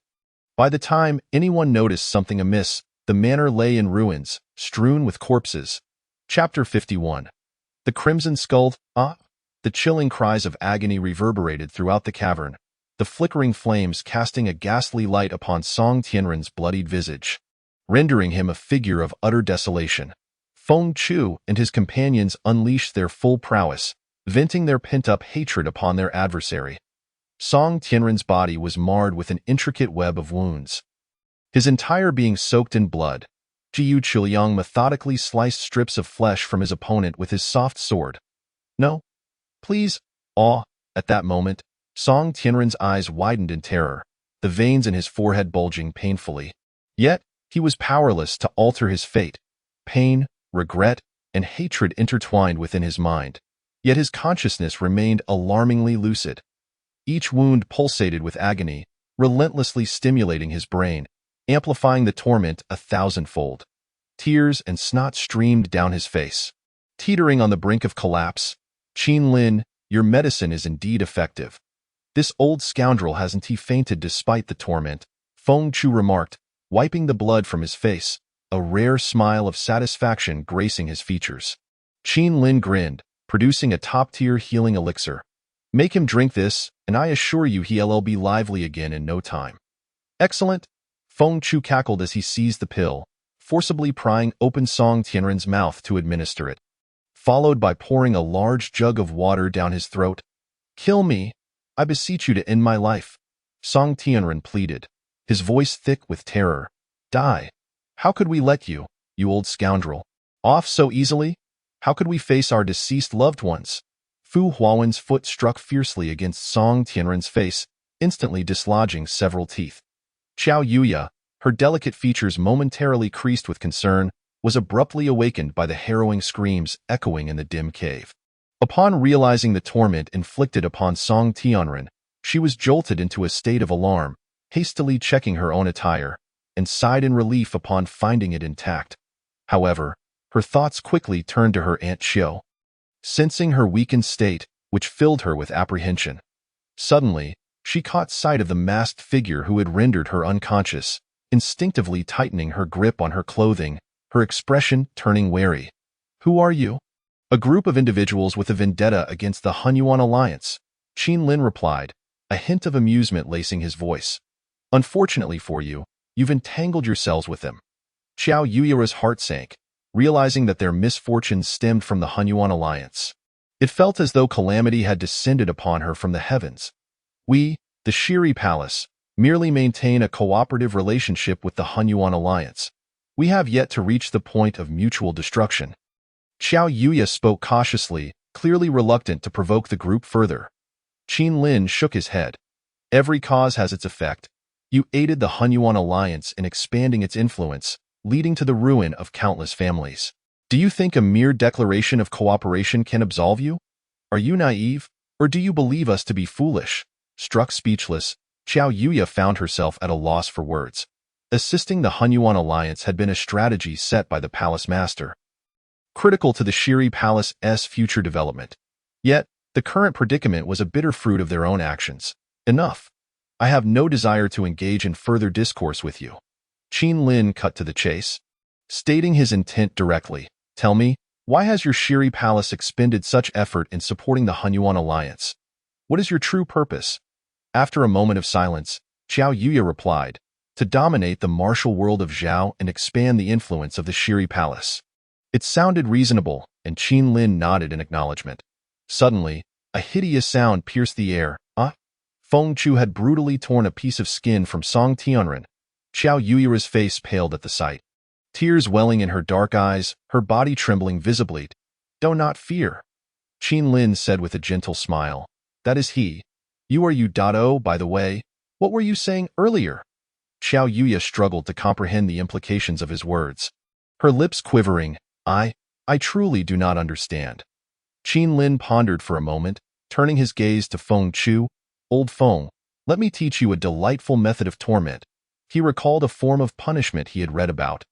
Explaining, pour boiling water over a person, then use a brush to gradually scrub away at their flesh, tormenting them until nothing remains but a pile of bones. Feng Chu and the others stared wide-eyed, realizing their imaginations had been woefully lacking. Meanwhile, Xiao Yuya's face drained of color, devoid of any semblance of humanity. Qin Lin tapped his forehead in realization. But we lack a brush. He then turned to Xiao Yuya. A smile playing on his lips. My dear lady, do you happen to have a comb on you? It will have to do. No, I do not have a comb. Xiao Yuya frantically shook her head, tears streaming down her face, her appearance evoking a sense of pity. Do not be afraid, Qin Lin said softly. Have you thought about my earlier question? Desperate, Qiao Yuya nodded vigorously. I was mistaken earlier. Our aim is to make the Hunyuan Alliance the supreme power in Zhao, and then leverage their strength to help us find a certain location. This involved a power from thousands of years ago, a sect that once dominated what is now Zhao and dozens of other nations during the Great Martial Dynasty. Unfortunately, it had perished in a sect war. According to intelligence, this sect supposedly had a treasure trove located within present-day Zhao. However, due to the passage of time, it required extensive investigation. This matter was of great significance, and to avoid attracting the attention of other powers within the Great Martial Dynasty, they had dispatched only a small contingent for support. Well, I had no idea such a grand opportunity lay within Zhao. No wonder a top-tier force from the Great Martial Dynasty is mobilizing. It seems there are indeed substantial treasures involved, Feng Chu retorted sarcastically. Qin Lin contemplated for a moment before asking Qiao Yuya, "What was the purpose of your clandestine meeting with Song Tianren?" "I can tell you." Qiao Yuya perked up, recalling that Song Tianren had intended to use this matter to negotiate benefits with him.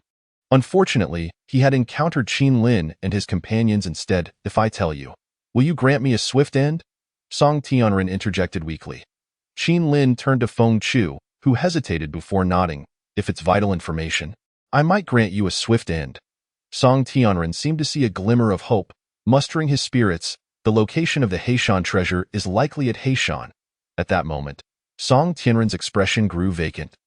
Repeatedly murmuring the words Heishan, Fu Huawen stepped forward to assess the situation, shaking his head afterward. It appears he has been driven mad by the torment. This unexpected turn left everyone momentarily stunned. "Very well, let us grant him a swift end," Qin Lin declared, shaking his head. Feng Chu wasted no time, swiftly beheading him with a single stroke.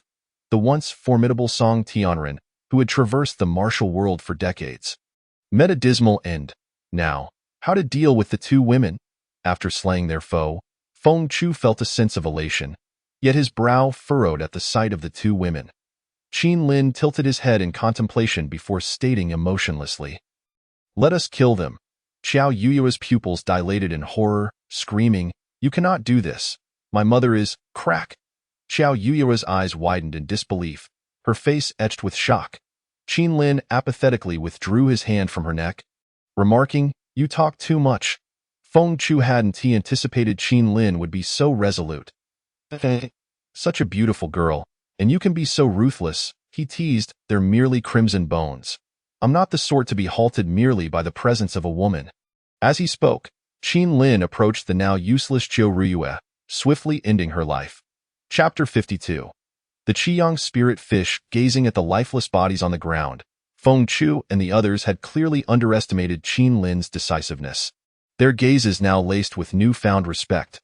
Qin Lin, unhesitant, gathered his energy into a blazing inferno, incinerating both Song Tianren and the Shiri Palace members into ashes, scattering the remains into the air. Vengeance had been achieved. Fu Huawen and the others stood in a daze, feeling as though they had lost their sense of direction. Uncertain of where to turn next, "I plan to leave Zhao, to depart from this sorrowful place, and venture into broader horizons," Qin Lin announced solemnly. "The world is vast. Perhaps embarking on a journey is not a bad thing," Feng Chu agreed, nodding. With his innate abilities not too weak, he could fend for himself. Qin Lin then turned to the other four. "Mr. Fu, what do you intend to do?" Fu Huawen shook his head. "Currently, I have no solid plans. Perhaps I will find a place to retire." Jiu Qiuyang and the others shared a similar sentiment. "Seeking a tranquil place to spend their remaining days, I see," Qin Lin mused, stroking his chin. Their abilities were not insignificant, and perhaps he could recruit them to his side, if you do not mind. "You are welcome to join me," Qin Lin offered earnestly. "Though it is a small sect, it is peaceful." At that moment, Feng Chu interjected, "Mr. Fu, you are indeed fortunate. This lad is remarkable at alchemy and treats people exceptionally well. My breakthrough to the innate realm is largely thanks to him." Feng Chu's words instantly stirred the hearts of several individuals. Despite their youth, not only do they possess formidable strength, but they are also adept in the art of alchemy, ensuring a steady supply of various elixirs for their cultivation. Such a benefit is indeed remarkable. Since they are in search of a place to settle, Qin Lin perfectly aligns with their expectations. Thus, They expressed their gratitude to Mr. Qin Fu Huawen and his companions, their expressions solemn, resolved to follow Qin Lin from this point forward. Very well. I shall escort you on your departure, Qin Lin stated, as he pinned a letter and handed it to the four of them. I will have Xiao Jian take you to Pingyang County. Present this letter to Chao Feng of the Shanhe gang. He will know how to arrange for you upon seeing it. Fu Huawen inquired with some hesitation. Mr. Qin, are you not coming with us?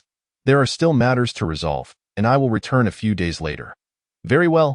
Fu Huawen and his companions did not dwell on it further and departed on the Golden Feather Eagle. Watching them leave, Qin Lin turned his attention back to Feng Chu. Where do you intend to go next? Feng Chu shook his head. I have not thought about it. Wherever fate leads me, yet you. With such formidable prowess, why do you confine yourself to that small place within the Shanhe gang? Ah, this you do not understand, Qin Lin replied with a smile. Every small place has its unique advantages. Perhaps by the time you return to Zhao, the Shanhe gang may have transformed into a colossal force. Feng Chu did not perceive Qin Lin's words as boasting, as a parting gift. Qin Lin presented several vials of top-tier healing elixirs, ensuring that this fellow would not meet his end prematurely. Eventually, they parted ways. Next, it was time to fulfill the task assigned by Blood Rain Tower. Among the treasures available for exchange, there were several items that Qin Lin found particularly enticing. Upon returning to Yinlin City, dawn had already broken. At this moment, Qin Lin had altered his appearance. His demeanor was grim, and a scar traced down from his forehead to his cheek, marking his right eye. As soon as he entered the city, he sensed an undercurrent of tension. Overnight, the news of Song Tianren's incident had spread throughout the city, and everyone was secretly reveling in it.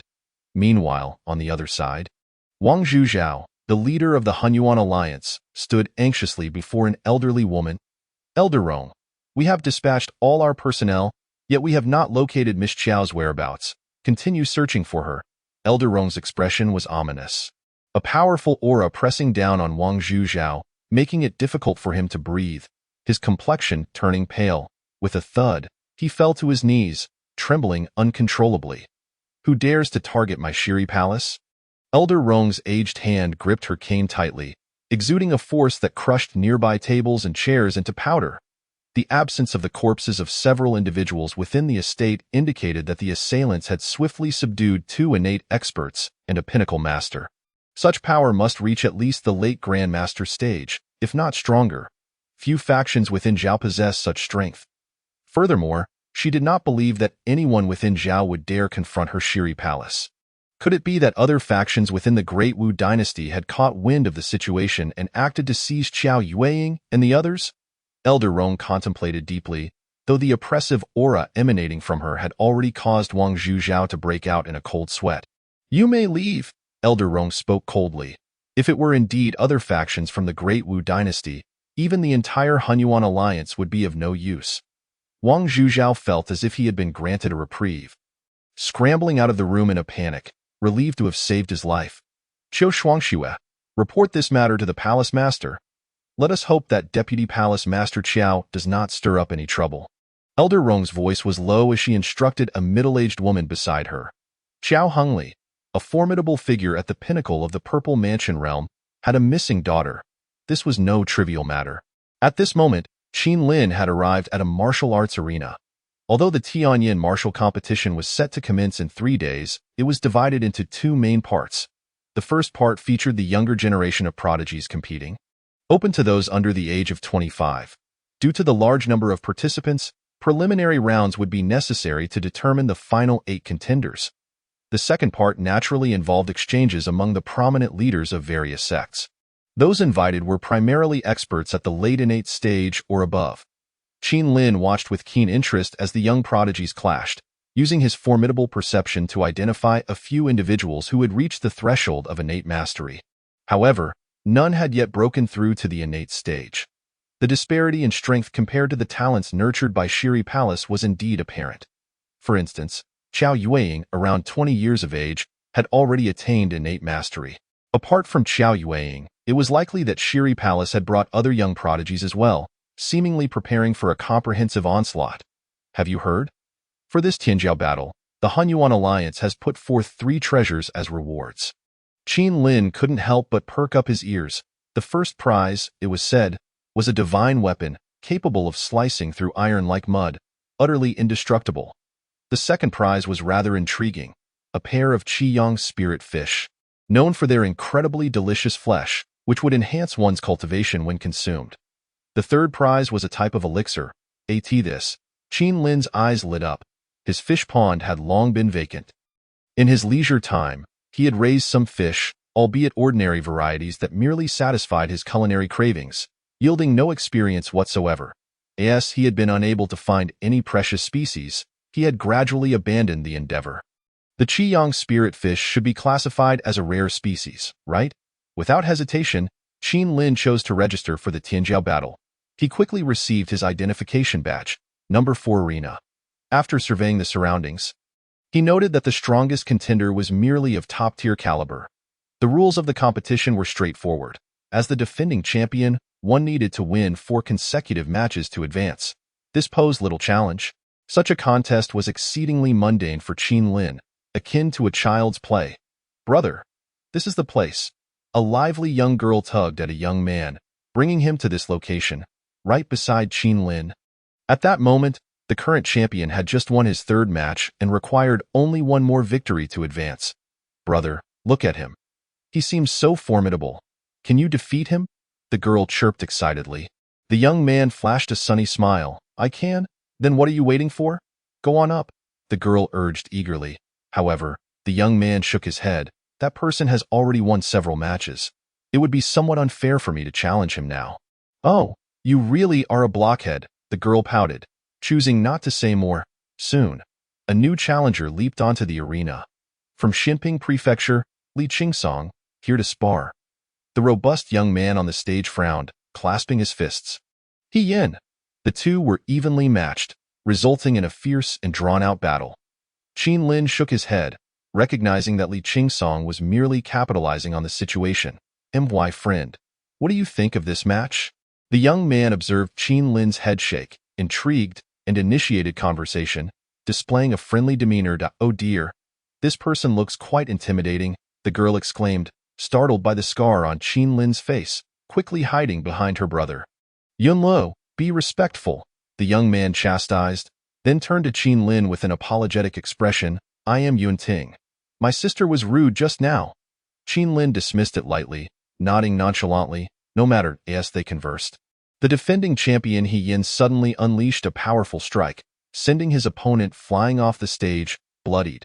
He Yin successfully defends his title. The referee announced loudly, "Who will be next to challenge?" Seeing this, Yunting smiled. "My brother, let us continue our conversation later." With that, he gracefully leaped onto the arena. His handsome, sunny appearance immediately captivated the attention of many young female martial artists.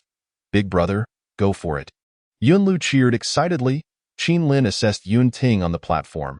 His internal strength was of superlative caliber, and he was quite formidable. Indeed, as he had anticipated, Yunting's prowess was exceptional, as challengers struggled to last beyond 30 moves against him. "Hey, do you want to challenge my brother?" Yunlu asked mischievously, looking at Qin Lin with a playful grin. "Are you sure?" Qin Lin responded with slight exasperation. "I don't recall ever being this cruel to my own brother." "Are you afraid?" Yunlu pressed, undeterred. Qin Lin lowered his head in silence, choosing not to engage with this sister who was clearly intent on setting her brother up for failure. Yunting, however, was quite courteous, acknowledging that allowing his opponent to have a fair chance was ultimately more honorable. Next round. Noticing Qin Lin's silence, Yunli's lips curled upwards, and she stood tall. Yunting's speed was impressive. It didn't take long for him to advance. "Big brother is amazing." Yunli gazed at her brother in admiration, then pointed at Qin Lin. "He, earlier, I suggested this guy go up against you, but it seems he dares not." With a thud, Yunting playfully smacked his sister on the head. "You must not be so rude." He intended to apologize further, but at that moment, Qin Lin had already stepped onto the arena. "Hold back a bit. Don't injure anyone too severely," Qin Lin murmured softly. Is this ice-faced fellow frightened? What is he muttering about over there?" From Yunli's perspective, Qin Lin appeared to be a cowardly individual cloaked in an icy demeanor. Hong Xing's iron fist, Gaoshang. Please offer your guidance. Observing Qin Lin's demeanor, many concluded he was merely a fade, poised to pick up scraps Lifu. Qin Lin was miserly with his words. Gao Sheng's gaze turned unfriendly, feeling that this person before him was quite disrespectful. I must ensure that this little one faces some hardship later on, Gao Sheng thought grimly. With the referee's authoritative decree, Gao Sheng surged forward like a cannonball, his fists clenched tightly. As he swung his fist, a strong gust of wind followed, aimed directly at Qin Lin's face. The fist drew nearer to the ice-faced man, who remained utterly still. Indeed, just a fade, Gao Sheng secretly rejoiced, but the next moment, the figure before him vanished. Qin Lin struck like lightning, delivering a swift chop to Gao Sheng's neck. Gao Sheng's pupils dilated, and he collapsed to the ground, completely unconscious. To the audience, it appeared as though Qin Lin merely evaded the attack, leaving Gao Sheng sprawled on the ground. They couldn't even discern when Qin Lin had made his move. A wave of astonishment swept through the spectators. They had not anticipated that Li Feiyu's prowess was so formidable. Yuan Ting, who had previously maintained a calm expression, now froze, unable to comprehend the speed of the exchange. Undoubtedly, the strength of this individual surpassed his own. Swallowing hard, he turned to his sister. You just encouraged him to take me on? You truly are a wonderful sister. At that moment, Yunle was also dumbfounded. What did this guy just do? He looked so impressive. The thought of her brother engaging with this individual sparked curiosity within her. Brother, who is stronger between you two? Yunting offered a bitter smile. I fear I am no match for him. Is that so? Yunle patted her flat chest. Fortunately, this guy didn't strike earlier. Brother, you are indeed lucky. Hearing this, Yunting rolled his eyes, thinking how fortunate it was that the other party had not taken notice of his sister. Otherwise, he would have been in quite the predicament. On the arena, Qin Lin awaited the next challenger with a serene expression. The previous spectacle had genuinely astonished everyone. A profound silence enveloped the arena. The referee, seeing no one daring to step forward, promptly began calling out names in order. Those summoned wore expressions of despair. Unsurprisingly, in the subsequent 3 rounds, Qin Lin continued to secure effortless victories. Anyone who dared approach him would instantly lose consciousness. No one could discern when he had acted.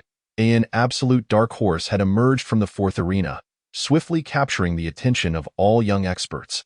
Some seniors approached, yet they still could not gauge the depth of Qin Lin's strength. This young man had likely cultivated a method to conceal his aura, rendering it impossible to sense his presence. A senior of master level scrutinized him closely, but ultimately shook his head in resignation. Just as he stepped down from the stage, Yun Ting smiled and clasped his hands. Thank you, Li Xiong, for showing mercy earlier. It was nothing. Qin Lin maintained his frigid demeanor and soon vanished into the crowd. Li Xiong, truly a unique character, Yun Ting remarked with admiration, then lightly smacked his little sister's head. From now on, behave yourself. Thankfully, Li Xiong is magnanimous and doesn't hold it against you. Had it been someone with a more volatile temperament, you might not have made it out alive. Understood. Chapter 54, Developing Abilities Nightfall. Qin Lin had donned a complete set of night gear, a legacy left by the Phantom Hall die in the darkness. It blended seamlessly with the environment. Akin to optical materials, although he yearned for the Qiyang spirit fish, a rare celestial entity, he prepared for a dual approach, contemplating an earlier acquisition. Additionally, the assassination mission concerning Blood Rain Tower was also on his agenda. Most crucially, Qin Lin intended to test the functionality of his system. As a system bearer, developing its capabilities was of utmost importance for his future endeavors. While his system leaned toward support and could not compare to those that enhanced strength through simple sign-ins, it was undeniably powerful in its own right. At the Hunyuan Alliance base, Qin Lin drifted like a wraith, effortlessly evading the gaze of patrolling members. At this moment, he followed closely behind a patrolman. Without the latter noticing, a hand grasped his shoulder. Teleport. Before the patrolman could react, he felt the world shift. The night transformed into day, and he found himself amidst towering mountains. What is happening? As he sensed a hand on his shoulder and turned his head, a sharp pain struck his neck, and he lost consciousness entirely. The act of teleportation triggered no disturbance. Everything transpired silently and seamlessly. Moreover, should he desire, any object he touched could accompany him into this space. Albeit without control, Qin Lin closed his eyes to feel the external space. He could teleport freely to any location within ITI in the farm space. He could effortlessly perceive events occurring at any point.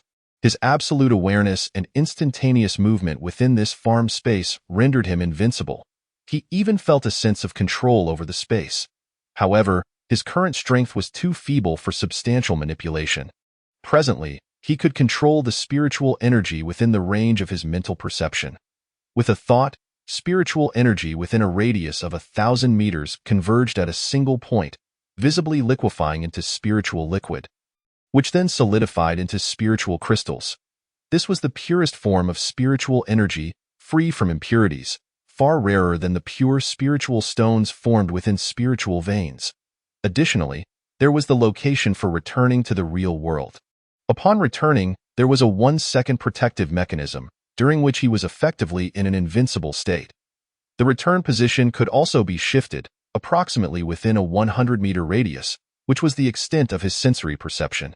He had previously assumed this was merely to prevent detection during teleportation, allowing him to sense the surrounding environment. Qin Lin's figure flickered twice, reappearing behind a group of patrol members. Employing the same method, he dragged another individual into the space, this time without drawing any attention. "Who are you?" "Teleport." Qin Lin operated like a researcher, continuously testing the system's abilities. The Hunyuan Alliance member felt the scenery shift once more, followed by a sense of weightlessness. Thousands of meters in the air, the individual screamed in terror, plummeting at an alarming speed. "Teleport," Qin Lin calmly uttered, and the figure vanished. As for where the individual was now, he had been teleported to the mountain's rocky layers, merging with the rock upon arrival, and immediately fell silent. Quite an impressive technique. A smile crept onto Qin Lin's face. The ability to teleport was remarkably powerful. The speed of teleportation depended on one's reaction time, meaning he had gained instantaneous movement capability within a 100-meter range, an absolute lifesaver. With his current reaction speed, he could execute a teleportation in 0.1 seconds, accompanied by a second of invincibility. If he needed to escape, he could cover 1,000 meters in a second. The next moment, Qin Lin vanished again. As before, he seized another Hunyuan Alliance member. "Who are you?" Upon seeing Qin Lin in black attire, the individual's face contorted in terror, and he instinctively turned to flee. This time, Qin Lin did not intervene. Instead, he picked up a stone the size of a human head from the ground. With his ability, Qin Lin focused on the fleeing figure, silently commanding a teleport. Boom! The individual's head exploded instantaneously, leaving a bloodied stone and a headless corpse to fall to the ground. Regarding this outcome, Qin Lin found increasing satisfaction. Surely, his previous self had not known how to utilize this system effectively.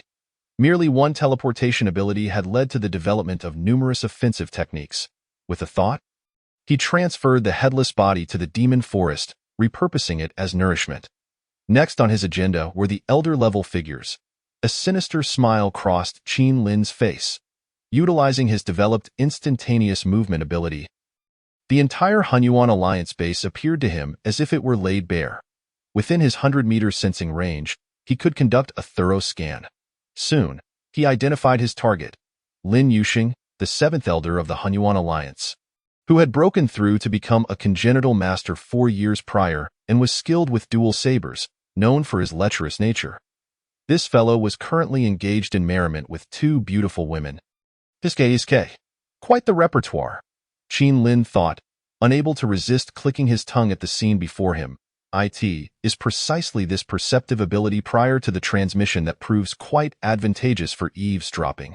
A mischievous smile crept across Qin Lin's face, and unbeknownst to him, a long sword had materialized in his hand. Meanwhile, Lin Yuxing was busy embracing a beautiful woman, his hands exploring her form. In the next moment, a searing pain shot through his groin, and a chilling scream echoed throughout the room. Qin Lin, with a cold smirk, seized Lin Yuxing's shoulder, and in an instant, they vanished from the chamber in the depths of the mountains. Lin Yuxing clutched his groin, blood streaming from his hands, his expression twisted in agony. Everything transpired too swiftly. He could hardly fathom that such a calamity would befall him during a moment of pleasure. A wave of regret washed over him. He recalled the leader's warnings against excessive lust and now found himself ensnared in this predicament. Seems quite painful, doesn't it? Qin Lin remarked, idly tossing a handful of pebbles in his hand. The playful tone sent a shiver down Lin Yoshing's spine, momentarily overshadowing the excruciating pain. He whirled around to confront the figure clad in black not far from him. "Who are you?" Lin Yoshing's voice quivered, his pallor betraying the significant blood loss he had suffered. Qin Lin observed the bleeding area. This fellow must have ingested some kind of drug. He cackled. "Now, tell me, where is the treasure trove of the Hunyuan Alliance?" "I am an elder of the Hunyuan Alliance. And you?" Lin Yushing attempted to threaten him, but was abruptly struck by a wave of intense pain in his abdomen. "That's an irrelevant answer. Merely a minor punishment," Qin Lin declared, toying with the stones in his grasp. "For every incorrect answer, I shall insert one into your body. I am curious to see just how many you can accommodate." The chilling coldness of his voice sent terror coursing through Lin Yusheng, who realized that this man before him was far beyond his comprehension. "I assure you, I can divulge everything." Chapter 55. The grinding stone. Lin Yusheng divulged every piece of information he possessed, and Qin Lin, satisfied with the revelations, resolved to grant him a swift end. With a swift motion, he crushed Lin Yusheng's skull. Following this, Qin Lin utilized his teleportation ability to evade the Hunyuan Alliance's search efforts. News of Lin Yusheng's mysterious disappearance spread throughout the entire Hunyuan Alliance, instilling fear in all, as the ability to make a congenital master vanish without a trace was terrifying indeed. Wang Zhuzhao, the leader of the alliance, wore a grim expression, feeling the sting of pain across his face. An elder had been silently eliminated on his own turf. According to the accounts of two women, a figure clad in black had appeared suddenly, and in the blink of an eye, both had vanished. The Grand Elder of the Hunyuan Alliance, his demeanor unusually solemn, remarked, "Such inhuman methods could only be executed by a master of the Zifu realm or above." Upon hearing this, the faces of everyone present darkened. First it was Song Tianren, now Lin Yusheng. Who would be next? A sense of foreboding enveloped them. Having painstakingly climbed to their current status, the realization that their lives were no longer in their control was disheartening. Perhaps all this began with the arrival of that group of people, they mused. The most terrifying aspect remained the black-clad figure who had silently dispatched a congenital master. Such power was utterly horrifying. It seemed that none of them would dare to close their eyes again. Wang Zhuzhao felt utterly helpless. This matter had exceeded his capacity to manage. "I shall report this to Elder Rong. And you all should dispatch someone to inform the two supreme elders." His voice was grave as he departed the room with heavy steps. On the other side, Qin Lin, guided by the information he obtained, arrived at the location of the Hunyuan Alliance's treasure trove. Leading the way were two half-step congenital masters, guarding a door of substantial thickness, at least half a meter of solid metal. They were already aware of the commotion outside, where a multitude of personnel had gathered around the periphery of the treasure vault. Attempting to breach from the outside would likely consume considerable time.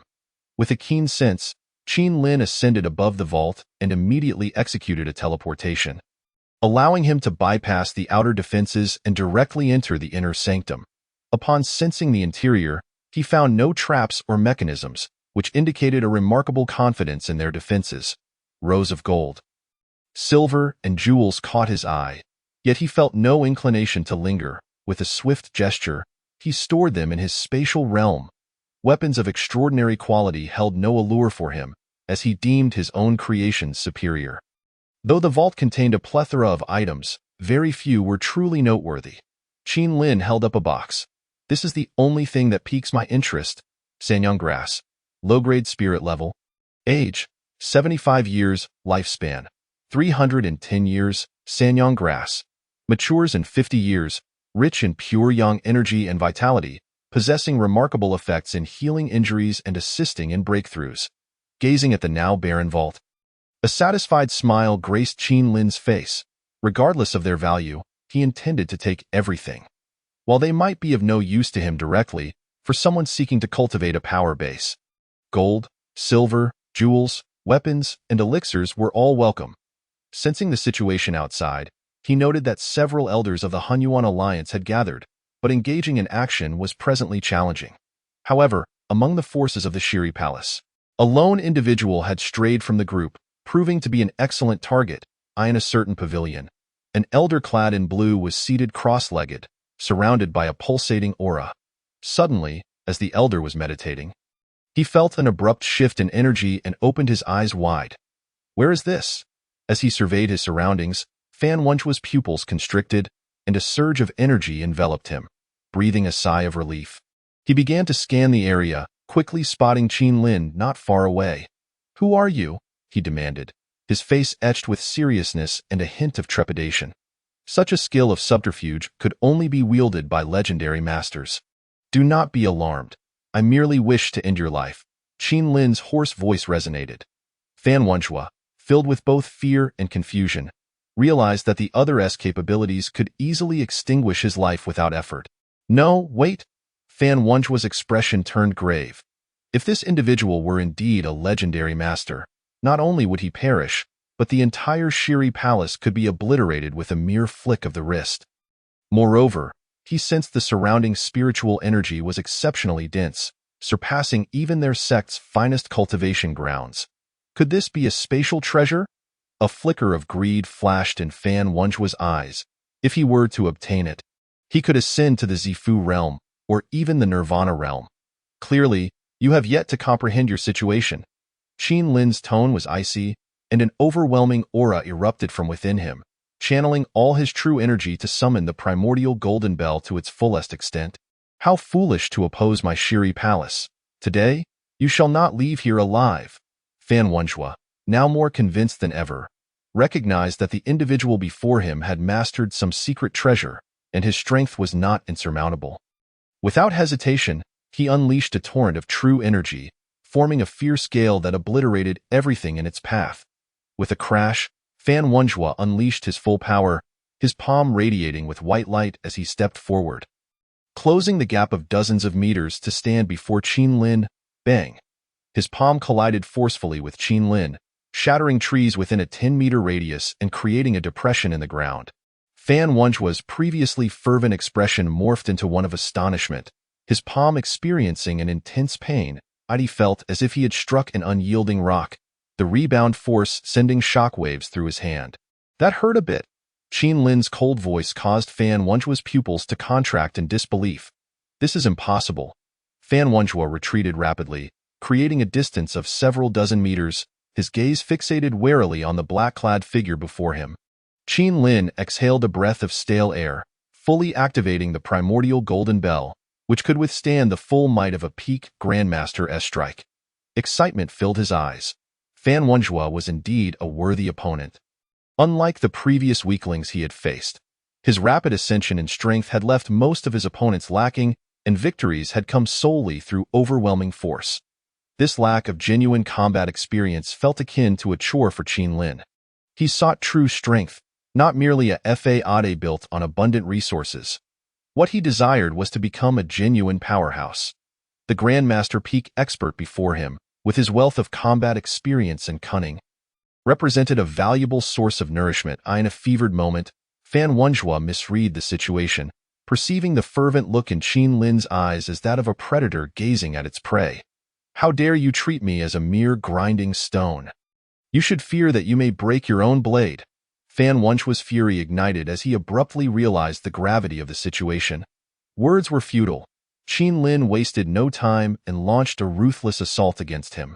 In an instant, the mountains echoed with a deafening roar at a tree, thick enough for a dozen men to embrace, crashed down with a resounding thud. The more they fought, the more alarmed Fan Wenchua became. The individual before him resembled an unyielding monster, possessing an exceptionally terrifying mastery of martial arts. And no matter how ferociously he attacked, it felt as though his strikes barely registered with the opponent. What was most alarming was that initially, he had been able to suppress the adversary, rendering them utterly defenseless. Yet gradually, he began to feel the weight of pressure. This creature's power and speed had already surpassed his own. He had been able to dominate only because the opponent lacked combat experience. However, with each encounter, Qin Qin Lin was continuously learning and refining his skills. This monster was growing at an alarming rate. Damn it! If this continued, he would either be beaten to death or collapse from exhaustion. Fan Wenjue felt an overwhelming sense of frustration. His most potent attacks were unable to breach the opponent's defenses. The intense battle had left him utterly fatigued. Physically, mentally, and spiritually drained. It dawned on him that he was no longer youthful. A sense of despair took root in his heart. After 2 more hours had passed, Fan Wenjue trembled and fell to the ground. His face paled. In that moment, he had no strength left. In stark contrast, Qin Lin exhaled a breath, experiencing an unprecedented sense of exhilaration. Today's exploits would conclude here. Qin Lin smirked as Fan Wenjue's figure vanished into a pitch-black underground chamber. Aside from the air he had previously infused, it was devoid of anything else. Chapter 56. The Yin-Yang Man. Who could it be? After a period of cultivation, Qin Lin's internal energy had been restored. Reflecting on the previous battle, he realized that having a peak grandmaster as a sparring partner had greatly accelerated his combat experience. He was confident that after a few more encounters, he could easily dispatch his opponent in no time. The yield of the night had been satisfactory, though he was rather vexed that he had not located the coveted Qiang spirit fish. He resolved to find 2 individuals to vent his frustrations. The Hunyuan alliance felt like a backyard to him. The sun was about to rise. At this moment, after a night of ambush, everyone was mentally exhausted. Even the peak grandmasters had fallen victim to the treacherous attack, leaving everyone on high alert. This time, Qin Lin's targets were 2 innate-level martial artists specializing in unorthodox training. He had never faced such a type of expert before. And they were the chosen ones. Qin Lin focused intently. The 2 experts sat cross-legged, surrounded by numerous masters from the Shiri Palace, who had gathered together to prevent ambush. Dawn was approaching. Surely, they would be safe now. A middle-aged man spoke slowly, and the others smiled faintly in response. Yet, in the next moment, a figure appeared abruptly. Be careful. The 2 innate martial artists barely had time to react before Qin Lin's hands were already on their shoulders. A smirk playing on his lips. Gotcha. In the blink of an eye, the 2 innate masters vanished without a trace, in the space around them.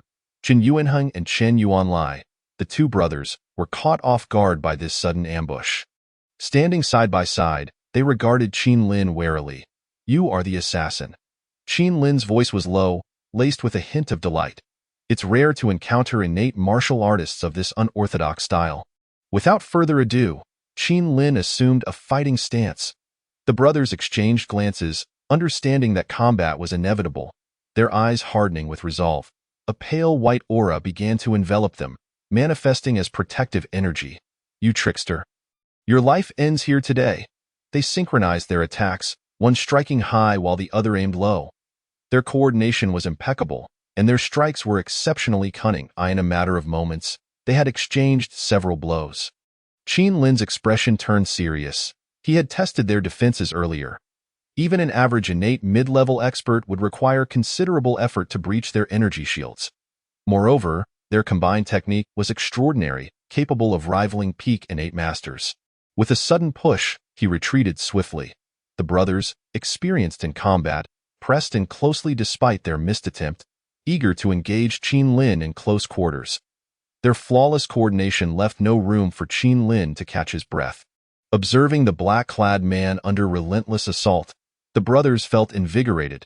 I thought you were formidable, but it seems you are nothing but mediocre. Chen Yuanheng taunted, yet his strikes grew ever more fierce, each one aimed to be lethal. Qin Lin remained silent, meticulously attuning himself to the rhythm of their attacks. The brothers were indeed fierce, yet that was all there was to it. Each of their strikes bore near 10,000 pounds of force. Seizing a fleeting opening, Qin Lin unleashed a lightning-fast kick. Chen Yuanlai was taken aback, attempting to withdraw and block. Unfortunately for him, Qin Lin's kick was extraordinarily swift. Just as Chen Yuanlai positioned himself to defend, an overwhelming force sent him flying. Chen Yuanheng's eyes blazed with fury as he launched a punch aimed squarely at Qin Lin's temple. With a tilt of his head, Qin Lin countered with remarkable speed. He had never feared anyone in close combat. Clang, thud. Chen Yuanheng's chest caved in, his decades of cultivated energy shield shattered in an instant. He flew backward like a cannonball, indeed, if it were an ordinary innate expert. That punch would have obliterated them. Qin Lin's demeanor remained calm, entirely unperturbed by the astonishment on the opponent's face. "Brother!" Chen Yuanlai, feeling a surge of urgency, rushed forward to intercept Qin Lin's assault. The two engaged in a flurry of attacks. Each strike landing with a resounding thud. It was evident that in terms of physical strength and defense, Qin Lin surpassed the two by several tiers. He swiftly employed grappling techniques. Crack! In just 2 or 3 exchanges, Chen Yuanli's protective energy was crushed, his hands twisted and deformed. The stark whiteness of his bones was visible. Continuous strikes echoed with the sounds of broken bones. One punch even shattered the opponent's heart. Claiming his life on the spot, upon witnessing his brother's brutal demise, Chen Yuanheng's rage reached a boiling point. Die! In that moment, he charged at Qin Lin without a care for his own safety. Blinded by anger and filled with vulnerabilities, in 3 moves, Qin Lin twisted and snapped the opponent's neck. These two had proven to be decent prey, barely serving to warm him up with a casual wave. He sent their lifeless bodies into the demon forest. The corpses of innate-level fighters were a substantial boon to the demonic trees. Nurtured by the abundant spiritual energy of heaven and earth, a small portion of the demonic trees had reached their full form. They now possessed the strength to rival innate beings, especially the 4 demonic trees he had catalyzed to full maturity. With various resources at their disposal, their power had reached the level of late innate. Each branch bore nearly the strength of a half-step innate being. Once plant life reaches maturity, its potential is indeed astounding. Once every branch's power attains the innate realm, the demonic trees would be nearly invincible within their own rank. After a period of recuperation, Qin Lin exited the space. Following a night of turmoil, the news of the Hunyuan alliance being robbed had silently spread throughout the city. Numerous forces attending the Tianyin tournament were reveling in the misfortune. It seemed several innate masters had been slain within their own territory, and a grandmaster had also suffered. Before the Hunyuan alliance could assert its dominance, it had already been publicly humiliated, becoming fodder for gossip at countless tables. Wang Zhujiao was infuriated, his face alternating between shades of blue and white. Moments ago, he had been berated by several sect leaders, their mocking expressions inciting a desire to rend them asunder. Damn it! Who dares to oppose my Hunyuan alliance? Wang Zhujiao slammed his palm on the nearby tea table, shattering it into splinters, his visage twisted in rage. Now, he could only hope that a few prodigies would bring him some face. In the arena district of Yanlin City, the young experts dispatched by the Shiri Palace were sweeping through the ranks of top masters like a tempest. The elites sent by the Magic Sword Sect, Shuiyun Sect, and Chimu Cliff were obliterated on the spot, suffering humiliating defeats. At this moment, Wang Zhujiao felt a surge of satisfaction. Just moments ago, these scoundrels had been so pleased. Why were they now unable to smile? His disciples possessed remarkable talent, yet their luck had faltered, encountering Wang Qingyao. Observing Wang Zhujiao's smug grin, the surrounding sect leaders clenched their fists in frustration. Don't celebrate too soon. While innate-level masters are indeed formidable, this world is not lacking in prodigies, one leader remarked bitterly. Alas! Elderly, Wang Qingyao, at the age of 23, has already attained the strength of an innate mid-level expert. Such prowess is unmatched throughout the Zhao kingdom. This was his moment to shine. Wang Zhujiao puffed out his chest, exuding an air of inscrutability.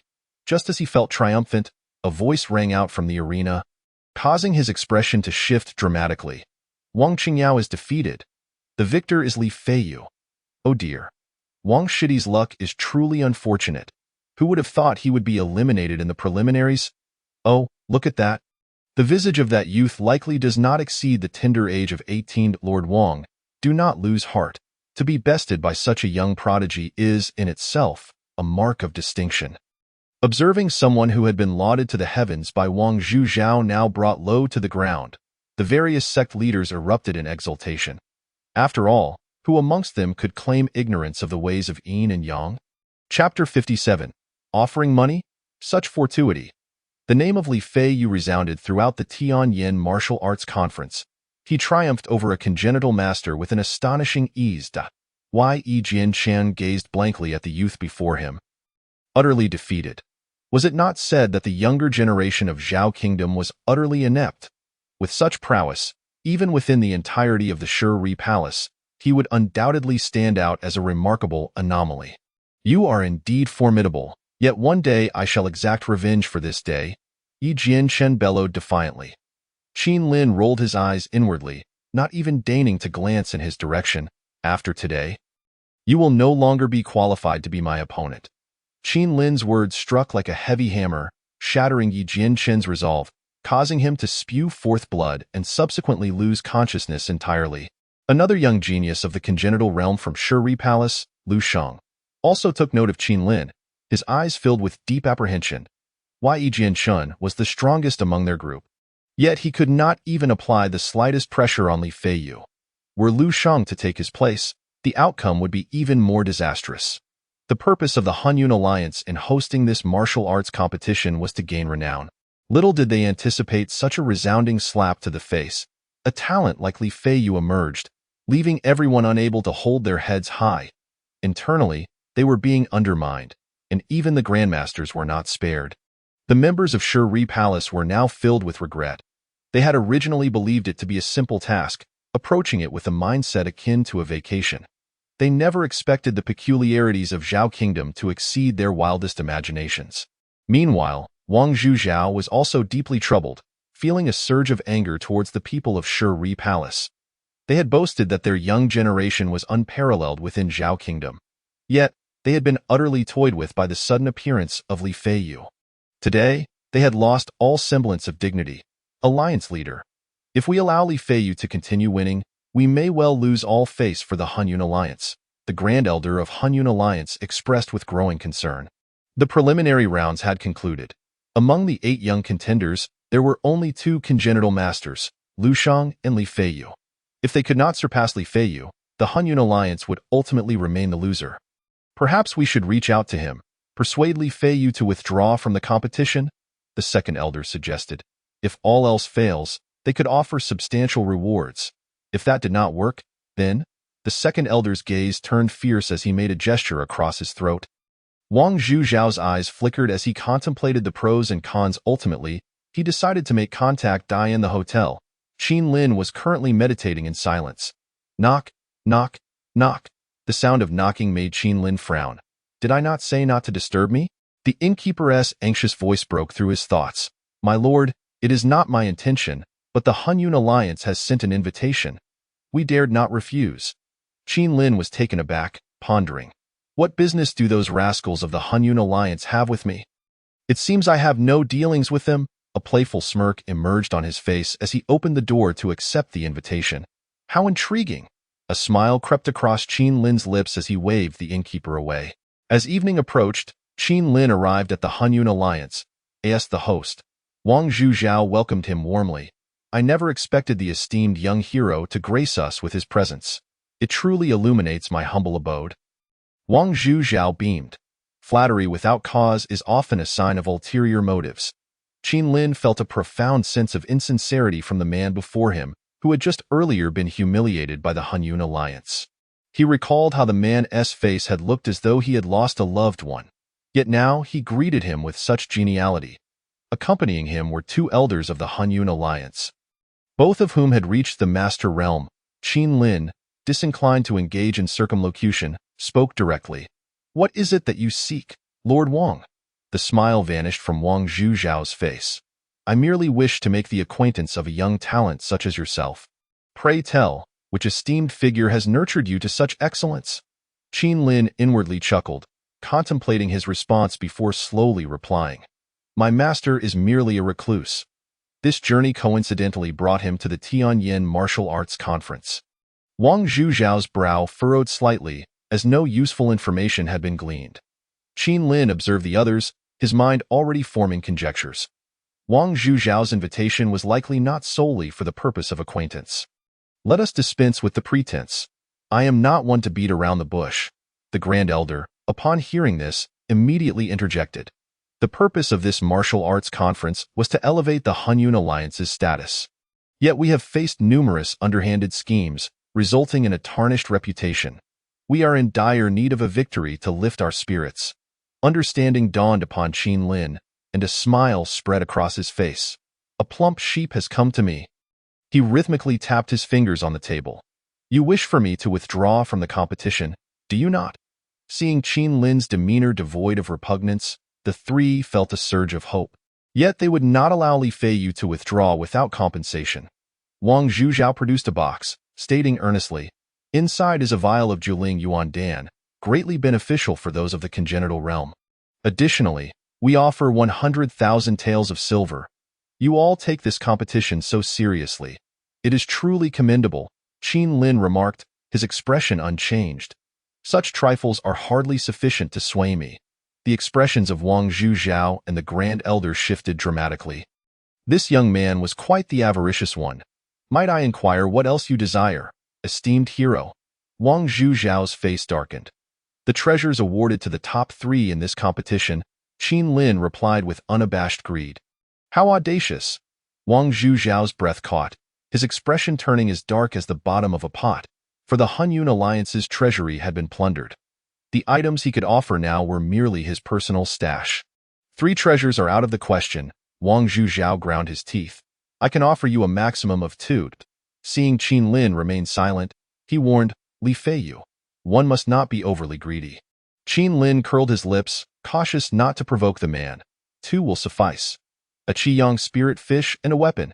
Qin Lin spoke, initially believing he would have to wait until the competition concluded to receive such rewards.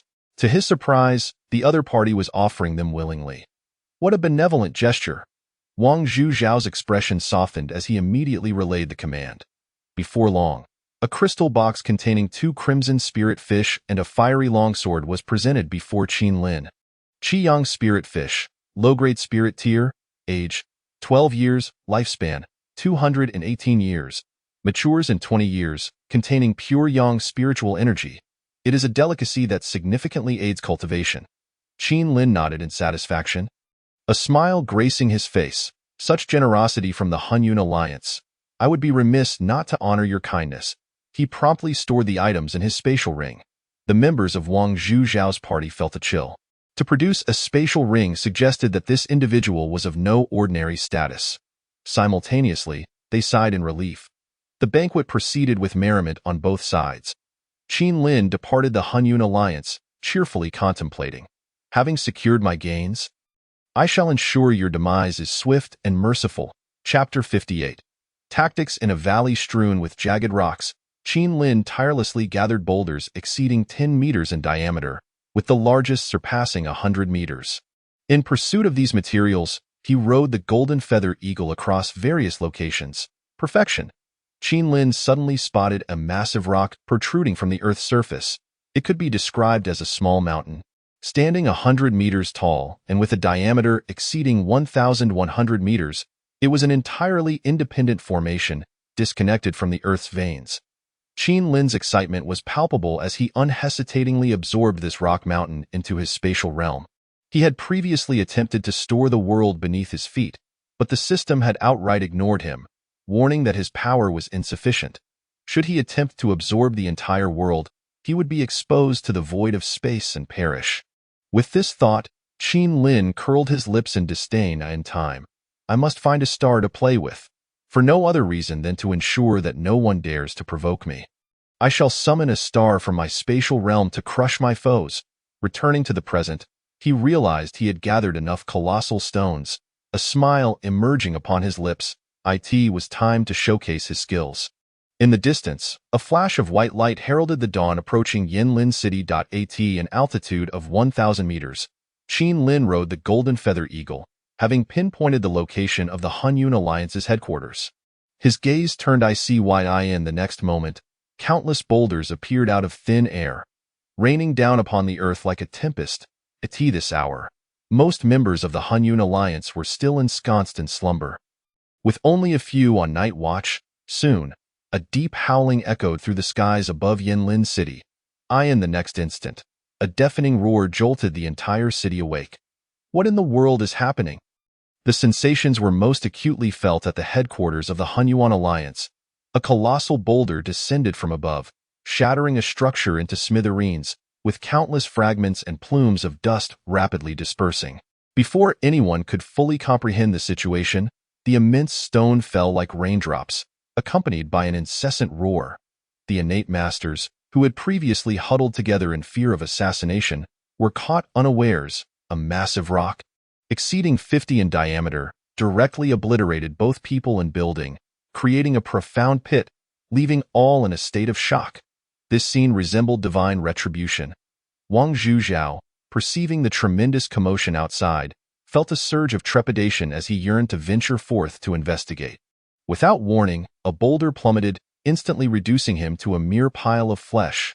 In less than 10 seconds, the entire Hunyuan alliance was razed to the ground. At this moment, Qin Lin had donned the guise of the assassin Han Li. The speed of this assault was astonishing, so rapid that the members of the Hunyuan alliance had no time to react. Navigating through the rubble-strewn landscape, Qin Lin displayed a visage of distress. With bodies flattened, how could he account for this disaster? Bang! Amidst the ruins, the blood-soaked Rong Lao struggled to emerge. Upon witnessing the devastation before her, she was engulfed in terror. Had it not been for the misalignment of the preceding boulder, she would have surely perished on the spot. Nevertheless, she now appeared particularly wretched, her body marred by the flying debris, with one leg and several other bones shattered. Who was it? Who could it possibly be? Rong Lao's face was etched with fear. To her astonishment, someone had managed to survive. Qin Lin's hoarse, icy voice echoed, revealing that the last standing individual was indeed a master at the half-step Purple Mansion realm. Rong Lao's gaze sharpened as she recognized a mysterious figure clad in a black robe before her. "Was it you who did this?" she inquired, her fear tinged with a hint of curiosity. "A half-step Purple Mansion master. I have never before faced such a formidable opponent." Qin Lin's eyes brimmed with combat fervor. Taking advantage of her vulnerability, he disregarded the fact that she was an elderly individual. Confronting a master at the pinnacle of the Grandmaster realm was already a strenuous task for him, and now he was fully engaged, exerting every ounce of his strength. Rong Lao's prowess far surpassed that of Fan Wenjue. Yet upon Qin Lin's sudden attack, her initial fear morphed into greater confusion. The aura he exuded was alarmingly close to that of a half-step Purple Mansion master. However, she could not fathom how he had managed to obliterate the entire Hunyuan alliance in such a brief span. Though perplexed, her mind remained sharp. She had already sustained grave injuries, and it was evident that Qin Lin posed a fatal threat. Mobilizing her vital energy, she unleashed a devastating strike with unparalleled ferocity. Even in her injured state, her strength was not to be underestimated. Qin Lin's expression turned serious as he summoned all his power to shatter her fierce assault with a single punch. Boom! The tremendous impact instantly shattered the surrounding hard rock, sending debris flying like bullets. Damn it! Rong Lao gritted her teeth, astonished that she too could find herself in such a dire predicament. At this moment, she could hardly muster any vital energy.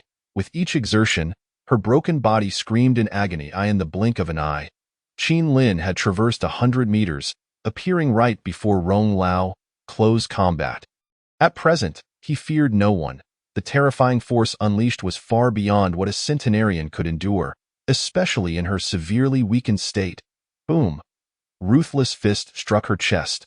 Rong Lao immediately spat forth a mouthful of blood, her body hurtling backward until she crashed into a boulder, finally coming to a halt.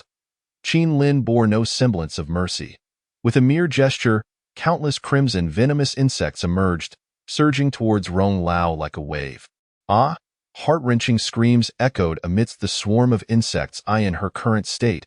She could not even muster resistance, let alone mobilize her vital energy, a luxury beyond her reach. This was the new generation of Scarlet Tails. In terms of attack, speed, endurance, defense, and toxin, there had been a qualitative leap. Such a dense onslaught could scarcely be endured even by a half-step Purple Mansion master. Rong Lao could barely withstand this barrage for less than 5 breaths. Ultimately, her demise was ignominious, having encountered an opponent who eschewed conventional tactics, leading to the demise of many through unorthodox means. Qin Lin, perhaps influenced by the killing intent of the Underworld Palace, had always prioritized efficiency. Engaging in direct confrontation was never his preferred approach. Soon, all factions, great and small, rushed towards the scene. Upon beholding the once magnificent headquarters of the Hunyuan Alliance reduced to a desolate wasteland, they could not help but gasp in shock. "Look, there is someone over there." Quickly, the crowd's gaze converged on Qin Lin, surrounded by a multitude of red venomous insects, eye in plain sight. Qin Lin severed the head of the half-step purple mansion master. "He resembles the insect demon Hanli." Some in the crowd recognized Qin Lin, their voices trembling as they cried out. The astonishment was unceasing. The individual who had once stirred a commotion throughout the Zhao Kingdom had re-emerged. And alongside the annihilation of the entire Hunyuan Alliance. If this news were to spread, it would undoubtedly cause another uproar throughout the Zhao Kingdom. With an influence far surpassing the last, it was important to note that the Hunyuan Alliance had boasted at least 2 masters of Grandmaster level or above. The people of the Shiri Palace remained oblivious. Shock, utter disbelief. They racked their brains, utterly confounded as to how the insect demon Hanli had brought about the downfall of the Hunyuan Alliance. Under the scrutiny of countless eyes, Qin Lin erupted into a maniacal laugh. "Blood Rain Tower's operations, all of you, be gone." At that moment, everyone trembled in unison. The enigmatic assassination force of Blood Rain Tower. The insect demon Hanli was actually an assassin of Blood Rain Tower. The mere thought of such a terrifying entity emerging in the Zhao Kingdom sent shivers down their spines. To hire such a being for murder would be a truly terrifying endeavor. Chapter 59. The matter resolved, garments brushed away Blood Rain Tower. Lin Yuliang stared blankly at the pile of severed heads before her, one of which bore a partially intact face. She recognized this individual well. Rong Lao of the Shiri Palace, a master of the half-step purple mansion realm. Here she lay, silently before her. Lin Yuliang inhaled deeply, striving to calm her tumultuous heart. Within just a few days, the Hunyuan Alliance had been uprooted, and all innate masters had met their demise without exception. This figure in the black robe was indeed formidable.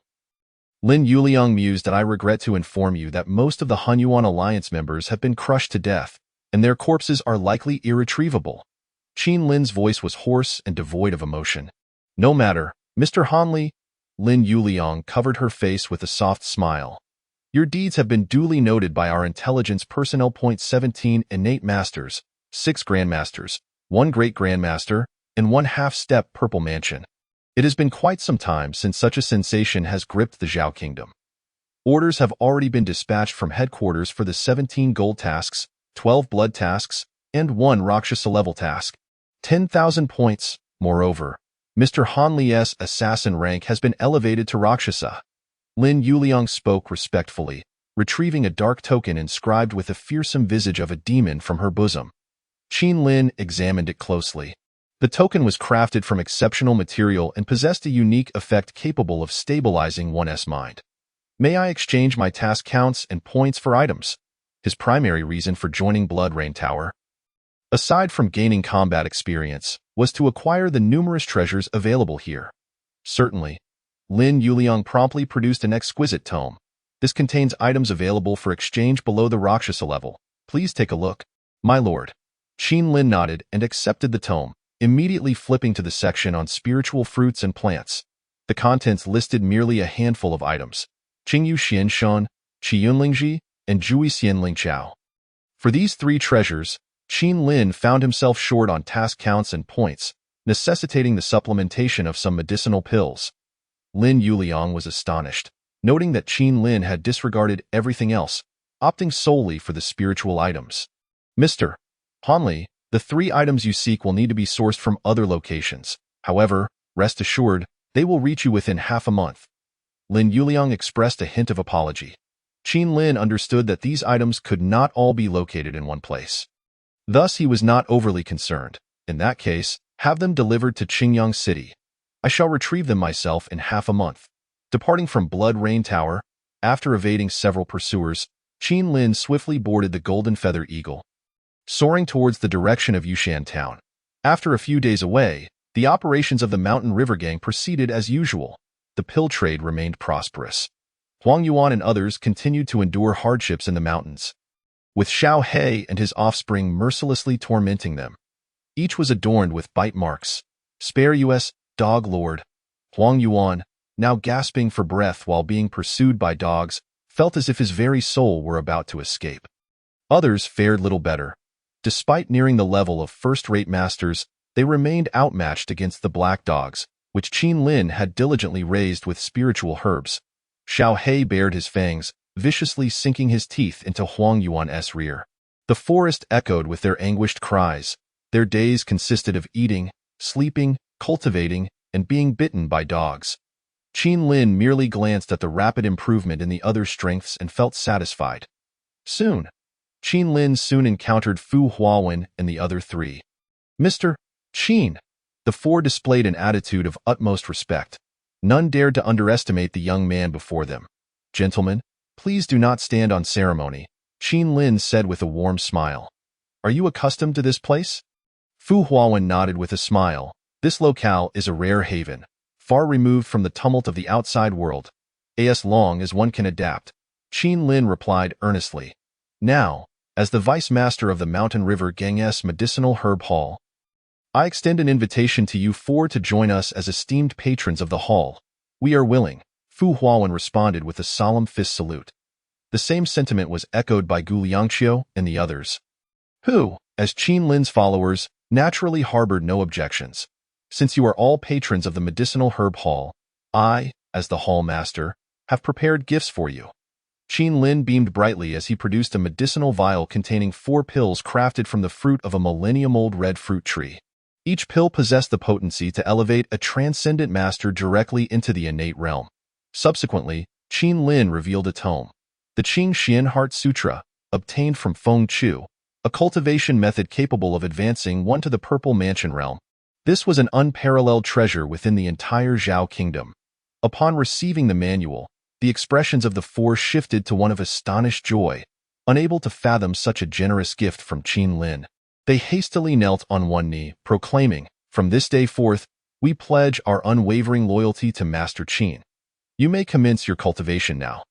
Once you have completed your method transition, the pills I provided will greatly facilitate your breakthrough into the innate realm. Especially for you, Mr. Fu." Upon hearing this, Fu Huawen instinctively tightened his grip around the pill, his heart swelling with indescribable excitement. The innate realm, after over 70 years, finally offered him a glimmer of hope.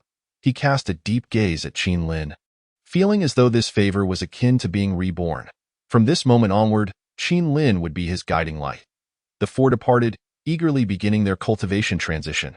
The Qing Xian Heart Sutra was several tiers above their previous methods. After the transition, their strength surged rather than waned. Coupled with Qin Lin's pills, after 10 days, 4 formidable auras erupted in succession. The first to break through was Fu Huawen, who also found it the easiest. Following the successful transition of his cultivation method, he stood at the precipice of a breakthrough. Thanks to the aid of the pills, the breakthrough seemed almost inevitable as the potent medicinal energy coursed through his body. His once frail physique was rejuvenated, bursting forth with newfound vitality. Strands of silver hair began to sprout with vibrant hues of black. The wrinkles that marred his face transformed into a visage of youthful vigor. Resembling a crane-haired youth, he felt an unprecedented strength surging within him. With the breakthrough into the innate realm, his lifespan extended significantly, allowing him to live to 200 years with ease. Ha ha ha! Fu Huawen's long-held wish had finally been realized. His eyes brimming with tears of joy that I, Fu Huawen, have finally become an innate master. The others also broke through one after another, although their cultivation was not as profound as Fu Huawen's at that moment. They were by no means weak. They gazed at Qin Lin with fervent admiration, viewing him as an omnipotent figure worthy of their lifelong allegiance. The humble Mountain River Gang. How far could it possibly develop under his guidance? A faint smile graced Qin Lin's face, contemplating the prospect of elevating a second-rate sect to unprecedented heights. A tantalizing endeavor indeed. Chapter 60. Defeating the half-step Purple Mansion Qing Yuxian Shun. Mid-grade spirit level. A spiritual entity nurtured by heaven and earth, maturing over a century, capable of detoxifying and enhancing cultivation. Qi Yunling Ji, mid-grade spirit-leveled, a variant of the fire cloud mushroom, maturing over 50 years. Capable of replenishing energy and extending lifespan. For every additional 50 years, 1 year of life is granted. Jiuyi Xianling Chao. Upper-grade spirit-leveled, a spiritual entity nurtured by heaven and earth. Maturing over a century, with medicinal power doubling every century, capable of strengthening the soul. These 3 spiritual herbs were exceptionally rare treasures. Qin Lin had also received news from Blood Rain Tower in Qingyang City. Upon learning of Han Li's actions in Tianyin Prefecture, Xiao Wujie was consumed by a furious rage, nearly collapsing from the intensity of his ire. This, Qin Lin merely chuckled, having no desire to engage with Xiao Wujie's impotent fury. The 3 spiritual herbs were directly decomposed into seeds, which he planted in the fields. Among them, he valued the Jiuyi Xianling Chao the most, a rare treasure capable of enhancing spiritual strength. It was astonishing that Blood Rain Tower had managed to collect such a rarity. Even when unripe, the Jiuyi Xianling Chao emitted a captivating fragrance, possessing a lethal allure to extraordinary beasts and fostering the growth of their intelligence, thereby enticing them to protect him. Especially upon maturity, the fragrance would reach its zenith, often devoured as soon as it ripened. Few could grow to 200 years. Such a treasure was truly a rare opportunity. Nearby, 2 fiery red spiritual fish swam joyously in the pond. Qin Lin sensed that one had already laid eggs. This was undoubtedly good news for him, even if the yield was modest at only 500 to 600 eggs. The entire process from hatching to maturity would take merely 6 to 7 days. An exhilarating prospect. The Qi Yang Lingyu. He had never tasted such a delicacy. A grand fish feast was a must. With this thought, Qin Lin decided to summon Fan Wenzhua for a confrontation. In a martial arts arena carved out of the mountains, Fan Wenzhua was suddenly assaulted by blinding light, rendering him unable to open his eyes. Fear enveloped his spirit as that loathsome face reappeared before him. This monster had grown increasingly formidable. Previously, he had to exhaust him slowly to secure a victory, but with each battle, Qin Lin's combat prowess had skyrocketed. Now, he would surely fall within 50 exchanges. Qin Lin tossed several recuperative pills and some food to his opponent. Without hesitation, Fan Wenzhua swallowed them whole and quickly sat cross-legged to restore his energy and cultivation. He had to give his all in this battle. Failure meant being consigned to a dark, lightless underground space, a place of utter silence and sensory imbalance, capable of driving a person to madness. Even the thought of enduring a beating was preferable to returning to that underground prison. His emotions were tumultuous, oscillating between the desire for death and the will to live, the torment threatening to shatter his sanity. After a while, Fan Wenzhua had regained a considerable amount of strength. "Come," he inhaled deeply, wearing an expression of defiance. "I hope you can endure a bit longer this time." Qin Lin's gaze was as sharp as a blade. There was no room for pleasantries as their figures collided in an instant, followed by a cacophony of deafening roars. Qin Lin's attacks grew increasingly fierce and domineering. Fan Wenzhua found himself on the back foot, struggling to fend off Qin Lin's ferocious onslaught. The monster was growing exponentially stronger. Gritting his teeth, Fan Wenzhua held on, but regrettably, he could only withstand 30 exchanges before he was decisively defeated, spitting blood as he was sent flying by a single punch. His aura was waning and the light in his eyes dimming. Qin Lin tossed him a healing pill and began to paint a tempting picture. "You have ceased to pose any pressure on me. I promise you, if you can break through to the half-step Purple Mansion realm, you won't have to stay in the underground space for a month." Fan Wenzhua remained silent, silently mending his injuries. For someone of his peak Grandmaster status, the breakthrough to the half-step Purple Mansion was merely a hair's breadth away. Breakthrough, breakthrough. A newfound, unparalleled conviction blossomed within him. Qin Lin sensed the transformation emanating from Fan Wenzhua. As the spiritual energy of heaven and earth rapidly converged, the true energy within Fan Wenzhua gradually transformed into true essence, and a more formidable aura erupted forth. The surrounding spiritual energy began to surge violently. He recognized this aura. It was the second time he had felt it. Under pressure, Fan Wenzhua's gaze was electrifying, fully aware that in this space, escape was impossible. His life and death lay entirely within the control of the man before him. Truly, this was a paradise of opportunities. Even breakthroughs became remarkably smooth. Exhaling a breath of turbid air, Fan Wenjue declared, "Come." At this moment, every movement he made was imbued with an aura of celestial authority. His strength having more than doubled compared to before, he unleashed a powerful palm strike, instantly sealing off Qin Lin's retreat. Rather than being alarmed, Qin Lin felt a surge of delight. He had rediscovered the sensation of being evenly matched. The two fierce auras collided with a resounding impact, causing the earth to tremble as the sound of roaring thunder filled the air. With each of Fan Wenjue's frenzied attacks landing upon him, Qin Lin felt his flesh strengthening with every strike. The true energy within him began to boil, the latent energy within his blood activating at that moment. His incredibly resilient physique was being tempered, and the power of his flesh was continually rising. The sensation of growth filled Qin Lin with immense joy. Indeed, combat was the best method for enhancing strength. Qin Lin's speed surged as he retaliated against Fan Wenjue with even more ferocious attacks. Their figures intertwined in a relentless dance of battle. Fan Wenjue never imagined that under the pressure he exerted, Qin Lin was rapidly evolving. This instilled in him a visceral urge to spew blood. Despite having broken through to the threshold of the Purple Mansion and even harnessing a modicum of heavenly and earthly power, he found himself utterly incapable of suppressing his opponent. Impossible. I refuse to believe it. Fury coursed through Fan Wenjue as he clenched his teeth, his eyes bloodshot, and an aura of tangible true qi erupted from his being, the earthy yellow glow symbolizing the weighty force of the earth. Each strike was thunderous, potent enough to have severely injured his former self before his breakthrough. Clang! Qin Lin radiated a golden luminescence, intricate golden patterns adorning his body. He had pushed his martial arts to the pinnacle. His physical strength and defense had reached their zenith. Each collision shattered the ground beneath them. At that moment, Qin Lin's body resembled a furnace, his vital energy blazing with unprecedented intensity. His flesh emanated a faint luminescence, while the spiritual energy of the cosmos surged towards him. Every inch of his flesh glimmered, saturated with an overwhelming reservoir of energy. The explosive surge of blood qi erupted, akin to a resplendent crimson sun.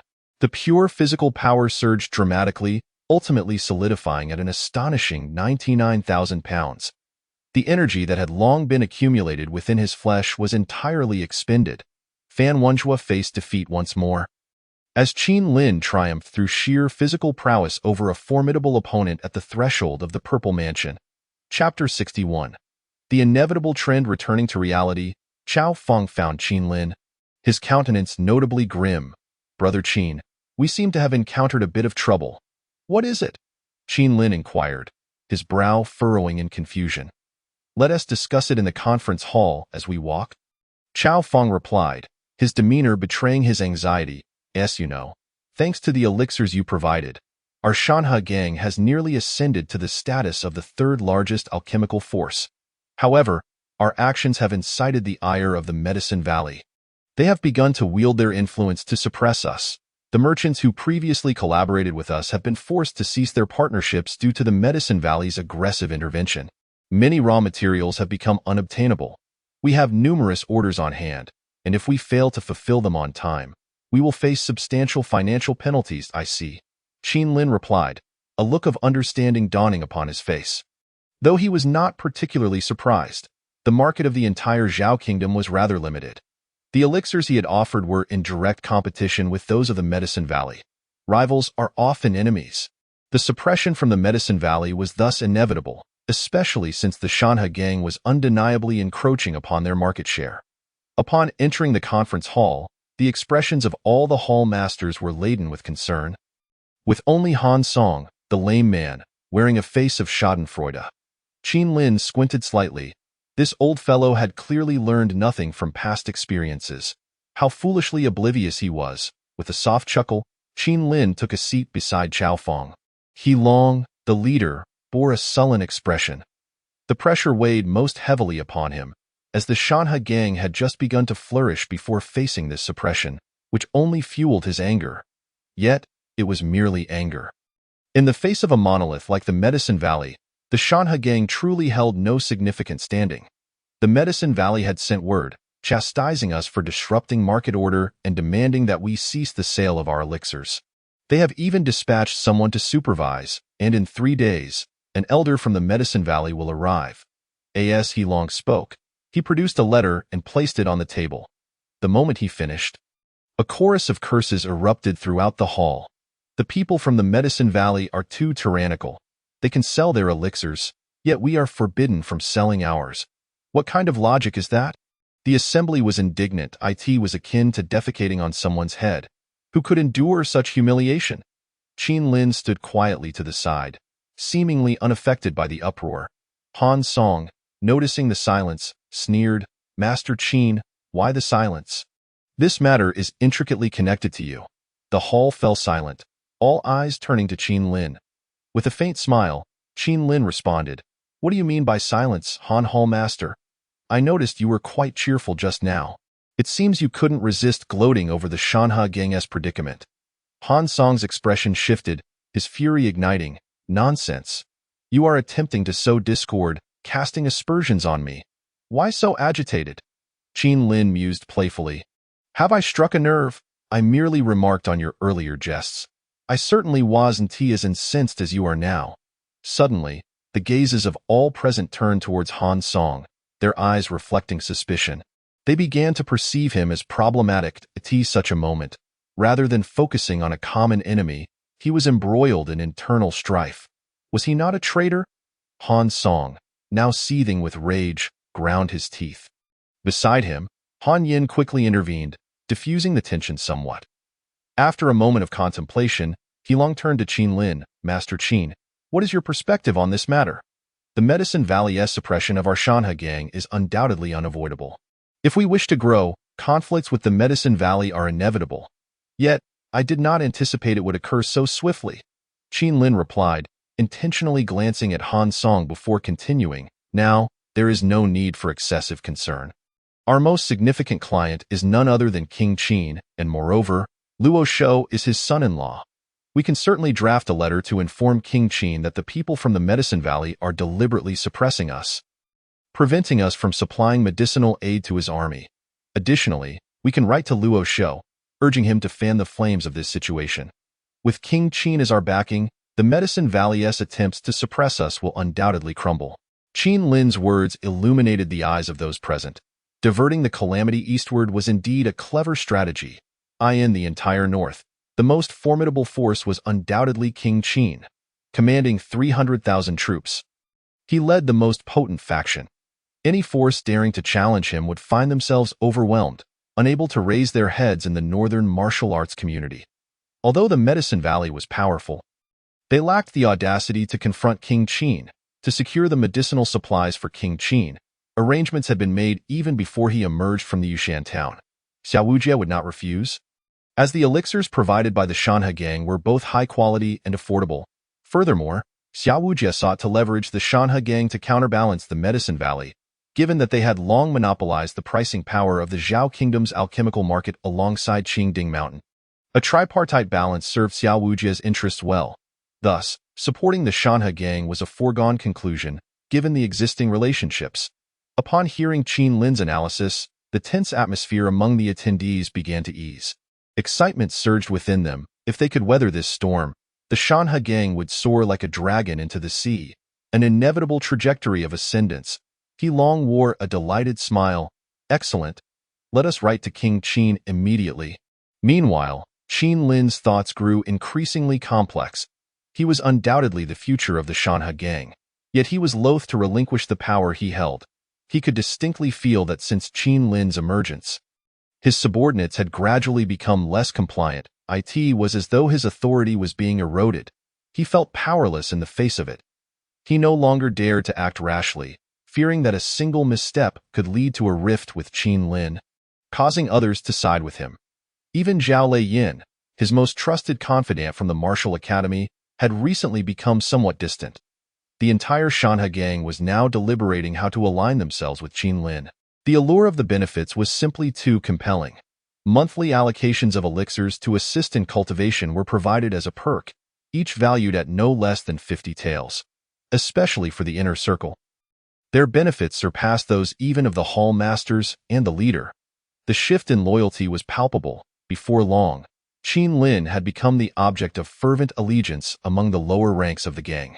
By the time He Long realized what was transpiring, it was already too late to intervene. In fact, the entire upper echelon found themselves powerless to halt this momentum. At this moment, Qin Lin represented the prevailing force. Even those who had come to terms with the situation could only follow the current. The immense benefits he offered were simply irresistible. Chapter 62. The Transfer of Power. Hall Master. Huang Yuan knelt on one knee, gazing at Qin Lin with utmost reverence. The task has been accomplished. At that moment, Qin Lin sipped his tea, his expression one of indifference. Han Song and his family have been thoroughly eradicated, and in addition, we have uncovered some information. As he spoke, Huang Yuan presented several letters to Qin Lin with both hands. Upon receiving them, Qin Lin's eyes lit up with realization. Indeed, this scoundrel had betrayed the Shanhe gang to the Medicine Valley. Yet soon after, a playful smirk graced his face. Han Song had attempted to play tricks on the Medicine Valley, failing to disclose the true state of the Shanhe gang. He found himself puzzled as to why the Medicine Valley had only dispatched a single elder. A lone, innate-level elder could hardly intimidate him. This was clearly a strategy aimed at inciting mutual destruction, escalating tensions to the point of total annihilation. Unfortunately for Han Song, he had completely misjudged Qin Lin's character. If he had chosen to avoid provoking him, they could have maintained a cordial dialogue. Instead, Han Song insisted on opposing him. Why allow such an eyesore to remain? Qin Lin decisively summoned Huang Yuan and others back. Considering it a practical training exercise, unexpectedly, there was an element of pleasant surprise. He entrusted these matters to Chao Feng, informing him that the traitors had been dealt with, and instructed him to relay the message to He Long. Huang Yuan accepted the envelope, nodding earnestly, "Boss, when will we take over the Shanhao gang? With our 30-odd brothers, the combined prowess of the top experts in the Shanhao gang doesn't even match ours." Huang Yuan's face revealed a hint of fervor, as if he could already envision Qin Lin ascending to the position of leader and leading them to conquer the sects, establishing themselves as the most formidable force in the Zhao kingdom. "Now focus on your own tasks," Qin Lin remarked, casting a casual glance at him before continuing, "You all return to the mountains for now. I will send a few innate experts to guide your cultivation." Huang Yuan's eyes widened in disbelief, his excitement causing his body to tremble. The Shanhao gang had never seen innate experts, and the fact that the boss could summon several was a testament to his audacity. "The Shanhao gang's leader must be my boss," Huang Yuan resolutely thought, turning to leave, ready to discuss this matter with his brothers. The death of Han Song had not stirred much of a ripple. The numerous hall masters felt a chill run down their spines. A hall master could be killed so casually, especially without any evidence.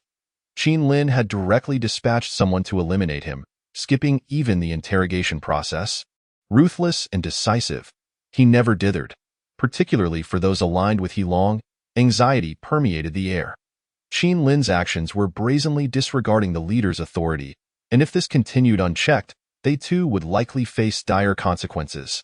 One of He Long's confidants spoke gloomily, recognizing the threat posed by Qin Lin had escalated to an untenable level.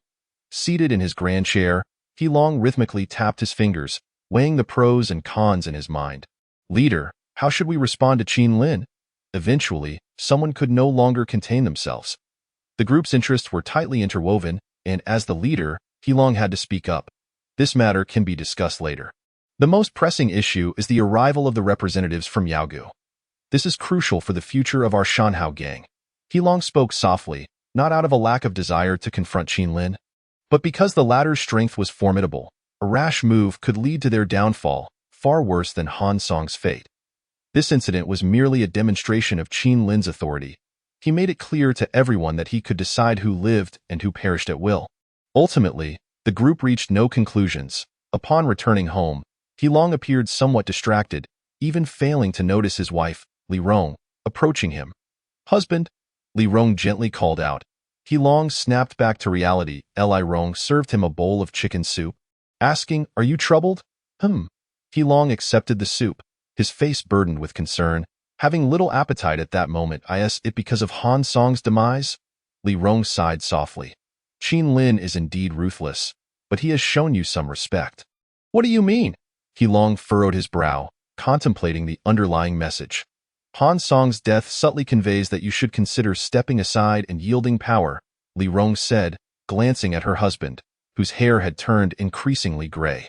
Reflecting on Qin Lin's actions since his rise, it was clear that his ambitions were unabashed. From unifying hearts to providing medicinal benefits, he had unknowingly garnered the allegiance of most within the Shanhao gang. Becoming the leader was merely a matter of time.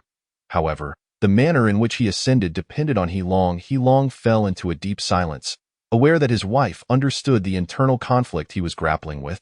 As an observer, Li Rong recognized that someone with Qin Lin's capabilities and ambitions would never settle for a subordinate position.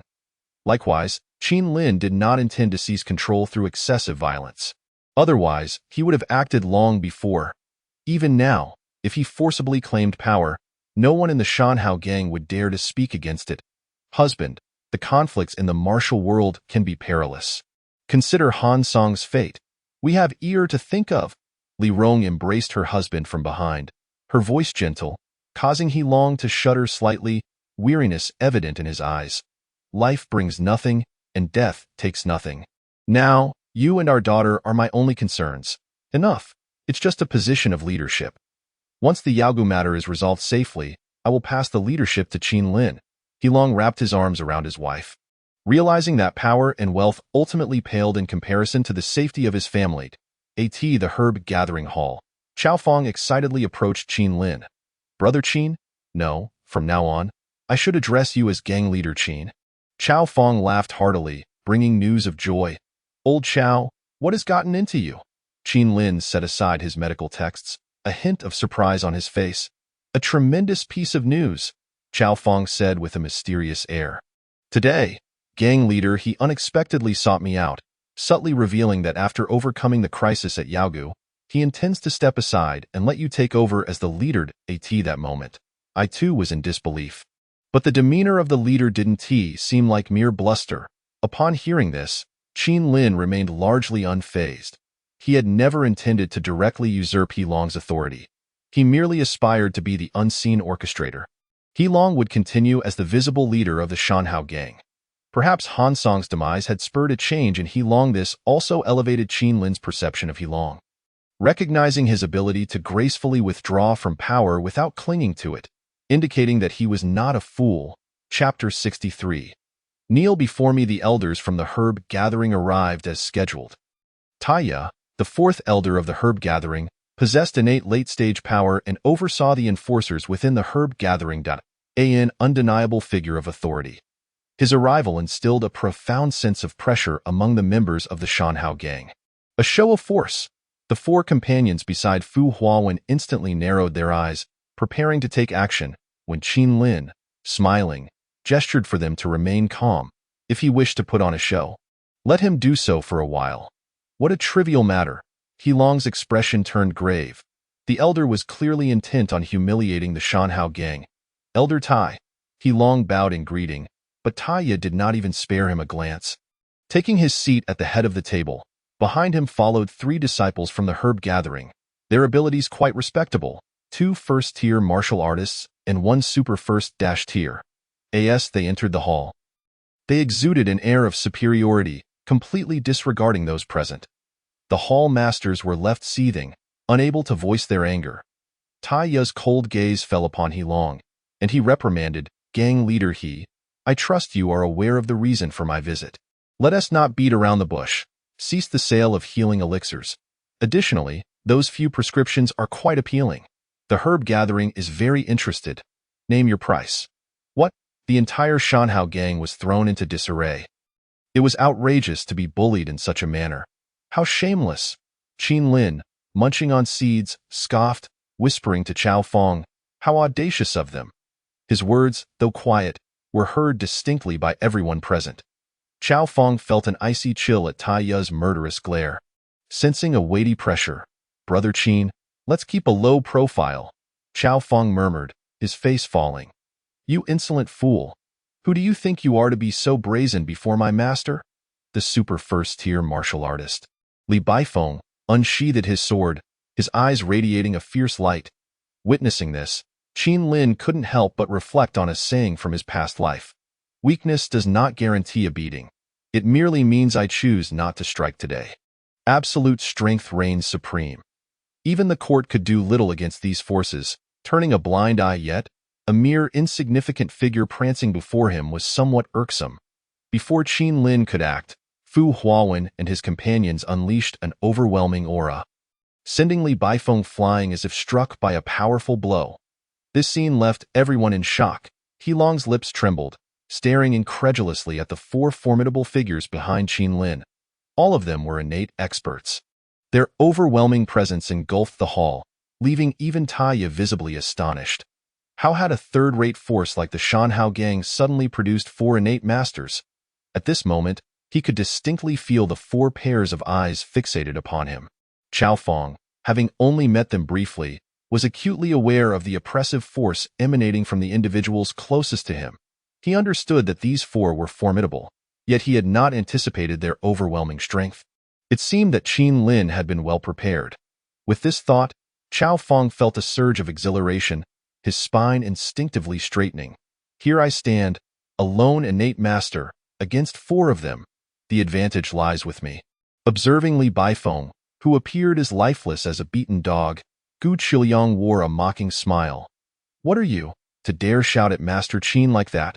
This phrase struck a chord of familiarity, causing all eyes to drift toward Taya, whose face was now ashen, a picture of distress.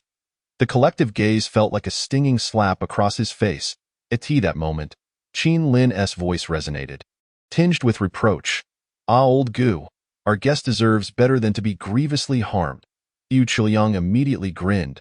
Just now, there was a dog barking incessantly, only to realize it was a person when I struck. If a mistake has been made, then an apology is in order, isn't it? With a smile dancing on his lips, Qin Lin didn't even spare a glance at the other party. Hey, my apologies. I miscalculated the force. Yu Qiliang's apology was decidedly perfunctory, inciting Taya's fury to the point where he felt his teeth might shatter. Very well. The Mountain River Gang is dead set on opposing my Medicine Valley. Is that it? As he spoke, an overwhelming aura erupted from him, surpassing that of Gu Qiliang and his companions. Yet, the four remained expressionless. Since their recent cultivation of the Qingyuan Heart Sutra, their strength had solidified. Although they were merely at the initial stage of innate mastery, they were fully capable of contending with an average innate mid-stage expert 0.4 against 1. Taya had no hope of gaining the slightest advantage against them, especially with the enigmatic Qin Lin standing behind them. Old man, your strength is commendable, but this is not a place for your arrogance. Gu Qiliang's tone turned icy as he spoke. He had already enclosed Taya at the center, the atmosphere thick with tension. Qin Lin hurriedly called for peace. Heilong spoke up in a panic, fearing that a confrontation would escalate tensions further. Boss, good people are often taken advantage of, and fine horses are ridden. Do you truly believe the people of Medicine Valley will let this slide? Think of the fates that have befallen those who challenged the status of Medicine Valley and Qingding Mountain over the years. Qin Lin's voice turned cold. In this world, the one with the strongest fist dictates the rules. He then turned to Taya. Now my fist is larger than yours, so kneel down obediently. No sooner had the words left his mouth than the four of Su Huawen sprang into action without hesitation, unleashing a torrent of formidable auras. The members of the Mountain River Gang were instantly engulfed in fear. Rushing toward the exit in an instant, the air was filled with the glint of blades and the echoes of battle, the residual force of their conflict causing the building to tremble. The remaining two disciples of the Medicine Valley had retreated to a corner, their expressions now void of the previous arrogance, replaced with sheer terror. They soon noticed Qin Lin leisurely sipping tea not far away, with the four innate masters clearly acting as his protectors. Glancing at Taya, who was evidently at a disadvantage under their assault, it was clear that his fate was grim. Capturing him might offer a glimmer of hope. Indeed, the two exchanged glances, drawing their long swords and charging towards Qin Lin. Witnessing this scene, Su Huawen and his companions rolled their eyes in disbelief. These two fools. How dare they provoke Qin Lin? Utterly foolish. a grin spread across Qin Lin's face as he unknowingly conjured two small fireballs in his palm. In an instant, the fireballs shot toward the two assailants. Qin Lin observed the exhilaration on their faces with amusement, and within moments, the flames erupted. Simultaneously, agonized screams filled the air. Taya watched in horror as his disciples writhed in pain, flames consuming their bodies until they were reduced to charred remains. His heart plummeted. Was this all part of a sinister plot? Just recently, Han Song had delivered them a message, and now, the wretched scoundrel dared to scheme against him. If he could escape this, he vowed to annihilate their entire lineage. As these thoughts raced through his mind, Taya felt a wave of dizziness wash over him, his body growing weak and powerless. His inner energy stagnant as if it were a still pond. The flaws in his defenses were laid bare, sufficient for Su Huawen and his companions to strike him down repeatedly, with a flash of cold light. Several grievous wounds appeared across Taya's body, his limbs rendered useless. Though he was still alive, he was no better than a cripple. Kneel, Gu Chuliang yanked Taya by the hair, dragging him to kneel before Qin Lin like a beaten dog. Qin Lin patted Taya's face, observing the murderous intent in his eyes, and chuckled. One should not be so arrogant in life. Behead him and hang his head on the flagpole for all to witness the fate of those who offend the Mountain River Gang. With that, he swiftly snapped Taya's neck. Gu Chuliang approached with a cheerful demeanor, uttering no further words before swiftly bringing down his blade.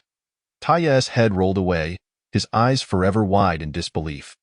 The severed head of an innate master was displayed at the entrance of the Mountain River Gang, instantly igniting a frenzy in the entire Pingyang County.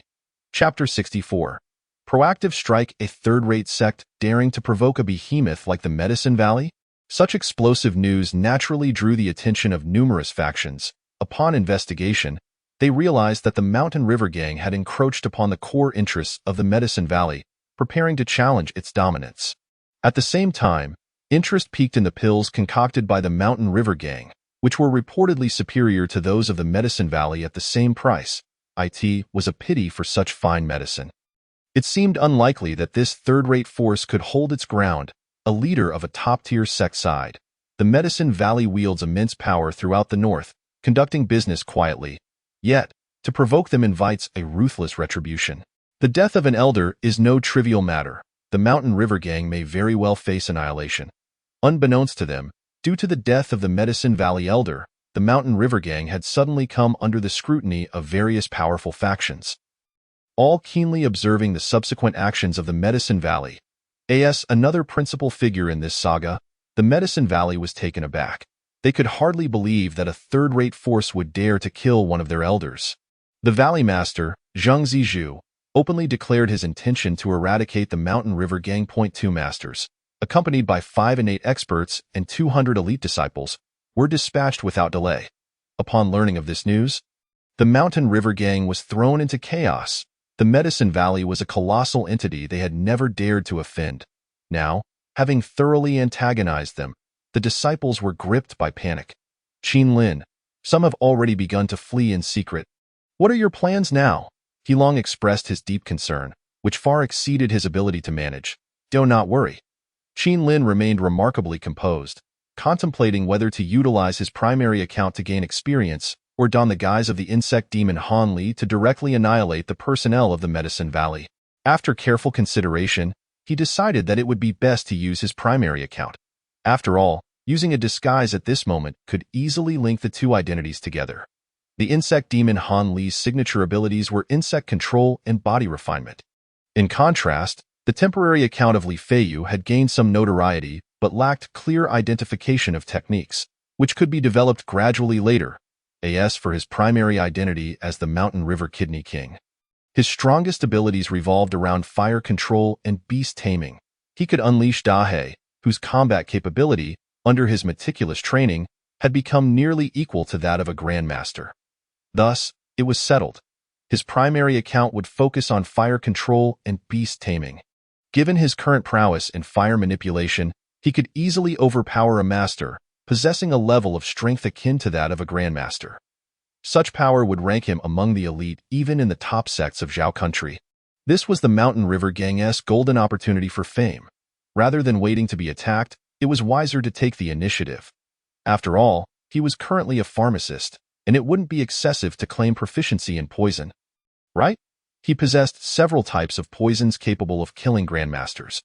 With intelligence at his disposal, Qin Lin was fully aware of the whereabouts of the Medicine Valley personnel. They were located in a forest area on the outskirts of Pingyang County, where the brothers Zhong Zhua and Zhong Yu of the Medicine Valley were leading numerous disciples toward the Mountain River Gang. The two brothers were particularly vigilant regarding the variable that was Qin Lin. The available information suggested that Qin Lin had received guidance from a mysterious powerful figure, with his current strength unknown. He commanded 4 innate masters, whose prowess was formidable. It seemed that this Qin Lin fellow held onto the secrets of alchemy passed down from that mysterious powerhouse. Zhong Zua's expression turned grave. Qin Lin has seldom made a move, and his known level is innate. However, this may not be his limit. More importantly, we must not underestimate the trump cards left to him by that mysterious figure. Indeed, anyone bold enough to openly challenge us at Medicine Valley must have some form of backing. The brothers exchanged knowing glances, both realizing that the mission to eradicate the Mountain River Gang was not as simple as others presumed. This was precisely why they had sent the 2 masters to lead the assault. As they surveyed the encampment of the Medicine Valley, a colossal beast, towering 10 meters high and over 17 meters long, fixed its gaze upon them. Dahe, finally out for a romp, it was time to have some fun with them. Qin Lin gazed upon the colossal bear before him, a smile gracing his lips. The creature responded with an excited low growl. In an instant, its massive form erupted with an astonishing speed, charging recklessly into the camp. Its ebony body melded seamlessly with the night. The patrolling disciples felt the ground tremble beneath them, before one could react. The torch in hand illuminated an enormous black paw. With a mighty thud, the unfortunate disciple was slammed into the ground, his body bursting apart, blood instantly transforming into a grotesque blossom. A thunderous roar reverberated through the mountains and forests. The majestic figure left the members of the Medicine Valley utterly dumbfounded. When had they ever encountered such a gigantic beast? Dahe rampaged through the camp as if it were an uninhabited realm. Yet, he exhibited remarkable intelligence, striking and retreating. After enduring so many beatings from Qin Lin, he had either become a dullard or more cunning. Clearly, Dahe belonged to the latter category. The strength he possessed today was forged through countless blows. Even the elite disciples of the Medicine Valley were no match for him, each swipe sending them flying. Damn the beast! Soon, innate masters arrived, their teeth nearly grinding to dust at the sight of the corpses strewn about. They were determined to slay this beast and harvest its gallbladder. One innate master, seething with rage, immediately discerned the most valuable asset of Dahe. Roaring in fury, Dahe was infuriated at the thought of anyone coveting his gallbladder and vowed to crush them all. Each strike of his paw sent tremors through the earth. His thick fur served as his greatest defense, tough and resilient. Even blows from innate masters barely fazed him. It was important to note that the creature he battled within the spatial realm was none other than Qin Lin, a being of unfathomable strength. Observing Dahe single-handedly contend against over 100 foes, Qin Lin felt a sense of satisfaction. At this moment, he had locked onto the 2 masters, Zhong Zhua and Zhong Yu. Bursting with true energy, he quickly manifested a fire dragon. Each scale shimmered vividly, resembling a true dragon. Go. Under Qin Lin's command, the fire dragon surged toward the Zhong brothers. Sensing the intense heat, the 2 brothers, originally intent on assisting against the behemoth, hastily sidestepped. Instantly, a tidal wave of flames engulfed them. In an instant, the camp erupted into flames. It was then that the brothers realized a youthful and handsome figure was watching them with a playful gaze. Qin Lin, Zhong was stared incredulously at the young man before him, every feature matching the legendary alchemy prodigy. Words were futile. Qin Lin's gaze was frosty, and with a flick of his hand, the flames morphed into various forms. The immense true energy within him was his greatest support, allowing him to engage in battle without restraint. The area within 100 meters had transformed into a sea of fire, the flames clinging to them like parasites. The terrifying blaze forced the 2 brothers into a desperate retreat. Chapter 65. Toying with them, Qin Lin stood as the sovereign of the flames. Having consumed countless fire source herbs, he now possessed an exceptionally pure essence of fire. With continuous accumulation, his control over the flames had reached an astonishing level. The Zong brothers wore grim expressions. Every encounter with Qin Lin left them scorched, even with true energy shielding them from the ferocious flames. A moment's carelessness could lead to severe injury or death. This Qin Lin was overwhelmingly powerful. We cannot continue like this. We might not stand a chance against him, Zongzhou muttered, revealing a pill in his hand. Zhongyu, understanding without words the intent of his brother, swiftly retrieved a pill and swallowed it. 2 surges of violent energy erupted from the Zong brothers, akin to a gale of bone-splitting force. Their bloodshot eyes fixed on Qin Lin. You are indeed a genius, but alas, you shall perish today. The Mountain River Gang will be washed in blood. Arrogance often blinds one to reality. Qin Lin let out a cold chuckle, the flames in his hands intensifying to an even more terrifying degree. Countless fireballs surrounded Qin Lin like stars, and with a mere gesture, the fireballs rained down like a torrential storm, the horrific power sending shivers down the Zong brothers' spines. What terrifying flames, what immense true energy! The two figures darted to evade, yet behind them, a series of thunderous explosions erupted. The oppressive heat enveloped the area, igniting the entire forest. Soon, 4 figures joined the Zong brothers. Elders, what is happening?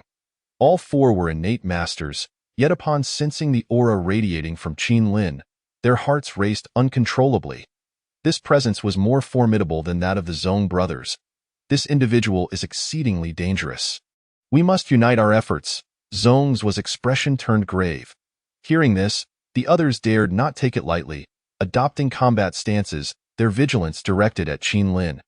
Your Medicine Valley is but a shadow of its true capability. Qin Lin chuckled lightly, spreading his palms as 2 flames rose within. He struck the ground with force, unleashing a wave of flames that incinerated everything in its path, the scorching heat warping the very fabric of space. This sudden assault caused the faces of the group to change dramatically as they transformed into fleeting shadows, desperately evading the oncoming tide of fire. Meanwhile, under the cover of the inferno, Qin Lin swiftly approached one of the innate masters. One hand stealthily reached for the opponent's head. By the time the adversary reacted, it was too late. The flames within his palm erupted like a volcano, the violent fire instantly obliterating the opponent's head. In a mere exchange, an innate master met his demise. The sight sent a tremor through the hearts of the onlookers. Yet, in the next moment, Qin Lin's figure appeared as if teleporting before another individual. A hand clutched the opponent's head. The eyes widened in terror as he attempted to scream for mercy. But the flames had already enveloped his head, his anguished cries piercing the hearts of all present. Gazing into Qin Lin's eyes, deep and unfathomable like an ancient frozen lake, an indescribable fear took root, rendering them unable to meet his gaze. Qin Lin, Zongzhou watched helplessly as 2 innate masters perished before his eyes. His anger boiling over.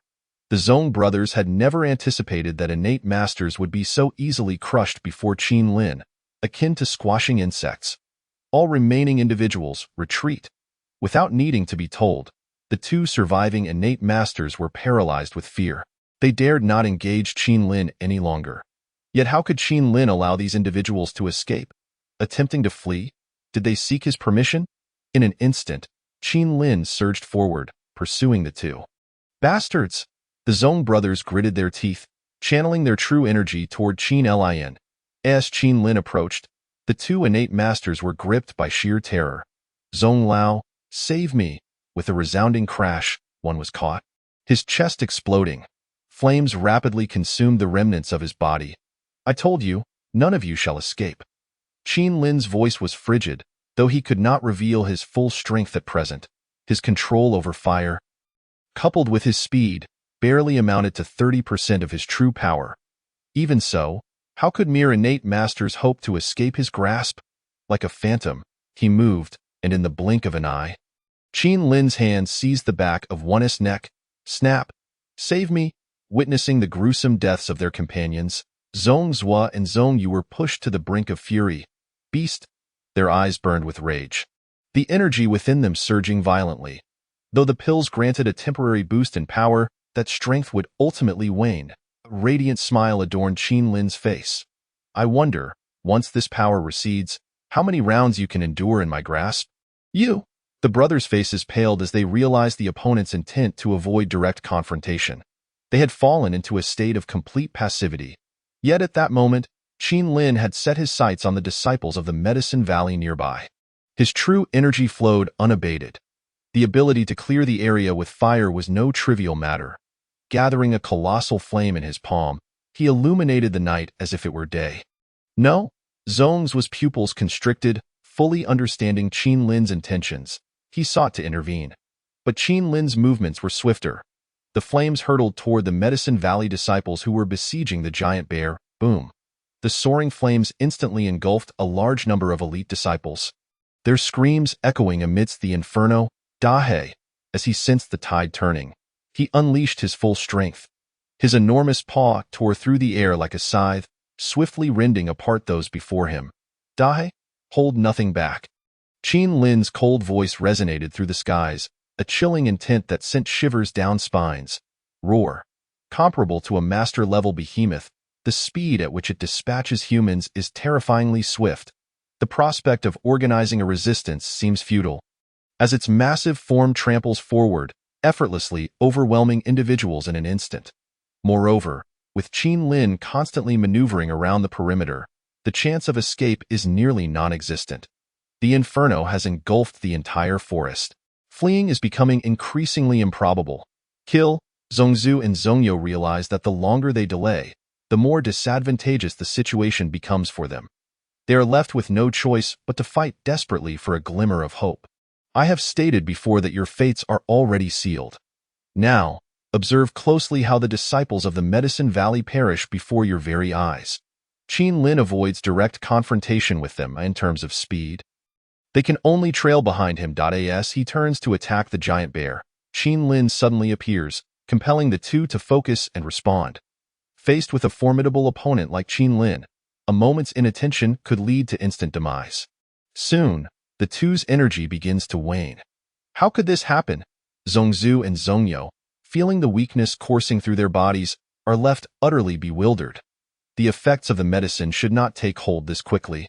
This is truly astonishing. A peculiar smile spreads across Qin Lin's face. You have been exceedingly careless. As an alchemist, concocting both medicine and poison is our forte. From the very beginning, when the fire was set, I had already mixed in the poison.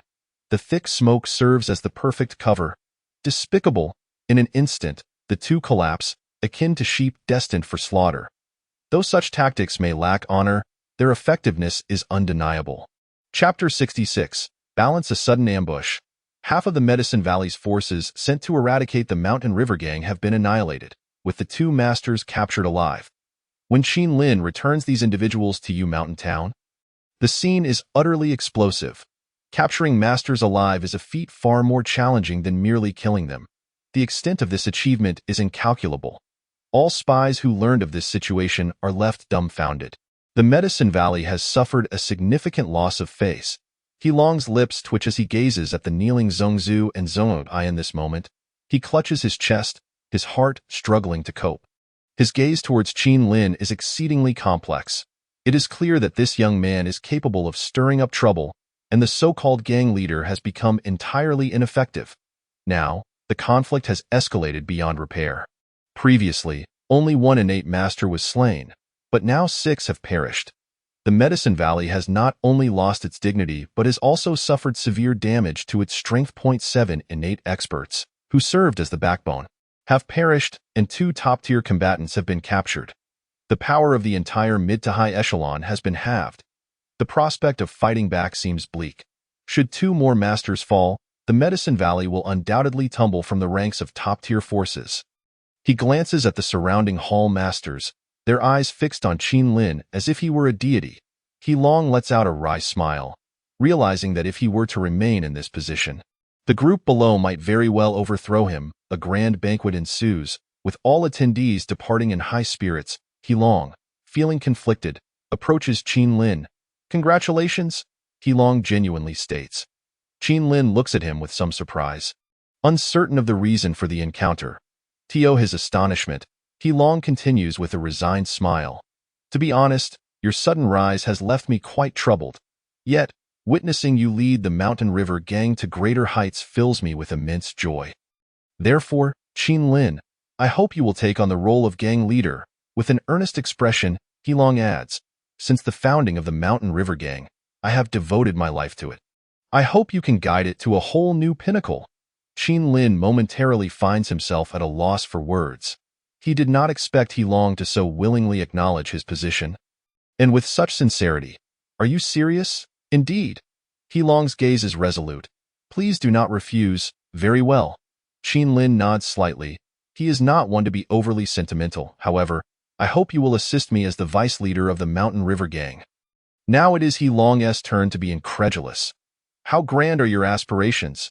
You wish for me to serve as the vice leader. In his mind, He Long had hoped merely to step aside gracefully and enjoy a stable life. The Mountain River Gang is bound to grow stronger, and there will be ample opportunity for them to contribute. The transition of leadership proceeds smoothly. Meanwhile, a disciplined and formidable army arrives at the Mountain River Gang. Fatty! Qin Lin exclaims in surprise upon seeing Luo Shou clad in armor. The latter squints his eyes and delivers a punch to Qin Lin's chest. Brother, you are remarkable. Capturing 2 masters alive is something I would never have dared to dream. Just a stroke of luck. Qin Lin chuckles, then glances at the general beside Luo Shou. This individual exudes vitality and possesses a towering physique, unmistakably a peak-level master. I almost forgot to introduce you. Luo Shou quickly states, this is Yu Long, the commander of the Flame Dragon Army, a right-hand man to His Highness Prince Qin. I have long heard of young Master Qin's extraordinary talent. Seeing you in person today certainly lives up to the reputation. Shi Long laughs heartily. Originally, His Highness sent us to assist the Mountain River Gang. Who would have thought that young Master Qin would single-handedly deal with the Zhong brothers? Truly impressive. However, Shi Long's expression turns serious. It is fortunate that young Master Qin did not slay the Zhong brothers. Otherwise, the consequences would have been dire. The Medicine Valley, as the Zhao Kingdom's premier alchemical force, possesses deep roots and allies throughout the realm. Should conflict arise, it would likely end in mutual destruction. In such a scenario, only Qingding Mountain would stand to benefit. Currently, the prince wishes for both parties to engage in negotiations. We must not allow the conflict to escalate further. Qin Lin nods in agreement. If the Medicine Valley is left in ruins, Qingding Mountain will be the one to reap the rewards. With the Mountain River Gang's limited resources, even if they were to defeat the Medicine Valley, it would be nearly impossible to consume all of its assets. However, Qingding Mountain possesses the capacity to do so. He has no desire to toil away only to enrich others. Furthermore, the annihilation of the Medicine Valley does not align with the prince's interests. The optimal outcome would be a tripartite balance, allowing the Mountain River Gang the time it needs to develop. Chapter 67.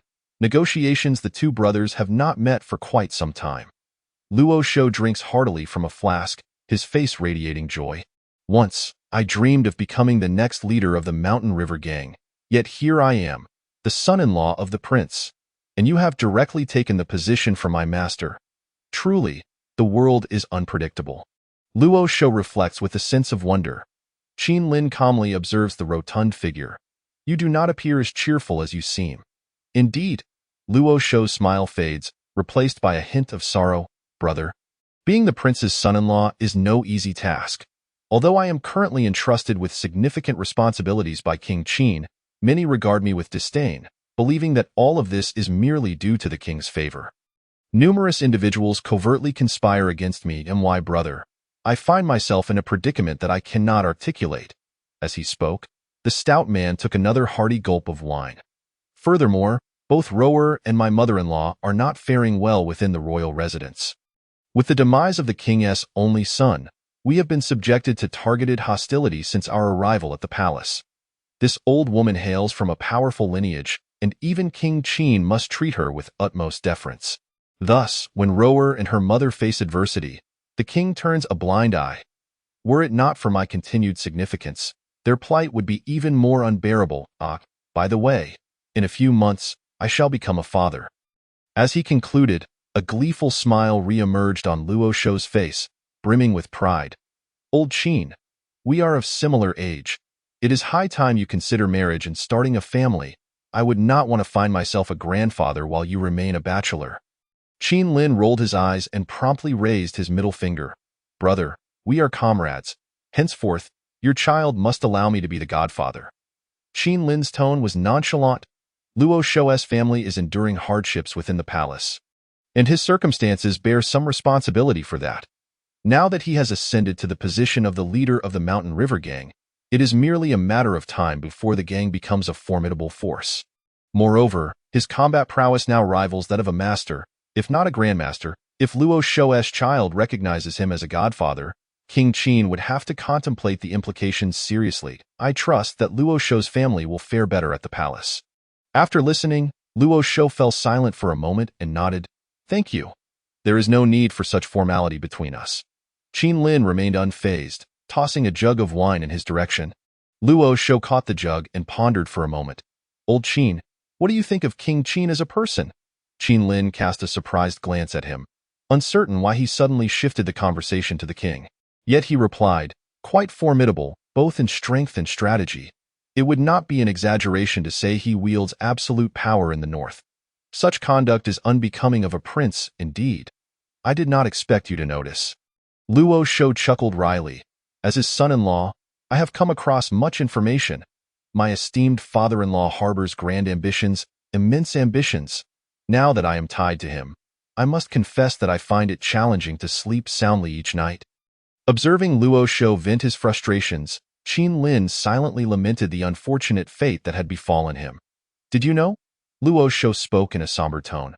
The 2 concubines of Xiao Wujie and 3 of his mistresses have already been found to be with child. As he spoke, his small eyes gazed at Qin Lin with a hint of reproach. Do not look at me like that. We are merely conducting business here. You cannot blame me for this. Qin Lin hastily responded. To be candid, with Xiao Wujie now assured of an heir, the future status of rower, born of an extramarital affair, will inevitably become exceedingly awkward. Luo Shou, as rower as husband, faces a similar predicament. He finds himself in a situation where there are benefits, yet the drawbacks are numerous. Rather than endure such an embarrassing existence, it would be wiser to cultivate his own power. Did not Xiao Wujie place great trust in you? Then seize this opportunity to develop your own foundation. Qin Lin observed Luo Shou's somewhat awkward demeanor. I shall send you a batch of medicinal pills each month, as for what you can accomplish with them. That will depend on your capabilities. If Luo Shou thrives in the Qin Palace, it will naturally benefit Qin Lin as well. Should he suffer misfortune, Qin Lin would not fare much better. Upon hearing this, Luo Shou's eyes immediately sparkled with joy. Old Qin, you are indeed magnanimous. Brother, I am fortunate to be in your good graces. Qin Lin smiled and waved his hand, causing a multitude of pill bottles to materialize. The sight nearly made Luo Shou's eyes bulge out. Take these. Qin Lin's tone grew serious. King Qin is indeed a splendid tree to shield us from the storms of life. However, one must strive to grow into a towering tree oneself, lest one fears the tempests. You speak wisely, Luo Shou beamed. My status as a son-in-law, in essence, reduces me to merely a chess piece in his game. Nevertheless, this chess piece may yet evolve into a player who commands the board. I believe that. Qin Lin nodded earnestly. When he departed previously, Luo Shou had just reached the innate stage. Yet now, it was evident that this stout man had nearly attained the pinnacle of innate prowess. Such rapid advancement is indeed remarkable. Perhaps, after his departure, he encountered other fortuitous opportunities, which is precisely why Qin Lin was willing to offer his unwavering support. That night, the 2 of them drank to excess. 10 days swiftly passed. The master of the Medicine Valley, Zhang Zishu, personally arrived at the Mountain River Gang. As Qin Lin and he locked eyes, mutual disdain was palpable. Had it not been for Shilong, the peacemaker, they might have already come to blows. This time, we concede defeat, provided that the leader of the Qin Gang returns the members of the Zhong family and the disciples of the Medicine Valley. All past grievances will be forgiven. Zhang Zishu's tone was stiff, suppressing a surge of anger within. To claim all past grievances will be forgiven is an easy statement to make. Qin Lin retorted with sarcasm. You traveled a great distance to our Mountain River gang to seek retribution, even attempting to seize our secret pill formula. And you did so twice. Do you truly believe my Mountain River gang is so easily bullied? Bang. You insolent child. My Medicine Valley has already chosen to let bygones be bygones. Do you think we fear you? An elder of the Medicine Valley slammed the table, a powerful aura radiating from him, his long hair billowing like a furious lion. Qin Lin narrowed his eyes. Volume does not equate to reason. The lives in my hands mean that whoever I decide must die will perish. Remember, it is not I who seek your favor. It is you who seek mine. When requesting a favor, one must adopt the proper demeanor. Otherwise, the one who ultimately suffers will not be me. Qin Lin's tone remained calm, yet the underlying threat was unmistakable. You? The elder was about to erupt in anger. Enough. Zhang Zishu's furious voice sliced through the tension, his gaze fixed on Qin Lin with predatory intent. Leader Qin, the purpose of bringing the two of you here is to negotiate. Do not let matters escalate further. Shilong, sensing the atmosphere had grown tense, hastily interjected. Negotiate, of course. Qin Lin maintained a relaxed smile. The importance of the two masters is well understood by all present. Therefore, I shall not beat around the bush. How does the leader of the Medicine Valley propose to redeem them? Is Leader Qin truly unwilling to show us any courtesy? That statement is rather severe. Qin Lin replied with a faint smile. Has the Medicine Valley ever extended any courtesy to our Mountain River gang? I do not wish to dwell on past grievances. Let us discuss something pragmatic, as everyone's time is precious. Wouldn't you agree, Commander Shi? The Medicine Valley indeed bears some culpability for pressuring us. It is only reasonable to offer some form of compensation. I trust that Leader Qin will not be unreasonable. Shilong's voice rang out, playing the role of mediator with gravity. It serves both as a reconciliation and a warning. Let us settle this amicably without making it too disgraceful. After several hours of negotiations, the terms of compensation were as follows. First, the Medicine Valley shall compensate with 5 spirit herbs and an additional 300,000 taels of silver. Second, for the next 5 years, they shall refrain from interfering with the Mountain River Gang's procurement of medicinal materials in any capacity. Third, the Medicine Valley must issue a public apology to the Mountain River Gang for their previous actions. The day the members of the Medicine Valley departed, their faces were as dark as coal. Chapter 68. Expanding influence. The Mountain River Gang emerged victorious. Countless top-tier factions were left in disbelief, akin to a small convenience store toppling a publicly traded company. However, upon reflecting on the Mountain River Gang's newfound alliance with King Qin, it seemed only natural. Simultaneously, it was believed that the news of Qin Lin single-handedly defeating 2 masters and 6 innate experts was perhaps a deliberate ploy by King Qin to elevate Qin Lin's status. Nevertheless, one thing was certain. With the backing of King Qin, the Mountain River Gang was poised for an extraordinary ascent, particularly among the various factions in the north, who previously hesitated to collaborate with the Mountain River Gang due to the Medicine Valley's influence. The landscape had shifted dramatically. Now, they could indiscriminately procure various medicinal pills from the Mountain River Gang. The efficacy was superb, allowing for profitable resale even in secondary markets. Especially during the period of conflict between the Mountain River Gang and the Medicine Valley, many had already recognized the effectiveness of the pills offered by the Mountain River Gang. In just a month, countless factions and merchants flocked to the Mountain River Gang. Orders piled high before Heilong, whose face was practically splitting with joy. These orders alone extended all the way to July of the following year. That was a mountain of glittering silver. However, soon after, Li Qing and others found themselves lamenting. Although the alchemy workshop had been restructured into an alchemy hall, production still lagged behind demand. Consequently, Qin Lin had no choice but to impart some simpler, lower-tier formulas to the apprentices at the alchemy hall. This was intended to alleviate the pressure on Master Li Qing and the others, while simultaneously nurturing more talent. Even if some medicinal materials were sacrificed, it would be of little consequence at this moment. Qin Lin clearly realized that the Mountain River Gang was critically understaffed. It was imperative to recruit new disciples promptly. To this end, Qin Lin consulted with Heilong regarding the matter. Indeed, it is time for our Mountain River Gang to expand its influence. Heilong nodded thoughtfully. Currently, The entire Pingyang County has seen its population dwindle by more than 80% due to the plague. It is imperative that we broaden our scope. For this endeavor, we can seek assistance from Luo Shou. I believe the Qin Wang will be more than willing to see us grow stronger. Qin Lin stated, as they are currently in a honeymoon phase with the Qin Wang. The more powerful the Shanhe gang becomes, the more it aligns with the Qin Wang's interests. If we do not seize this opportunity for expansion, we would be remiss in not acknowledging the Qin Wang's generosity. I shall attend to this matter with utmost urgency. He Long nodded earnestly, then added, as many places now stand largely deserted, some factions have already begun acquiring unclaimed fertile lands. Should we not take action as well? Certainly. Qin Lin's eyes sparkled. Our Shanhe gang is currently impoverished, save for our funds. We can purchase large tracts of land in the neighboring towns and counties. With the Qin Wang's assistance, I am confident he will be eager to help with such a trivial matter. Furthermore, we should acquire the land surrounding the Dayo Mountain from the local government. It is also time to expand our medicinal herb fields. Simultaneously, we should disseminate the news to the nearby counties' refugees that we are recruiting tenant farmers. With only 50% of the crop yield as rent, 50%. He Long gazed at Qin Lin in astonishment, for under normal circumstances, tenant farmers are required to pay at least 70%. With some unscrupulous landlords demanding as much as 80%, my parents were once tenant farmers, and after a natural disaster, they lost everything.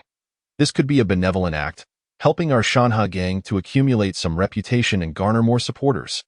Once the common folk have money in their hands, we can establish more shops, ultimately returning the profits to us. Everyone feels as though they have profited. Qin Lin explained with a hint of melancholy. What he sought was manpower, and with people, tasks could be accomplished more efficiently. By relinquishing some benefits, we can attract them, as they all depend on the Shanhe gang for survival. Moreover, he was not reliant on collecting rent for profit. He Long nodded in agreement, then departed to implement this plan in terms of connections, who in Pingyang County could rival Qin Lin. The acquisition of land proceeded smoothly, as other factions were unable to compete. They could only watch helplessly as the Shanhe gang lavishly spent silver, acquiring vast amounts of land. Upon receiving the news, Luo Shou also began to assist Qin Lin in the operations. Many landless citizens, upon learning of the conditions offered by the Shanhe gang, thought they were hearing things. Many desperate individuals resolved to take a chance. Missing out on such an opportunity would surely lead to a lifetime of regret. Within half a month, Qin Lin had purchased nearly half of the arable land in Yu Mountain Town. Moreover, the local government had granted favorable terms, approximately 5 taels of silver per acre. Naturally, Qin Lin did not hesitate. Waving his hand to continue purchasing in total, he acquired nearly 150,000 acres across the surrounding towns. However, considering the other expenses of the gang, Qin Lin's purchasing pace noticeably slowed in the meantime. Refugees began arriving in Yu Mountain Town in droves. In a short period, 4,000 to 5,000 people had come. When they finally signed contracts and secured land, many could not contain their tears of joy. The prospect of paying only 50% of the crop yield rent was something they had never dared to dream of. They declared Qin Lin a living bodhisattva, insisting on erecting a longevity tablet in his honor. Upon learning of the situation, Qin Lin found it both amusing and exasperating. Their reputation had begun to spread. The Shanhe gang's recruitment plan was also set in motion. An announcement for the disciple selection ceremony had been issued, drawing a massive crowd of applicants. Qin Lin and He Long both regarded this matter with utmost seriousness, as it pertained to the future of the Shanhe gang, and they could not afford to be negligent in the slightest. Ultimately, they selected 500 individuals from the thousands who applied, all young and robust. To facilitate this, Qin Lin concocted numerous spirit-enhancing elixirs, as there were no methods in this world akin to those in the cultivation realm for testing spiritual roots. A month-long intensive training was organized. During this month, the 500 participants engaged solely in cultivation. Those who manifested spiritual energy within this period would automatically be promoted to outer disciples, each receiving a spirit-enhancing pill monthly. Promotion to inner disciples would be tentatively set for only top-tier experts, who would receive 5 spirit-enhancing pills each month. To obtain more spirit-enhancing pills, or even rarer elixirs, one must complete tasks for the gang. They could also exchange wealth for these items at a rate lower than market prices, serving as a form of welfare, albeit with a limit on exchanges. To ensure motivation, competitions would be held every 3 months, with winners receiving additional rewards. Such extravagant measures were once beyond He Long's wildest imagination. Just the provision of pills to disciples required 2,000 pills monthly, at a minimum cost of 5 taels each. That amounted to a staggering sum of 10,000 taels per month. Fortunately, this expense was negligible for the Shanhe gang at present. After much contemplation, Qin Lin took out a small portion of white jade rice seeds. Explaining their effects to He Long, the latter was left utterly astounded, realizing just how crucial white jade rice was for those cultivating the chiming body refinement technique. The Shanhe gang was truly on the verge of rising to prominence under their stewardship. However, for safety's sake, the cultivation would take place on the newly cleared land at the foot of Dayou Mountain, with dedicated personnel assigned for oversight. Chapter 69. Insect Evolution Farm Space. The formidable figure of the black bear was excavating a path to a low-lying area. Fu Gui arrived with the entire rodent army to lend a hand. Over this period of development, the size of the rodent army had expanded exponentially, reaching terrifying numbers in the tens of millions. Even under strict control, notably, the offspring of the rodent king Fu Gui were born exceptionally intelligent, standing nearly a meter tall upon maturity. Meanwhile, the rodent king Fu Gui himself had achieved near first-rate status through Qin Lin's nurturing. While he could not compare to the likes of De He, their developmental trajectories differed. Amidst the sprawling mountains, the rodent army existed in tribal formations, with smaller tribes numbering a few thousand and larger ones exceeding 1 million. The leaders of these tribes were primarily the 12 original mice nurtured by Qin Lin or the descendants of the rodent king. With their assistance, Qin Lin cultivated numerous medicinal fields, nearing 7,000 to 8,000 acres. Approaching the spiritual spring, after several upgrades, the spring had gradually formed a small stream flowing into a fish pond. The fish pond was quite peculiar, resembling a folded space, as the water from the spiritual spring flowed into it without any visible increase. The Qiyang spiritual fish within had bred several generations, and many mature fish had already been stored in the warehouse space. Even so, the newly hatched fry were considerably large. Furthermore, without natural predators and under the nurturing of the spiritual spring, the survival rate of the Qiyang spiritual fish was astonishingly high. However, the fish pond had a characteristic. The number of fish must not exceed 300, according to Qin Lin's estimations. Each level increase would allow for an additional 100 fish. The fish eggs produced would automatically be stored in the warehouse space upon hatching into fry. Consequently, Qin Lin was compelled to carve out a lake specifically to nurture these spiritual fish. Although the new lake would not accelerate time as the fish pond did, it would be sufficient to sustain numerous new fry. After a little over half a month, the waterway was successfully excavated. The stream from the spiritual spring gradually converged in the lowland, and the lake was beginning to take shape. Qin Lin also began releasing batches of Qiyang spiritual fish into it. "You all have done remarkably well," Qin Lin praised as he stroked Fu Gui's fluffy head, which felt quite pleasant to the touch. "Jiji," Fu Gui squinted in delight, then gestured with his paws. "You want to eat fish?" "Jiji," Fu Gui drooled at the corners of his mouth, recalling the unforgettable taste of the Qiyang spiritual fish from Qin Lin's earlier offering. "All right," Qin Lin agreed, for the Qiyang spiritual fish were abundant for him. Otherwise, he would not have enlisted the rodent army's assistance in creating a new lake for their nourishment. After preparing the fish through frying, Qin Lin tossed them into a bronze cauldron. Soon, an enticing aroma wafted through the air. The fish broth gradually transformed into a milky white color, and the fragrance intensified, causing De He and Fu Gui to salivate profusely. Qin Lin also took the opportunity to roast a few fish for himself. Each bite of the roasted fish represented a richness of spiritual energy and contained that pure yang power. One fish could equate to half a year of arduous cultivation for an innate expert. However, for Qin Lin, this was merely a drop in the ocean. His body had already surpassed the limits of an ordinary person, and every breakthrough in realm necessitated an immense quantity of resources. During this time, his true energy had barely reached 90%. Yet, in terms of true energy reserves, even a peak grandmaster could not compare to even a fraction of his. Once he achieved a breakthrough, his Dantian's energy sea would expand once more. Just the thought of it sent shivers down Qin Lin's spine.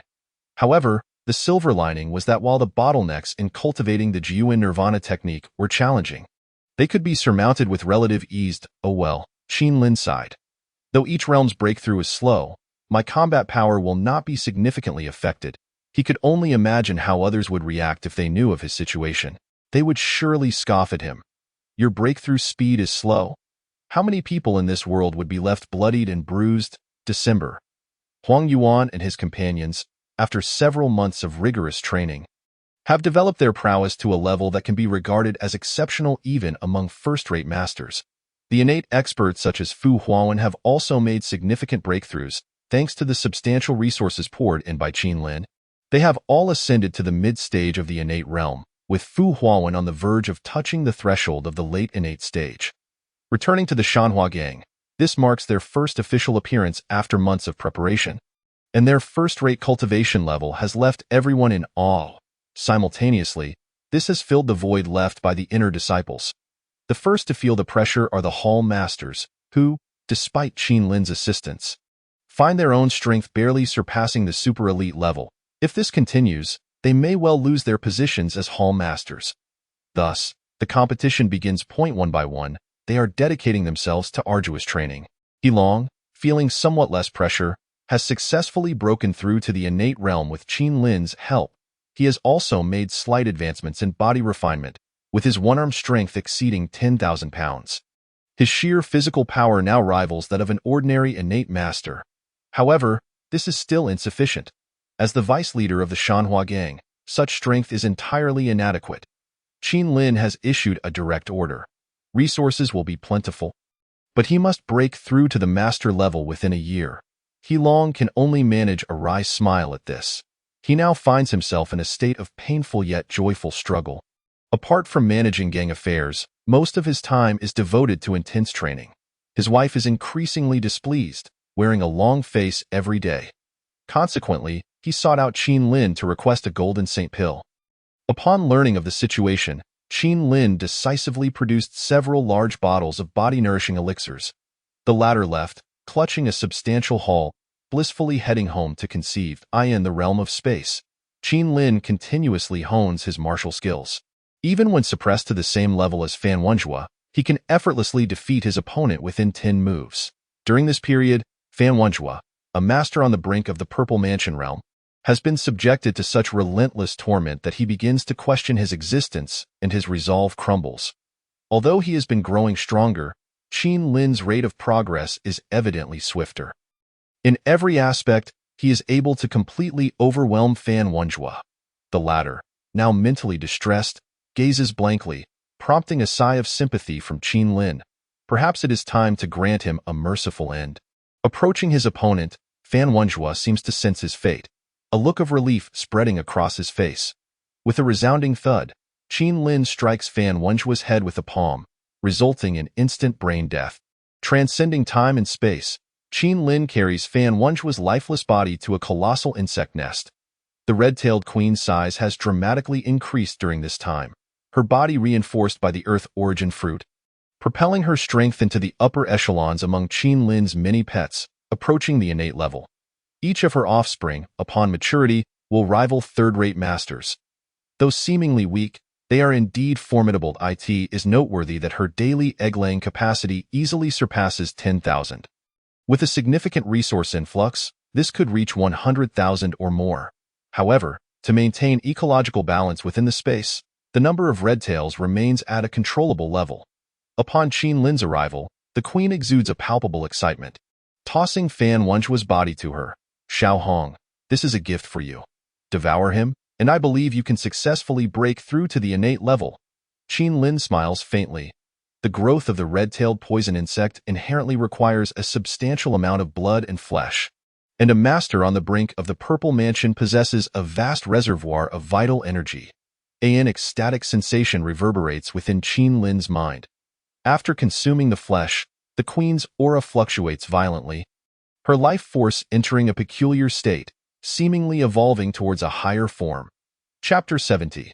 The third generation of red-tailed insects. The evolution of the red-tailed queen lasted an entire month. Throughout this period, her life force gradually intensified. Suddenly, A crack appeared in her hard crimson shell, producing a crisp sound.